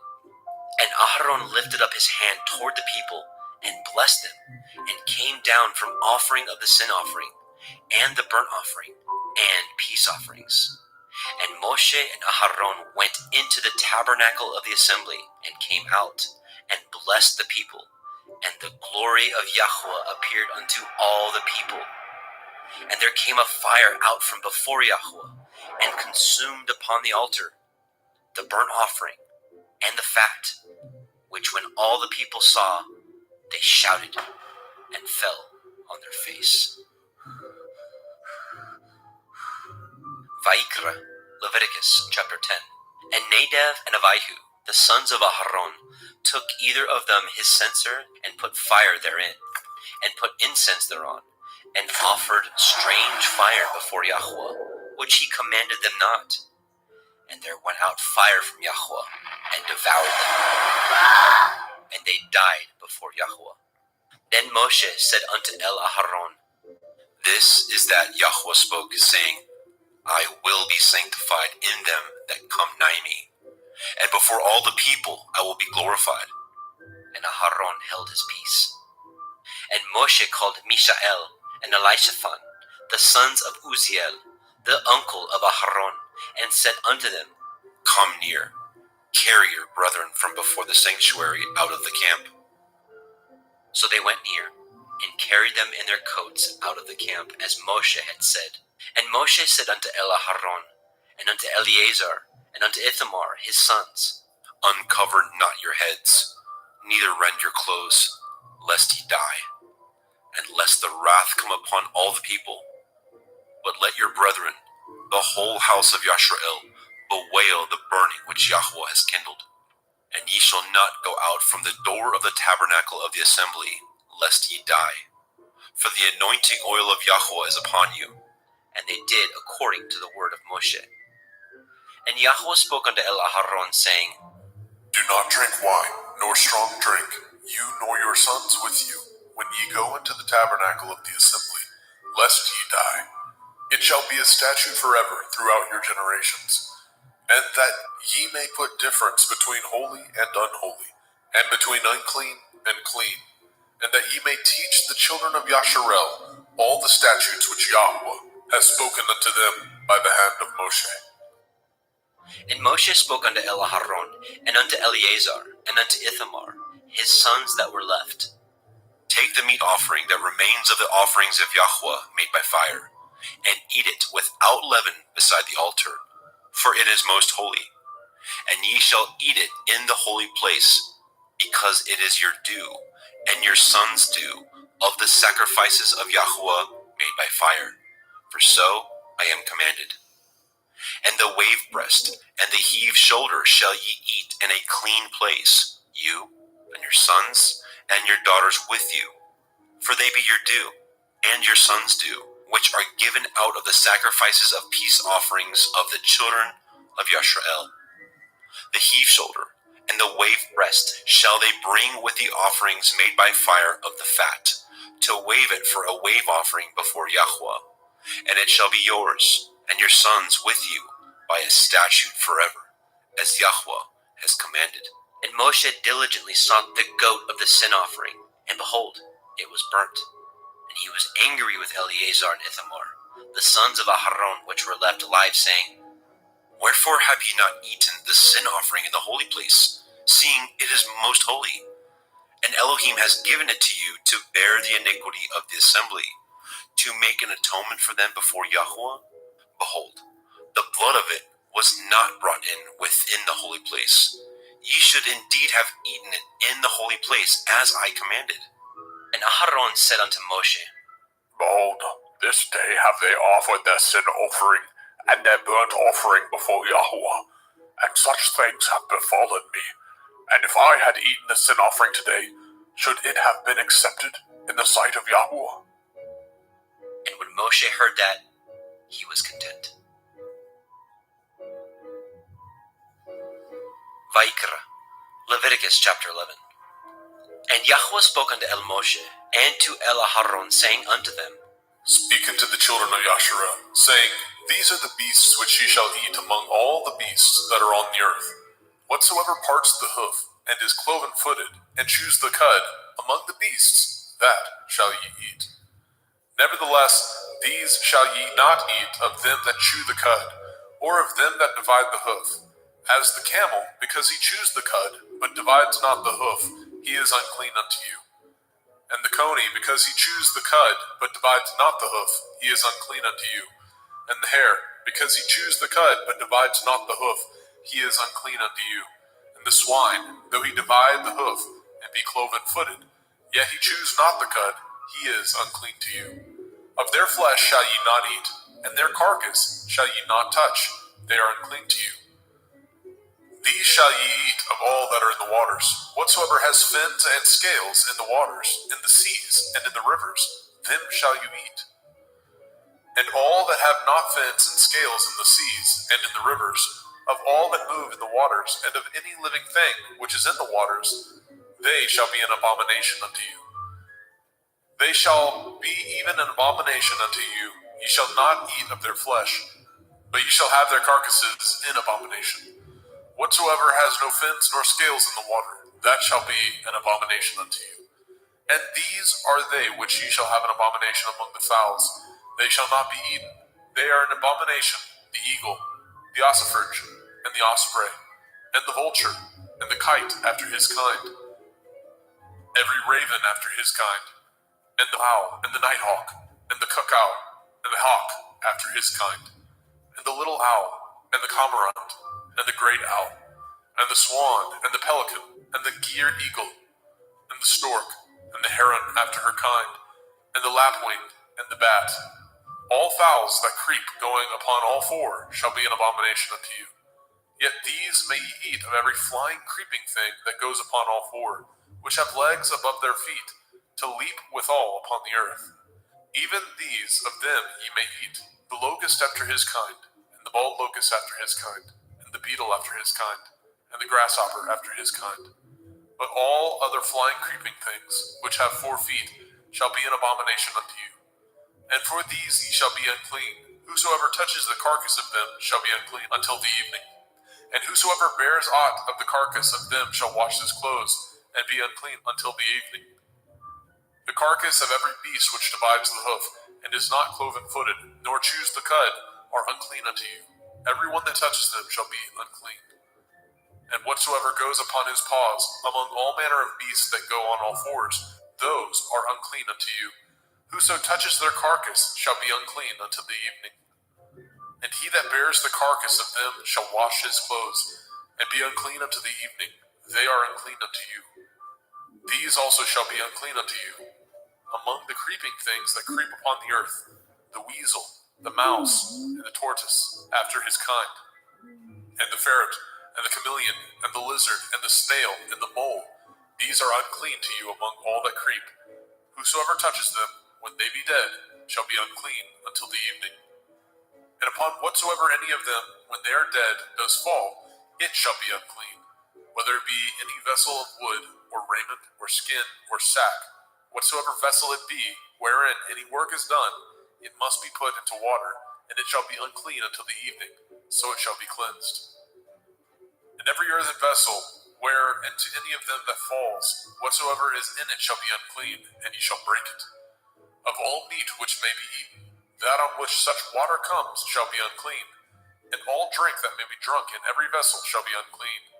And everything whereupon any part of their carcass falls shall be unclean, whether it be oven or range for pots, they shall be broken down, for they are unclean, and shall be unclean unto you.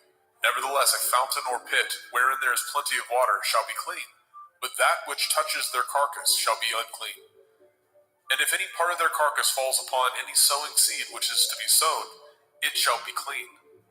But if any water be put upon the seed, and any part of their carcass fall thereon, it shall be unclean unto you.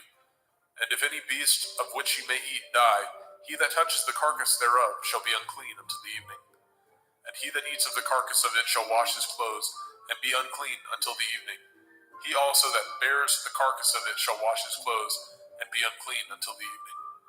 And every creeping thing that creeps upon the earth shall be an abomination. It shall not be eaten.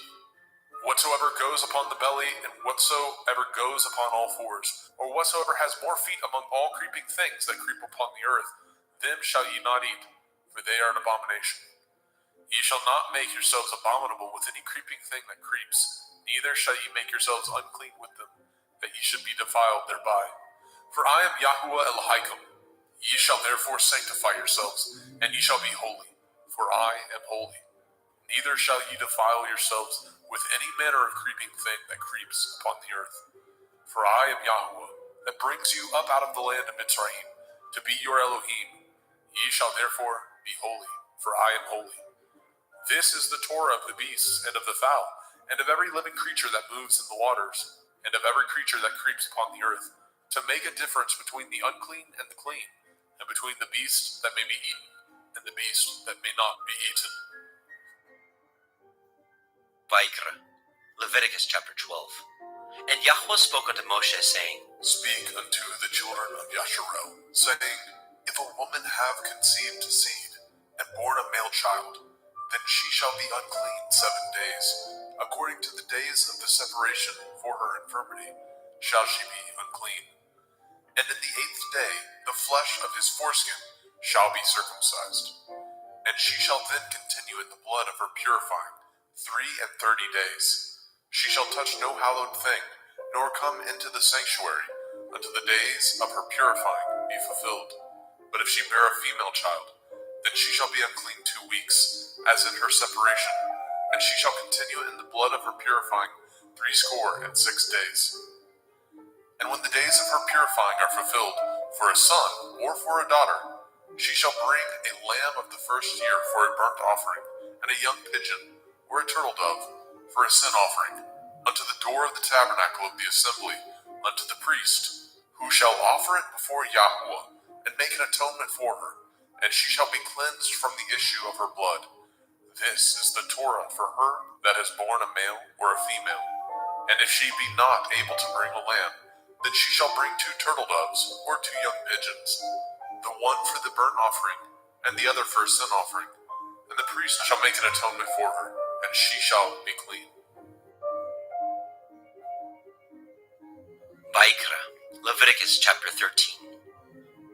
And Yahweh spoke unto El Moshe and El Aharon, saying, When a man shall have in the skin of his flesh a rising, a scab, or a bright spot, and it be in the skin of his flesh, like the plague of leprosy, then he shall be brought unto El Aharon the priest, or unto one of his sons the priests. And the priest shall look on the plague in the skin of the flesh, and when the hair in the plague is turned white, and the plague in sight be deeper than the skin of his flesh, it is a plague of leprosy, and the priest shall look on him and pronounce him unclean. If the bright spot be white in the skin of his flesh, and in sight be not deeper than the skin, and the hair thereof be not turned white, then the priest shall shut up him that has the plague 7 days. And the priest shall look on him the 7th day, and behold, if the plague in his sight be at a stay, and the plague spread not in the skin, then the priest shall shut him up 7 days more.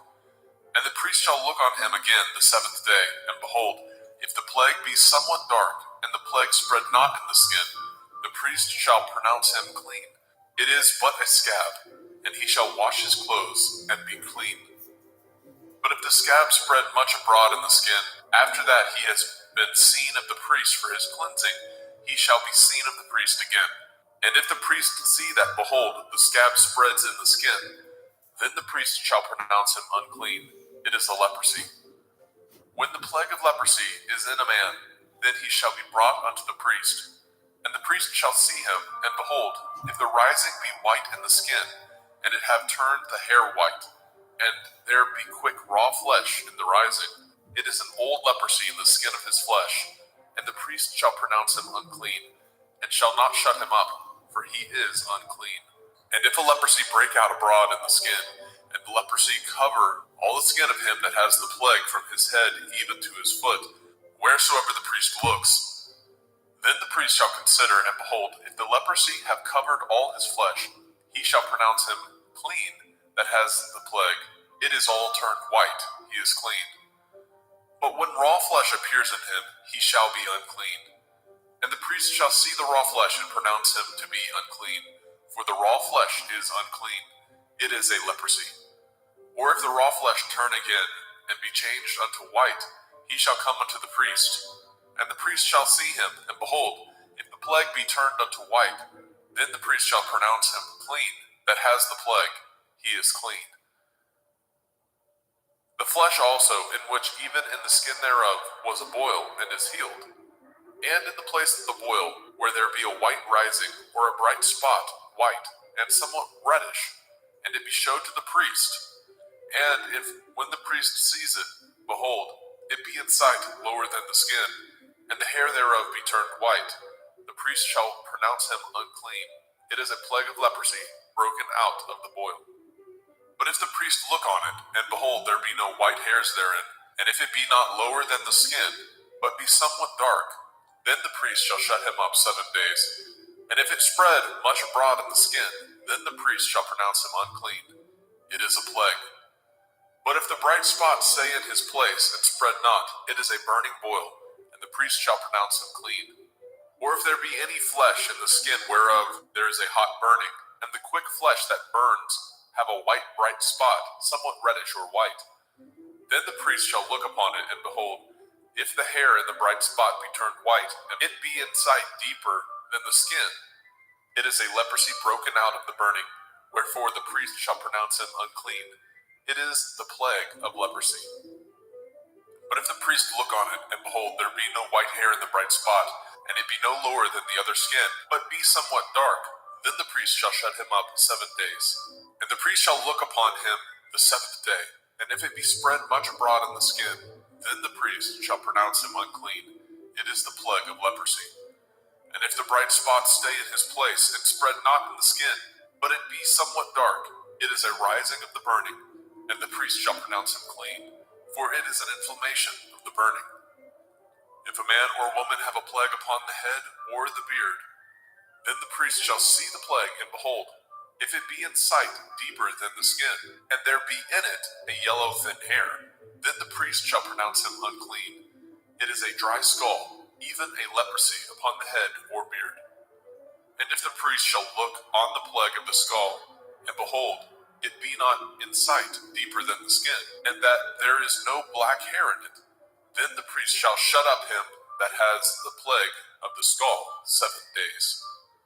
And in the 7th day the priest shall look on the plague, and behold, if the skull spread not, and there be in it no yellow hair, and the skull be not in sight deeper than the skin, he shall be shaven, and the skull shall he not shave, and the priest shall shut him up that has the skull 7 days more. And in the 7th day the priest shall look on the skull, and behold, if the skull be not spread in the skin, nor be in sight deeper than the skin, then the priest shall pronounce him clean, and he shall wash his clothes and be clean. But if the skull spread much in the skin after his cleansing, then the priest shall look on him, and behold, if the skull be spread in the skin, the priest shall not seek for yellow hair, he is unclean. But if the skull be in his sight at his stay, and that there is a black hair grown up therein, the skull is healed, he is clean, and the priest shall pronounce him clean. If a man also or a woman have in the skin of their flesh bright spots, even white bright spots, then the priest shall look, and behold, if the bright spot in the skin of their flesh be darkish white, it is a freckled spot that grows in the skin, he is clean. And the man whose hair is fallen off his head, he is bald, yet is he clean. And he that has his hair fallen off from the part of his head towards his face, he is forehead bald, yet he is clean. And if there be in the bald head or bald forehead a white reddish sore, it is a leprosy sprung up in his bald head or his bald forehead. Then the priest shall look upon it, and behold, if the rising of the sore be white reddish in the bald head or in his bald forehead, as the leprosy appears in the skin of the flesh, he is a leprous man, he is unclean. The priest shall pronounce him utterly unclean, his plague is in his head. And the leper in whom the plague is, his clothes shall be rent, and his head bare, and he shall put a covering upon his upper lip, and shall cry, unclean, unclean. All the days wherein the plague shall be in him shall he be defiled. He is unclean. He shall dwell alone, without the camp shall his habitation be. The garment also that the plague of leprosy is in, whether it be a woolen garment or a linen garment, whether it be in the warp, the woof of linen, or of woolen, whether in a skin or anything made of skin. And if the plague be greenish or reddish in the garment or in the skin, either in the warp or in the woof or in anything of skin, it is a plague of leprosy, and shall be showed unto the priest. And the priest shall look upon the plague, and shut up it that has the plague 7 days. And he shall look on the plague on the 7th day. If the plague be spread in the garment, either in the warp or in the woof or in a skin, or in any work that is made of skin, the plague is a fretting leprosy, it is unclean. He shall therefore burn that garment, whether warp or woof, in woolen or in linen. Anything of of skin wherein the plague is, for it is a fretting leprosy, it shall be burnt in the fire. And if the priest shall look, and behold, the plague be not spread in the garment, either in the warp or in the woof, or in anything of skin, then the priest shall command that they wash the thing wherein the plague is, and he shall shut it up 7 days more. And the priest shall look on the plague after that it is washed, and behold, if the plague have not changed his color, and the plague be not spread, it is unclean. You shall burn it in the fire. It is a fret inward, whether it be bare within or without. And if the priest look, and behold the plague be somewhat dark after the washing of it, then he shall rend it out of the garment, or out of the skin, or out of the warp, or out of the woof. And if it appear still in the garment, either in the warp or in the woof, or in anything of skin, it is a spreading plague. You shall burn that wherein the plague is with fire. And the garment, either warp or woof, or whatsoever thing of skin it be, which you shall wash, if the plague be departed from them, then it shall be washed the second time, and shall be clean. This is the Torah of the plague of leprosy in a garment of woolen or linen, either in warp or woof, or in anything of skins, to pronounce it clean, or to pronounce it unclean. Vaikra, Leviticus chapter 14. And Yahweh spoke unto Moshe, saying, This shall be the Torah of the leper in the day of his cleansing. He shall be brought unto the priest, and the priest shall go forth out of the camp, and the priest shall look, and behold, if the plague of leprosy be healed in the leper, then shall the priest command to take for him that is to be cleansed 2 birds alive and clean, and cedar wood, and scarlet, and hyssop. And the priest shall command that one of the birds be killed in an earthen vessel over running water. As for the living bird, he shall take it, and the cedar wood, and the scarlet, and the hyssop, and shall dip them, and the living bird in the blood of the bird that was killed over the running water. And he shall sprinkle upon him that is to be cleansed from the leprosy 7 times, and shall pronounce him clean, and shall let the living bird loose into the open field. And he that is to be cleansed shall wash his clothes, and shave off all his hair, and wash himself in water, that he may be clean. And after that he shall come into the camp, and shall tarry abroad out of his tent 7 days. But it shall be on the 7th day that he shall shave all his hair off his head, and his beard, and his eyebrows, even all his hair he shall shave off, and shall wash his clothes. Also shall he wash his flesh in water, and shall be clean. And on the 8th day he shall take 2 he-lambs without blemish, and 1 ewe lamb of the first year without blemish, and 3/10 deal of fine flour for a meat offering, mingled with oil, and 1 log of oil. And the priest that makes him clean shall present the man that is to be made clean, and those things before Yahweh at the door of the tabernacle of the assembly. And the priest shall take 1 he-lamb, and offer him for a trespass offering, and the log of oil, and wave them for a wave offering before Yahweh. And he shall slay the lamb in the place where he shall kill the sin offering and the burnt offering in the holy place. For as the sin offering is the priest's, so is the trespass offering. It is most holy. And the priest shall take some of the blood of the trespass offering, and the priest shall put it upon the tip of the right ear of him that is to be cleansed, and upon the thumb of his right hand, and upon the great toe of his right foot. And the priest shall take some of the log of oil, and pour it into the palm of his own left hand. And the priest shall dip his right finger in the oil that is in his left hand, and shall sprinkle of the oil with his finger 7 times before Yahweh. And of the rest of the oil that is in his hand shall the priest put upon the tip of the right ear of him that is to be cleansed, and upon the thumb of his right hand, and upon the great toe of his right foot, upon the blood of the trespass offering. And the remnant of the oil that is in the priest's hand he shall pour upon the head of him that is to be cleansed, and the priest shall make an atonement for him before Yahweh. And the priest shall offer the sin offering, and make an atonement for him that is to be cleansed from his uncleanness, and afterwards he shall kill the burnt offering. And the priest shall offer the burnt offering and the meat offering upon the altar, and the priest shall make an atonement for him, and he shall be clean. And if he be poor, and cannot get so much, then he shall take 1 lamb for a trespass offering to be waved, to make an atonement for him. and 1/10 deal of fine flour mingled with oil for a meat offering, and a log of oil, and 2 turtle doves, or 2 young pigeons, such as he is able to get, and the one shall be a sin offering, and the other a burnt offering. And he shall bring them on the 8th day for his cleansing unto the priest, unto the door of the tabernacle of the assembly before Yahweh.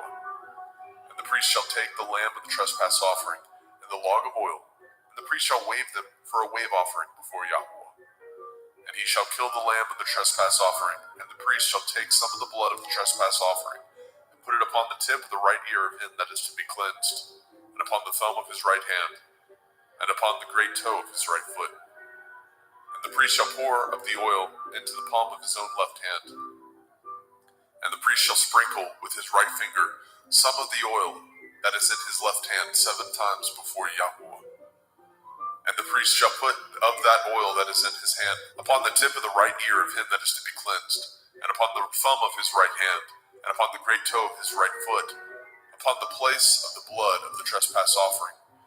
And the rest of the oil that is in the priest's hand he shall put upon the head of him that is to be cleansed, to make an atonement for him before Yahweh. And he shall offer the one of the turtle doves, or of the young pigeons, such as he can get, even such as he is able to get, the one for a sin offering, and the other for a burnt offering, with the meat offering.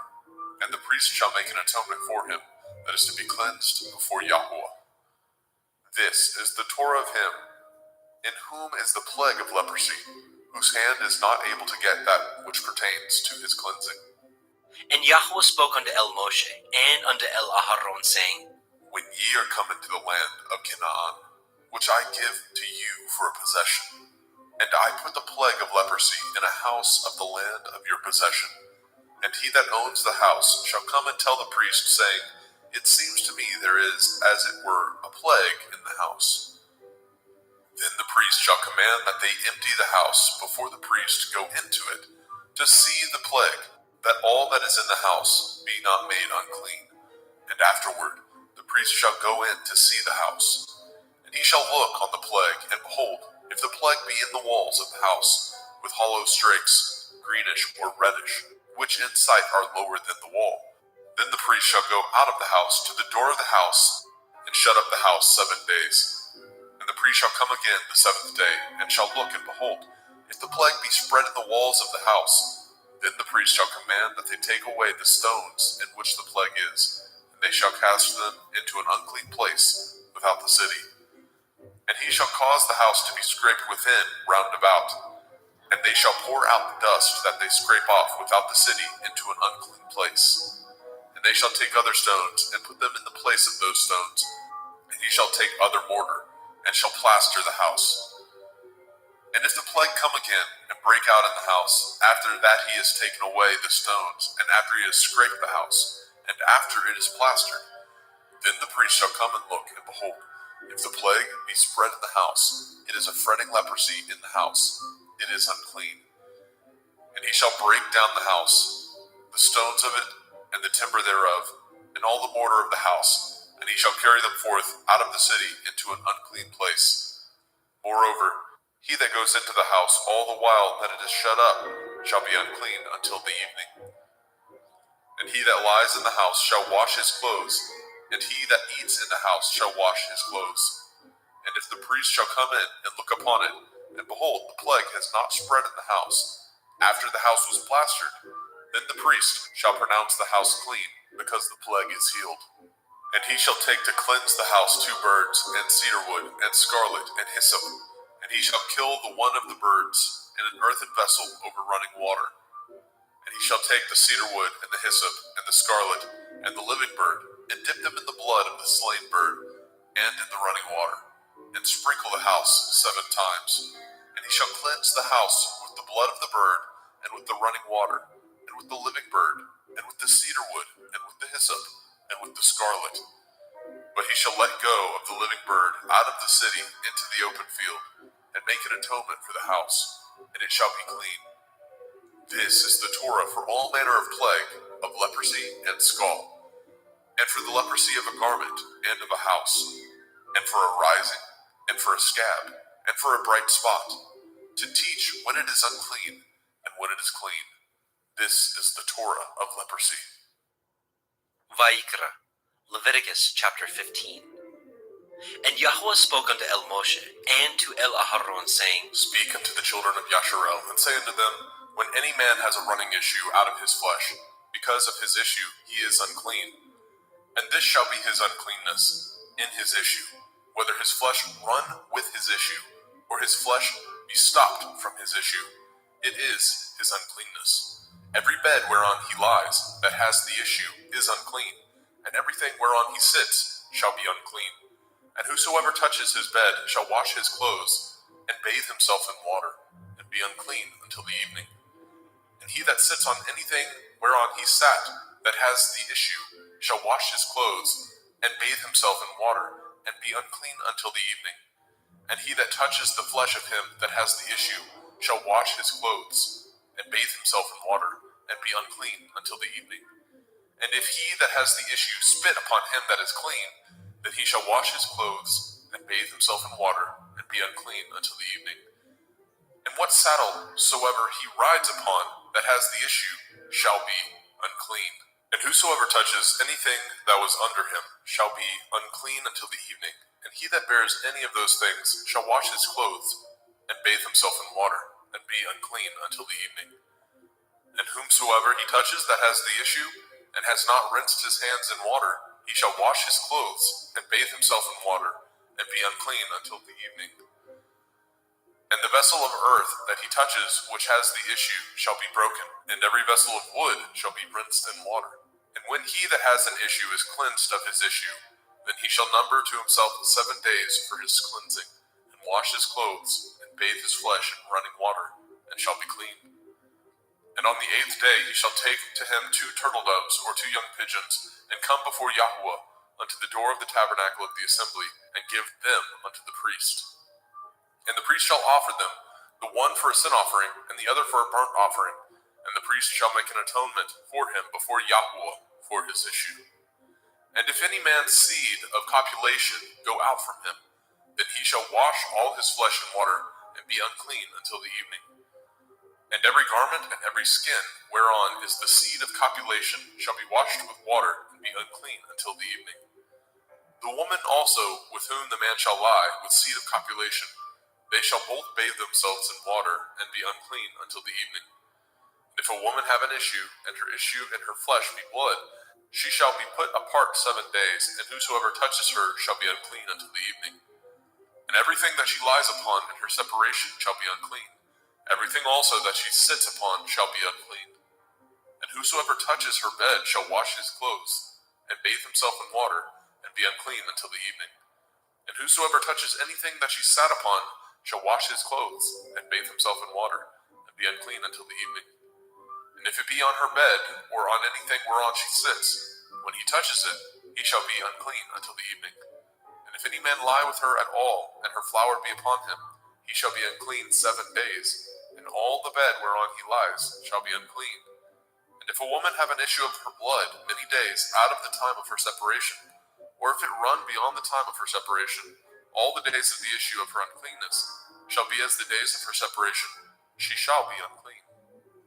Every bed whereon she lies, all the days of her issue shall be unto her as the bed of her separation, and whatsoever she sits upon shall be unclean, as the uncleanness of her separation.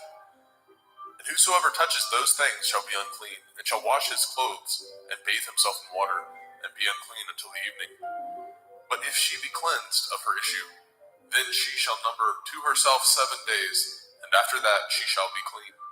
And on the 8th day she shall take unto her 2 turtle doves, or 2 young pigeons, and bring them unto the priest to the door of the tabernacle of the assembly. And the priest shall offer the one for a sin offering, and the other for a burnt offering. And the priest shall make an atonement for her before Yahweh for the issue of her uncleanness. Thus shall ye separate the children of Yasharel from their uncleanness, that they die not in their uncleanness, when they defile my tabernacle that is among them. This is the Torah of him that has an issue, and of him whose seed goes from him, and is defiled therewith, and of her that is sick of her flowers, and of him that has an issue, of the man and of the woman, and of him that lies with her that is unclean. Vaikra, Leviticus chapter 16. And Yahweh spoke unto Moshe after the death of the two sons of Aharon, when they offered before Yahweh and died. And Yahweh said unto Moshe, Speak unto Aharon your brother, that he come not at all times into the holy place within the veil before the mercy seat, which is upon the ark, that he die not. For I will appear in the cloud upon the mercy seat. Thus shall Aharon come into the holy place, with a young bullock for a sin offering, and a ram for a burnt offering. He shall put on the holy linen coat, and he shall have the linen breeches upon his flesh, and shall be girded with a linen belt, and with the linen turban shall he be attired. These are holy garments. Therefore shall he wash his flesh in water, and so put them on.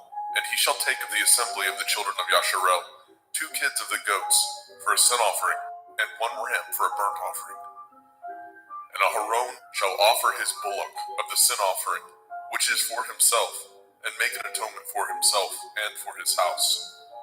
And he shall take the 2 goats, and present them before Yahweh at the door of the tabernacle of the assembly.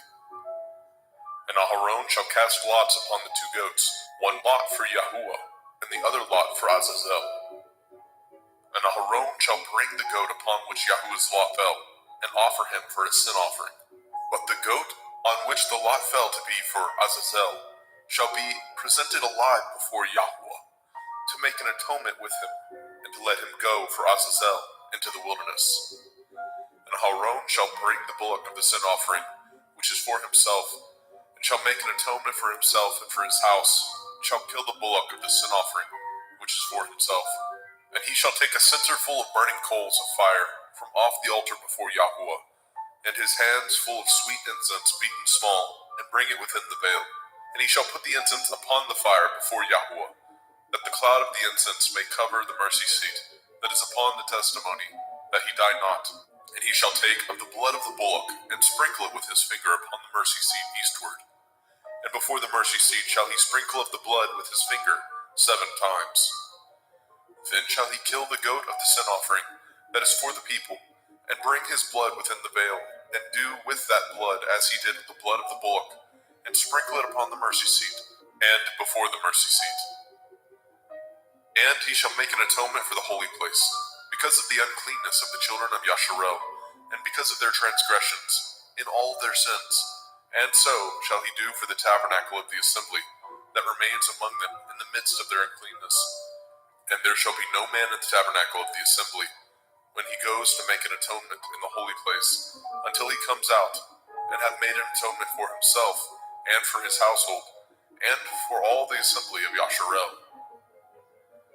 And he shall go out unto the altar that is before Yahuwah, and make an atonement for it, and shall take of the blood of the bullock, and of the blood of the goat, and put it upon the horns of the altar round about.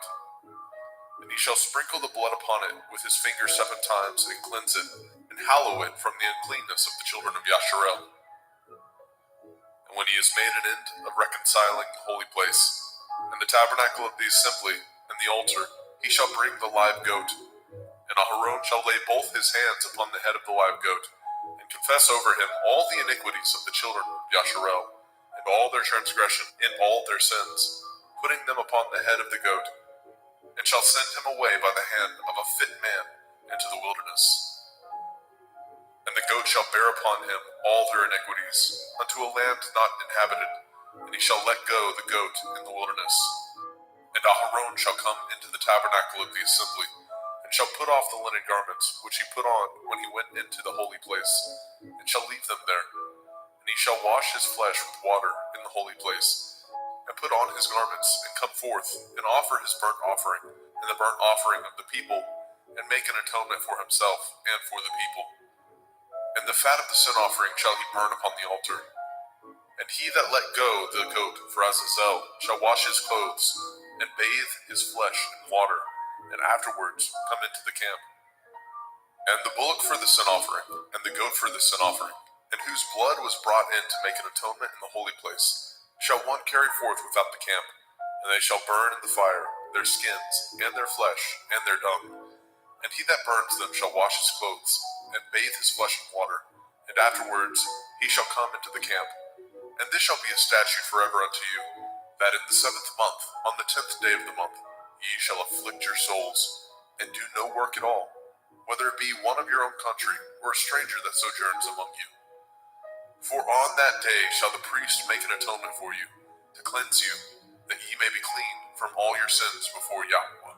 It shall be a Sabbath of rest unto you, and ye shall afflict your souls by statute forever. And the priest, whom he shall anoint, and whom he shall consecrate to minister in the priest's office in his father's stead, shall make the atonement, and shall put on the linen clothes, even the holy garments. And he shall make an atonement for the holy sanctuary, and he shall make an atonement for the tabernacle of the assembly, and for the altar, and he shall make an atonement for the priests, and for all the people of the assembly. And this shall be an everlasting statute unto you, to make an atonement for the children of Yasharel for all their sins once a year. And he did as Yahweh commanded Moshe. Vayikra, Leviticus chapter 17. And Yahweh spoke unto Moshe, saying, Speak unto Aharon and unto his sons, and unto all the children of Yasharel, and say unto them, This is the thing which Yahweh has commanded, saying, What man soever there be of the house of Yasharel, that kills an ox, or lamb, or goat, in the camp, or that kills it out of the camp, and brings it not unto the door of the tabernacle of the assembly, to offer an offering unto Yahweh before the tabernacle of Yahweh, blood shall be imputed unto that man. He has shed blood, and that man shall be cut off from among his people. To the end that the children of Yasharel may bring their sacrifices, which they offer in the open field, even that they may bring them unto Yahweh, unto the door of the tabernacle of the assembly, unto the priest, and offer them for peace offerings unto Yahweh. And priests shall sprinkle the blood upon the altar of Yahweh, at the door of the tabernacle of the assembly, and burn the fat for a sweet savor unto Yahweh. And they shall no more offer their sacrifices unto devils, after whom they have gone a-whoring. This shall be a statute forever unto them throughout their generations. And ye shall say unto them, Whatsoever man there be of the house of Yasharel, or of the strangers, which sojourn among you, that offers a burnt offering or sacrifice, and brings it not unto the door of the tabernacle of the assembly, to offer it unto Yahweh, even that man shall be cut off from among his people. And whatsoever man there be of the house of Yasharel, or of the strangers that sojourn among you, that eats any manner of blood, I will even set my face against that soul that eats the blood, and will cut him off from among his people. For the soul of the flesh is in the blood. He and I have given it to you upon the altar, to make an atonement for your souls. For it is the blood of him that makes an atonement in the soul. Therefore I said unto the children of Yasharel, No soul of you shall eat blood, neither shall any stranger that sojourns among you eat blood. And whatsoever man there be of the children of Yasharel, or of the strangers that sojourn among you, which hunts and catches a beast or fowl that may be eaten, he shall even pour out the blood thereof, and cover it with dust. For it is the life of all flesh, the blood of it is for the life thereof. Therefore I said unto the children of Yasharel, Ye shall eat the blood of no manner of flesh, for the life of all flesh is the blood thereof. Whosoever eats it shall be cut off. And every soul that eats that which died of itself, or that which was torn with beasts, whether it be one of your own country or a stranger, he shall both wash his clothes and bathe himself in water, and be unclean until the evening. Then shall he be clean. But if he wash them not, nor bathe his flesh, then he shall bear his iniquity.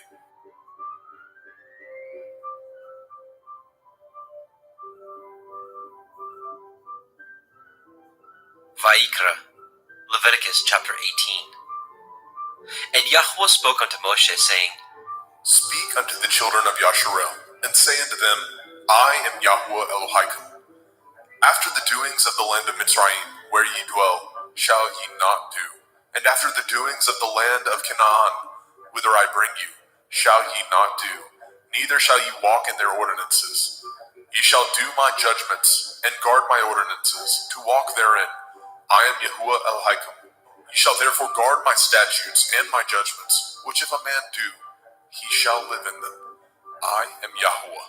None of you shall approach to any that is near of kin to him, to uncover their nakedness. I am Yahuwah. The nakedness of your father, or the nakedness of your mother, shall you not uncover. She is your mother. You shall not uncover her nakedness. The nakedness of your father's woman shall you not uncover. It is your father's nakedness. The nakedness of your sister, the daughter of your father, the daughter of your mother, whether she be born at home or born abroad, even their nakedness you shall not uncover. The nakedness of your son's daughter, or of your daughter's daughter, even their nakedness you shall not uncover, for theirs is your own nakedness. The nakedness of your father's woman's daughter, begotten of your father, she is your sister. You shall not uncover her nakedness. You shall not uncover the nakedness of your father's sister. She is your father's near kinswoman. You shall not uncover the nakedness of your mother's sister, for she is your mother's near kinswoman. You shall not uncover the nakedness of your father's brother. You shall not approach to his woman. She is your aunt. You shall not uncover the nakedness of your daughter-in-law. She is your son's woman. You shall not uncover her nakedness. You shall not uncover the nakedness of your brother's woman. It is your brother's nakedness. You shall not uncover the nakedness of a woman and her daughter. Neither shall you take her son's daughter or her daughter's daughter to uncover her nakedness, for they are your near kinswoman. It is wickedness. Neither shall you take a woman to her sister to vex her, to uncover her nakedness, beside the other in her lifetime. Also, you shall not approach unto a woman to uncover her nakedness, as long as she is put apart for her uncleanness. Moreover, you shall not lie carnally with your neighbor's woman to defile yourself with her. And you shall not let any of your seed pass through the fire to Molech, neither shall you profane the name of your Elohim. I am Yahweh. You shall not lie with mankind as with womankind. It is an abomination. Neither shall you lie with any beast to defile yourself therewith. Neither shall any woman stand before a beast to lie down thereto. It is confusion. Defile not ye yourselves in any of these things, for in all these the nations are defiled, which I cast out before you. And the land is defiled, therefore I do visit the iniquity thereof upon it, and the land itself vomits out her inhabitants. Ye shall therefore guard my statutes and my judgments, and shall not commit any of these abominations, neither any of your own nation, nor any stranger that sojourns among you. For all these abominations have the men of the land done, which were before you, and the land is defiled, that the land spew not you out also, when ye defile it, as it spewed out the nations that were before you. For whosoever shall commit any of these abominations, even the souls that commit them shall be cut off from among their people. Therefore shall ye guard my ordinance, that ye commit not any of these abominable customs, which were committed before you, and that ye defile not yourselves therein. I am Yahuwah Elohaikum.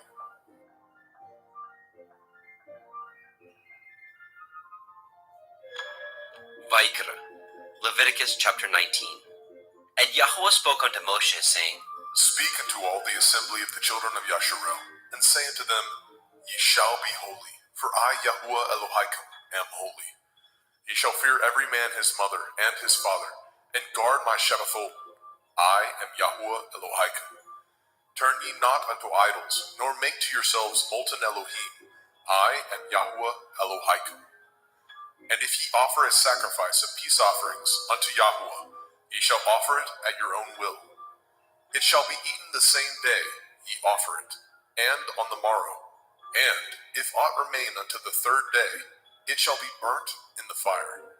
And if it be eaten at all on the third day, it is abominable. It shall not be accepted. Therefore everyone that eats it shall bear his iniquity, because he has profaned the hallowed thing of Yahuwah, and that soul shall be cut off from among his people. And when ye reap the harvest of your land, ye shall not wholly reap the corners of your field, neither shall you gather the gleanings of your harvest. And you shall not glean your vineyard, neither shall you gather every grape of your vineyard. You shall leave them for the poor and stranger. I am Yahuwah Elohaikum. Ye shall not steal, neither deal falsely, neither lie one to another. And ye shall not swear by my name falsely, neither shall you profane the name of your Elohim. I am Yahuwah. You shall not defraud your neighbor, neither rob him. The wages of him that is hired shall not abide with you all night until the morning. You shall not curse the deaf, nor put a stumbling block before the blind, but shall fear your Elohim. I am Yahuwah.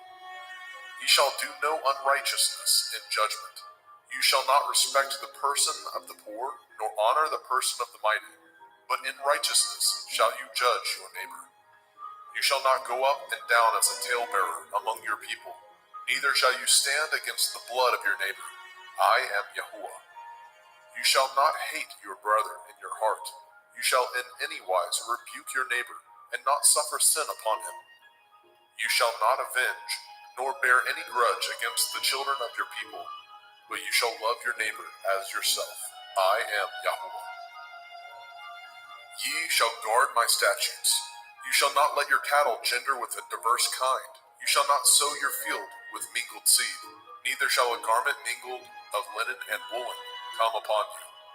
And whosoever lies carnally with a woman that is a bondmaid, betrothed to a man, and not at all redeemed, nor freedom given her, she shall be scourged.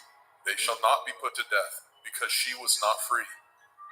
And he shall bring his trespass offering unto Yahuwah, unto the door of the tabernacle of the assembly, even a ram for a trespass offering.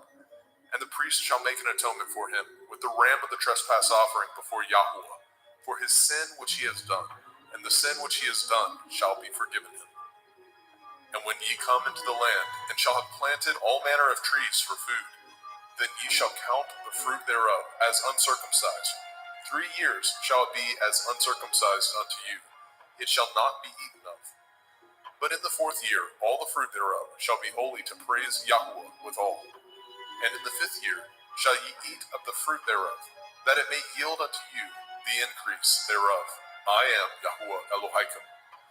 Ye shall not eat anything with the blood, neither shall ye use enchantment, nor practice sorcery. You shall not round the corners of your heads, neither shall you mar the corners of your beard. You shall not make any cuttings in your flesh for the dead, nor print any marks upon you. I am Yahuwah.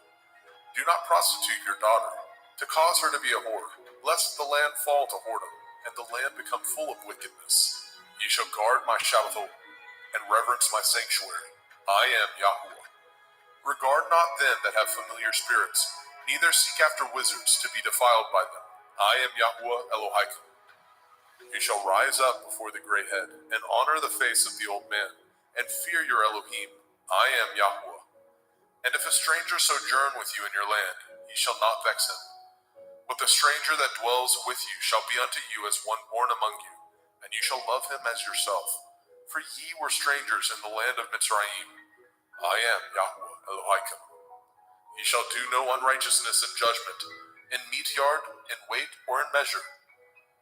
Just balances, just weights, a just ephah, and a just hin shall ye have.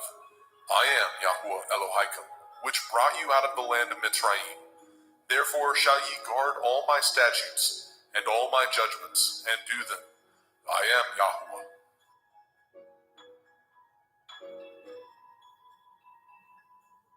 Vaikra, Leviticus chapter 20. And Yahuwah spoke unto Moshe, saying, Again you shall say to the children of Yasharel, whosoever he be of the children of Yasharel, or of the strangers that sojourn in Yasharel, that gives any of his seed unto Molech, he shall surely be put to death. The people of the land shall stone him with stones. And I will set my face against that man, and I will cut him off from among his people, because he has given of his seed unto Molech, to defile my sanctuary, and to profane my holy name. And if the people of the land do any ways hide their eyes from the man, when he gives of his seed unto Molech, and kill him not, then I will set my face against that man, and against his family, and will cut him off, and all that go a-whoring after him, to commit whoredom with Molech, from among their people. And the soul that turns after such as have familiar spirits, and after wizards, to go a-whoring after them, I will even set my face against that soul, and will cut him off from among his people. Sanctify yourselves, therefore, and be ye holy, for I am Yahuwah Elohim, and ye shall guard my statutes, and do them. I am Yahuwah Mekodishkim. For everyone that curses his father or his mother shall surely be put to death. He has cursed his father or his mother, his blood shall be upon him. And the man that breaks wedlock with another man's woman, even he that breaks wedlock with his neighbor's woman, The man and the woman that breaks wedlock shall surely be put to death. And the man that lies with his father's woman has uncovered his father's nakedness. Both of them shall surely be put to death. Their blood shall be upon them.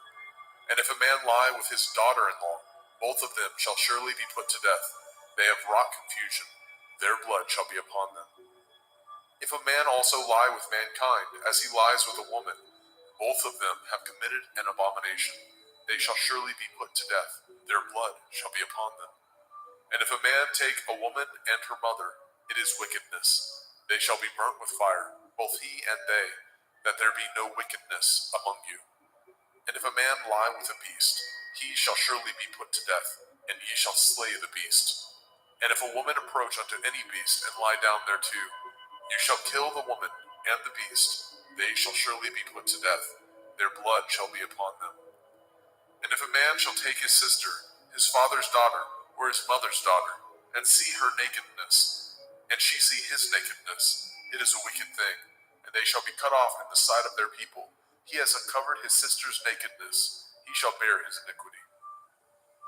And if a man shall lie with a woman having her sickness, and shall uncover her nakedness, he has discovered her fountain, and she has uncovered the fountain of her blood, and both of them shall be cut off from among their people.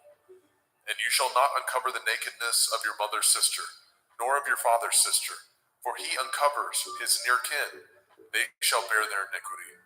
And if a man shall lie with his uncle's woman, he has uncovered his uncle's nakedness. They shall bear their sin. They shall die childless. And if a man shall take his brother's woman, it is an unclean thing. He has uncovered his brother's nakedness. They shall be childless.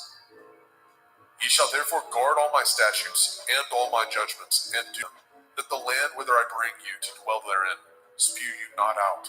And ye shall not walk in the manner of the nation which I cast out before you, for they committed all these things, and therefore I abhorred them.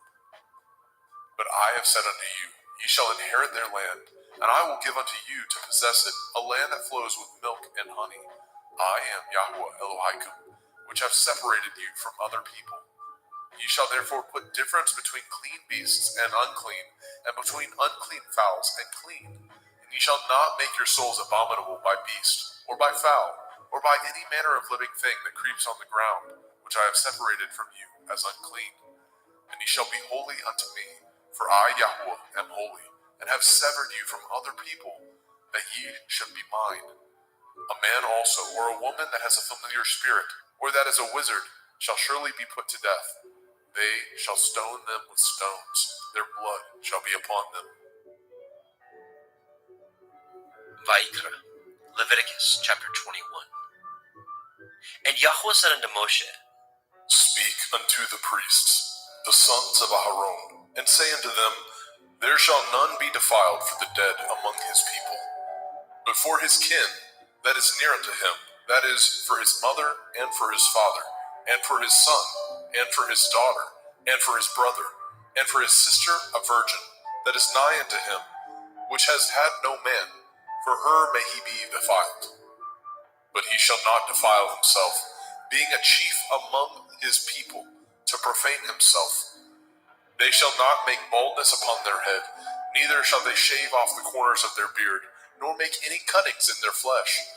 They shall be holy unto their Elohim, and not profane the name of their Elohim. For the offerings of Yahweh made by fire, and the bread of their Elohim they do offer. Therefore they shall be holy.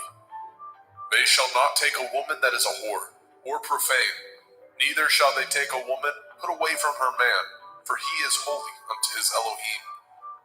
You shall sanctify him therefore, for he offers the bread of your Elohim. He shall be holy unto you, for I, Yahweh, which sanctify you, am holy. And the daughter of any priest, if she profane herself by playing the whore, she profanes her father, she shall be burnt with fire. And he that is high priest among his brethren, upon whose head the anointing oil was poured, and that is consecrated to put on the garments, shall not uncover his head, nor rend his clothes. Neither shall he go in to any dead body, nor defile himself for his father, or for his mother. Neither shall he go out of the sanctuary, nor profane the sanctuary of his Elohim, for the crown of the anointing oil of his Elohim is upon him. I am Yahuwah. And he shall take a woman in her virginity, a widow or a divorced woman, or profane, or a harlot. These shall he not take, but he shall take a virgin of his own people to be his woman. Neither shall he profane his seed among his people, for I, Yahuwah, do sanctify him. And Yahweh spoke unto Moshe, saying, Speak unto El-Aharon, saying, Whosoever he be of your seed in their generations, that has any blemish, let him not approach to offer the bread of his Elohim. For whosoever man he be that has a blemish, he shall not approach, a blind man or a lame, or he that has a flat nose, or anything superfluous, or a man that is broken-footed, or broken-handed, or crook-backed, or a dwarf, or that has a blemish in his eye, or be scurvy, or scabbed, or has his stones broken. No man that has a blemish of the seed of Aharon the priest shall come nigh to offer the offerings of Yahuwah, made by fire. He has a blemish. He shall not come nigh to offer the bread of his Elohim. He shall not eat the bread of his Elohim, both of the most holy and of the holy.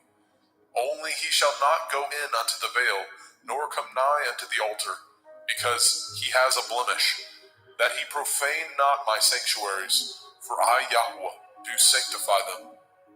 And Moshe told it unto El-Aharon, and to his sons, and to all the children of Yashrael.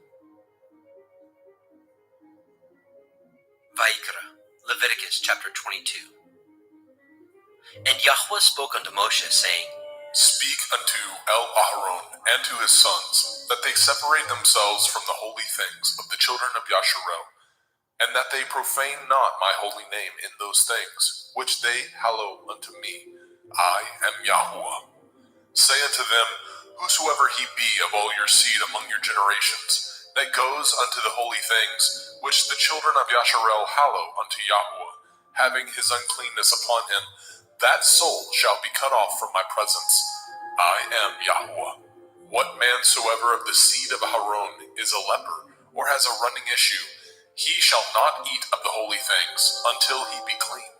And whoso touches anything that is unclean by the dead, or a man whose seed goes from him, or whosoever touches any creeping thing whereby he may be made unclean, or a man of whom he may take uncleanness, whatsoever uncleanness he has, the soul which has touched any such thing shall be unclean until evening, and shall not eat of the holy things, unless he wash his flesh with water. And when the sun is down, he shall be clean, and shall afterward eat of the holy things, because it is his food. That which dies of itself, or is torn with beasts, he shall not eat, to defile himself therewith. I am Yahuwah. They shall therefore guard my ordinance, lest they bear sin for it, and die therefore. If they profane it, I, Yahuwah, do sanctify them. There shall no stranger eat of the holy thing. A sojourner of the priest, or a hired servant, shall not eat of the holy thing.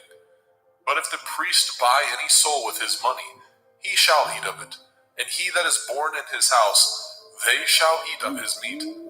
If the priest's daughter also be married unto a stranger, she may not eat of an offering of the holy things. But if the priest's daughter be a widow or divorced, and have no child, and is returned unto her father's house, as in her youth, she shall eat of her father's meat, but there shall no stranger eat thereof. And if a man eat of the holy thing unwittingly, then he shall put the fifth part thereof unto it, and shall give it unto the priest with the holy thing. And they shall not profane the holy things of the children of Yasharel, which they offer unto Yahuwah, or suffer them to bear the iniquity of trespass when they eat their holy things. For I, Yahuwah, do sanctify them. And Yahweh spoke unto El-Moshe, saying, Speak unto El-Aharon, and to his sons, and unto all the children of Yasharel, and say unto them, Whatsoever he be of the house of Yasharel, or of the strangers in Yasharel, that will offer his oblation for all his vows, and for all his freewill offerings, which they will offer unto Yahuwah for a burnt offering, ye shall offer at your own will a male without blemish, of the cattle, of the sheep, or of the goats. But whatsoever has a blemish, that shall ye not offer, for it shall not be acceptable for you. And whosoever offers a sacrifice of peace offerings unto Yahweh to accomplish his vow, or a freewill offering in cattle or sheep, it shall be perfect to be accepted. There shall be no blemish therein. Blind or broken or maimed or having a running sore or scurvy or scabbed, ye shall not offer these unto Yahweh, nor make an offering by fire of them upon the altar unto Yahweh. Either a bullock or a lamb that has anything superfluous or lacking in his parts, that may you offer for a freewill offering, but for a vow it shall not be accepted. Ye shall not offer unto Yahweh that which is bruised, or crushed, or broken, or cut, neither shall ye make any offerings thereof in your land. Neither from a stranger's hand shall ye offer the bread of your Elohim of any of these, because their corruption is in them, and blemishes be in them. They shall not be accepted for you. And Yahweh spoke unto Moshe, saying, When a bullock or a sheep or a goat is brought forth, then it shall be 7 days under the dam, and from the 8th day and thenceforth it shall be accepted for an offering made by fire unto Yahweh. And whether it be cow or ewe, ye shall not kill it, and her young, both in 1 day. And when ye offer a sacrifice of thanksgiving unto Yahweh, offer it at your own will. On the same day it shall be eaten up. Ye shall leave none of it until the morrow. I am Yahweh. Therefore shall ye guard my commandments, and do them. I am Yahweh. Neither shall ye profane my holy name, but I will be hallowed among the children of Yasharel.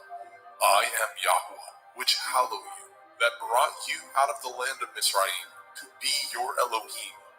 I am Yahweh.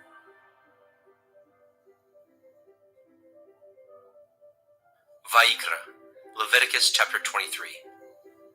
And Yahweh spoke unto Moshe, saying, Speak unto the children of Yasharel, and say unto them concerning the feasts of Yahweh, which ye shall proclaim to be holy assemblies.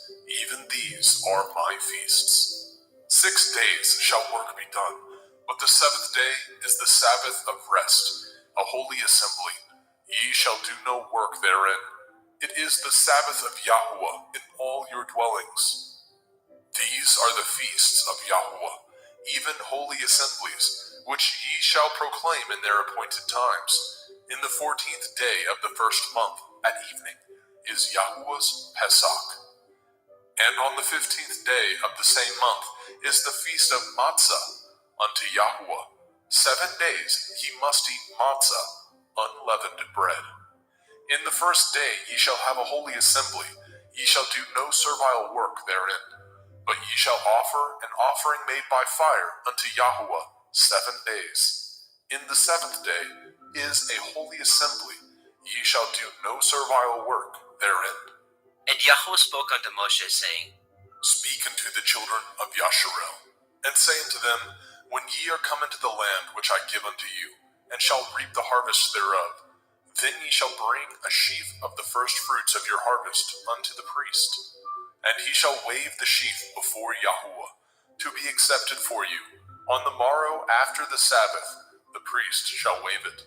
And ye shall offer that day when ye wave the sheaf a he-lamb without blemish of the 1st year for a burnt offering unto Yahweh.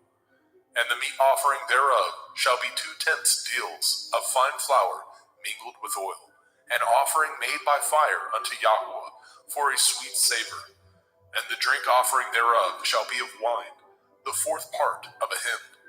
And ye shall eat neither bread, nor parched grain, nor green ears, until the selfsame day that ye have brought an offering unto your Elohim. It shall be a statute forever throughout your generations, in all your dwellings. And ye shall count unto you from the morrow after the Sabbath, from the day that ye brought the sheaf of the wave offering, 7 Shavuot. Sabbaths shall be complete. Even unto the morrow after the 7th Sabbath shall ye number 50 days, and ye shall offer a new meat offering unto Yahweh. Ye shall bring out of your habitations 2 wave loaves of 2/10 deals. They shall be of fine flour, They shall be baken with leaven. They are the first fruits unto Yahweh. And ye shall offer with the bread 7 lambs, without blemish of the first year, and 1 bullock, and 2 rams. They shall be for a burnt offering unto Yahweh, with their meat offering, and their drink offerings, even an offering made by fire of sweet savor unto Yahweh.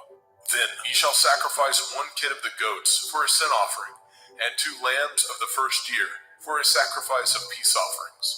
And the priest shall wave them with the bread of the first fruits for a wave offering before Yahweh.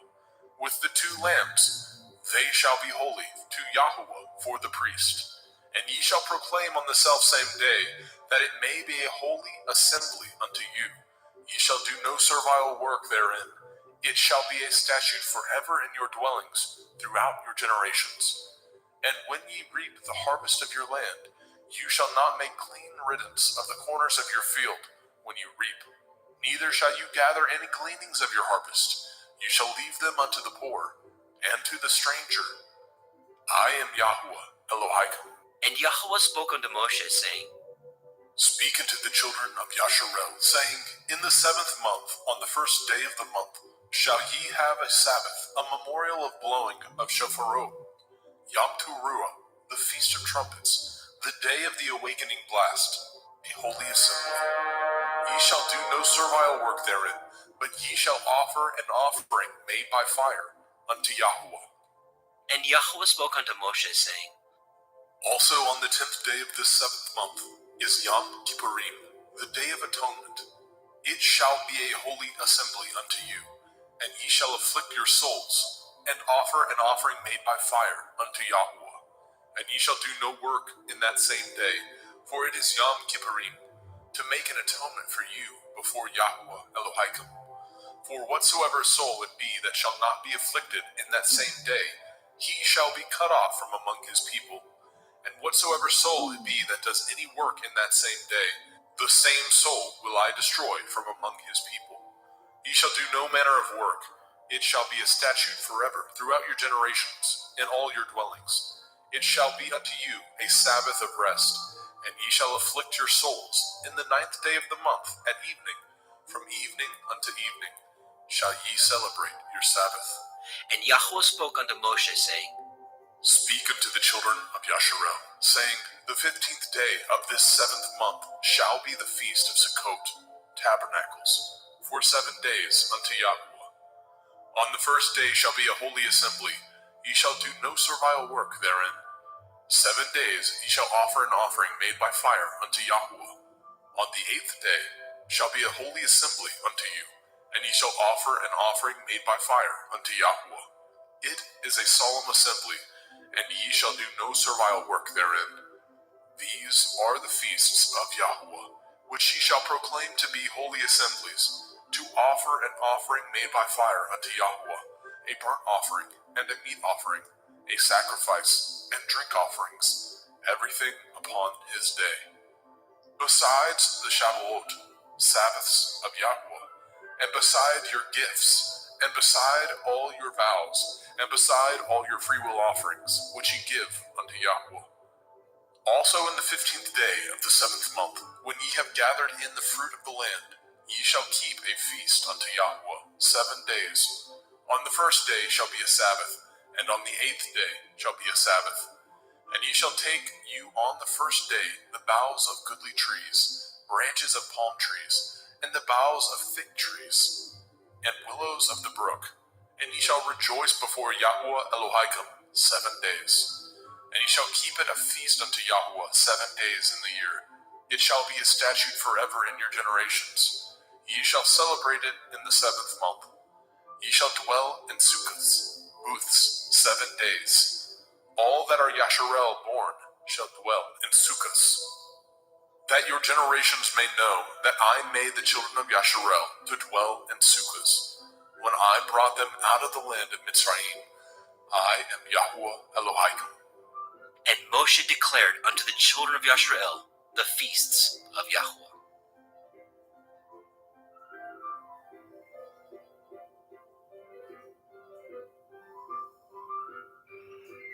Vayikra, Leviticus chapter 24.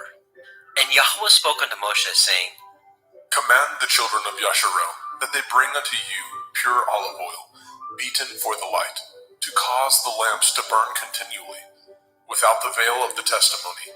In the tabernacle of the assembly shall Aharon order it from the evening unto the morning before Yahweh continually. It shall be a statute forever in your generations. He shall order the lamps upon the pure menorah, 7-branched candlestick, before Yahweh continually. And you shall take fine flour, and bake 12 cakes thereof. 2/10 deals shall be in 1 cake. And you shall set them in 2 rows, 6 on a row, upon the pure table before Yahweh. And you shall put pure frankincense upon each row, that it may be on the bread for a memorial, even a memorial made by fire unto Yahweh. Every Sabbath he shall set it in order before Yahweh continually, being taken from the children of Yasharel by an everlasting covenant.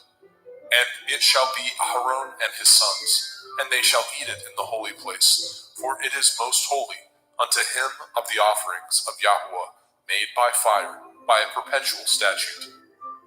And the son of a Yashareliteth woman, whose father was a Mitzri, went out among the children of Yasharel.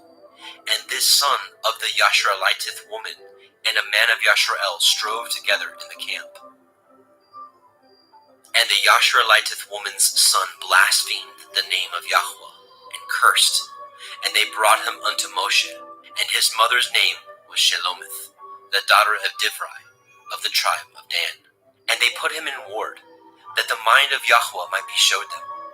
And Yahweh spoke unto Moshe, saying, Bring forth him that has cursed without the camp, and let all that heard him lay their hands upon his head, and let all the assembly stone him.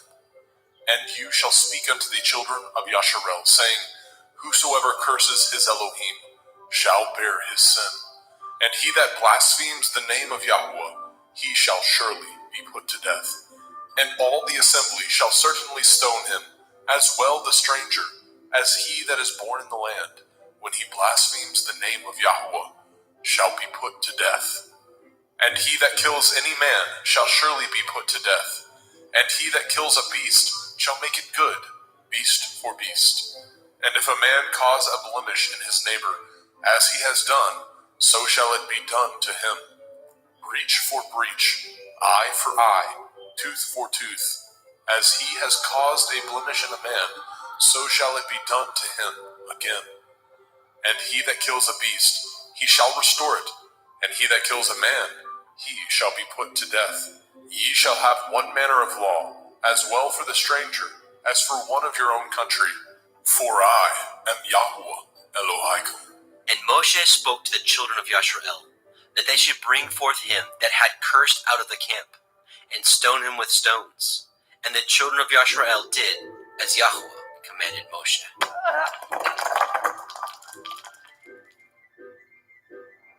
Vayikra, Leviticus chapter 25. And Yahweh spoke unto Moshe in Mount Sinai, saying, Speak unto the children of Yasharel, and say unto them, When ye come into the land which I give you, then shall the land keep a Sabbath unto Yahweh. 6 years you shall sow your field, and 6 years you shall prune your vineyard, and gather in the fruit thereof.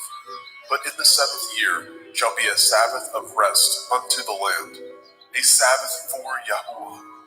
You shall neither sow your field, nor prune your vineyard.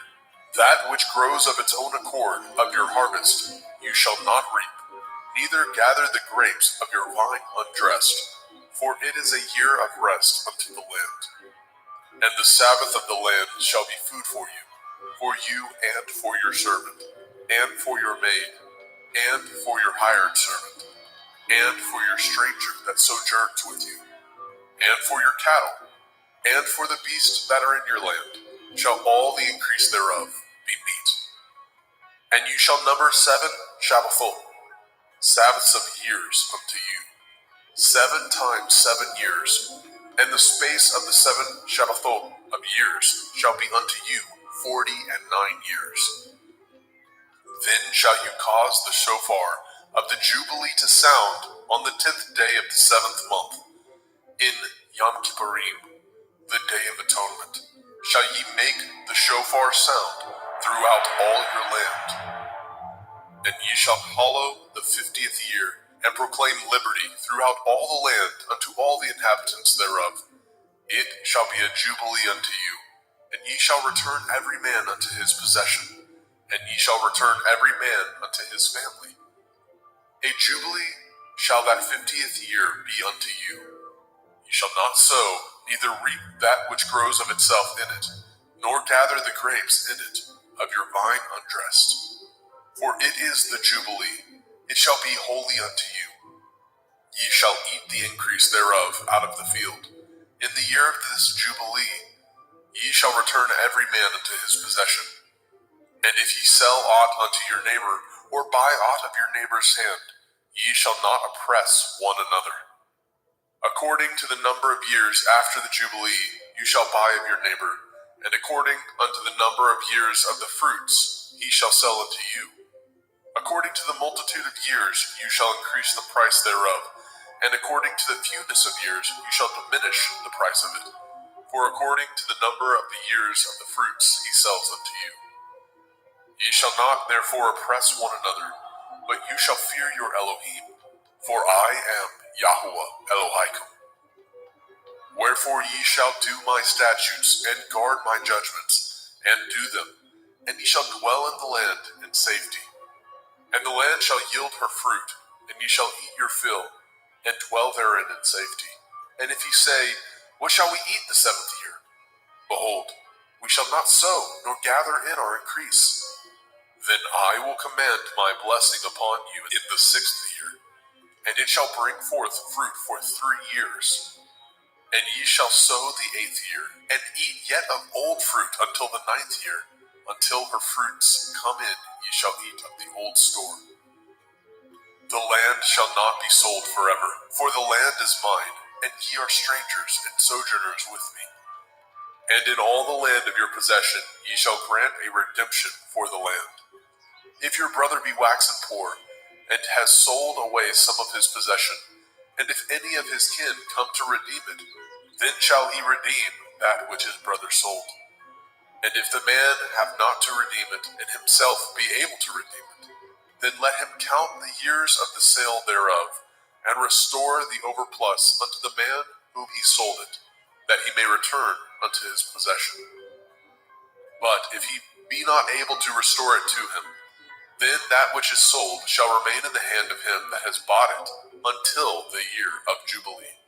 And in the Jubilee it shall go out, and he shall return unto his possession. And if a man sell a dwelling house in a walled city, then he may redeem it within a whole year after it is sold. Within a full year may he redeem it.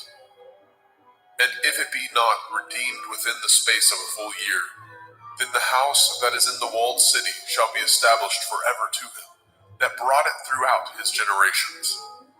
It shall not go out in the Jubilee.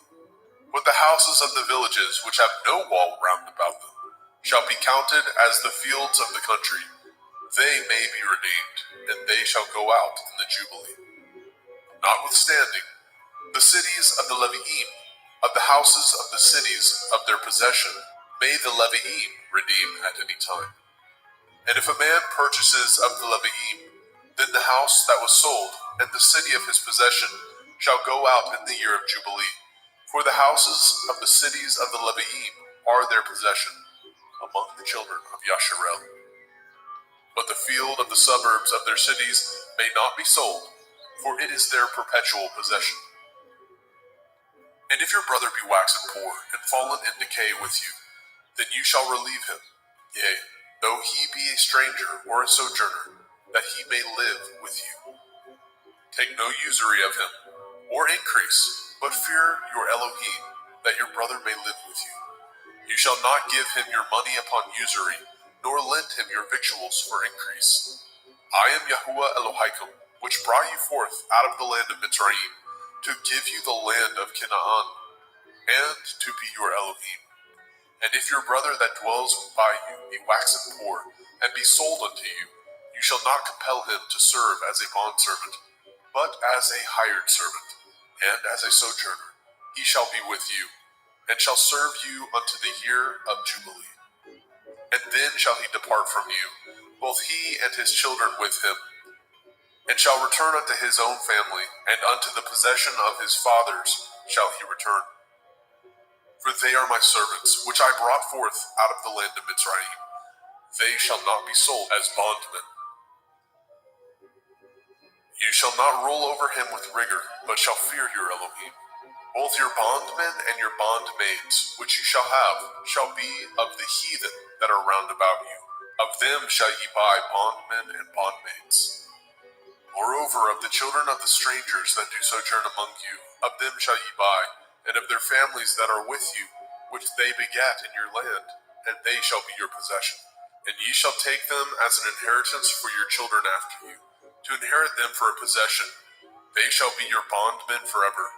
But over your brethren, the children of Yasharel, you shall not rule one over another with rigor. And if a sojourner or a stranger wax rich by you, and your brother that dwells by him wax poor, and sell himself unto the stranger or sojourner by you, or to the stock of the stranger's family, after that he is sold, he may be redeemed again. One of his brethren may redeem him. Either his uncle or his uncle's son may redeem him, or any that is nigh of kin unto him of his family may redeem him, or if he be able, he may redeem himself. And he shall reckon with him that bought him from the year that he was sold unto him, unto the year of Jubilee. And the price of his sale shall be according to the number of years, according to the time of a hired servant shall it be with him. If there be yet many years behind, according unto them he shall give again the price of his redemption, out of the money that he was bought for. And if there remain but few years unto the year of Jubilee, then he shall count with him, and according unto his years shall he give him again the price of his redemption. And as a yearly hired servant shall be with him, and the other shall not rule with rigor over him in your sight. And if he be not redeemed in these years, then he shall go out in the year of Jubilee, both he and his children with him. For unto me the children of Yasharel are servants. They are my servants, whom I brought forth out of the land of Mitzrayim. I am Yahuwah Elohim. Vaikra, Leviticus chapter 26. Ye shall make you no idols, nor graven image, neither rear you up a standing image, neither shall ye set up any image of stone in your land, to bow down unto it. For I am Yahuwah Elohim. Ye shall guard my Sabbaths, and reverence my sanctuary. I am Yahuwah. If ye walk in my statutes, and guard my commandments, and do them, then I will give you rain in due season, and the land shall yield her increase, and the trees of the field shall yield their fruit. And your threshing shall reach unto the vintage, and the vintage shall reach unto the sowing time, and ye shall eat your bread to the full, and dwell in your land safely. And I will give peace in the land, lying down with nothing to fear, and the Sabbath of life. Though evil be part of the land, there is no sword to bring in the land. And ye shall chase your enemies, and they shall fall before you by the sword. And 5 of you shall chase 100, and 100 of you shall put 10,000 to flight. And your enemies shall fall before you by the sword. For I will have respect unto you, and make you fruitful, and multiply you, and establish my covenant with you. And ye shall eat old store, and bring forth the old because of the new. And I will set my tabernacle among you, and my soul shall not abhor you. And I will walk among you, and will be your Elohim, and ye shall be my people. I am Yahuwah Elohim, which brought you forth out of the land of Mitzrayim, that ye should not be their bondmen. And I have broken the bands of your yoke, and made you go upright. But if ye will not hearken unto me, and will not do all these commandments, and if ye shall despise my statutes, or if your soul abhor my judgments, so that ye will not do all my commandments, but that ye break my covenant, I also will do this unto you. I will even appoint over you terror, consumption, and the burning ague, that shall consume the eyes, and cause sorrow of heart, and ye shall sow your seed in vain, for your enemies shall eat it. And I will set my face against you, and ye shall be slain before your enemies. They that hate you shall reign over you, and ye shall flee when none pursues you. And if ye will not yet for all this hearken unto me, then I will punish you 7 times more for your sins. And I will break the pride of your power, and I will make your heaven as iron, and your earth as brass. And your strength shall be spent in vain, for your land shall not yield her increase, neither shall the trees of the land yield their fruits. And if ye walk contrary unto me, and will not hearken unto me, I will bring 7 times more plagues upon you according to your sins. I will also send wild beasts among you, which shall rob you of your children, and destroy your cattle, and make you few in number, and your highways shall be desolate. And if you will not be reformed by me by these things, but will walk contrary unto me, then will I walk contrary unto you, and will punish you yet 7 times for your sins. And I will bring a sword upon you, that shall avenge the quarrel of my covenant. And when ye are gathered together within your cities, I will send the pestilence among you, and ye shall be delivered into the hand of the enemy. And when I have broken the staff from your bread, 10 women shall bake your bread in one oven, and they shall deliver you your bread again by weight, and ye shall eat and not be satisfied. And if ye will not for all this hearken unto me, but walk contrary unto me, then I will walk contrary unto you also in fury, and I, even I, will chastise you 7 times for your sins. And ye shall eat the flesh of your sons, and the flesh of your daughters shall ye eat. And I will destroy your high places, and cut down your images, and cast your carcasses upon the carcasses of your idols, and my soul shall abhor you. And I will make your cities waste, and bring your sanctuaries unto desolation. And I will not smell the savor of your sweet odors. And I will bring the land unto desolation, and your enemies which dwell therein shall be astonished at it. And I will scatter you among the heathen, and will draw out my sword after you. And your land shall be desolate, and your cities waste. Then shall the land enjoy her Shabbathot, as long as it lies desolate, and ye be in your enemy's land. Even then shall the land rest, and enjoy her Shabbathot. As long as it lies desolate, it shall rest, because it did not rest in your Shabbathot, when ye dwelt upon it. And upon them that are left alive of you, I will send a faintness into their hearts, in the land of their enemies, and the sound of a shaken leaf shall chase them, and they shall flee as fleeing from a sword, and they shall fall when none pursues. And they shall fall one upon another, as it were before a sword, when none pursues, and ye have no power to stand before your enemies. And ye shall perish among the heathen, and the land of your enemies shall eat you up. And they that are left of you shall pine away in their iniquity, in your enemies' lands, and also in the iniquities of their fathers shall they pine away with them. If they shall confess their iniquity, and the iniquity of their fathers, with their transgressions which they transgressed against me, and that also they have walked contrary unto me, and that I also have walked contrary unto them, and have brought them into the land of their enemies, if then their uncircumcised heart be humbled, and they then accept of the punishment of their iniquity, then I will remember my covenant with Yaakov, and also my covenant with Yitzhak, and also my covenant with Abraham will I remember, and I will remember the land. The land also shall be left of them, and shall enjoy her Shabbathot, while she lies desolate without them. And they shall accept of the punishment of their iniquity, because they despised my judgments, and because their soul abhorred my statutes. And yet, for all that, when they be in the land of their enemies, I will not cast them away, neither will I abhor them, to destroy them utterly, and to break my covenant with them. For I am Yahweh Elohim. But I will for their sakes remember the covenant of their ancestors, whom I brought forth out of the land of Mitzrayim, in the sight of the heathen, that I might be their Elohim. I am Yahweh. These are the commandments and judgments and Torah, which Yahweh made between him and the children of Yisrael in Mount Sinai by the hand of Moses. Moshe.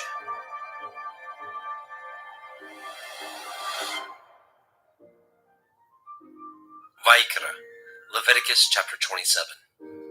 And Yahweh spoke unto Moshe, saying, Speak unto the children of Yasharel, and say unto them, When a man shall make a singular vow, the persons shall be for Yahuwah by your estimation. And your estimation shall be of the male from 20 years old, even unto 60 years old. Even your estimation shall be 50 shekels of silver, after the shekel of the sanctuary. And if it be a female, then your estimation shall be 30 shekels. And if it be from 5 years old, even unto 20 years old, then your estimation shall be of the male 20 shekels, and for the female 10 shekels. And if it be from a month old, even unto 5 years old, then your estimation shall be of the male 5 shekels of silver, and for the female your estimation shall be 3 shekels of silver. And if it be from 60 years old and above, if it be a male, then your estimation shall be 15 shekels, and for the female 10 shekels. But if he be poorer than your estimation, then he shall present himself before the priest, and the priest shall value him according to his ability. That vow shall the priest value him. And if it be a beast, whereof men bring an offering unto Yahuwah, all that any man gives of such unto Yahuwah shall be holy. He shall not alter it, nor change it, a good for a bad, or a bad for a good. And if he shall at all change beast for beast, then it and the exchange thereof shall be holy.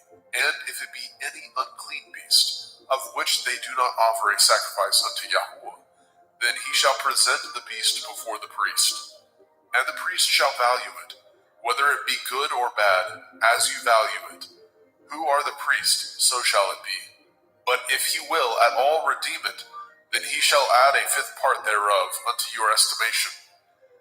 And when a man shall sanctify his house to be holy unto Yahuwah, then the priest shall estimate it, whether it be good or bad. As the priest shall estimate it, so shall it stand. And if he that sanctified it will redeem his house, then he shall add the 5th part of the money of your estimation unto it, and it shall be his.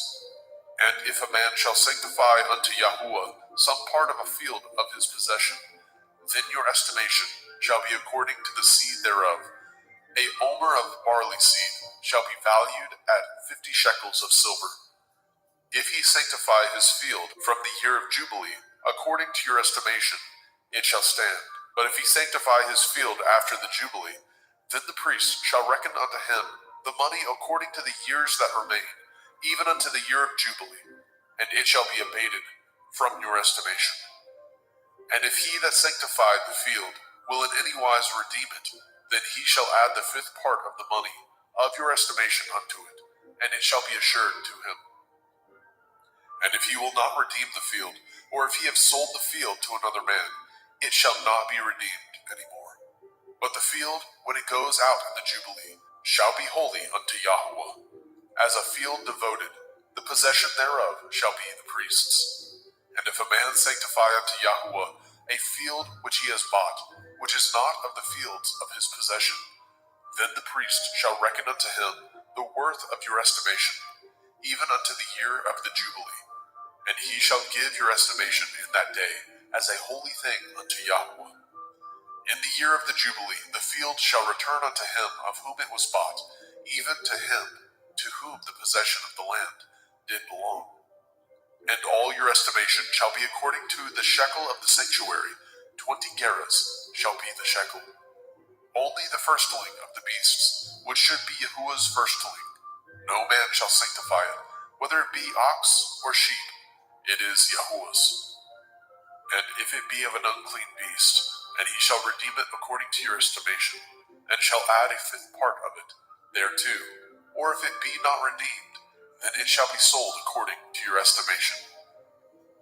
Notwithstanding, no devoted thing that a man shall devote unto Yahuwah of all that he has, both of man and beast, and of the field of his possession, shall be sold or redeemed. Every devoted thing is most holy unto Yahuwah.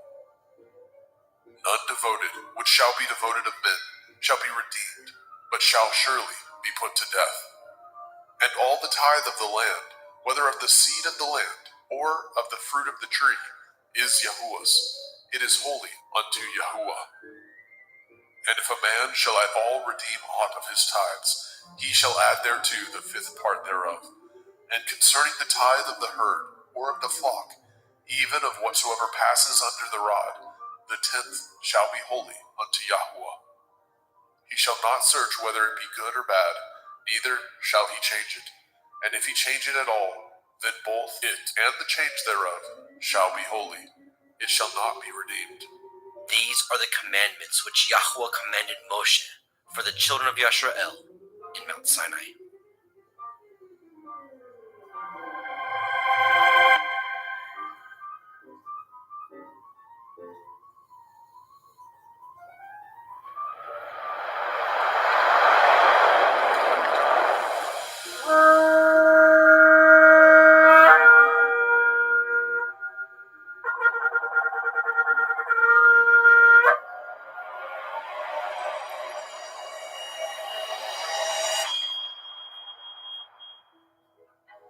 Bemidbar, Numbers, chapter 1. And Yahuwah spoke unto Moshe in the wilderness of Sinai, in the tabernacle of the assembly, on the first day of the second month, in the second year after they were come out of the land of Mitzrayim, saying, Take ye the sum of all the assembly of the children of Yasharel, after their families, by the house of their fathers, with the number of their names, every male by their polls, from 20 years old and upward, all that are able to go forth to war in Yasharel. You and Aharon shall number them by their armies, and with you there shall be a man of every tribe, everyone head of the house of his fathers. And these are the names of the men that shall stand with you.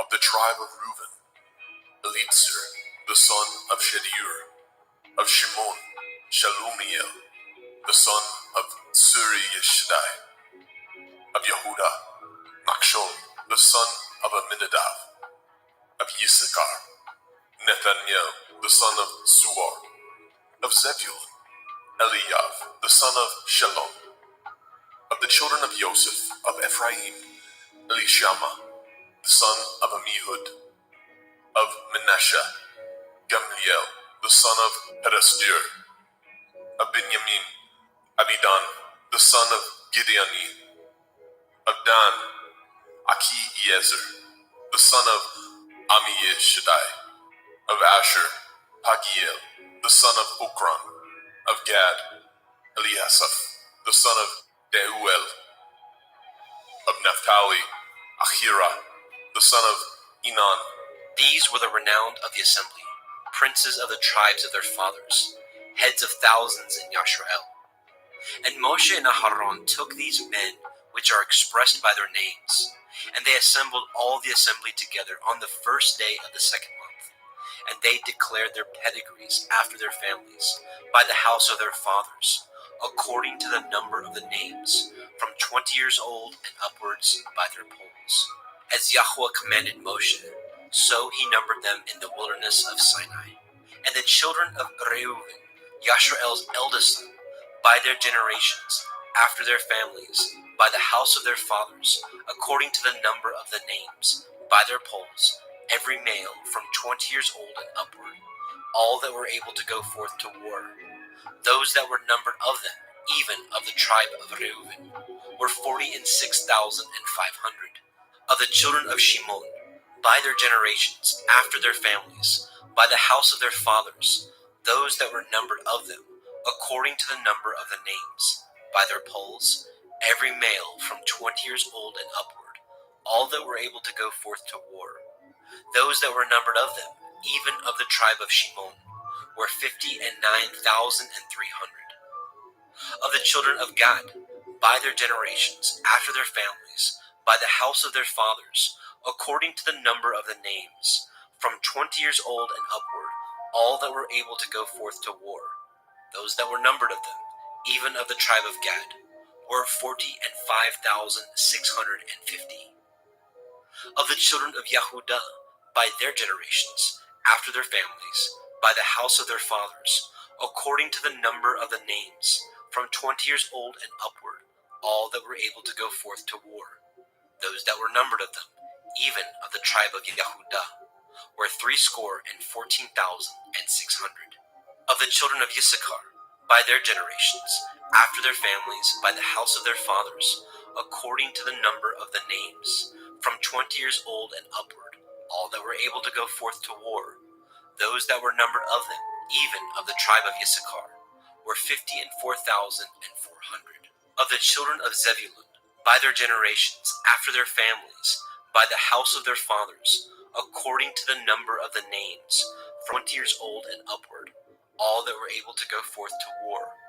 Those that were numbered of them, even of the tribe of Zebulun, were 57,400.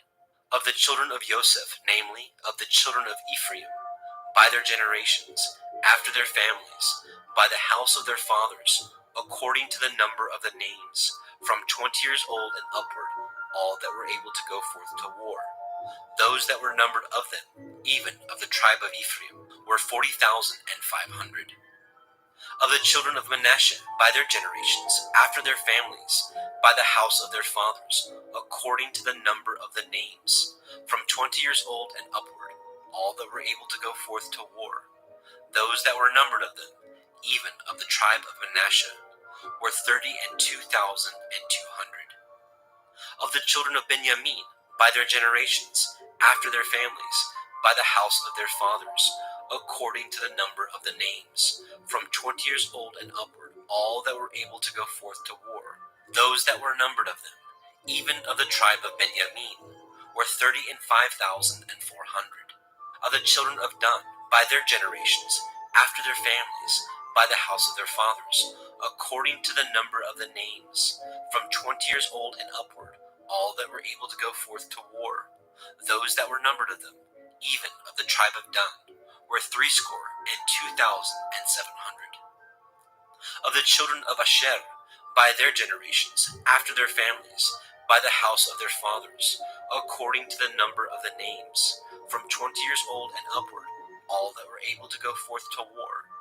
Those that were numbered of them, even of the tribe of Asher, were 41,500.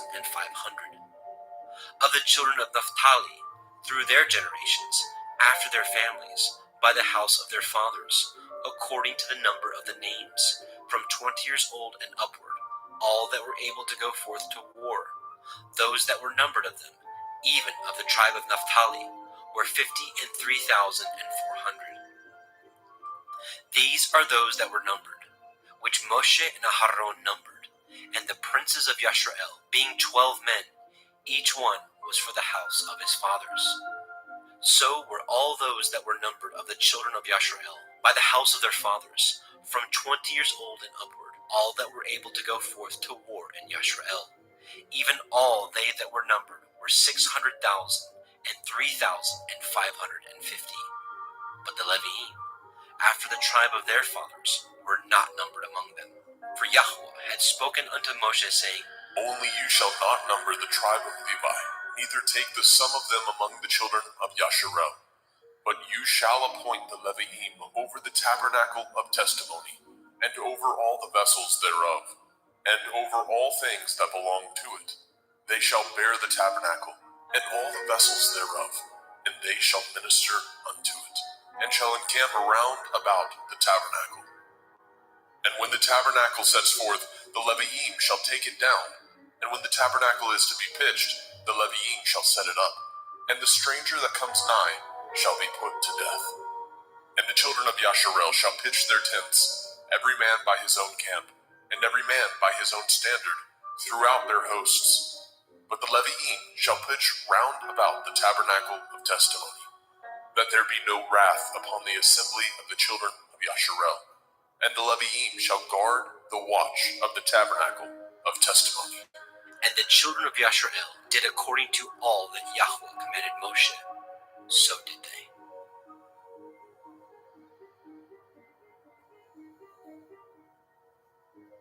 Bemidbar, Numbers chapter 2. And Yahweh spoke unto El Moshe and unto El Aharon, saying, Every man of the children of Yasharel shall pitch by his own standard, with the ensign of their father's house far off about the tabernacle of the assembly shall they pitch. And on the east side, towards the rising of the sun, shall they of the standard of the camp of Yehuda pitch throughout their armies. And Nachshon, the son of Aminadab, shall be captain of the children of Yehuda. And his host, and those that were numbered of them, were 14,000 and 600. And those that do pitch next to him shall be the tribe of Issachar. And Nathaniel, the son of Zuar, shall be captain of the children of Issachar. And his host, and those that were numbered thereof, were 54,400. Then the tribe of Zebulun, and Eliav, the son of Chelon, shall be the captain of the children of Zebulun. And his host, and those that were numbered thereof, were 57,400. All that were numbered in the camp of Yehuda were 100,000 and fourscore thousand and 6,400 throughout their armies. These shall first set forth. On the south side shall be the standard of the camp of Reuven, according to their armies, and the captain of the children of Reuven shall be Elitzur, the son of Shedeur. And his host, and those that were numbered thereof, were 46,500. And those which pitch by him shall be the tribe of Shimon, and the captain of the children of Shimon shall be Shelumiel, the son of Surishadai. And his host, and those that were numbered of them, were 59,300. Then the tribe of Gad, and the captain of the sons of Gad shall be Eliasaph, the son of Reuel. And his host, and those that were numbered of them, were 45,650. All that were numbered in the camp of Reuven were 100,050 and 1,450 throughout their armies. And they shall set forth in the second rank.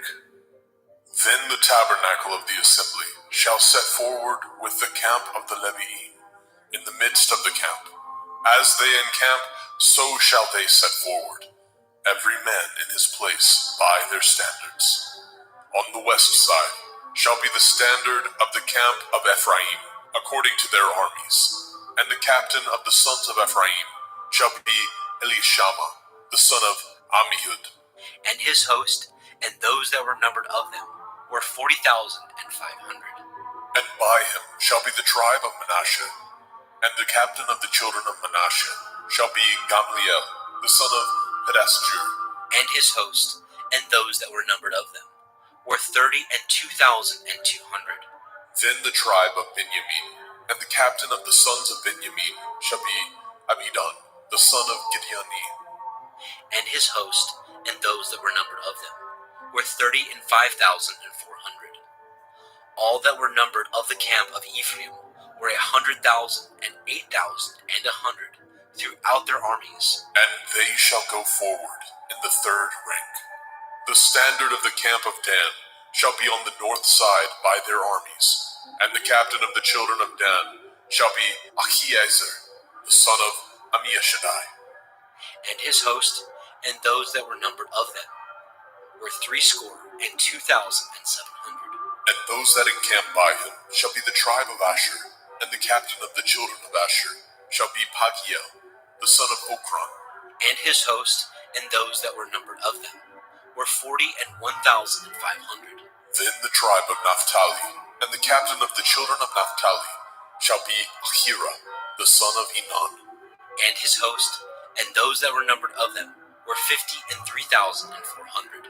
All they that were numbered in the camp of Dan were 100,050 and 7,600. They shall go hindmost with their standards. These are those which were numbered of the children of Yasharel, by the house of their fathers. All those that were numbered of the camps throughout their host were 600,000 and 3,550. But the Leviim were not numbered among the children of Yasharel, as Yahweh commanded Moshe. And the children of Yasharel did according to all that Yahweh commanded Moshe. So they pitched by their standards, and so they set forward, everyone after their families, according to the house of their fathers. Bemidbar, Numbers chapter 3. These also are the generations of Aharon and Moshe in the day that Yahweh spoke with Moshe in Mount Sinai. And these are the names of the sons of Aharon: Nadav, the firstborn, and Abihu, Eleazar, and Ithamar.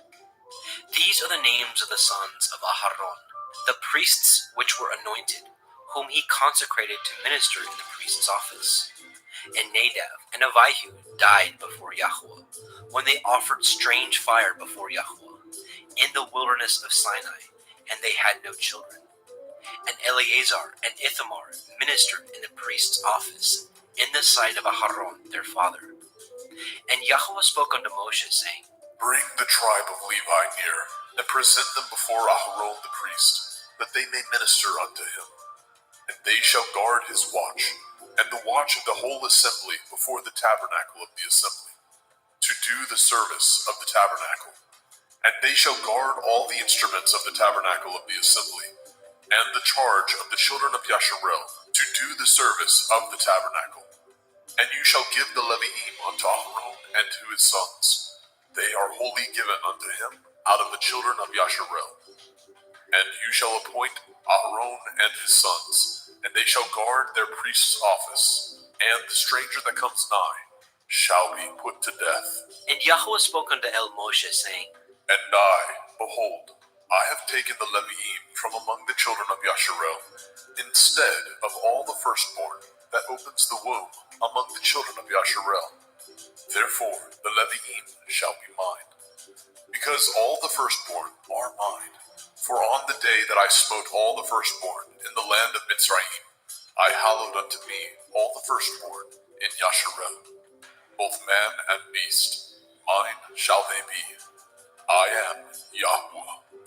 And Yahweh spoke unto Moshe in the wilderness of Sinai, saying, Number the children of Levi after the house of their fathers, by their families. Every male from a month old and upward shall you number them. And Moshe numbered them according to the word of Yahweh, as he was commanded. And these were the sons of Levi by their names: Gershon, and Kohath, and Merari. And these are the names of the sons of Gershon by their families: Livni, and Shimei. And the sons of Kohath by their families: Amram, and Yitzchar, Chevron, and Uziel. And the sons of Merari by their families: Machli, and Mushi. These are the families of the Leviim, according to the house of their fathers. Of Gershon was the family of the Libniim, and the family of the Shimeim. These are the families of the Gershonim. Those that were numbered of them, according to the number of all the males, from a month old and upward, even those that were numbered of them were 7,500. The families of the Gershonim shall pitch behind the tabernacle westward, and the chief of the house of the father of the Gershonim shall be Eliasaph, the son of Lael.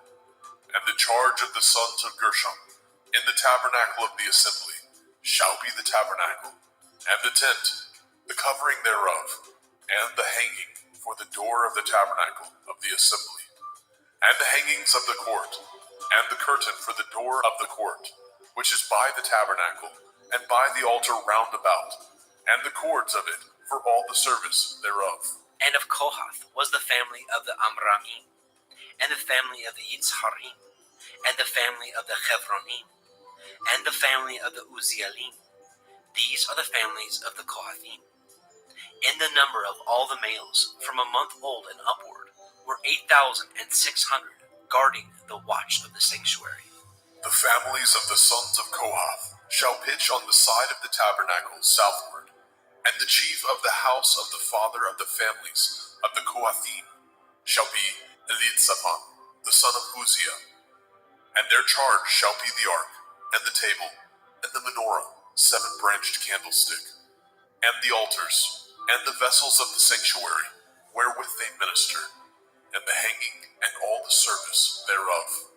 And Eleazar, the son of Aharon the priest, shall be chief over the chief of the Leviim, and have the oversight of them, that guard the watch of the sanctuary. Of Merari was the family of the Machlim, and the family of the Mushim. These are the families of Merari, and those that were numbered of them, according to the number of all the males, from a month old and upward, were 6,200. And the chief of the house of the father of the families of Merari shall be Azariel, the son of Abihail. These shall pitch on the side of the tabernacle northward. And under the custody and charge of the sons of Merari shall be the boards of the tabernacle, and the bars thereof, and the pillars thereof, and the sockets thereof, and all the vessels thereof, and all that serves thereto, and the pillars of the court round about, and their sockets, and their pins, and their cords. But those that encamp before the tabernacle towards the east, even before the tabernacle of the assembly, eastward, shall be Moshe, and Aharon, and his sons, guarding the watch of the sanctuary, for the watch of the children of Yasharel, and the stranger that comes nigh shall be put to death. And all that were numbered of the Leviim, which Moshe and Aharon numbered at the commandment of Yahweh, throughout their families, all the males from a month old and upward, were 22,000.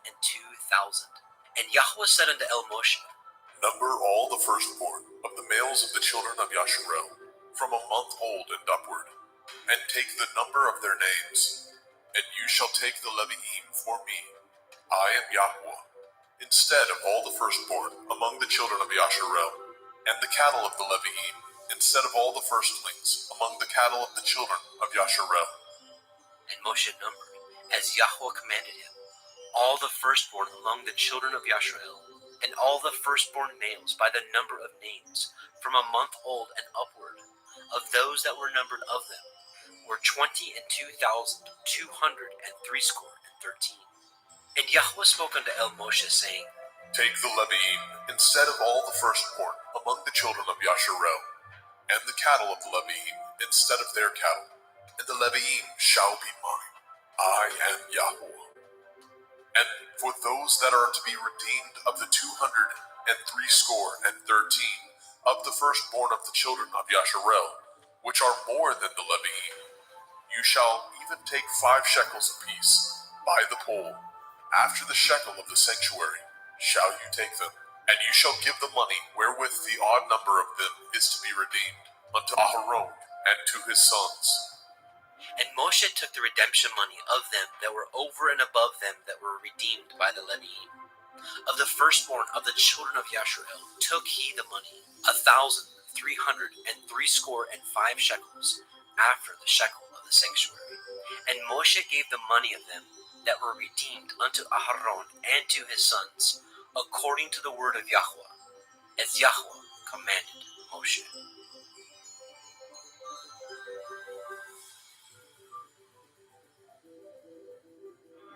Bamidbar, Numbers chapter 4. And Yahweh spoke unto El Moshe and unto El Aharon, saying, Take the sum of the sons of Kohath from among the sons of Levi, after their families, by the house of their fathers, from 30 years old and upward, even until 50 years old, all that enter into the host, to do the work in the tabernacle of the assembly. This shall be the service of the sons of Kohath in the tabernacle of the assembly, about the most holy things. And when the camp sets forward, Aharon shall come, and his sons, and they shall take down the covering veil, and cover the ark of the testimony with it, and shall put thereon the covering of badger skins, and shall spread over it a cloth wholly of blue, and shall put in the staves thereof, and upon the table of showbread they shall spread a cloth of blue, and put thereon the dishes, the spoons, the bowls, and covers to cover withal, and the continual bread shall be thereon.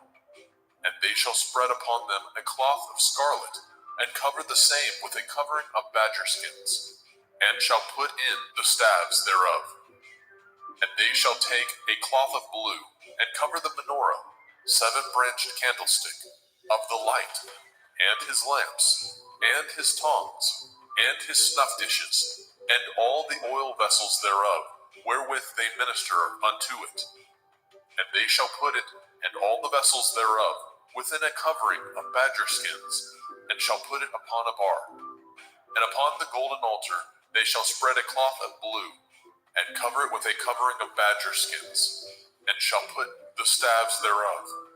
And they shall take all the instruments of ministry, wherewith they minister in the sanctuary, and put them in a cloth of blue, and cover them with a covering of badger skins, and shall put them on a bar. And they shall take away the ashes from the altar, and spread a purple cloth thereon. And they shall put upon all the vessels thereof, wherewith they minister about it, even the censers, the flesh hooks, the shovels, the basins, all the vessels of the altar. And they shall spread upon it a covering of badger skins, and put to the staves of it. And when Aharon and his sons have made an end of covering the sanctuary, and all the vessels of the sanctuary, as the camp is to set forward, after that the sons of Kohath shall come to bear it, but they shall not touch any holy thing, lest they die. These things are the burden of the sons of Kohath in the tabernacle of the assembly. And to the office of Eleazar, the son of Aharon, the priest, pertains the oil for the light, and the sweet incense, and the daily meat offering, and the anointing oil, and the oversight of all the tabernacle, and of all that therein is, in the sanctuary, and in the vessels thereof. And Yahweh spoke unto El Moshe and unto El Aharon, saying, Cut ye not off the tribe of the families of the Kohathim from among the Leviim, but thus do unto them, that they may live and not die. When they approach unto the most holy things, Aharon and his sons shall go in, and appoint them every one to his service and to his burden. But they shall not go in to see when the holy things are covered, lest they die. And Yahweh spoke unto El Moshe, saying, Take also the sum of the sons of Gershon throughout the houses of their fathers, by their families, from 30 years old and upward, until 50 years old, shall you number them. All that enter in to perform the service, to do the work in the tabernacle of the assembly. This is the service of the families of the Gershonim, to serve and for burdens. And they shall bear the curtains of the tabernacle, and the tabernacle of the assembly, his covering, and the covering of the badger skins that is above upon it, and the hanging for the door of the tabernacle of the assembly, and the hangings of the court, and the hangings for the door of the gate of the court, which is by the tabernacle, and by the altar round about, and their cords, and all the instruments of their service, and all that is made for them, so shall they serve. At the appointment of Aharon and his sons shall be all the service of the sons of the Gershonim, in all their burdens, and in all their service, and he shall appoint unto them in charge all their burdens. This is the service of the families of the sons of Gershon, in the tabernacle of the assembly, and their charge shall be under the hand of Itamar, the son of Aharon, the priest. As for the sons of Merari, you shall number them after their families, by the house of their fathers. From 30 years old and upward, even unto 50 years old, shall you number them. Everyone that enters into the service to do the work of the tabernacle of the assembly. And this is the charge of their burden, according to all their service in the tabernacle of the assembly, the boards of the tabernacle, and the bars thereof, and the pillars thereof, and sockets thereof, and the pillars of the court round about, and their sockets, and their pins, and their cords, with all their instruments, and with all their service, and by name ye shall reckon the instruments of the charge of their burden. This is the service of the families of the sons of Merari, according to all their service, in the tabernacle of the assembly, under the hand of Itamar, the son of Aharon, the priest. And Moshe and Aharon and the chief of the assembly numbered the sons of the Kohathim after their families, and after the house of their fathers, from 30 years old and upward, even unto 50 years old, every one that enters into the service, for the work in the tabernacle of the assembly. And those that were numbered of them by their families were 2,750. These were they that were numbered of the families of the Kohathim, all that might do service in the tabernacle of the assembly, which Moshe and Aharon did number according to the commandment of Yahweh by the hand of Moshe. And those that were numbered of the sons of Gershon throughout their families, and by the house of their fathers, from 30 years old and upward, even unto 50 years old, everyone that enters into the service for the work in the tabernacle of the assembly. Even those that were numbered of them throughout their families, by the house of their fathers, were 2,630. These are they that were numbered of the families of the sons of Gershon, of all that might do service in the tabernacle of the assembly, whom Moshe and Aharon did number according to the commandment of Yahweh. And those that were numbered of the families of the sons of Merari, throughout their families, by the house of their fathers, from 30 years old and upward, even unto 50 years old, everyone that entered into the service for the work in the tabernacle of the assembly. Even those that were numbered of them after their families were 3,200. These be those that were numbered of the families of the sons of Merari, whom Moshe and Aharon numbered according to the word of Yahweh by the hand of Moshe. All those that were numbered of the Leviim, whom Moshe and Aharon and the chief of Yisrael numbered, after their families, and after the house of their fathers, from 30 years old and upward, even unto 50 years old, everyone that came to do the service of the ministry, and the service of the burden in the tabernacle of the assembly, even those that were numbered of them, were 8,540. According to the commandment of Yahweh, they were numbered by the hand of Moshe, everyone according to his service, and according to his burden. Thus were they numbered of him, as Yahweh commanded Moshe.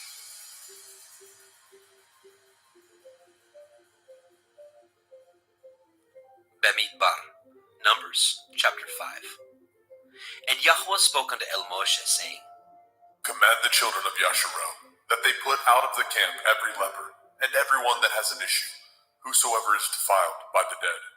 Both male and female shall ye put out, without the camp shall ye put them, that they defile not their camp in the midst whereof I dwell. And the children of Yasharel did so, and put them out without the camp, as Yahweh spoke unto Moshe. So did the children of Yasharel. And Yahweh spoke unto Moshe, saying, Speak unto the children of Yasharel, when a man or woman shall commit any sin that men commit, to do a trespass against Yahweh, and that person be guilty, then they shall confess their sin which they have done, and he shall recompense his trespass with the principal thereof, and add unto the fifth part thereof, and give it unto him against whom he has trespassed. But if the man have no kinsman to recompense the trespass unto, let the trespass be recompensed unto Yahweh, even to the priest, beside the ram of the atonement, whereby an atonement shall be made for him. And every offering of all the holy things of the children of Yasharel, which they bring unto the priest, shall be his. And every man's hallowed thing shall be his. Whatsoever any man gives the priest, it shall be his. And Yahweh spoke unto Moshe, saying, Speak unto the children of Yasharel, and say unto them, If any man's woman go aside, and commit a trespass against him, and a man lie with her carnally, and it be hid from the eyes of her man, and be kept close, and she be defiled, and there be no witness against her, neither she be taken with the manner, and the ruach of jealousy come upon him, and he be jealous of his woman, and she be defiled, or if the ruach of jealousy come upon him, and he be jealous of his woman, and she be not defiled, then shall the man bring his woman unto the priest, and he shall bring her offering for her, the 10th part of an ephah of barley meal. He shall pour no oil upon it, nor put frankincense thereon, for it is an offering of jealousy, an offering of memorial, bringing iniquity to remembrance. And the priest shall bring her near, and set her before Yahweh. And the priest shall take holy water in an earthen vessel, and of the dust that is in the floor of the tabernacle the priest shall take, and put it into the water. And the priest shall set the woman before Yahweh, and uncover the woman's head, and put the offering of memorial in her hands, which is the jealousy offering. And the priest shall have in his hand the bitter water, that causes the curse. And the priest shall charge her by an oath, and say unto the woman, If no man have lain with you, And if you have not gone aside to uncleanness with another instead of your man, be free from this bitter water that causes the curse. But if you have gone aside to another instead of your man, and if you be defiled, and some man have lain with you beside your man, then the priest shall charge the woman with an oath of cursing, and the priest shall say unto the woman, Yahweh make you a curse and an oath among your people, when Yahweh makes your thigh to rot, and your belly to swell. And this water that causes the curse shall go into your bowels, to make your belly to swell, and your thigh to rot. And the woman shall say, Amen, Amen. And the priest shall write these curses in a sefer, and he shall blot them out with the bitter water. And he shall cause the woman to drink the bitter water that causes the curse, and the water that causes the curse shall enter into her and become bitter. Then the priest shall take the jealousy offering out of the woman's hand, and shall wave the offering before Yahweh, and offer it upon the altar. And the priest shall take a handful of the offering, even the memorial thereof, and burn it upon the altar, and afterward shall cause the woman to drink the water. And when he has made her to drink the water, then it shall come to pass, that if she be defiled, and have done trespass against her man, that the water that causes the curse shall enter into her, and become bitter, and her belly shall swell, and her thigh shall rot, and the woman shall be a curse among her people.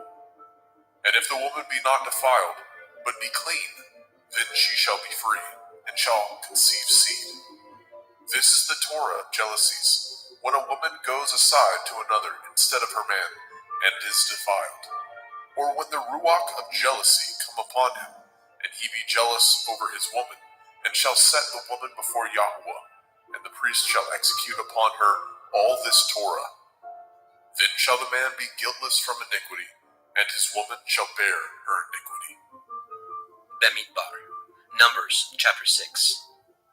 And Yahweh spoke unto El Moshe, saying, Speak unto the children of Yasharel, and say unto them, When either man or woman shall separate themselves to vow a vow of a Nazir, to separate themselves unto Yahweh, he shall separate himself from wine and strong drink, and shall drink no vinegar of wine, or vinegar of strong drink. Neither shall he drink any liquor of grapes, nor eat moist grapes, or dried. All the days of his separation shall he eat nothing that is made of the vine tree, from the kernels even to the husk. All the days of the vow of his separation there shall no razor come upon his head, until the days be fulfilled, in which he separates himself unto Yahweh. He shall be holy, and shall let the locks of the hair of his head grow. All the days that he separates himself unto Yahweh, he shall come at no dead body. He shall not make himself unclean for his father, or for his mother, for his brother, or for his sister, when they die, because the consecration of his Elohim is upon his head. All the days of his separation he is holy unto Yahweh. And if any man die very suddenly by him, and he has defiled the head of his consecration, then he shall shave his head in the day of his cleansing. On the 7th day shall he shave it. And on the 8th day he shall bring 2 turtle doves, or 2 young pigeons, to the priest, to the door of the tabernacle of the assembly. And the priest shall offer the one for a sin offering, and the other for a burnt offering, and make an atonement for him, for that he sinned by the dead, and shall hallow his head that same day. And he shall consecrate unto Yahweh the days of his separation, and shall bring a lamb of the first year for a trespass offering. But the days that were before shall be lost, because his separation was defiled. And this is the Torah of the Nazir.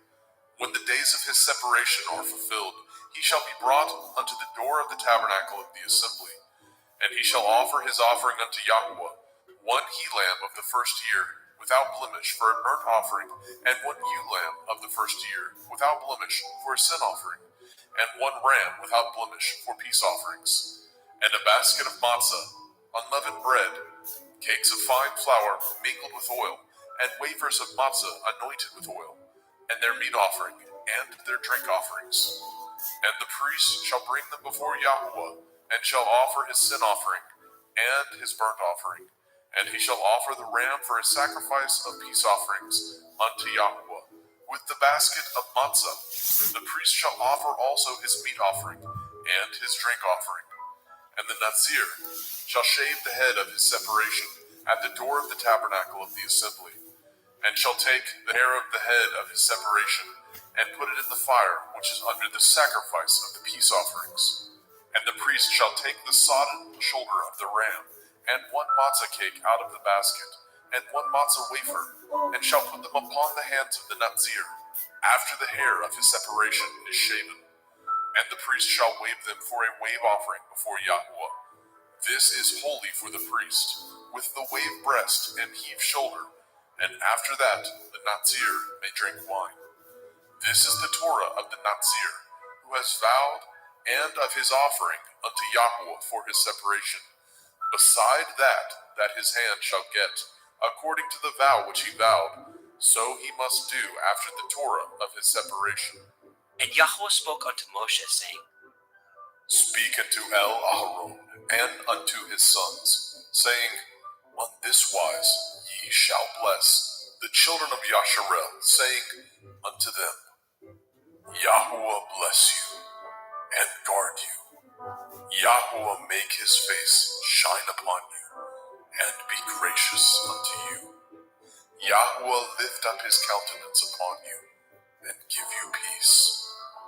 And they shall put my name upon the children of Yasharel, and I will bless them.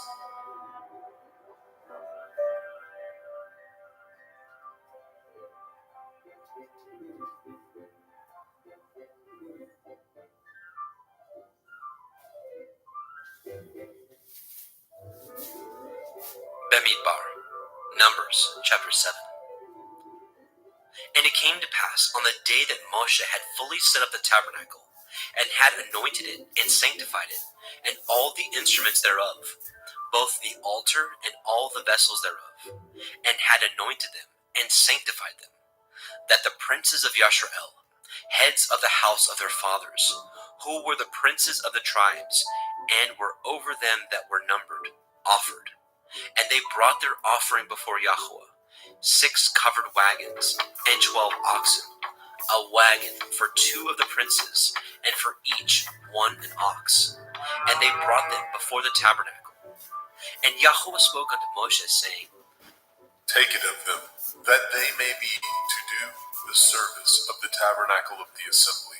And you shall give them unto the Leviim, to every man according to his service. And Moshe took the wagons and the oxen, and gave them unto the Leviim. 2 wagons and 4 oxen he gave unto the sons of Gershon, according to their service. And 4 wagons and 8 oxen he gave unto the sons of Merari, according unto their service, under the hand of Ithamar, the son of Aharon the priest. But unto the sons of Kohath he gave none, because the service of the sanctuary belonging unto them was that they should bear upon their shoulders. And the princes offered for dedicating of the altar in the day that it was anointed. Even the princes offered their offering before the altar. And Yahuwah said unto El Moshe, They shall offer their offering, each prince on his day, for the dedicating of the altar. And he that offered his offering the first day was Nechshon, the son of Aminadav, of the tribe of Yehudah. And his offering was 1 silver charger, the weight thereof was 130 shekels, 1 silver bowl of 70 shekels, after the shekel of the sanctuary. Both of them were full of fine flour, mingled with oil for a meat offering. 1 spoon of 10 shekels of gold, full of incense. 1 young bullock, 1 ram, 1 lamb of the first year for a burnt offering. 1 kid of the goats for a sin offering. And for a sacrifice of peace offerings, 2 oxen, 5 rams, 5 he-goats, 5 lambs of the first year. This was the offering of Nechshon, the son of Aminadav. On the second day, Nethanel, the son of Tzuar, prince of Issachar, did offer. He offered for his offering 1 silver charger, the weight whereof was 130 shekels, 1 silver bowl of 70 shekels, after the shekel of the sanctuary. Both of them full of fine flour mingled with oil for a meat offering. 1 spoon of gold of 10 shekels full of incense. 1 young bullock, 1 ram, 1 lamb of the first year for a burnt offering. 1 kid of the goats for a sin offering. And for a sacrifice of peace offerings, 2 oxen, 5 rams, 5 he-goats, 5 lambs of the first year. This was the offering of Nathanael, the son of Zuar. On the 3rd day, Eliav, the son of Chelon, prince of the children of Zebulun, did offer. His offering was 1 silver charger, the weight whereof was 130 shekels, 1 silver bowl of 70 shekels, after the shekel of the sanctuary. Both of them full of fine flour mingled with oil for a meat offering. 1 golden spoon of 10 shekels full of incense. 1 young bullock, 1 ram, 1 lamb of the first year for a burnt offering. 1 kid of the goats for a sin offering. And for a sacrifice of peace offerings, 2 oxen, 5 rams, 5 he-goats, 5 lambs of the first year. This was the offering of Eliav, the son of Chelon. On the 4th day, Elitzur, the son of Shedur, prince of the children of Reuben, did offer. His offering was 1 silver charger of the weight of 130 shekels, 1 silver bowl of 70 shekels, after the shekel of the sanctuary, both of them full of fine flour mingled with oil for a meat offering. 1 golden spoon of 10 shekels, full of incense. 1 young bullock, 1 ram, 1 lamb of the first year for a burnt offering. 1 kid of the goats for a sin offering. And for a sacrifice of peace offerings, 2 oxen, 5 rams, 5 he-goats, 5 lambs of the first year. This was the offering of Elitzur, the son of Shedur. On the 5th day, Shelumiah, the son of Tzurishaddai, prince of the children of Shimon, did offer. His offering was 1 silver charger, the weight whereof was 130 shekels, 1 silver bowl of 70 shekels, after the shekel of the sanctuary, both of them full of fine flour mingled with oil for a meat offering. 1 golden spoon of 10 shekels, full of incense. 1 young bullock, 1 ram, 1 lamb of the first year for a burnt offering. 1 kid of the goats for a sin offering. And for a sacrifice of peace offerings, 2 oxen, 5 rams, 5 he-goats, 5 lambs of the first year. This was the offering of Shelumiah, the son of Tzurishaddai. On the 6th day, Elisaph, the son of Deuel, prince of the children of Gad, offered. His offering was 1 silver charger of the weight of 130 shekels, a silver bowl of 70 shekels, after the shekel of the sanctuary, both of them full of fine flour mingled with oil for a meat offering. 1 golden spoon of 10 shekels full of incense. 1 young bullock, 1 ram, 1 lamb of the first year for a burnt offering. 1 kid of the goats for a sin offering. And for a sacrifice of peace offerings, 2 oxen, 5 rams, 5 he-goats, 5 lambs of the first year. This was the offering of Elisaph, the son of Deuel. On the 7th day, Elishama, the son of Ammihud, prince of the children of Ephraim, offered. His offering was 1 silver charger, the weight whereof was 130 shekels, 1 silver bowl of 70 shekels, after the shekel of the sanctuary, both of them full of fine flour mingled with oil for a meat offering. 1 golden spoon of 10 shekels full of incense. 1 young bullock, 1 ram, 1 lamb of the first year for a burnt offering. 1 kid of the goats for a sin offering. And for a sacrifice of peace offerings, 2 oxen, 5 rams, 5 he-goats, 5 lambs of the first year. This was the offering of Elishama, the son of Ammihud. On the 8th day offered Gamaliel, the son of Pedatsur, prince of the children of Manasseh. His offering was 1 silver charger of the weight of 130 shekels, 1 silver bowl of 70 shekels, after the shekel of the sanctuary, both of them full of fine flour mingled with oil for a meat offering.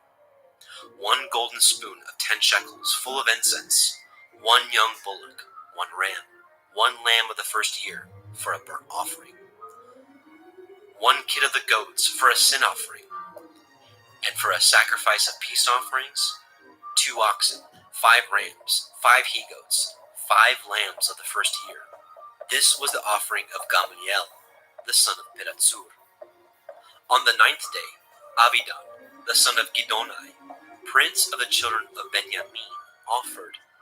His offering was 1 silver charger, the weight whereof was 130 shekels, 1 silver bowl of 70 shekels, after the shekel of the sanctuary, both of them full of fine flour mingled with oil for a meat offering, 1 golden spoon of 10 shekels full of incense, 1 young bullock, 1 ram, 1 lamb of the first year for a burnt offering, 1 kid of the goats for a sin offering, and for a sacrifice of peace offerings, 2 oxen, 5 rams, 5 he-goats, 5 lambs of the first year. This was the offering of Abidan, the son of Gidonai. On the 10th day, Achiezer, the son of Ammishaddai, prince of the children of Dan, offered. His offering was 1 silver charger, the weight whereof was 130 shekels, 1 silver bowl of 70 shekels, after the shekel of the sanctuary, both of them full of fine flour mingled with oil for a meat offering, 1 golden spoon of 10 shekels full of incense, 1 young bullock, 1 ram, 1 lamb of the first year for a burnt offering, 1 kid of the goats for a sin offering, and for a sacrifice of peace offerings, 2 oxen, 5 rams, 5 he-goats, 5 lambs of the first year. This was the offering of Achiezer, the son of Ammishaddai. On the 11th day, Pagiel, the son of Okran, prince of the children of Asher, offered. His offering was 1 silver charger, the weight whereof was 130 shekels, 1 silver bowl of 70 shekels, after the shekel of the sanctuary, both of them full of fine flour mingled with oil for a meat offering, 1 golden spoon of 10 shekels full of incense, 1 young bullock, 1 ram, 1 lamb of the first year for a burnt offering, 1 kid of the goats for a sin offering, and for a sacrifice of peace offerings, 2 oxen, 5 rams, 5 he-goats, 5 lambs of the first year. This was the offering of Pagiel, the son of Okran. On the 12th day, Achira, the son of Enan, prince of the children of Naphtali, offered. His offering was 1 silver charger, the weight whereof was 130 shekels, 1 silver bowl of 70 shekels, after the shekel of the sanctuary, both of them full of fine flour mingled with oil for a meat offering, 1 golden spoon of 10 shekels full of incense, 1 young bullock, 1 ram, 1 lamb of the first year for a burnt offering, 1 kid of the goats for a sin offering, and for a sacrifice of peace offerings, 2 oxen, 5 rams, 5 he-goats, 5 lambs of the first year. This was the offering of Achira, the son of Enan. This was the dedication of the altar, in the day when it was anointed, by the princes of Yashrael. 12 chargers of silver, 12 silver bowls, 12 spoons of gold, each charger of silver weighing 130 shekels, each bowl 70. All the silver vessels weighed 2,400 shekels, after the shekel of the sanctuary. The golden spoons were 12, full of incense, weighing 10 shekels apiece, after the shekel of the sanctuary. All the gold of the spoons was 120 shekels. All the oxen for the burnt offering were 12 bullocks, the rams 12, the lambs of the first year 12, with their meat offering, and the kids of the goats for sin offering 12. And all the oxen for the sacrifice of the peace offerings were 24 bullocks, the rams 60, the he-goats 60, the lambs of the first year 60. This was the dedication of the altar, after that it was anointed. And when Moshe was gone into the tabernacle of the assembly to speak with him, then he heard the voice of one speaking unto him from off the mercy seat that was upon the ark of the testimony, from between the two cherubim. And he spoke unto him. Bamidbar, Numbers chapter 8. And Yahweh spoke unto El Moshe, saying, Speak unto El Aharon, and say unto him, When you light the lamps, the 7 lamps shall give light over against the menorah. And Aharon did so. He lighted the lamps thereof over against the menorah, as Yahweh commanded Moshe. And this work of the menorah was of beaten gold. Unto the shaft thereof, unto the flowers thereof, was beaten work, according unto the pattern which Yahweh had showed Moshe. So he made the menorah. And Yahweh spoke unto Moshe, saying, Take the Leviim from among the children of Yasharel, and cleanse them. And thus shall you do unto them, to cleanse them. Sprinkle water purifying upon them, and let them shave all their flesh, and let them wash their clothes, and so make themselves clean. Then let them take a young bullock with his meat offering, even fine flour mingled with oil. And another young bullock shall you take for a sin offering. And you shall bring the Leviim before the tabernacle of the assembly. And you shall gather the whole assembly of the children of Yasharel together. And you shall bring the Leviim before Yahweh. And the children of Yasharel shall put their hands upon the Leviim. And Aharon shall offer the Leviim before Yahweh for an offering of the children of Yasharel, that they may execute the service of Yahweh. And the Leviim shall lay their hands upon the heads of the bullocks, and you shall offer the one for a sin offering, and the other for a burnt offering unto Yahweh, to make an atonement for the Leviim. And you shall set the Leviim before Aharon and before his sons, and offer them for an offering unto Yahweh. Thus shall you separate the Leviim from among the children of Yasharel, and the Leviim shall be mine. And after that shall the Leviim go in to do the service of the tabernacle of the assembly, and you shall cleanse them, and offer them for an offering. For they are wholly given unto me from among the children of Yasharel, instead of such as open every womb, even instead of the firstborn of all the children of Yasharel, have I taken them unto me. For all the firstborn of the children of Yasharel are mine, both man and beast. On the day that I smote every firstborn in the land of Mitzrayim, I sanctified them for myself. And I have taken the Leviim for all the firstborn of the children of Yasharel. And I have given the Leviim as a gift to Aharon and to his sons from among the children of Yasharel, to do the service of the children of Yasharel in the tabernacle of the assembly, and to make an atonement for the children of Yasharel, that there be no plague among the children of Yasharel, when the children of Yasharel come nigh unto the sanctuary.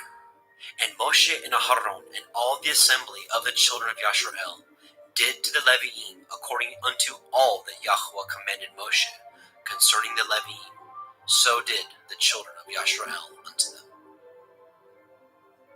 And the Leviim were purified, and they washed their clothes, and Aharon offered them as an offering before Yahweh.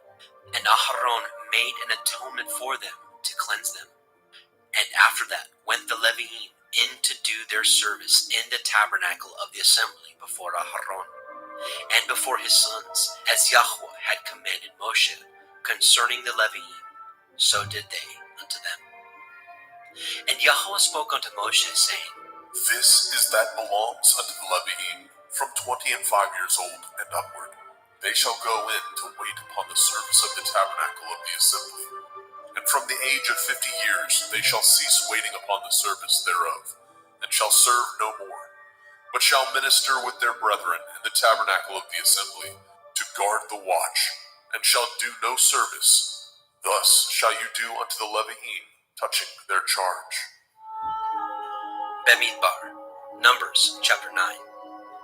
And Yahweh spoke unto El Moshe in the wilderness of Sinai, in the first month of the second year, after they were come out of the land of Mitzrayim, saying, Let the children of Yasharel also keep the Pesach at his appointed time. In the 14th day of this month, at evening, ye shall keep it in his appointed time. According to all the rites of it, and according to all the ceremonies thereof, shall ye keep it. And Moshe spoke unto the children of Yasharel, that they should keep the Pesach. And they kept the Pesach on the 14th day of the first month at evening in the wilderness of Sinai, according to all that Yahweh commanded Moshe. So did the children of Yashrael. And there were certain men who were defiled by the dead body of a man, that they could not keep the Pesach on that day. And they came before Moshe and before Aharon on that day. And those men said unto him, We are defiled by the dead body of a man. Wherefore are we kept back, and we may not offer an offering of Yahuwah on his appointed season among the children of Yasharel. And Moshe said unto them, Stand still, and I will hear what Yahweh will command concerning you. And Yahweh spoke unto Moshe, saying, Speak unto the children of Yasharel, saying, If any man of you or of your posterity shall be unclean by reason of a dead body, or be in a journey afar off, yet he shall keep the Pesach unto Yahweh. The 14th day of the second month at evening they shall keep it, and eat it with matzah and bitter herbs. They shall leave none of it unto the morning, nor break any bone of it. According to all the ordinances of the Pesach, they shall keep it. But the man that is clean, and is not in a journey, and forbears to keep the Pesach, even the same soul shall be cut off from among his people, because he brought not the offering of Yahweh in his appointed season. That man shall bear his sin. And if a stranger shall sojourn among you, and will keep the Pesach unto Yahweh, according to the ordinance of the Pesach, and according to the manner thereof, so shall he do. Ye shall have one ordinance, both for the stranger, and for him that was born in the land. And on the day that the tabernacle was reared up, the cloud covered the tabernacle, namely, the tent of the testimony. And at evening there was upon the tabernacle, as it were, the appearance of fire until the morning. So it was always. The cloud covered it by day, and the appearance of fire by night. And when the cloud was taken up from the tabernacle, then after that the children of Yashrael journeyed. And in the place where the cloud abode, there the children of Yashrael pitched their tents. At the commandment of Yahweh the children of Yashrael journeyed, and at the commandment of Yahweh they pitched. As long as the cloud abode upon the tabernacle, they rested in their tents. And when the cloud tarried long upon the tabernacle many days, then the children of Yashrael did guard the watch of Yahweh, and journeyed not. And so it was, when the cloud was a few days upon the tabernacle, according to the commandment of Yahweh, they abode in their tents, and according to the commandment of Yahweh they journeyed. And so it was, when the cloud abode from evening unto the morning, and that the cloud was taken up in the morning, then they journeyed. Whether it was by day or by night that the cloud was taken up, they journeyed. Or whether it were 2 days, or a month, or a year, that the cloud tarried upon the tabernacle, remaining thereon, the children of Yashrael abode in their tents, and journeyed not. But when it was taken up, they journeyed. At the commandment of Yahweh they rested in their tents, and at the commandment of Yahweh they journeyed. They guarded the watch of Yahweh at the commandment of Yahweh by the hand of Moshe.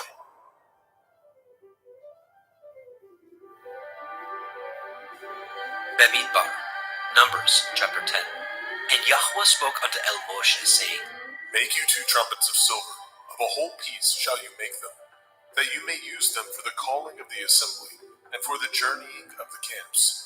And when they shall blow them, all the assembly shall assemble themselves to you at the door of the tabernacle of the assembly.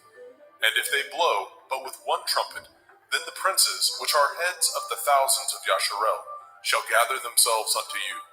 When ye blow an alarm, then the camps that lie on the east part shall go forward. When ye blow an alarm the second time, then the camps that lie on the south side shall take their journey. They shall blow an alarm for their journeys. But when the assembly is to be gathered together, ye shall blow, but ye shall not sound an alarm. And the sons of Aharon the priest shall blow with the trumpets, and they shall be to you for an ordinance forever throughout your generations. And if ye go to war in your land against the enemy that oppresses you, and ye shall blow an alarm with the trumpets, and ye shall be remembered before Yahweh Elohim, and ye shall be saved from your enemies. Also in the day of your gladness, and in your solemn days, and in the beginnings of your months, ye shall blow with the trumpets over your burnt offerings, and over the sacrifices of your peace offerings, that they may be to you for a memorial before your Elohim. I am Yahweh Elohim. And it came to pass on the 20th day of the second month, in the second year, that the cloud was taken up from off the tabernacle of the testimony. And the children of Yashrael took their journeys out of the wilderness of Sinai, and the cloud rested in the wilderness of Paran. And they first took their journey according to the commandment of Yahweh by the hand of Moshe. In the first place went the standard of the camp of the children of Yehudah, according to their armies, and over his host was Nechshon, the son of Amminadab. And over the host of the tribe of the children of Issachar was Nathanael, the son of Tzuar. And over the host of the tribe of the children of Zebulun was Eliab, the son of Chelon. And the tabernacle was taken down, and the sons of Gershon and the sons of Merari set forward, bearing the tabernacle. And the standard of the camp of Reuven set forward according to their armies, and over his host was Elitzur, the son of Shedur. And over the host of the tribe of the children of Shimon was Shelumiel, the son of Tzurishaddai. And over the host of the tribe of the children of Gad was Elisaph, the son of Deuel. And the Kohathim set forward, bearing the sanctuary, and the other did set up the tabernacle against they came. And the standard of the camp of the children of Ephraim set forward according to their armies, and over his host was Elishama, the son of Ammihud. And over the host of the tribe of the children of Manasseh was Gamliel, the son of Piratsur. And over the host of the tribe of the children of Benjamin was Avidan, the son of Gidonai. And the standard of the camp of the children of Dan set forward, which was the rearward of all the camps throughout their hosts. And over his host was Achiezer, the son of Ammishaddai. And over the host of the tribe of the children of Asher was Pagiel, the son of Okran. And over the host of the tribe of the children of Naphtali was Achira, the son of Enan. Thus were the journeyings of the children of Yashrael, according to their armies when they set forward. And Moshe said unto Chovav, the son of Reuel, the Midianite, Moshe's father-in-law, We are journeying unto the place of which Yahweh said, I will give it you.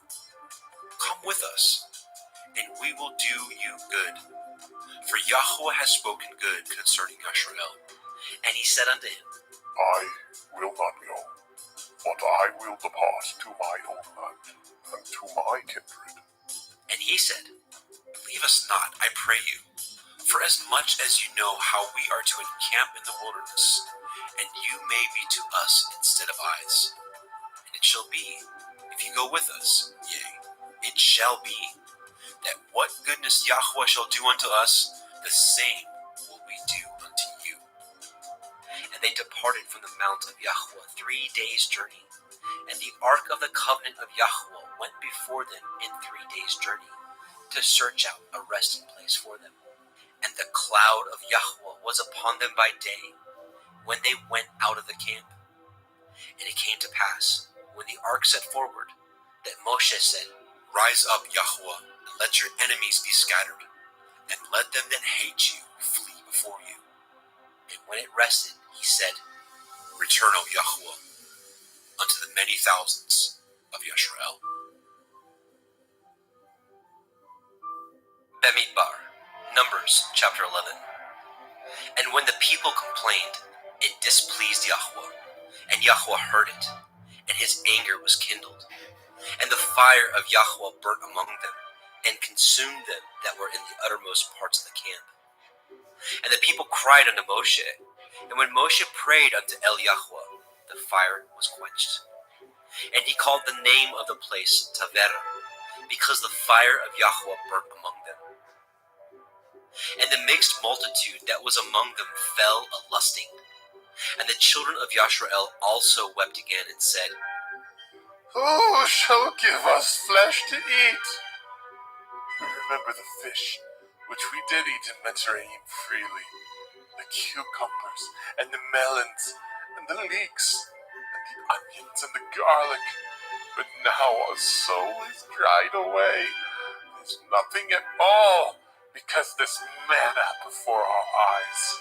And the manna was as coriander seed, and the color thereof as the color of delum. And the people went about and gathered it, and ground it in mills, or beat it in a mortar, and baked it in pans, and made cakes of it. And the taste of it was as the taste of fresh oil. And when the dew fell upon the camp in the night, the manna fell upon it. Then Moshe heard the people weep throughout their families, every man in the door of his tent. And the anger of Yahweh was kindled greatly. Moshe also was displeased. And Moshe said unto Yahweh, Wherefore have you afflicted your servant? And wherefore have I not found favor in your sight, that you laid the burden of all this people upon me? Have I conceived all this people? Have I begotten them? That you should say unto me, Carry them in your bosom, as a nursing father bears the sucking child, unto the land which you swore unto their fathers. Whence should I have flesh to give unto all this people? For they weep unto me, saying, Give us flesh, that we may eat. I am not able to bear all this people alone, because it is too heavy for me. And if you deal thus with me, kill me, I pray you, out of hand, if I have found favor in your sight, and let me not see my wretchedness. And Yahweh said unto Moshe, Gather unto me 70 men of the elders of Yasharel, whom you know to be elders of the people, and officers over them, and bring them unto the tabernacle of the assembly, that they may stand there with you. And I will come down and talk with you there, and I will take of the Ruach which is upon you, and will put it upon them, and they shall bear the burden of the people with you, that you bear it not yourself alone. And say you unto the people, Sanctify yourselves against tomorrow, and ye shall eat flesh, for ye have wept in the ears of Yahweh, saying, Who shall give us flesh to eat? For it was well with us in Mitzrayim. Therefore, Yahweh will give you flesh, and ye shall eat. Ye shall not eat 1 day, nor 2 days, nor 5 days, neither 10 days, nor 20 days, but even a whole month, until it comes out at your nostrils, and it will be loathsome unto you, because that ye have despised Yahweh, which is among you, and have wept before him, saying, Why came we forth out of Mizraim? And Moshe said, The people, among whom I am, are 600,000 footmen. And you have said, I will give them flesh, that they may eat a whole month. Shall the flocks and the herds be slain for them to suffice them? Or shall all the fish of the sea be gathered together for them, to suffice them? And Yahweh said unto Moshe, Is Yahweh's hand waxed short? You shall see now whether my word shall come to pass unto you, or not. And Moshe went out, and told the people the words of Yahweh, and gathered the 70 men of the elders of the people, and set them round about the tabernacle. And Yahweh came down in a cloud, and spoke unto him, and took of the Ruach that was upon him, and gave it unto the 70 elders. And it came to pass, that when the Ruach rested upon them, they prophesied, and did not cease. But there remained 2 of the men in the camp. The name of the one was Eldad, and the name of the other Medad. And the Ruach rested upon them. And they were of them that were written, but went not out unto the tabernacle. And they prophesied in the camp. And there ran a young man and told Moshe, and said, Eldad and Medad do prophesy in the camp. And Yahusha, the son of Nun, the servant of Moshe, one of his young men, answered and said, My lord Moshe, forbid them. And Moshe said unto him, Envy you for my sake? Would to Elohim that all Yahweh's people were prophets, and that Yahweh would put his Ruach upon them. And Moshe got him into the camp, he and the elders of Yasharel. And there went forth a wind from Yahweh, and brought the quails from the sea, and let them fall by the camp, as it were a day's journey on this side, and as it were a day's journey on the other side, round about the camp, and as it were 2 cubits high upon the face of the earth. And the people stood up all that day, and all that night, and all the next day, and they gathered the quails. He that gathered least gathered 10 homers, and they spread them all abroad for themselves round about the camp. And while the flesh was yet between their teeth, ere it was chewed, the wrath of Yahweh was kindled against the people, and Yahweh smote the people with a very great plague. And he called the name of that place Kivrot hat Ta'ava, because there they buried the people that lusted. And the people journeyed from Kivrot hat Ta'ava unto Chatzeroth, and abode at Chatzeroth. Bemidbar, Numbers chapter 12. And Miriam and Aharon spoke against Moshe because of the Cushite woman whom he had married, for he had married a Cushite woman. And they said, Has Yahweh indeed spoken only by Moshe? Has he not spoken also by us? And Yahweh heard it. Now the man Moshe was very meek, above all the men which were upon the face of the earth. And Yahweh spoke suddenly unto El Moshe, and unto El Aharon, and unto Miriam. Come out, ye three, unto the tabernacle of the assembly. And they three came out. And Yahweh came down in the pillar of the cloud, and stood in the door of the tabernacle, and called Aharon and Miriam. And they both came forth. And he said, Hear now my words. If there be a prophet among you, I, Yahweh, will make myself known unto him in a vision, and will speak unto him in a dream. My servant Moshe is not so, who is faithful in all my house. With him will I speak mouth to mouth, even apparently, and not in dark speeches and in similitudes. Of Yahweh shall he behold. Wherefore then were ye not afraid to speak against my servant Moshe. And the anger of Yahweh was kindled against him, and he departed. And the cloud departed from off the tabernacle, and behold, Miriam became leprous, white as snow. And Aharon looked upon Miriam, and behold, she was leprous.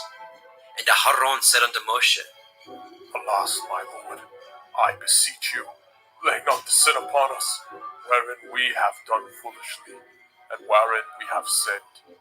Let her not be as one dead, of whom the flesh is half consumed when he comes out of his mother's womb. And Moshe cried unto El Yahweh, saying, Heal her now, O El, we beseech you. And Yahweh said unto Moshe, If her father had but spit in her face, should she not be ashamed 7 days?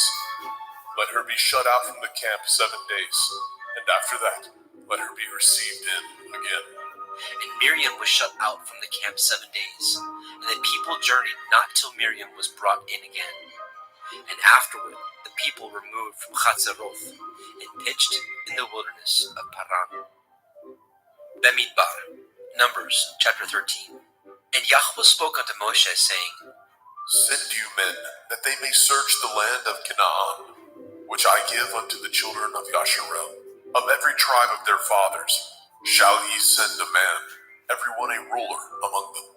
And Moshe, by the commandment of Yahweh, sent them from the wilderness of Paran. All those men were heads of the children of Yasharel. And these were their names: of the tribe of Reuben, Shammua, the son of Zakur; of the tribe of Shimon, Shaphat, the son of Horai; of the tribe of Yehudah, Caleb, the son of Yefuneh; of the tribe of Issachar, Yigal, the son of Yosef; of the tribe of Ephraim, Husha, the son of Nun; of the tribe of Benjamin, Palti, the son of Raphu; of the tribe of Zebulun, Gadiel, the son of Sodi; of the tribe of Yosef, namely, of the tribe of Manasseh, Gadi, the son of Susi; of the tribe of Dan, Amiel, the son of Gemali; of the tribe of Asher, Setur, son of Mikael; of the tribe of Naphtali, Nachbi, the son of Vofsi; of the tribe of Gad, Geuel, the son of Maki. These are the names of the men which Moshe sent to spy out the land. And Moshe called Husha, the son of Nun, Yahusha. And Moshe sent them to spy out the land of Canaan, and said unto them, Get you up this way southward, and go up into the mountain, and see the land, what it is, and the people that dwell therein, whether they be strong or weak, few or many, and what the land is that they dwell in, whether it be good or bad, and what cities they be that they dwell in, whether in tents or in strongholds, and what the land is, whether it be fat or lean, whether there be wood therein or not. And be ye of good courage, and bring of the fruit of the land. Now the time was the time of the first ripe grapes. So they went up, and searched the land from the wilderness of Sin unto Rehov, as men come to Hamath. And they ascended by the Negev, and came unto Hebron, where Achiman, Shishai, and Talmai, the children of Anak, were. Now Hebron was built 7 years before Tzoan in Mitzrayim. And they came unto the brook of Eshcol, and cut down from thence a branch with one cluster of grapes, and they bore it between two upon a staff. And they brought of the pomegranates, and of the figs. The place was called Nachal Eshcol, because of the cluster of grapes which the children of Yashrael cut down from thence. And they returned from searching of the land after 40 days. And they went and came to El Moshe, and to El Aharon, and to all the assembly of the children of Yashrael, unto the wilderness of Paran, to Kadesh, and brought back word unto them, and unto all the assembly, and showed them the fruit of the land. And they told him and said, We came unto the land whither you sent us, and surely it flows with milk and honey, and this is the fruit of it. Nevertheless, the people be strong that dwell in the land, and the cities are walled and very great. And moreover, we saw the children of Anak there. The Amalekim dwell in the land of the Negev, and the Hittim, and the Yebusim, and the Amorim dwell in the mountains, and the Kinanim dwell by the sea, and by the coast of the Yarden. And Caleb stilled the people before Moshe, and said, Let us go up at once and possess it, for we are well able to overcome it. But the men that went up with him said, We be not able to go up against the people, for they are stronger than we. And they brought up an evil report of the land which they had searched unto the children of Yashrael, saying, The land through which we have gone to search it is a land that eats up the inhabitants thereof, and all the people that we saw in it are men of great stature. And there we saw the Nephilim, the sons of Anak, which come of the Nephilim, and we were in our own sight as grasshoppers, and so we were in their sight. Bemidbar.